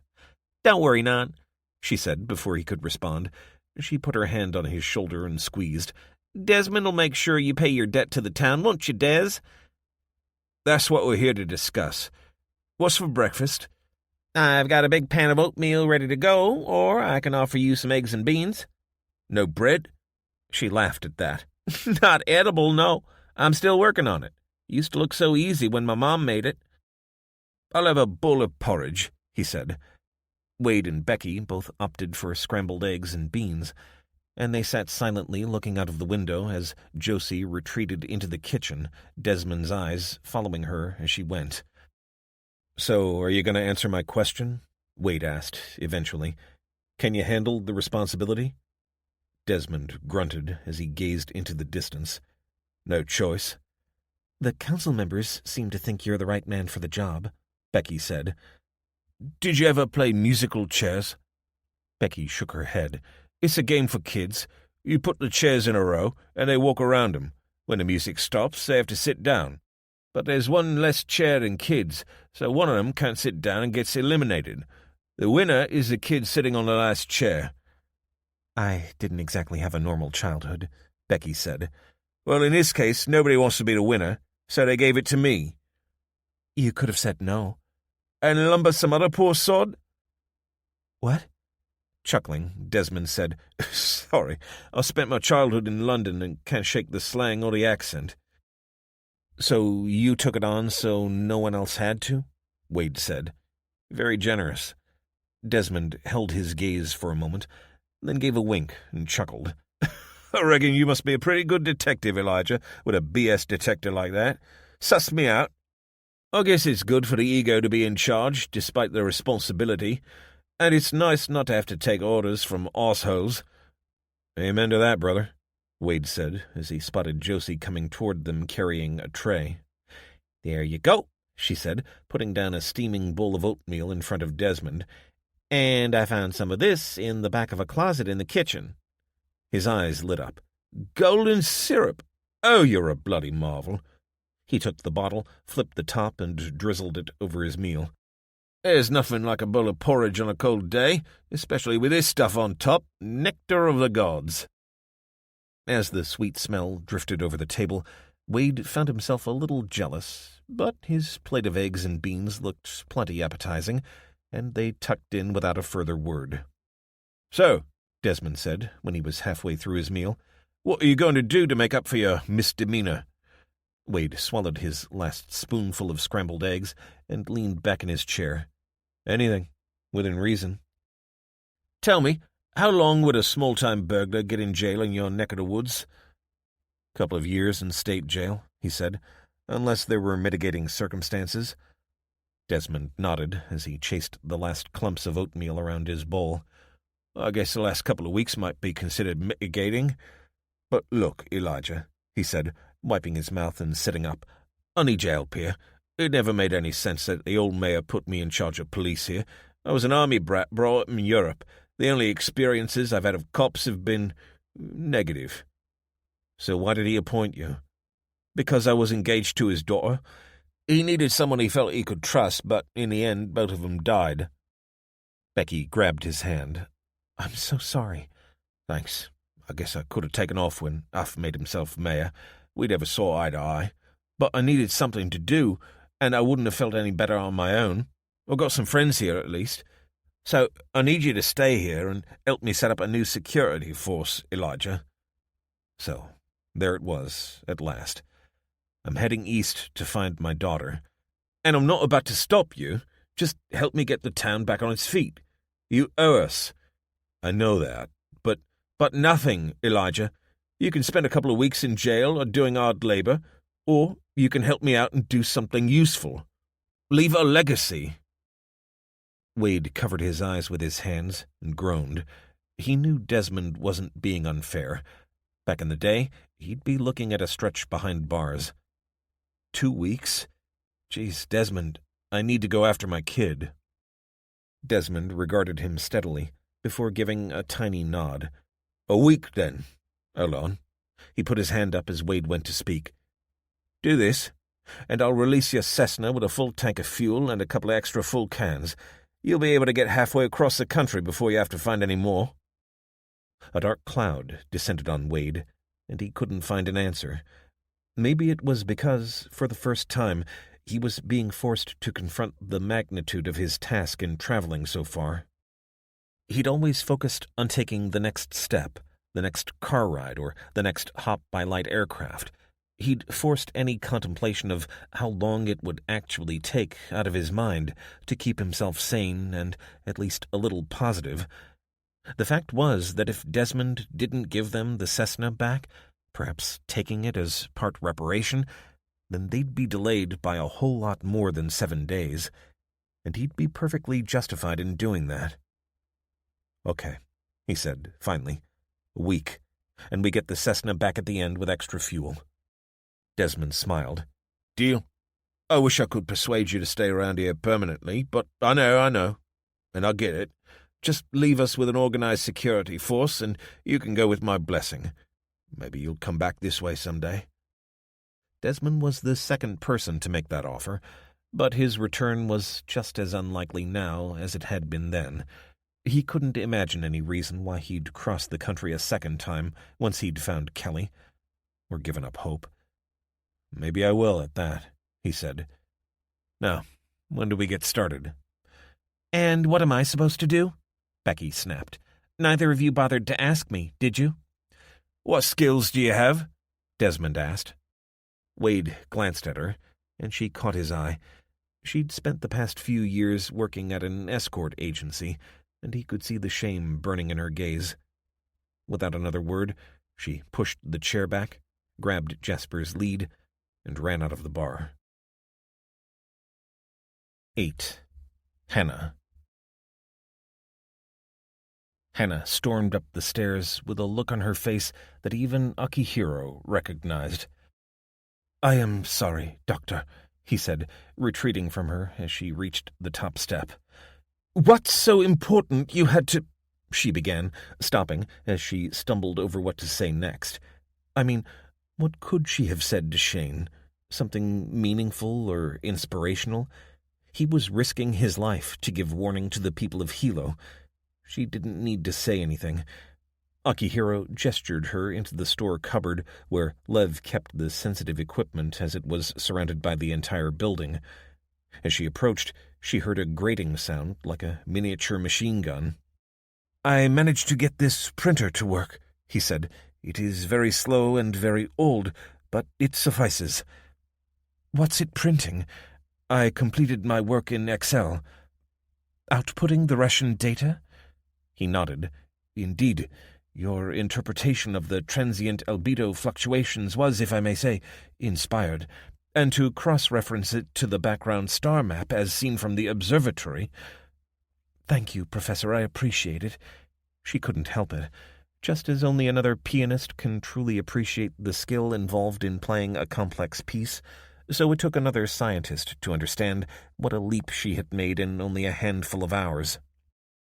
She'd realized the most reliable way to track a debris cloud was to plot the tiny changes in brightness of each part as it moved against a backdrop of stars. This cloud was approaching the solar plane at a gentle angle, so everything they needed to establish the size of the cloud and its shape was hidden in the Russian data. "I wrote a simple routine to plot these variances against time and location," Akihiro said modestly. "You created the map?" He nodded. "And that is now appearing, line by line, on the printer. You should have the honor of seeing it first. There, it is done." Hannah wound the printer on and tore off a strip. It took a few moments to understand what she was looking at, but then she realized that the Earth was at the bottom of the printout, and above it, a shape that reminded her of a meandering river was printed in faded black ink. "This data was recorded approximately 3 weeks ago," Akihiro said. Hannah brought the sheets of paper into the main room and put it down on the table. "So this is the first wave?" she said, pointing at the first black mass that looked like the mouth of the river. "Yes, and each time the Earth's position coincides with the cloud, the Aurora breaks out. I have compensated for Earth's position in its orbit." She looked up the paper as the river wound back and forth. The blank paper represented where it missed the planet, the black ink where it coincided. "So, at a guess, tonight's lights must be this bend in the river?" The professor nodded uncertainly. "It is likely, but we would need to undertake further analysis to be sure." "Oh my God," Hannah said. She'd followed the river of ink up the page, hoping to see it peter out. Instead, the white paper disappeared, as if the river had emptied into the sea. If the small bends had represented Aurora events of, say, 12 to 18 hours each, this last one looked as though it would last days, perhaps weeks, and nowhere on Earth would be able to hide. She looked across at him and saw that he understood. "We need to work out how much time we have before it hits. We have to warn people. Professor, this could be the end of humanity." He nodded sadly. "Yes, if the cloud is moving at a steady rate, I suspect we have some months. First, we need to check the data. If we've got something wrong here—" Hannah wandered out of the storeroom and into the second-floor cafeteria. She needed some caffeine. She had to force her brain cells to comprehend what she was seeing, even as her body told her she needed to rest. Sitting at one of the tables, she drank the coffee as quickly as she could manage, then pulled the data printouts toward her, going through the calculations one at a time, hoping to see a flaw. After an hour or so, she got to her feet, rubbed her back, and headed to the huge glass windows of the observatory and looked out to see that the sun had gone down. She wondered where Shane was now. It was around 25 miles to Hilo, which, given the state of the road between here and there, might take a couple of hours. There was no sign of any aurora, but it had been a cloudy day, and she didn't doubt that it was up there, irradiating the unsuspecting. They still had to work out the precise mechanism, but it seemed plain that the sun was activating this supernova debris in some way, causing it to exude a broad electromagnetic discharge, like blowing on the embers of a fire to bring it back to life, except, in this case, bringing death. Then, the cafeteria was bathed in a sudden scarlet light. "Shane!" Akihiro spun around, then ran to the window and looked out. "What does it mean?" "Shane took some flares with him. Green to show he'd got to Hilo, red to show he's in trouble." Lev came pounding up the stairs. "I see red. Shane, he is in trouble. Where are you going?" Hannah was heading up to the control room. "To check the level." She found herself muttering prayers to a god she didn't believe in as she got to the top and ran to the UV monitor. "Damn it," she hissed. 2350. "He's bad?" "Yeah, real bad." "We must go to him." "I know, but we'll have to wait for the levels to drop. We've just got to hope he's found somewhere to hole up." Akihiro had finally made his way to the control room. He glanced at the figures, shaking his head. "Where do you estimate the flare was?" Gesturing through the solid walls of the control room, Hannah said, "Hard to be sure exactly, but I guess about halfway between here and Hilo. 10 to 15 miles. "I will go," Lev said. Hannah shook her head. "On foot?" "There is truck at Kozlov. I brought it round this morning." "It works?" He shrugged. "He's Russian, so old but solid, like Soyuz." "Why didn't you offer it to Shane?" "I did. He thinks maybe people at Hilo get jumpy if Russian truck rolls into town. Besides, he thinks his car is cooler. But you did not wonder where I have been this afternoon?" Hannah looked blankly at him. "I have been making truck into Faraday cage." "How did you know?" "I am not idiot, Hannah. Now, I will go after Shane." "I'll go." He shook his head. "No, you are too important. And besides, he is my friend." "He's my friend, too." More than that, she added silently. She'd felt a sense of dread rising as soon as Shane had left to drive to Hilo, and now she had to know what had happened, had to know he was all right. "Makes no sense to risk us both, and I know how to drive Russian truck. Is stick shift, you know." He walked out of the control room as Hannah followed. "I can use a gear stick," she said, realizing as she did it how petulant and immature she sounded. "I'm British." He'd reached the top of the stairs and turned, with a smile on his face. "You must stay here, Hannah. I go." Then, with a cry, he lost his footing and disappeared over the lip of the staircase. "Lev!" Hannah ran down the stairs to find the Russian on his back, attempting to right himself. "It's okay. Ah!" he yelled, grabbing at his ribs. Kneeling beside him, Hannah did a quick check that none of his limbs were on backward, then helped him gently into a sitting position. "Jeez, Lev, you could have killed yourself." "It was your joke about stick shift, and I was in hurry." Akihiro had joined them and helped get Lev to his feet. Once the Russian had steadied himself, they got him up the stairs and into his bedroom. "You'll have to stay here," Hannah said. "I'll go after Shane. The professor will look after you." She glanced at Akihiro, who looked doubtful, but nodded at her.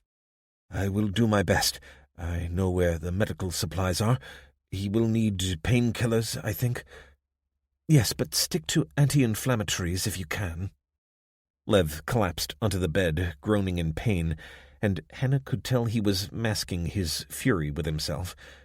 I am sorry, Hannah. I am clumsy, and now you must risk yourself. She patted him on the shoulder. Don't worry about it. I volunteered to go. Just stay here and don't do anything stupid. Like what? Like getting out of bed. I'll be back as soon as I can. With Shane. Lev nodded. Key is in car. Car is round back. It's tough drive, so be like man, not woman. She rolled her eyes, then left them there and made her way carefully down the staircase before rummaging around the coat cupboard near the front door to find one that fitted. Then she found a second one, much larger than the first, and pulled it on over the smaller one. She could barely move, but with both hoods up, she had 2 layers of fake fur-lined protection, and, to complete the ensemble, she pulled a foil blanket around herself. She wished she had some way of knowing how effective this would be, if at all, but she had no choice. She either had to go to Shane or leave him until the storm passed, and she wasn't prepared to abandon him. As soon as she pulled the door open and felt the chill wind on her face, she heard the familiar ghostly singing on the air, so she scurried around the building until she found the overhang that functioned as a garage. The truck wasn't what she expected. She was looking for something like a pickup, but what she found was what she would call a small lorry. At the front was a boxy cab painted in black, and behind a long bed with sides. It looked like it had been transported here from the 1950s, and she couldn't help wondering how it had gotten to Hawaii. But there was no time for speculation. She opened the door and climbed into the driver's seat, feeling as though she'd jumped into a museum piece. Circular, analog gauges lined the dashboard with symbols she couldn't understand, so she shrugged and slipped the truck into neutral before turning the key. It took 3 attempts before it caught, the engine coughing as if it had bronchitis, until it settled into a regular rhythm. Hannah hadn't mentioned to Lev that, though she had passed her driving test in a manual car, she'd barely driven at all for years. But Shane was in trouble, so she pulled the handbrake lever and pushed the clutch pedal down before engaging first gear. The truck lurched forward, sending her head snapping back until she engaged the clutch again. Good grief, it was like driving a school bus, or at least she imagined it was. Even in the enclosed cab, she felt as though she was perched in a seat with space all around her, as if she were a kid driving her parents' car. She gave it another go, and this time balanced the clutch so the truck began moving relatively smoothly off. It had clearly been built before power steering was a thing in Russia, and she strained to bring it around the observatory building and onto the service road. Once she was on the straight, however, she found it easy enough to keep the truck moving, though she suspected her ears would ring for days. Her route took her past the W.M. Keck Observatory, with its dark windows looking out over the edge of the volcanic crater. She kept as far from the lip as possible, but made sure not to look down and to her left, where it dropped away precipitously. The road was made of nothing more than the same mix of volcanic ash and gravel as covered the entire area, but she followed the pair of tire tracks she assumed and hoped were made by Shane. It took half an hour to make it to the point where the highway proper started, though it was only a narrow road that ran between the yellow sand uplands dotted with low bushes. Finally, she made it to the 2-lane asphalt surface that signaled she'd arrived back to some semblance of civilization. She kept both hoods covering her head and crouched as low over the steering wheel as she could manage. She didn't know why, but she imagined a heat source above her that was warming her brain as she drove, totally exposed to the dark sky above. Was that the first sign of a migraine she could feel? Was the radiation penetrating the car roof, the aluminum blanket, 2 hoods, and her skull, and cooking her gray matter like a microwave oven? Panic rose in her chest as she looked to left and right for any sign of Shane, or indeed any cover they might hide in.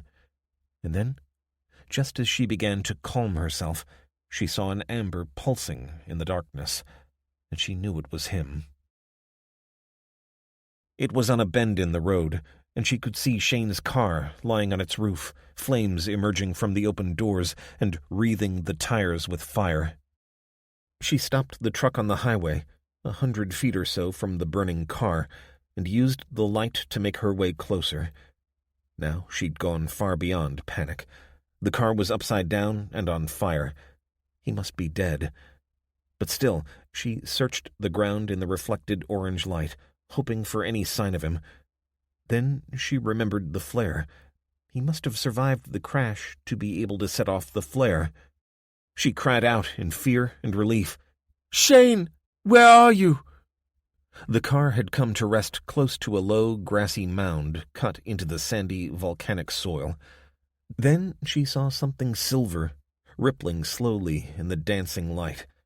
"Shane!" He'd rolled himself in the foil and wedged himself as close to the mound as possible, getting at least some shelter from the radiation, except from above. She pulled on his shoulder, and he cried out. Then his eyes focused. "Is it you?" "Yeah, it's me, Shane." "Am I dreaming?" "No, come on. We need to get to the truck." Suddenly, he seemed to snap to full awareness again. "What the hell are you doing here?" "Saving your ass." He pushed her away. "Are you mad? What were you thinking of? What the Shut up and give me a hand." She helped him to his feet, and they walked slowly across the cinder, skirting the still-burning wreck until they made it to the truck. He began to bend at the knees. "We gotta get underneath. Wait it out." "What about the people down in Hilo?" "Look," he said, pointing up at the sky where mesmerizing colors pulsed across the heavens. "They know." And so, for the first time, Hannah looked at the dancing angels with her own eyes as they sung to her. She was frozen to the spot, hypnotized by the breathtaking beauty of the sight. Then she fell sideways, yelling in protest, as Shane wrestled her to the ground and rolled her under the truck.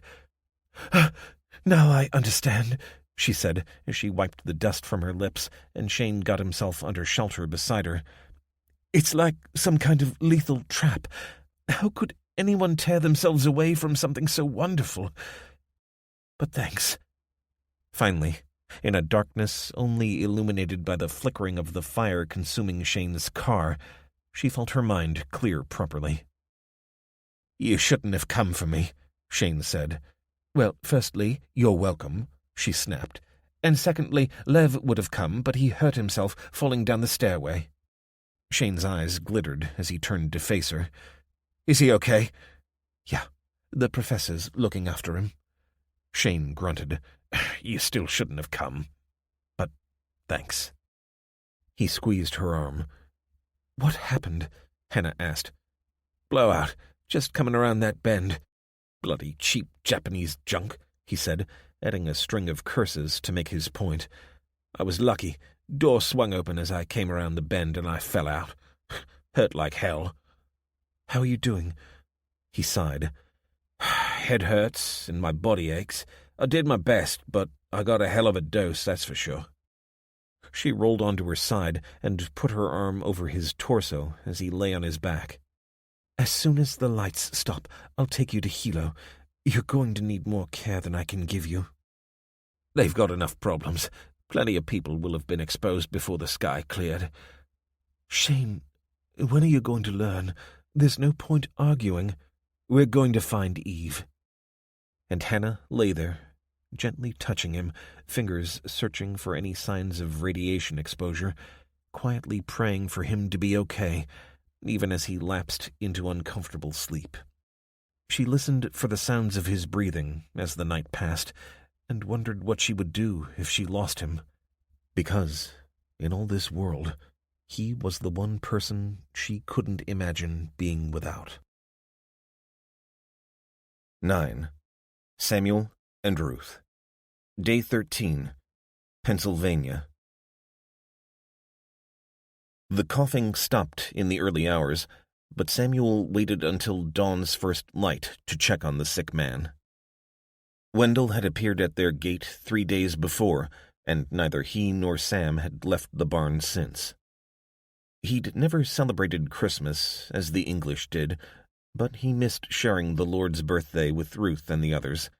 Instead, he'd done his best to make himself and Wendell comfortable, shivering despite the old comforters that Justin had scavenged from neighboring properties and regular hot food and drinks left at the door. Now that he couldn't do it, he missed holding his wife in his arms the most, but there was no way he could risk whatever illness Wendell was suffering with infecting the others. "Wendell," he said, parting the filthy comforter from around the face of the man lying on his side. He half hoped he wouldn't get a response, as then, at least it would be over. "I'm here," Wendell whispered. "So cold." "I'll fill another hot water bottle. How do you feel?" Wendell forced his eyes open with, it seemed, supreme effort. "Not coughing so much. Doesn't hurt. Except the cold." Samuel got to his feet and put the small kettle on the camping stove. "I don't think it's COVID," Wendell whispered. Sam looked over at the pathetic bundle of cloth that hid a man. "Why do you say that?" "I'd be better now. Or dead. I think it was in the water. Contaminated." Gerber rocked back on his heels, his eyes roaming the wooden roof beams as he thought. He knew almost nothing about how the municipal water supply worked. He knew there was a reservoir on the other side of the town, and water towers scattered around, and he guessed there must be some kind of pumping system which had probably stopped working. But how was water purified?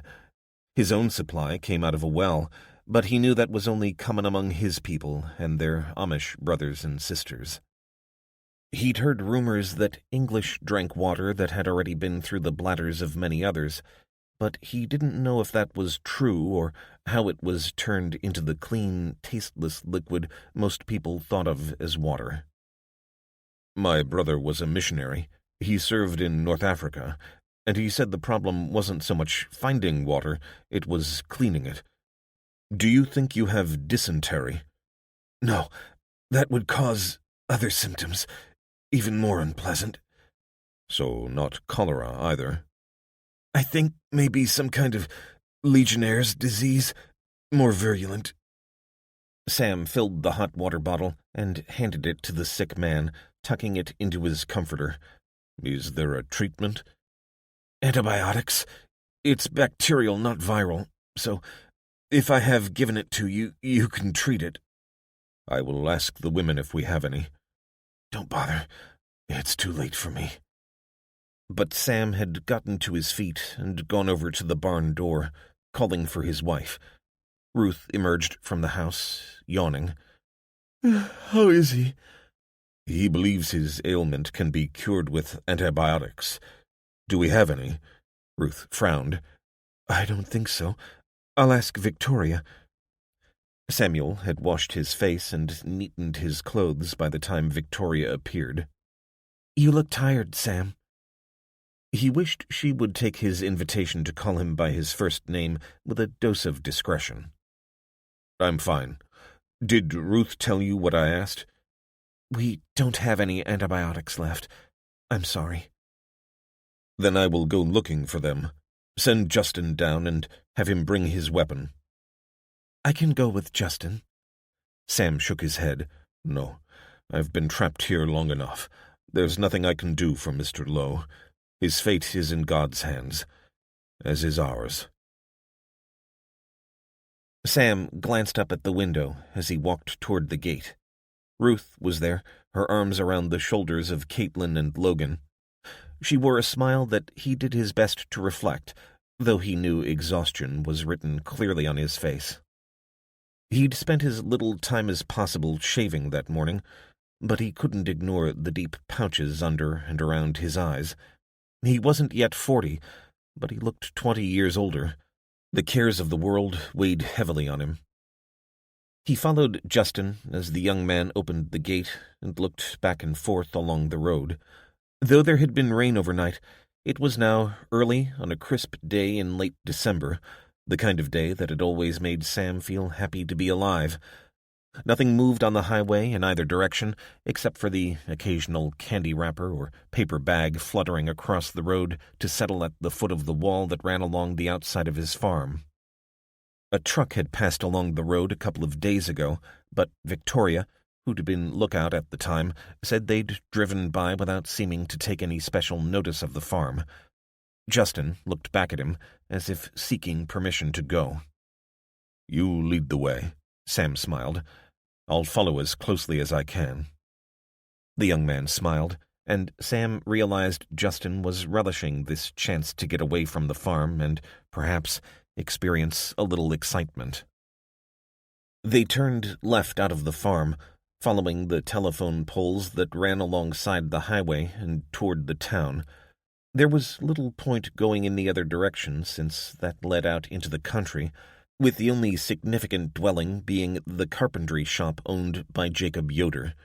The Yoders had died on the first night, as Samuel had discovered when he'd gone to check on them, and they were old Amish, so would have no antibiotics in their house. They passed the elementary school, silent, with its flag hanging limp. It made him think of a museum exhibit, sterile and lifeless. Farther down, and on the other side of the road, a clutch of ranch houses were gathered around a green area with a pagoda. He hadn't known the people who'd lived there, but it had seemed a pleasant place when he'd passed by. Now it was silent, and 2 of the houses had been consumed by flame and sat, like blackened shells, looking back at him as he followed Justin along the road. As they walked, the houses became smaller and closer together. Justin stopped outside an odd dwelling made up of a main house which looked as though it had split like a living cell, producing 2 copies next to it, each with a single window looking out onto the road, overhung by canvas canopies that made Sam think of half-closed eyes. It looked lifeless, but Justin thought it was worth a look, so Sam followed him as he cautiously made his way along the path. Looking up at the faded dark gray painted wood cladding with its patches of moldy green, it didn't look promising to Sam, but he didn't have any better ideas, and this house didn't show signs of having been broken into. The porch had a wooden bench that, like the steps, might once have been white, but was now worn and dirt-stained. Justin peered in through the filthy window. "Can't see any movement. I'll go first. There could be dead people inside." "We will go together," Sam said. "I do not fear the dead." He hoped that was true. The front door was unlocked, and Sam braced himself for the stench of death. But the smell, though unpleasant, was more of dilapidation than decease. "Anybody at home?" Justin said, through the quarter-opened door. "We don't mean no harm. We're just looking to trade." Sam had no idea what the young man thought they had to trade with, but he left him to it. Justin was in charge. He was the one with the rifle. The door led to a hallway with a coat rack immediately inside, the only light coming through the grimy windows. He was just about to follow Justin farther inside when he spotted something, so he tugged on the young man's arm and pointed to the coat rack. A thick wax jacket hung there. Water dripped from the end of its arms. Someone was here. Someone who'd been outside recently enough to catch a little of the rainfall that had preceded the bright morning. "Who's in here?" Justin called out. Sam would have been more cautious, but what did he know? There was no answer, so Justin crept forward, peering into what turned out to be a kitchen. Then, as they waited outside the living room, chintz wallpaper just visible in the light leaking around the curtains, Sam heard something. He put his finger to his lips and then his ear, listening at the door. It sounded to him as though someone was sniffing, either with a cold or because they'd been sobbing. Justin grabbed the door handle and pushed it open, leading Sam into the room while sweeping every corner with his rifle. It was empty. Sam ignored the hairs pricking up on the back of his neck and went across to the soiled, flower-patterned couch. With some reluctance, he ran his fingers along the cushions. Warm. Nodding, Justin headed for the far door, but then Samuel hissed at him to stop. He pointed down at the floor. A dirty rug lay across the floorboards, its edge peeled back to reveal a line cut into the wood. A trap door. Someone had closed it too hastily to make sure the rug covered it completely.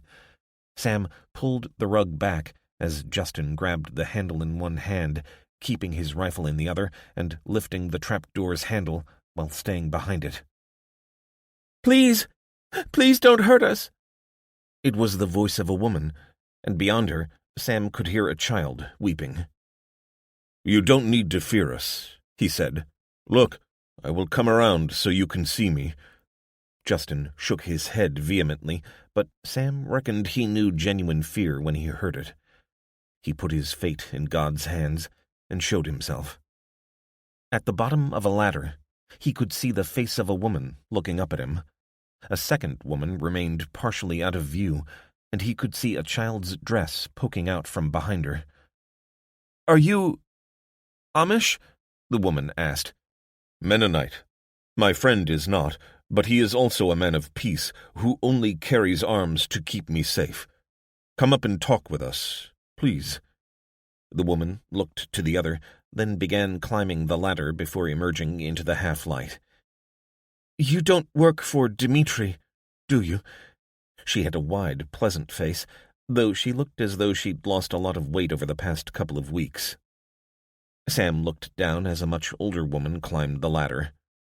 Who is Dimitri? It's not him, Mother, she said, helping the other woman to her feet. The older woman straightened up painfully, brushed herself down, and looked at Sam. You a man of God? I try to be. Then you aren't with Dimitri. He's the work of the devil, if anyone ever was. Killed Marky Foster in cold blood in front of everyone. That's when we came to hide in here. This was the Pattersons' place, and they never had nothing worth taking, so we figured the gang wouldn't come here in a hurry. She put out her hand. Name's Jeannie Norris. This is my daughter, Lila. You best go get the others. This last sentence was directed at the younger woman, who nodded and climbed back down the ladder. Others? Uh-huh. You aren't the first folks to come by here. Lucky we've got a big basement we can all hide in. Sam looked past her to see a black woman emerging from the trapdoor, followed by a younger woman who looked to Sam like she must be her daughter. She had lighter skin, similar to Ruth's in fact, but was barely more than a teenager. She also didn't look well. The older woman looked Sam directly in the eye. Mennonite? I am. She thrust out her hand and shook firmly, maintaining eye contact. I'm Laura, and this is my daughter, Ruby. She's come from the hospital in Punxsutawney, she said, noticing where Sam was looking. There was an outbreak, and we evacuated. I am Samuel, and this is Justin. Sam was instantly impressed with this woman. He knew well enough that in his patriarchal society, women exerted subtle influence without having an official role as leaders. This woman, on the other hand, was obviously at home in the world of men. There was no question in her mind that she was at least his equal. It made Sam uncomfortable, but then he liked to think of Ruth as his equal, just in a different way. Unfortunately, we were captured by this man, Dimitri, who calls himself mayor. But we managed to escape, with many others, and we were lucky enough to choose this house to hide in. Jeannie and Lila have been very kind to us, and of course, little Bonnie. She pointed at the young child whose sobs had first alerted Sam to the presence of people in the house. What do you plan to do now? Your daughter needs care, surely. Laura nodded, pulling Ruby into an embrace. We're heading for Hagerstown. We know people there who can help us. That's 200 miles, Justin said. He'd rejoined them, having checked that all was quiet outside from an upstairs window. I know, Laura said, not bothering to hide her irritation. I was hoping to find somewhere for Ruby to rest up before we set off. You can stay with us, Justin said, It's got to be better than hiding in a basement. Sam bit back his anger. He knew young men well enough to realize that Justin's apparent charity was aimed primarily at Ruby, but that didn't excuse his taking it upon himself to offer their home as a sanctuary. He couldn't hide his displeasure from Laura, however, who raised an inquiring eyebrow. What could he do? Justin was right that it couldn't be good for Ruby's health to have to hide in a basement. And he was a Christian, after all. He was only too aware of his many faults, pride, and, if he were completely honest, disdain for his English neighbors. He knew his way of life was superior with an utter, unshakable certainty. But he wasn't a hypocrite. Yes, of course. We have room at our farmhouse. It is on the edge of town, and perhaps safer than here. Certainly drier and warmer. What about us? Jeannie said. It ain't exactly healthy for us to stay here either. I'm too old to be living in a basement. Sam sighed. He'd come here looking for antibiotics to treat one stranger, and was now opening his house to 5 more. Of course, you are welcome. But aside from Ruby, each of us must work. We are a community, not a charity. For the first time, Laura's face broke into a smile that transformed it, so he could see where Ruby got her looks. In your house, you set the rules, Mr. Gerber, that is understood. And thank you. Now, how far is your home, and when should we set off? 10. Elijah. Day 15. Nevada. The man in camouflage held out his hand as Deputy Drew showed him into Wade's temporary office. Sergeant Max Reese, 3rd Territorial Nevada National Guard.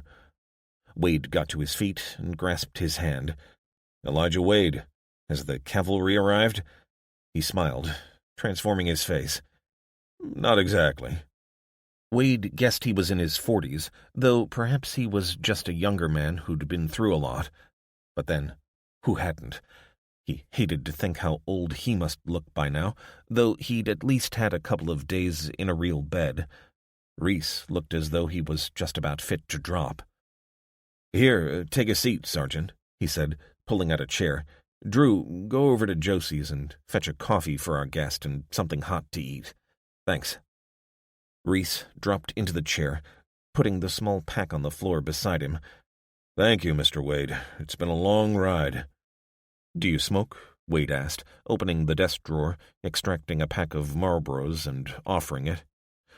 Reese took one with obvious relief and relish, which gave Wade the excuse to have one himself. Martha had sent around a couple of packs, so for once he wasn't short of smokes, but still he restricted himself to a minimum. At some point, after all, they'd run out, and, in any case, he suspected they'd pass for currency soon enough. Elijah leaned back in his chair, enjoying the sensation of smoking indoors for the first time in a decade. There, he could add that to his tiny list of things that had improved since Armageddon. A horse whinnied from the street. It was tied to a post outside the sheriff's office like a time traveler from the Old West, clouds of foggy breath rising past his high window. Reese had been spotted an hour ago, a good test for the town's nascent early warning system, riding south along the highway, so Elijah had had time to send someone looking for Desmond, who was, at last sighting, visiting one of the outlying farms. Are you an authority here? He asked. Wade shook his head. Not exactly. I'm only here for a few days, helping set up a security force for the mayor. He raised an eyebrow. That's good to hear. To be honest, I wasn't expecting much, especially when there was no welcoming committee. What do you mean? You're my 4th stop, and the first time I haven't been greeted by an armed crowd. If you've managed to organize yourselves, then you're way ahead of the curve. Wade leaned forward on the desk. Seriously? I'm afraid so. First time it happened, it took me by surprise. Had to improvise to get away. But I've got my mission, so there was no time for hemming and hawing. Mission? Before he could answer, Desmond appeared, footsteps thunking on the wooden steps. This is the mayor, Elijah said. "Desmond Myers." Desmond thrust out his hand. "Please don't get up," he said, as Reese introduced himself. "Have we offered you refreshments?" "This isn't the Ritz, Desmond," Wade said. "And yes, Drew is fetching coffee and something to eat." "I was just saying it's a relief to find a town like this. Not a pitchfork to be seen."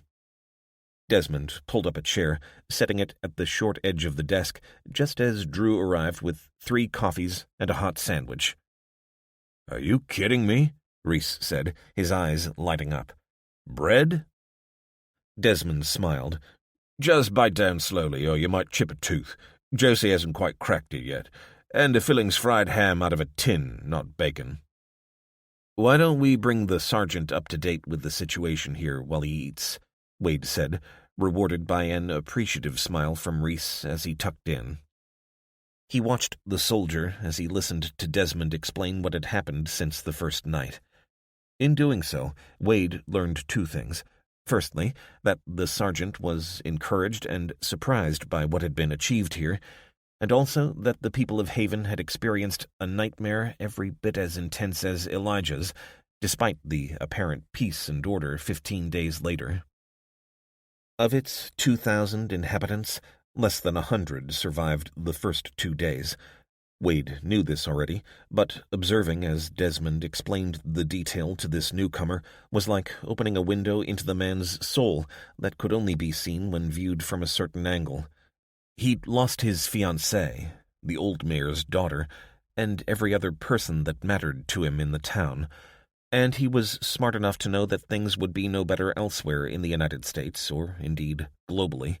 Chances were high that Desmond's mother and other family members were also dead. So that explained the darkness Wade had detected, but in that darkness lay some hope, because Desmond had accepted the worst, and could now begin the process of recovery and move on. Elijah himself, on the other hand, hadn't even begun his journey on that grim road.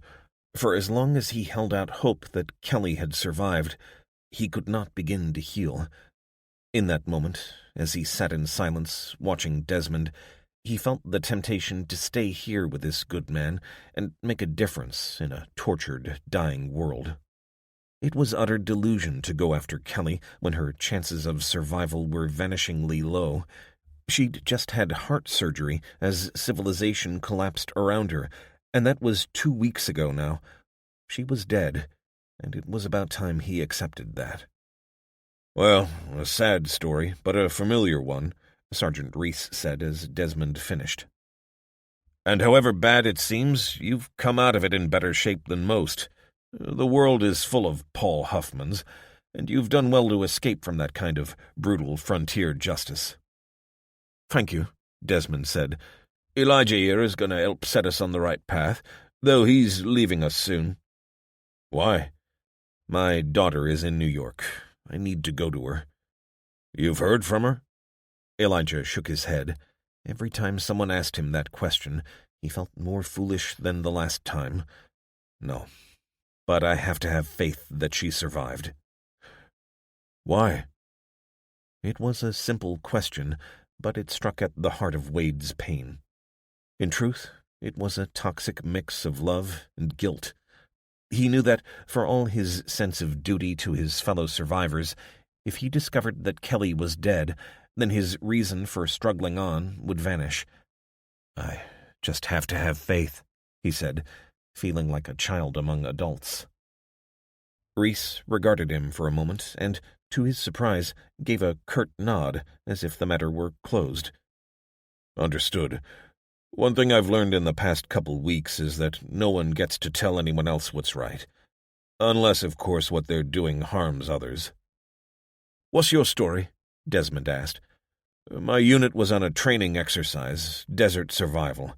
I saw the lights, but something gave me the creeps, so I ordered my squad into a cave until I could get confirmation from Control." He looked sadly from Desmond to Wade, shaking his head. "Know what my nickname is? Shadow. I was pretty happy with that when I first found out, but then I realized it was on account of people thinking I'm afraid of my own shadow. I've got a reputation for caution that doesn't always suit the folks under my command." "This time your caution saved their butts," Wade said. "Sure, and most of them are men enough to admit it. We spent the next couple of days tending the other teams, as one by one they died. By the time I got back to base, the only officer left fit for duty was a lieutenant from the maintenance company on attachment." Desmond drew in a deep breath. "My dad always said the future belongs to the bean counters. Seems he was right." Sergeant Reese shifted in his chair. "It's possible some of us thought exactly the same, but she's not turned out that way. I'm here because of her, in fact. She sent as many as she could spare in all directions to establish the situation in as wide an area as possible, and also to begin implementing her plan." "Plan," Wade said. "Lieutenant Montgomery believes that communication is the key to the reestablishment of order. Most of our tech was fried on the first night, but we have a supply of radio signal repeaters that were shielded. I've got 3 in a Faraday cage on the back of the horse." Desmond glanced sideways at Wade, who was struggling to keep up.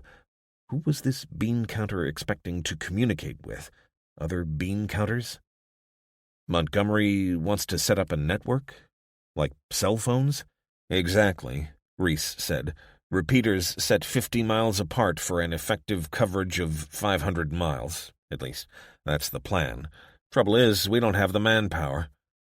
"Where's your base?" Elijah asked. "It's the Oasis base outside Springs." Elijah got up and walked over to look at the area map pinned to his wall. "And that's the central point?" "Yes, Montgomery reckons we can cover from Salt Lake City eastward, south to Ely, and west to maybe Reno. We've got the equipment, but not the people. And even if we do manage to find safe places to install the repeaters, coverage will be patchy because we're following the major highways. We'll have massive blind spots." Wade scratched his chin and made a mental note to shave his stubble off later. "But won't they be fried the next time the lights appear?" "We bury the electronics, just leaving the mast and the solar panel above ground.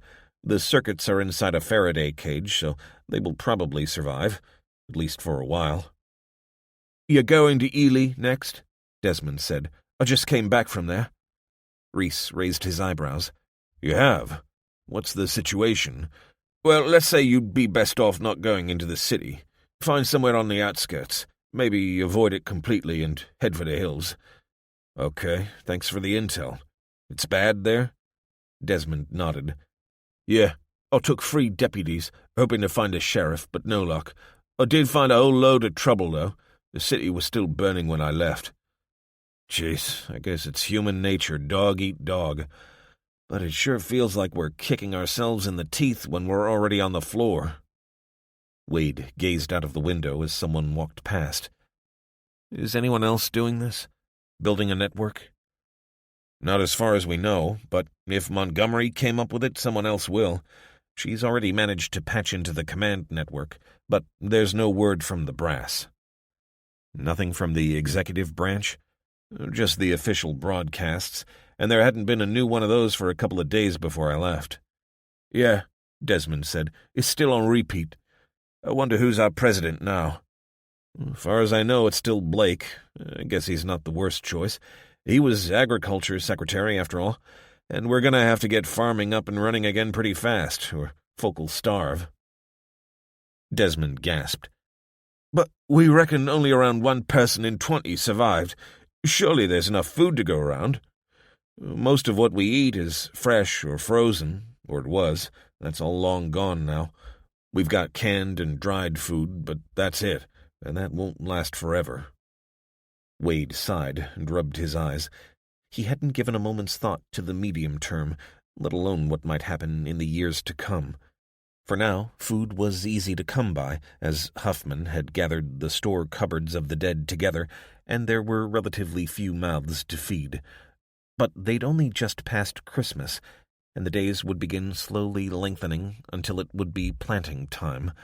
If that opportunity was missed, then they surely would go hungry by next winter. "That's why you've been out at the farms?" he said, looking at Desmond. Desmond seemed surprised by the question. Sure? Wade shook his head. See, this is why you're in charge.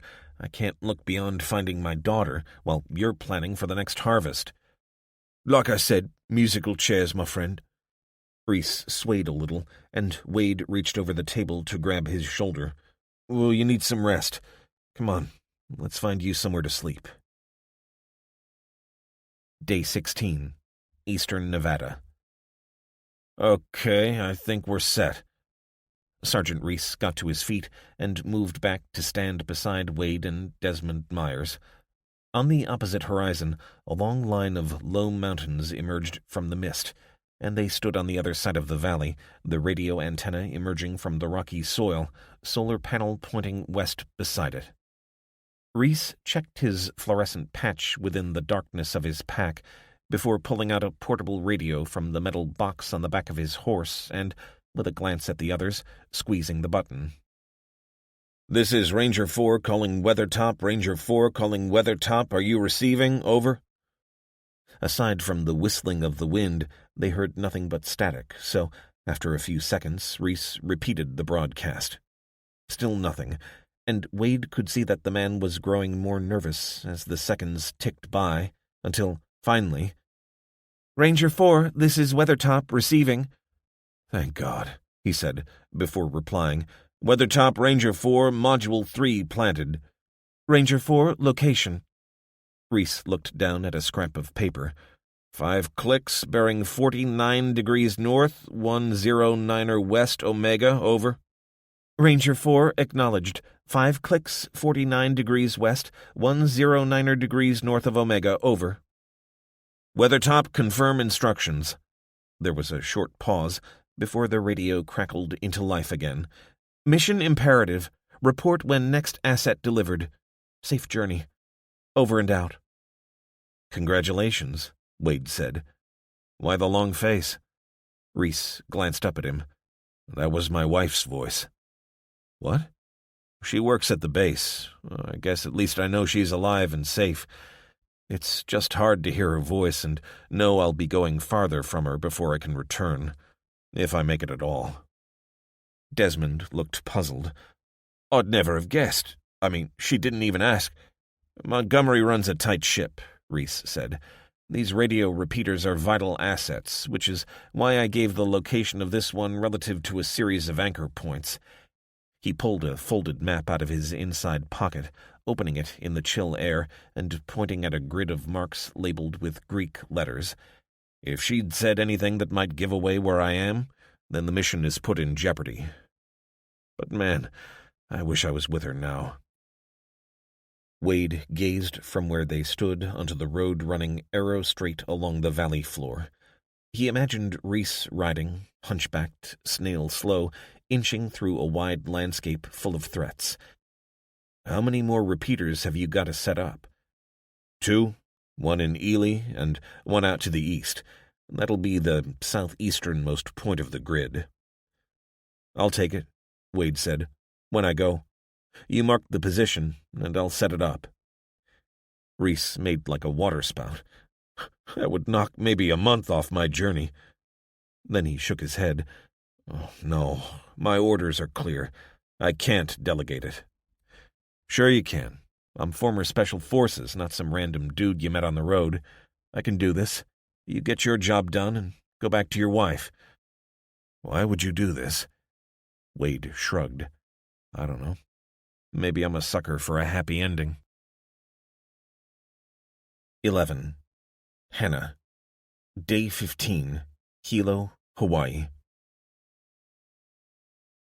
Hannah linked arms with Eve Kai as they left Waiakea Intermediate School and walked across the grass. The school had been turned into a makeshift medical center after the hospital in Hilo had burned to the ground. Near the airport and university, it was within the small square of the town that had at least some power and security. "I hate to see him like that," Hannah said. Truth to tell, she dreaded going to the hospital at all and sitting at his bedside as he lay in a morphine haze, moaning in his sleep. Eve lengthened her stride as she made her way over the grass toward the highway. We should have had a backup system, one that didn't involve driving a car when radiation levels had gone through the roof. How are you feeling?" Hannah, unable to keep up with the former administrator's pace, slowed almost to a halt. Eve spotted her and pointed to a bench beside the road. "I'm sorry to slow you down," Hannah said. "Don't say that. Shane would be dead without you, and neither of us wants that, do we? But you didn't answer my question. Is the iodine helping?" Hannah nodded. "Yeah, thanks. Though I feel like I might turn purple if the dose is any higher, and my head feels like it's trapped inside a vice." "And your skin? Any ulceration?" "Yeah, I'm not a pretty sight naked," she said, then put her hand up as Eve went to speak. "But it's not getting worse. A few ulcers and bruising. I feel like crap, but I think I got off lightly. Your friend Lev did a good job with the truck." Hannah forced a smile. She hadn't even noticed the changes he'd made when she'd gotten into the unfamiliar and idiosyncratic cab of the truck. But he'd raided the store for aluminum foil and used it to line the cab's roof, as well as adding 2 strips of cable with bare metal ends that gave a route to ground. Aside from that, the Russian truck was solidly made, and the roof was insulated. And, of course, she'd been wearing 2 coats and a foil blanket. She had no idea of which of these were effective, but together they'd served to reduce the dosage she'd received from lethal to dangerous. Shane, on the other hand, had been outside under the lights for an hour and was barely recognizable. The skin on his face bore livid scars where it was tearing, despite the doctor's best efforts to lubricate it. But Hannah didn't care about that. At least, not too much. She only cared that he lived. "Do you think he'll make it?" she heard Eve sigh. "Honestly, I don't know. We sure can't afford to lose people. 10 have already died since the last light show, and that's just the ones we know about, the ones who were brought here. Now, let's get you home. I've got lots to do."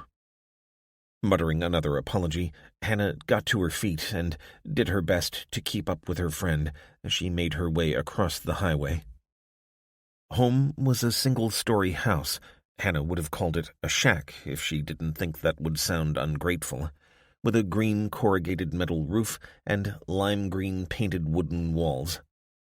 It was one of the many dwellings that had been cleared as part of the cleanup operation that Eve had organized as the people of Hilo had been gathered into the protected zone near the airport.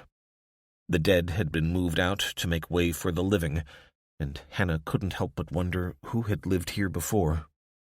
The garden toys and decorated bedroom walls proved that the family had included children, but she tried not to think about it.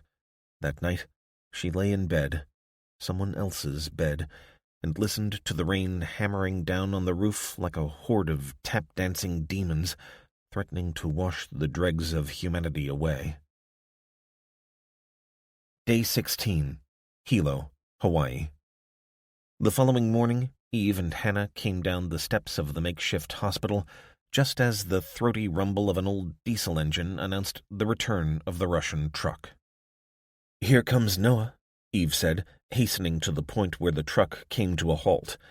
"How's Lev?" Hannah said, as a young man with a round, pleasant face looked through the driver's window. "Getting better. Almost didn't let me drive back. Says if the professor nursemaids him any longer it might be fatal. Didn't say who for, though." Hannah joined in the laughter. She felt much more alive than she had the day before, though her skin was still a livid pink, and the bruising hadn't disappeared. "Is everything set up?"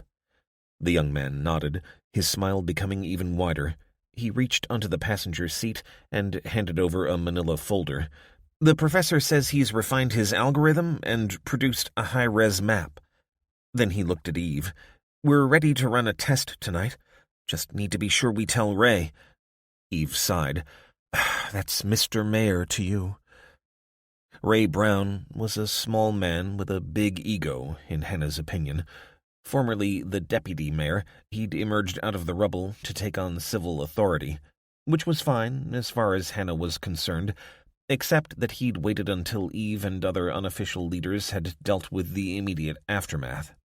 He'd claimed to have been unconscious after a fall on the first night, and maybe that was true, but there was something almost crab-like about the man that left Hannah imagining he'd been hiding under a rock, waiting for his opportunity. "Look, it's important, Noah," Eve said. "If the siren goes off, people will panic, and Ray's now the best person to get the word out." Noah's face dropped. "You're not going to make me do it, are you?" Running her hands down her face, Eve looked exasperated beyond endurance.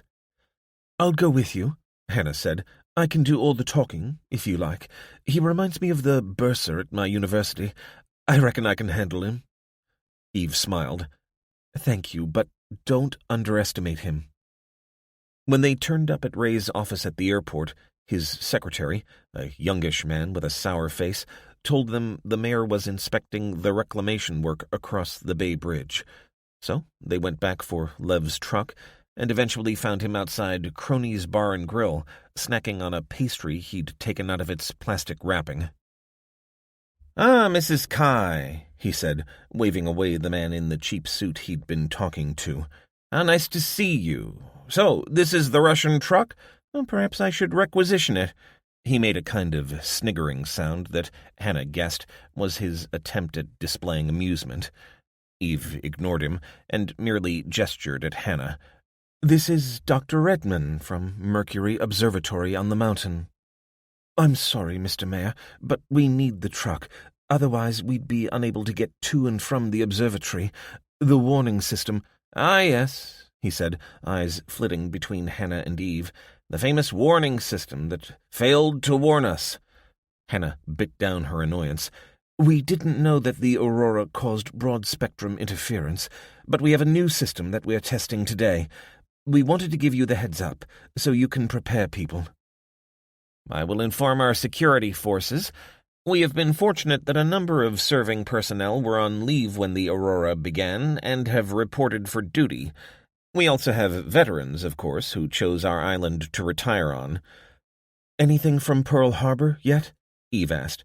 "No, Mrs. Kai. It is my intention to send a contingent to the base when we have stabilized the situation here." Eve scratched her chin. "I'd have thought battleships should make for better protection than most structures, especially below the waterline." "Yeah, but it's fritzing the electronics I'm worried about," Hannah said. "I wouldn't like to be in a submarine if all the control systems suddenly failed." It was then she noticed that the mayor had walked on, so Hannah hurried to catch him up as he finally stopped outside a thrift store. "Of course," he said, as if he hadn't heard a word of Eve and Hannah's conversation. "The important thing about a warning system is that it's foolproof. Folks have got to be able to rely on it." "No, Mr. Mayor," Hannah said, ignoring Eve's sharp intake of breath. "At this stage, the important thing is that it's demonstrated to work." Brown blinked with surprise, but recovered quickly. "But your scheme depends on power being available, does it not?" "Yes, we rely on you for that." "Indeed. And in supplying the fuel to run your generators, we're also supplying the fuel to run the observatory." "I'd have thought that researching the cause of the Aurora would be a priority." "Not compared with keeping people alive, Doctor." Hannah took in a deep breath. "Of course not. I promise you we're not living in an ivory tower up at the observatory. For now, we're entirely focused on finding a way to reliably warn you when the lights appear again." "You're certain they will return?" She thought about pulling out Akihiro's new map, but she hadn't had time to look at it properly herself, so she kept it simple. "Yes." Brown nodded. "Understood. Now, if you won't allow me to commandeer your truck, could I ask you to carry back some of the supplies we've gathered from the medical center? We have 3 working cars, but none of them have the capacity of your vehicle." "Of course." How could she refuse?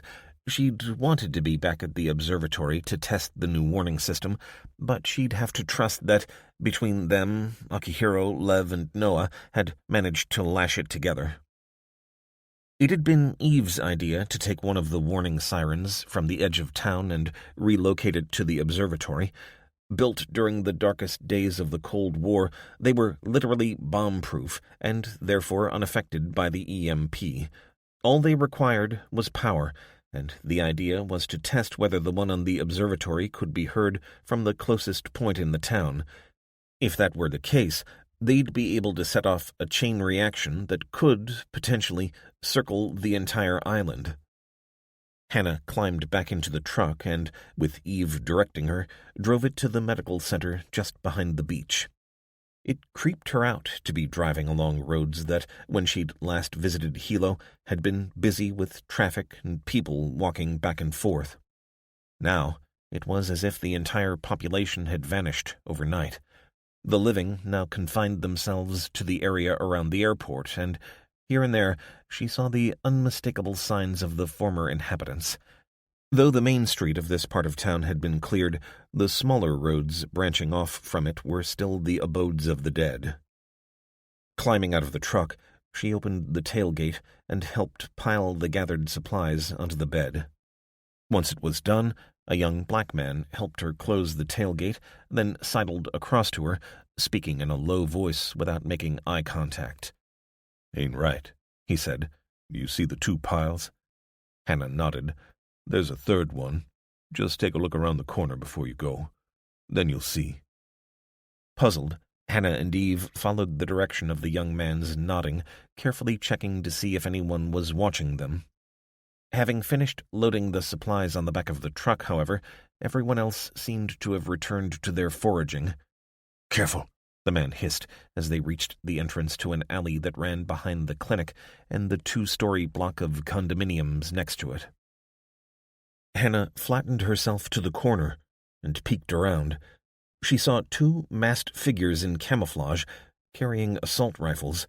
They looked to her like regular forces, but she was no expert. They were guarding something that lay beyond a low, temporary wire fence. Hannah was trying to work out what she was seeing when the young man appeared at the far end of the alley, carrying a translucent plastic box, and walked toward the guards. One of them raised his weapon, and the young man said something to him before tilting the box a little so the guard could see inside. With a wave of the hand, the guard moved to one side, and the young man came toward the fenced-off area, lifting the box to chest height. He glanced in Hannah's direction, then slowly tilted the box so she could catch a glimpse of its contents.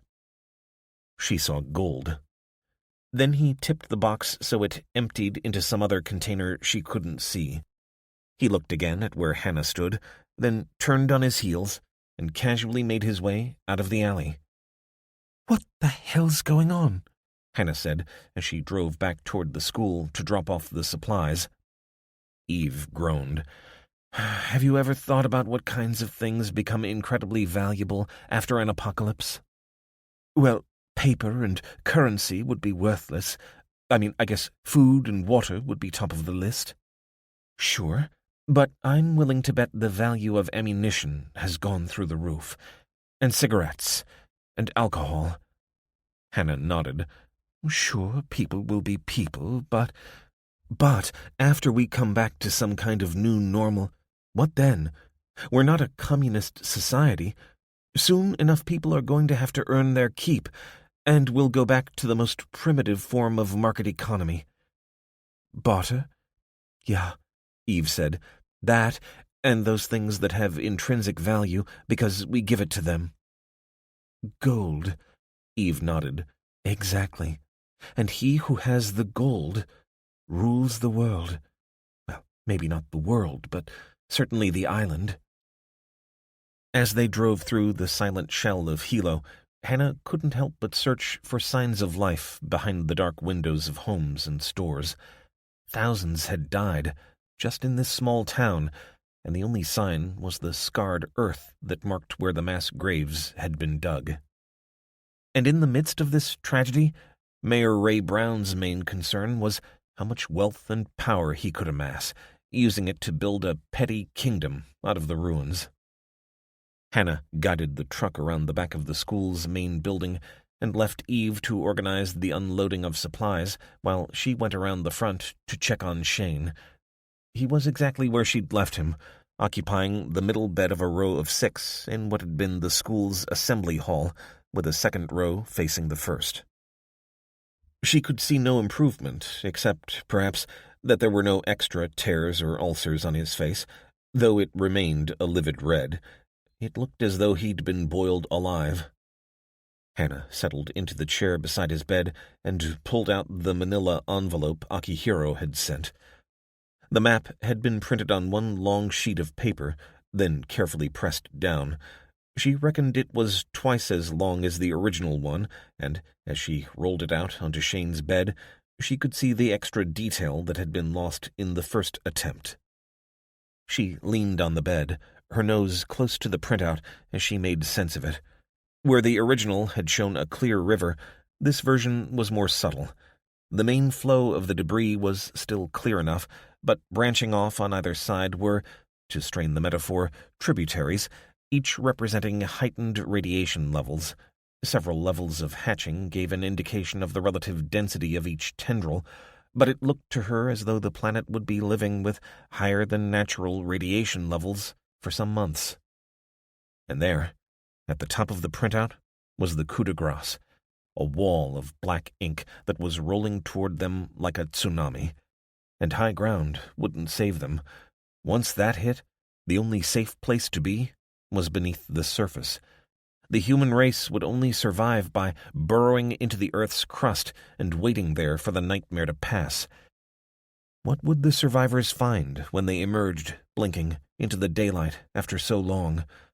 Would there be any survivors? Not unless she could find a way to do for the world what they were already attempting for the Big Island. Humanity had only a brief time to find and prepare places to hide and provision them for the, weeks they'd have to spend hiding from the universe's casual fury. She rested her head on her wrists and searched for hope from the printout. If anything, Akihiro's high-resolution version had made the threat seem greater, even as it helped plan when the tide would roll in. But there was no escaping it. Anyone outside would be washed away. For a moment, she lost all hope. Then, Shane's hand gripped her wrist. Hannah? 12. Elijah. Once the figure of Sergeant Reese had merged into the haze as he traveled along the highway toward Ely, Wade assembled the Haven police force in the main room of the sheriff's office. There were 6 of them, but only 4 uniforms that fit. Drew Masterson had been promoted to deputy sheriff, but Wade hadn't been able to find anyone he considered capable of leading the department, so Desmond had reluctantly taken on the additional responsibility. Wade felt the weight of guilt settling on his shoulders. He knew his duty to his fellow humans required him to stay here, but he had a deeper commitment to his daughter. It was like a roadblock he couldn't see beyond. Even Becky had been cautiously fishing around the issue, though stopping short of actually suggesting it, because she knew that Wade would tell her she was welcome to stay. They'd been sleeping at Martha Bowie's, she and Becky getting progressively closer as the days went by, and Wade knew that the longer they stayed, the harder it would be for him to ever leave. Of the other 4 deputies, 2 had accompanied Desmond when he'd gone on the fool's errand to Ely, but the other 2 were greener than an airsick cadet. Jim Hill was a big man with a graying Van Dyke that failed to disguise his double chin. A former grocery store manager with no firearms training, Wade nevertheless saw potential in him. Decades of working in law enforcement had cultivated a keen nose for BS, and every instinct told Elijah that Hill was a man of integrity. He wasn't so sure about the final new member of the Haven police force. Marcel Thomas was in his mid-20s and had a hunted look about him. In the old world, Wade wouldn't have given him a moment's thought as a potential recruit, but everything had changed 16 days ago, and their pool was limited. He'd put the word out for volunteers and gotten a disappointingly lukewarm response. Maybe it was the lack of pay beyond extra rations, but he suspected that most of Haven's inhabitants were concerned with short-term survival and preferred someone else to stand between them and any bad guys. It left a bad taste in his mouth that such a large percentage of his fellow humans were so craven, and it was the reason he didn't dismiss Marcel out of hand when he volunteered. The young man, despite his hang-dog expression, had at least stepped forward. He and Jim Hill had formed an attachment that was oddly appropriate to a town with a Laurel and Hardy museum. Whether they'd be effective deputies remained to be seen. The last thing Haven needed was slapstick law enforcement. "Does anyone have any questions before I head off?" One of the deputies who'd accompanied Desmond to Ely, a Chinese-American called Adam Cheng, gestured over his shoulder at the door to the jail. "What about Kramer? He going to be let out any time?" Kramer was the deputy who'd stood by while Huffman and Shale planned to execute him, so Elijah wasn't altogether inclined to let him off the hook. "That's for the mayor to decide." "Oh, come on, man. Lenny's a good guy. You don't know what Shale was like.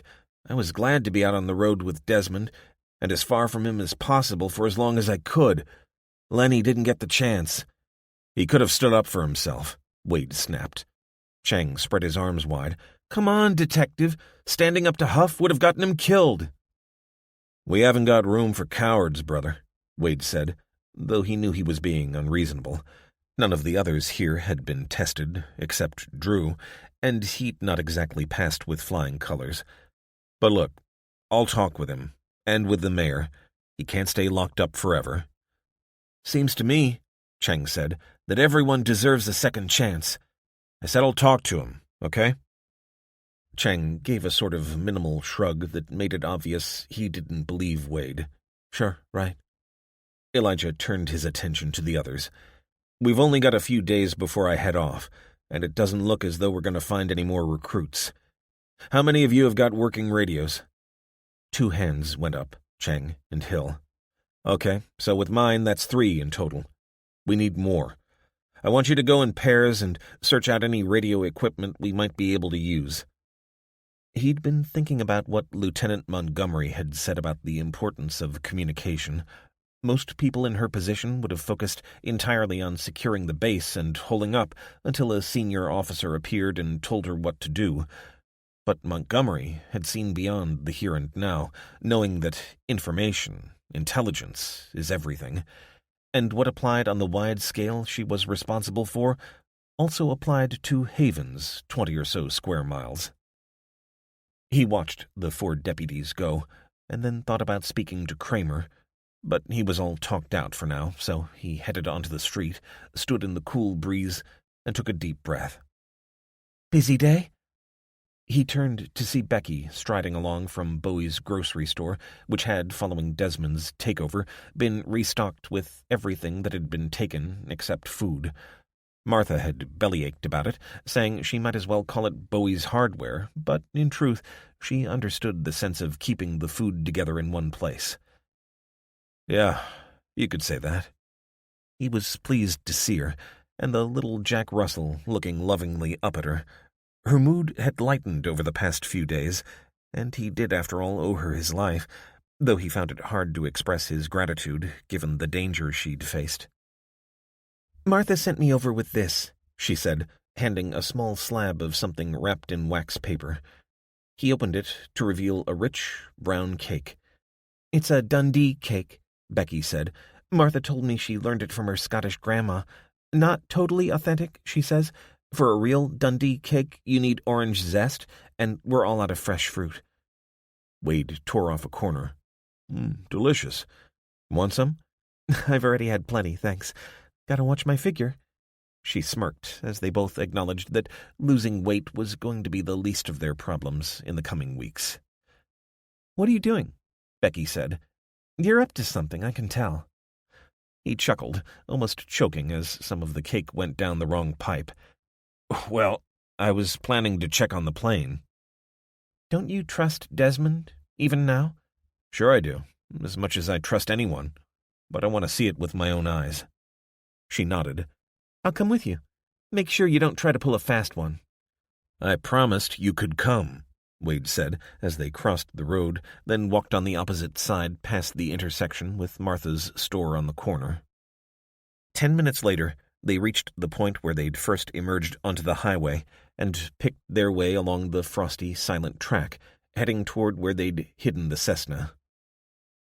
Huffman had told Elijah that he'd discovered the plane, but Wade had been back since to check, finding it still in the large barn where they'd left it. Good grief, that had been only a week ago. So much had happened since then, but he'd gotten not a step closer to Kelly. He could have borrowed a horse, but he was grateful for the chance to stretch his legs, relishing the quiet after so many days surrounded by people, having to make decisions and fielding questions. Becky seemed to sense this, and walked silently along beside him, lost in her own thoughts. Half an hour later, they emerged into the industrial farm, or whatever it was, containing the barn, and Becky skipped ahead as Elijah trudged along. She went around the corner of a farm building, her footsteps echoing. Then she heard the metallic groan of the barn door being slid to one side. "Wow," she called out. "Lige, you gotta see this." He lengthened his stride, catching up with her as she reached the Cessna. "It's gas, isn't it?"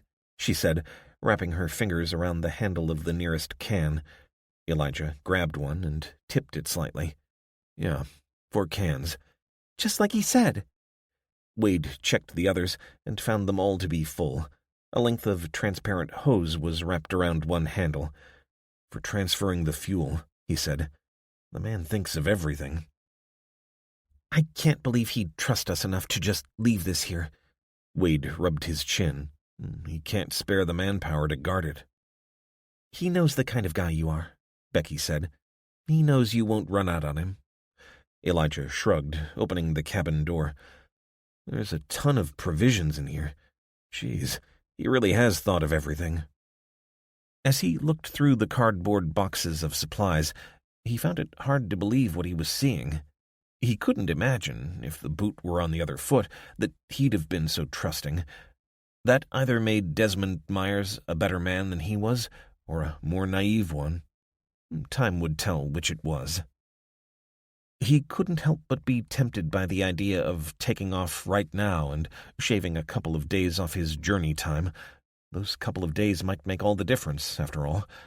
What if Kelly were in danger right now? Wade shook his head. No, there were far too many uncertainties.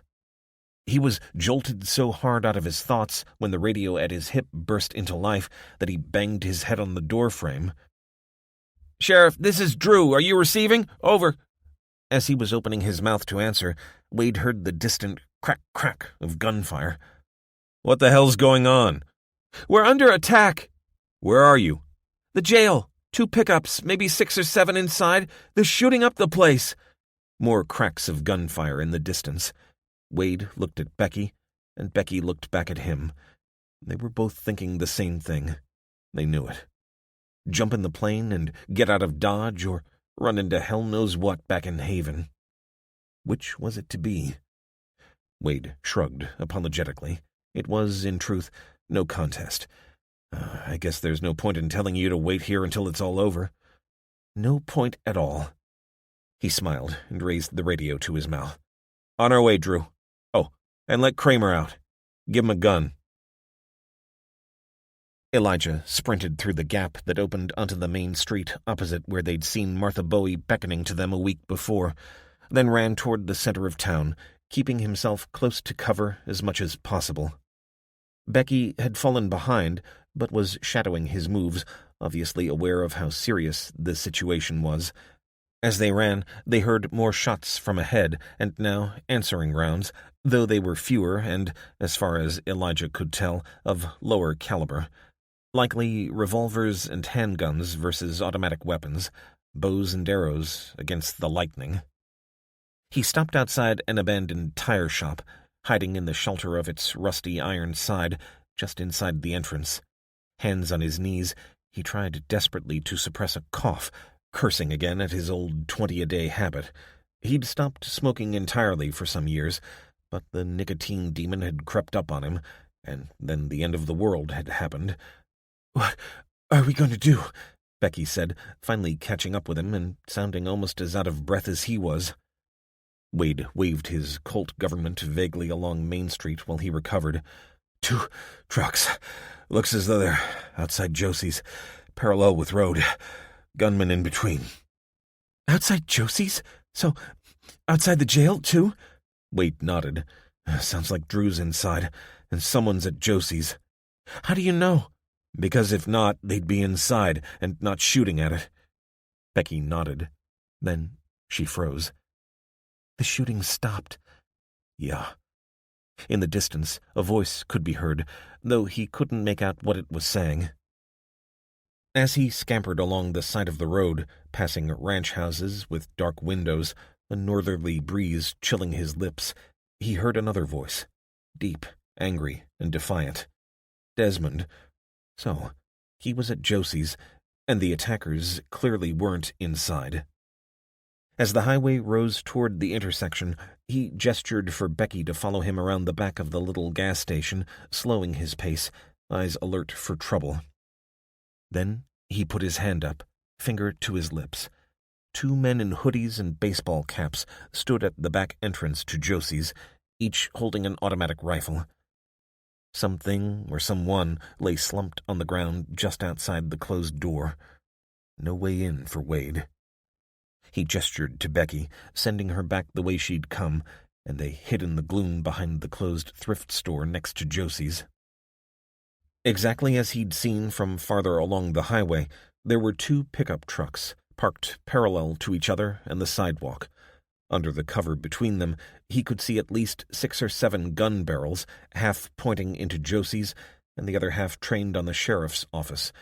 He could see no sign of Drew or Kramer, but they had to be there, or the bandits would have taken the building by now. He saw all of this in a fraction of a second. Then he saw Reese.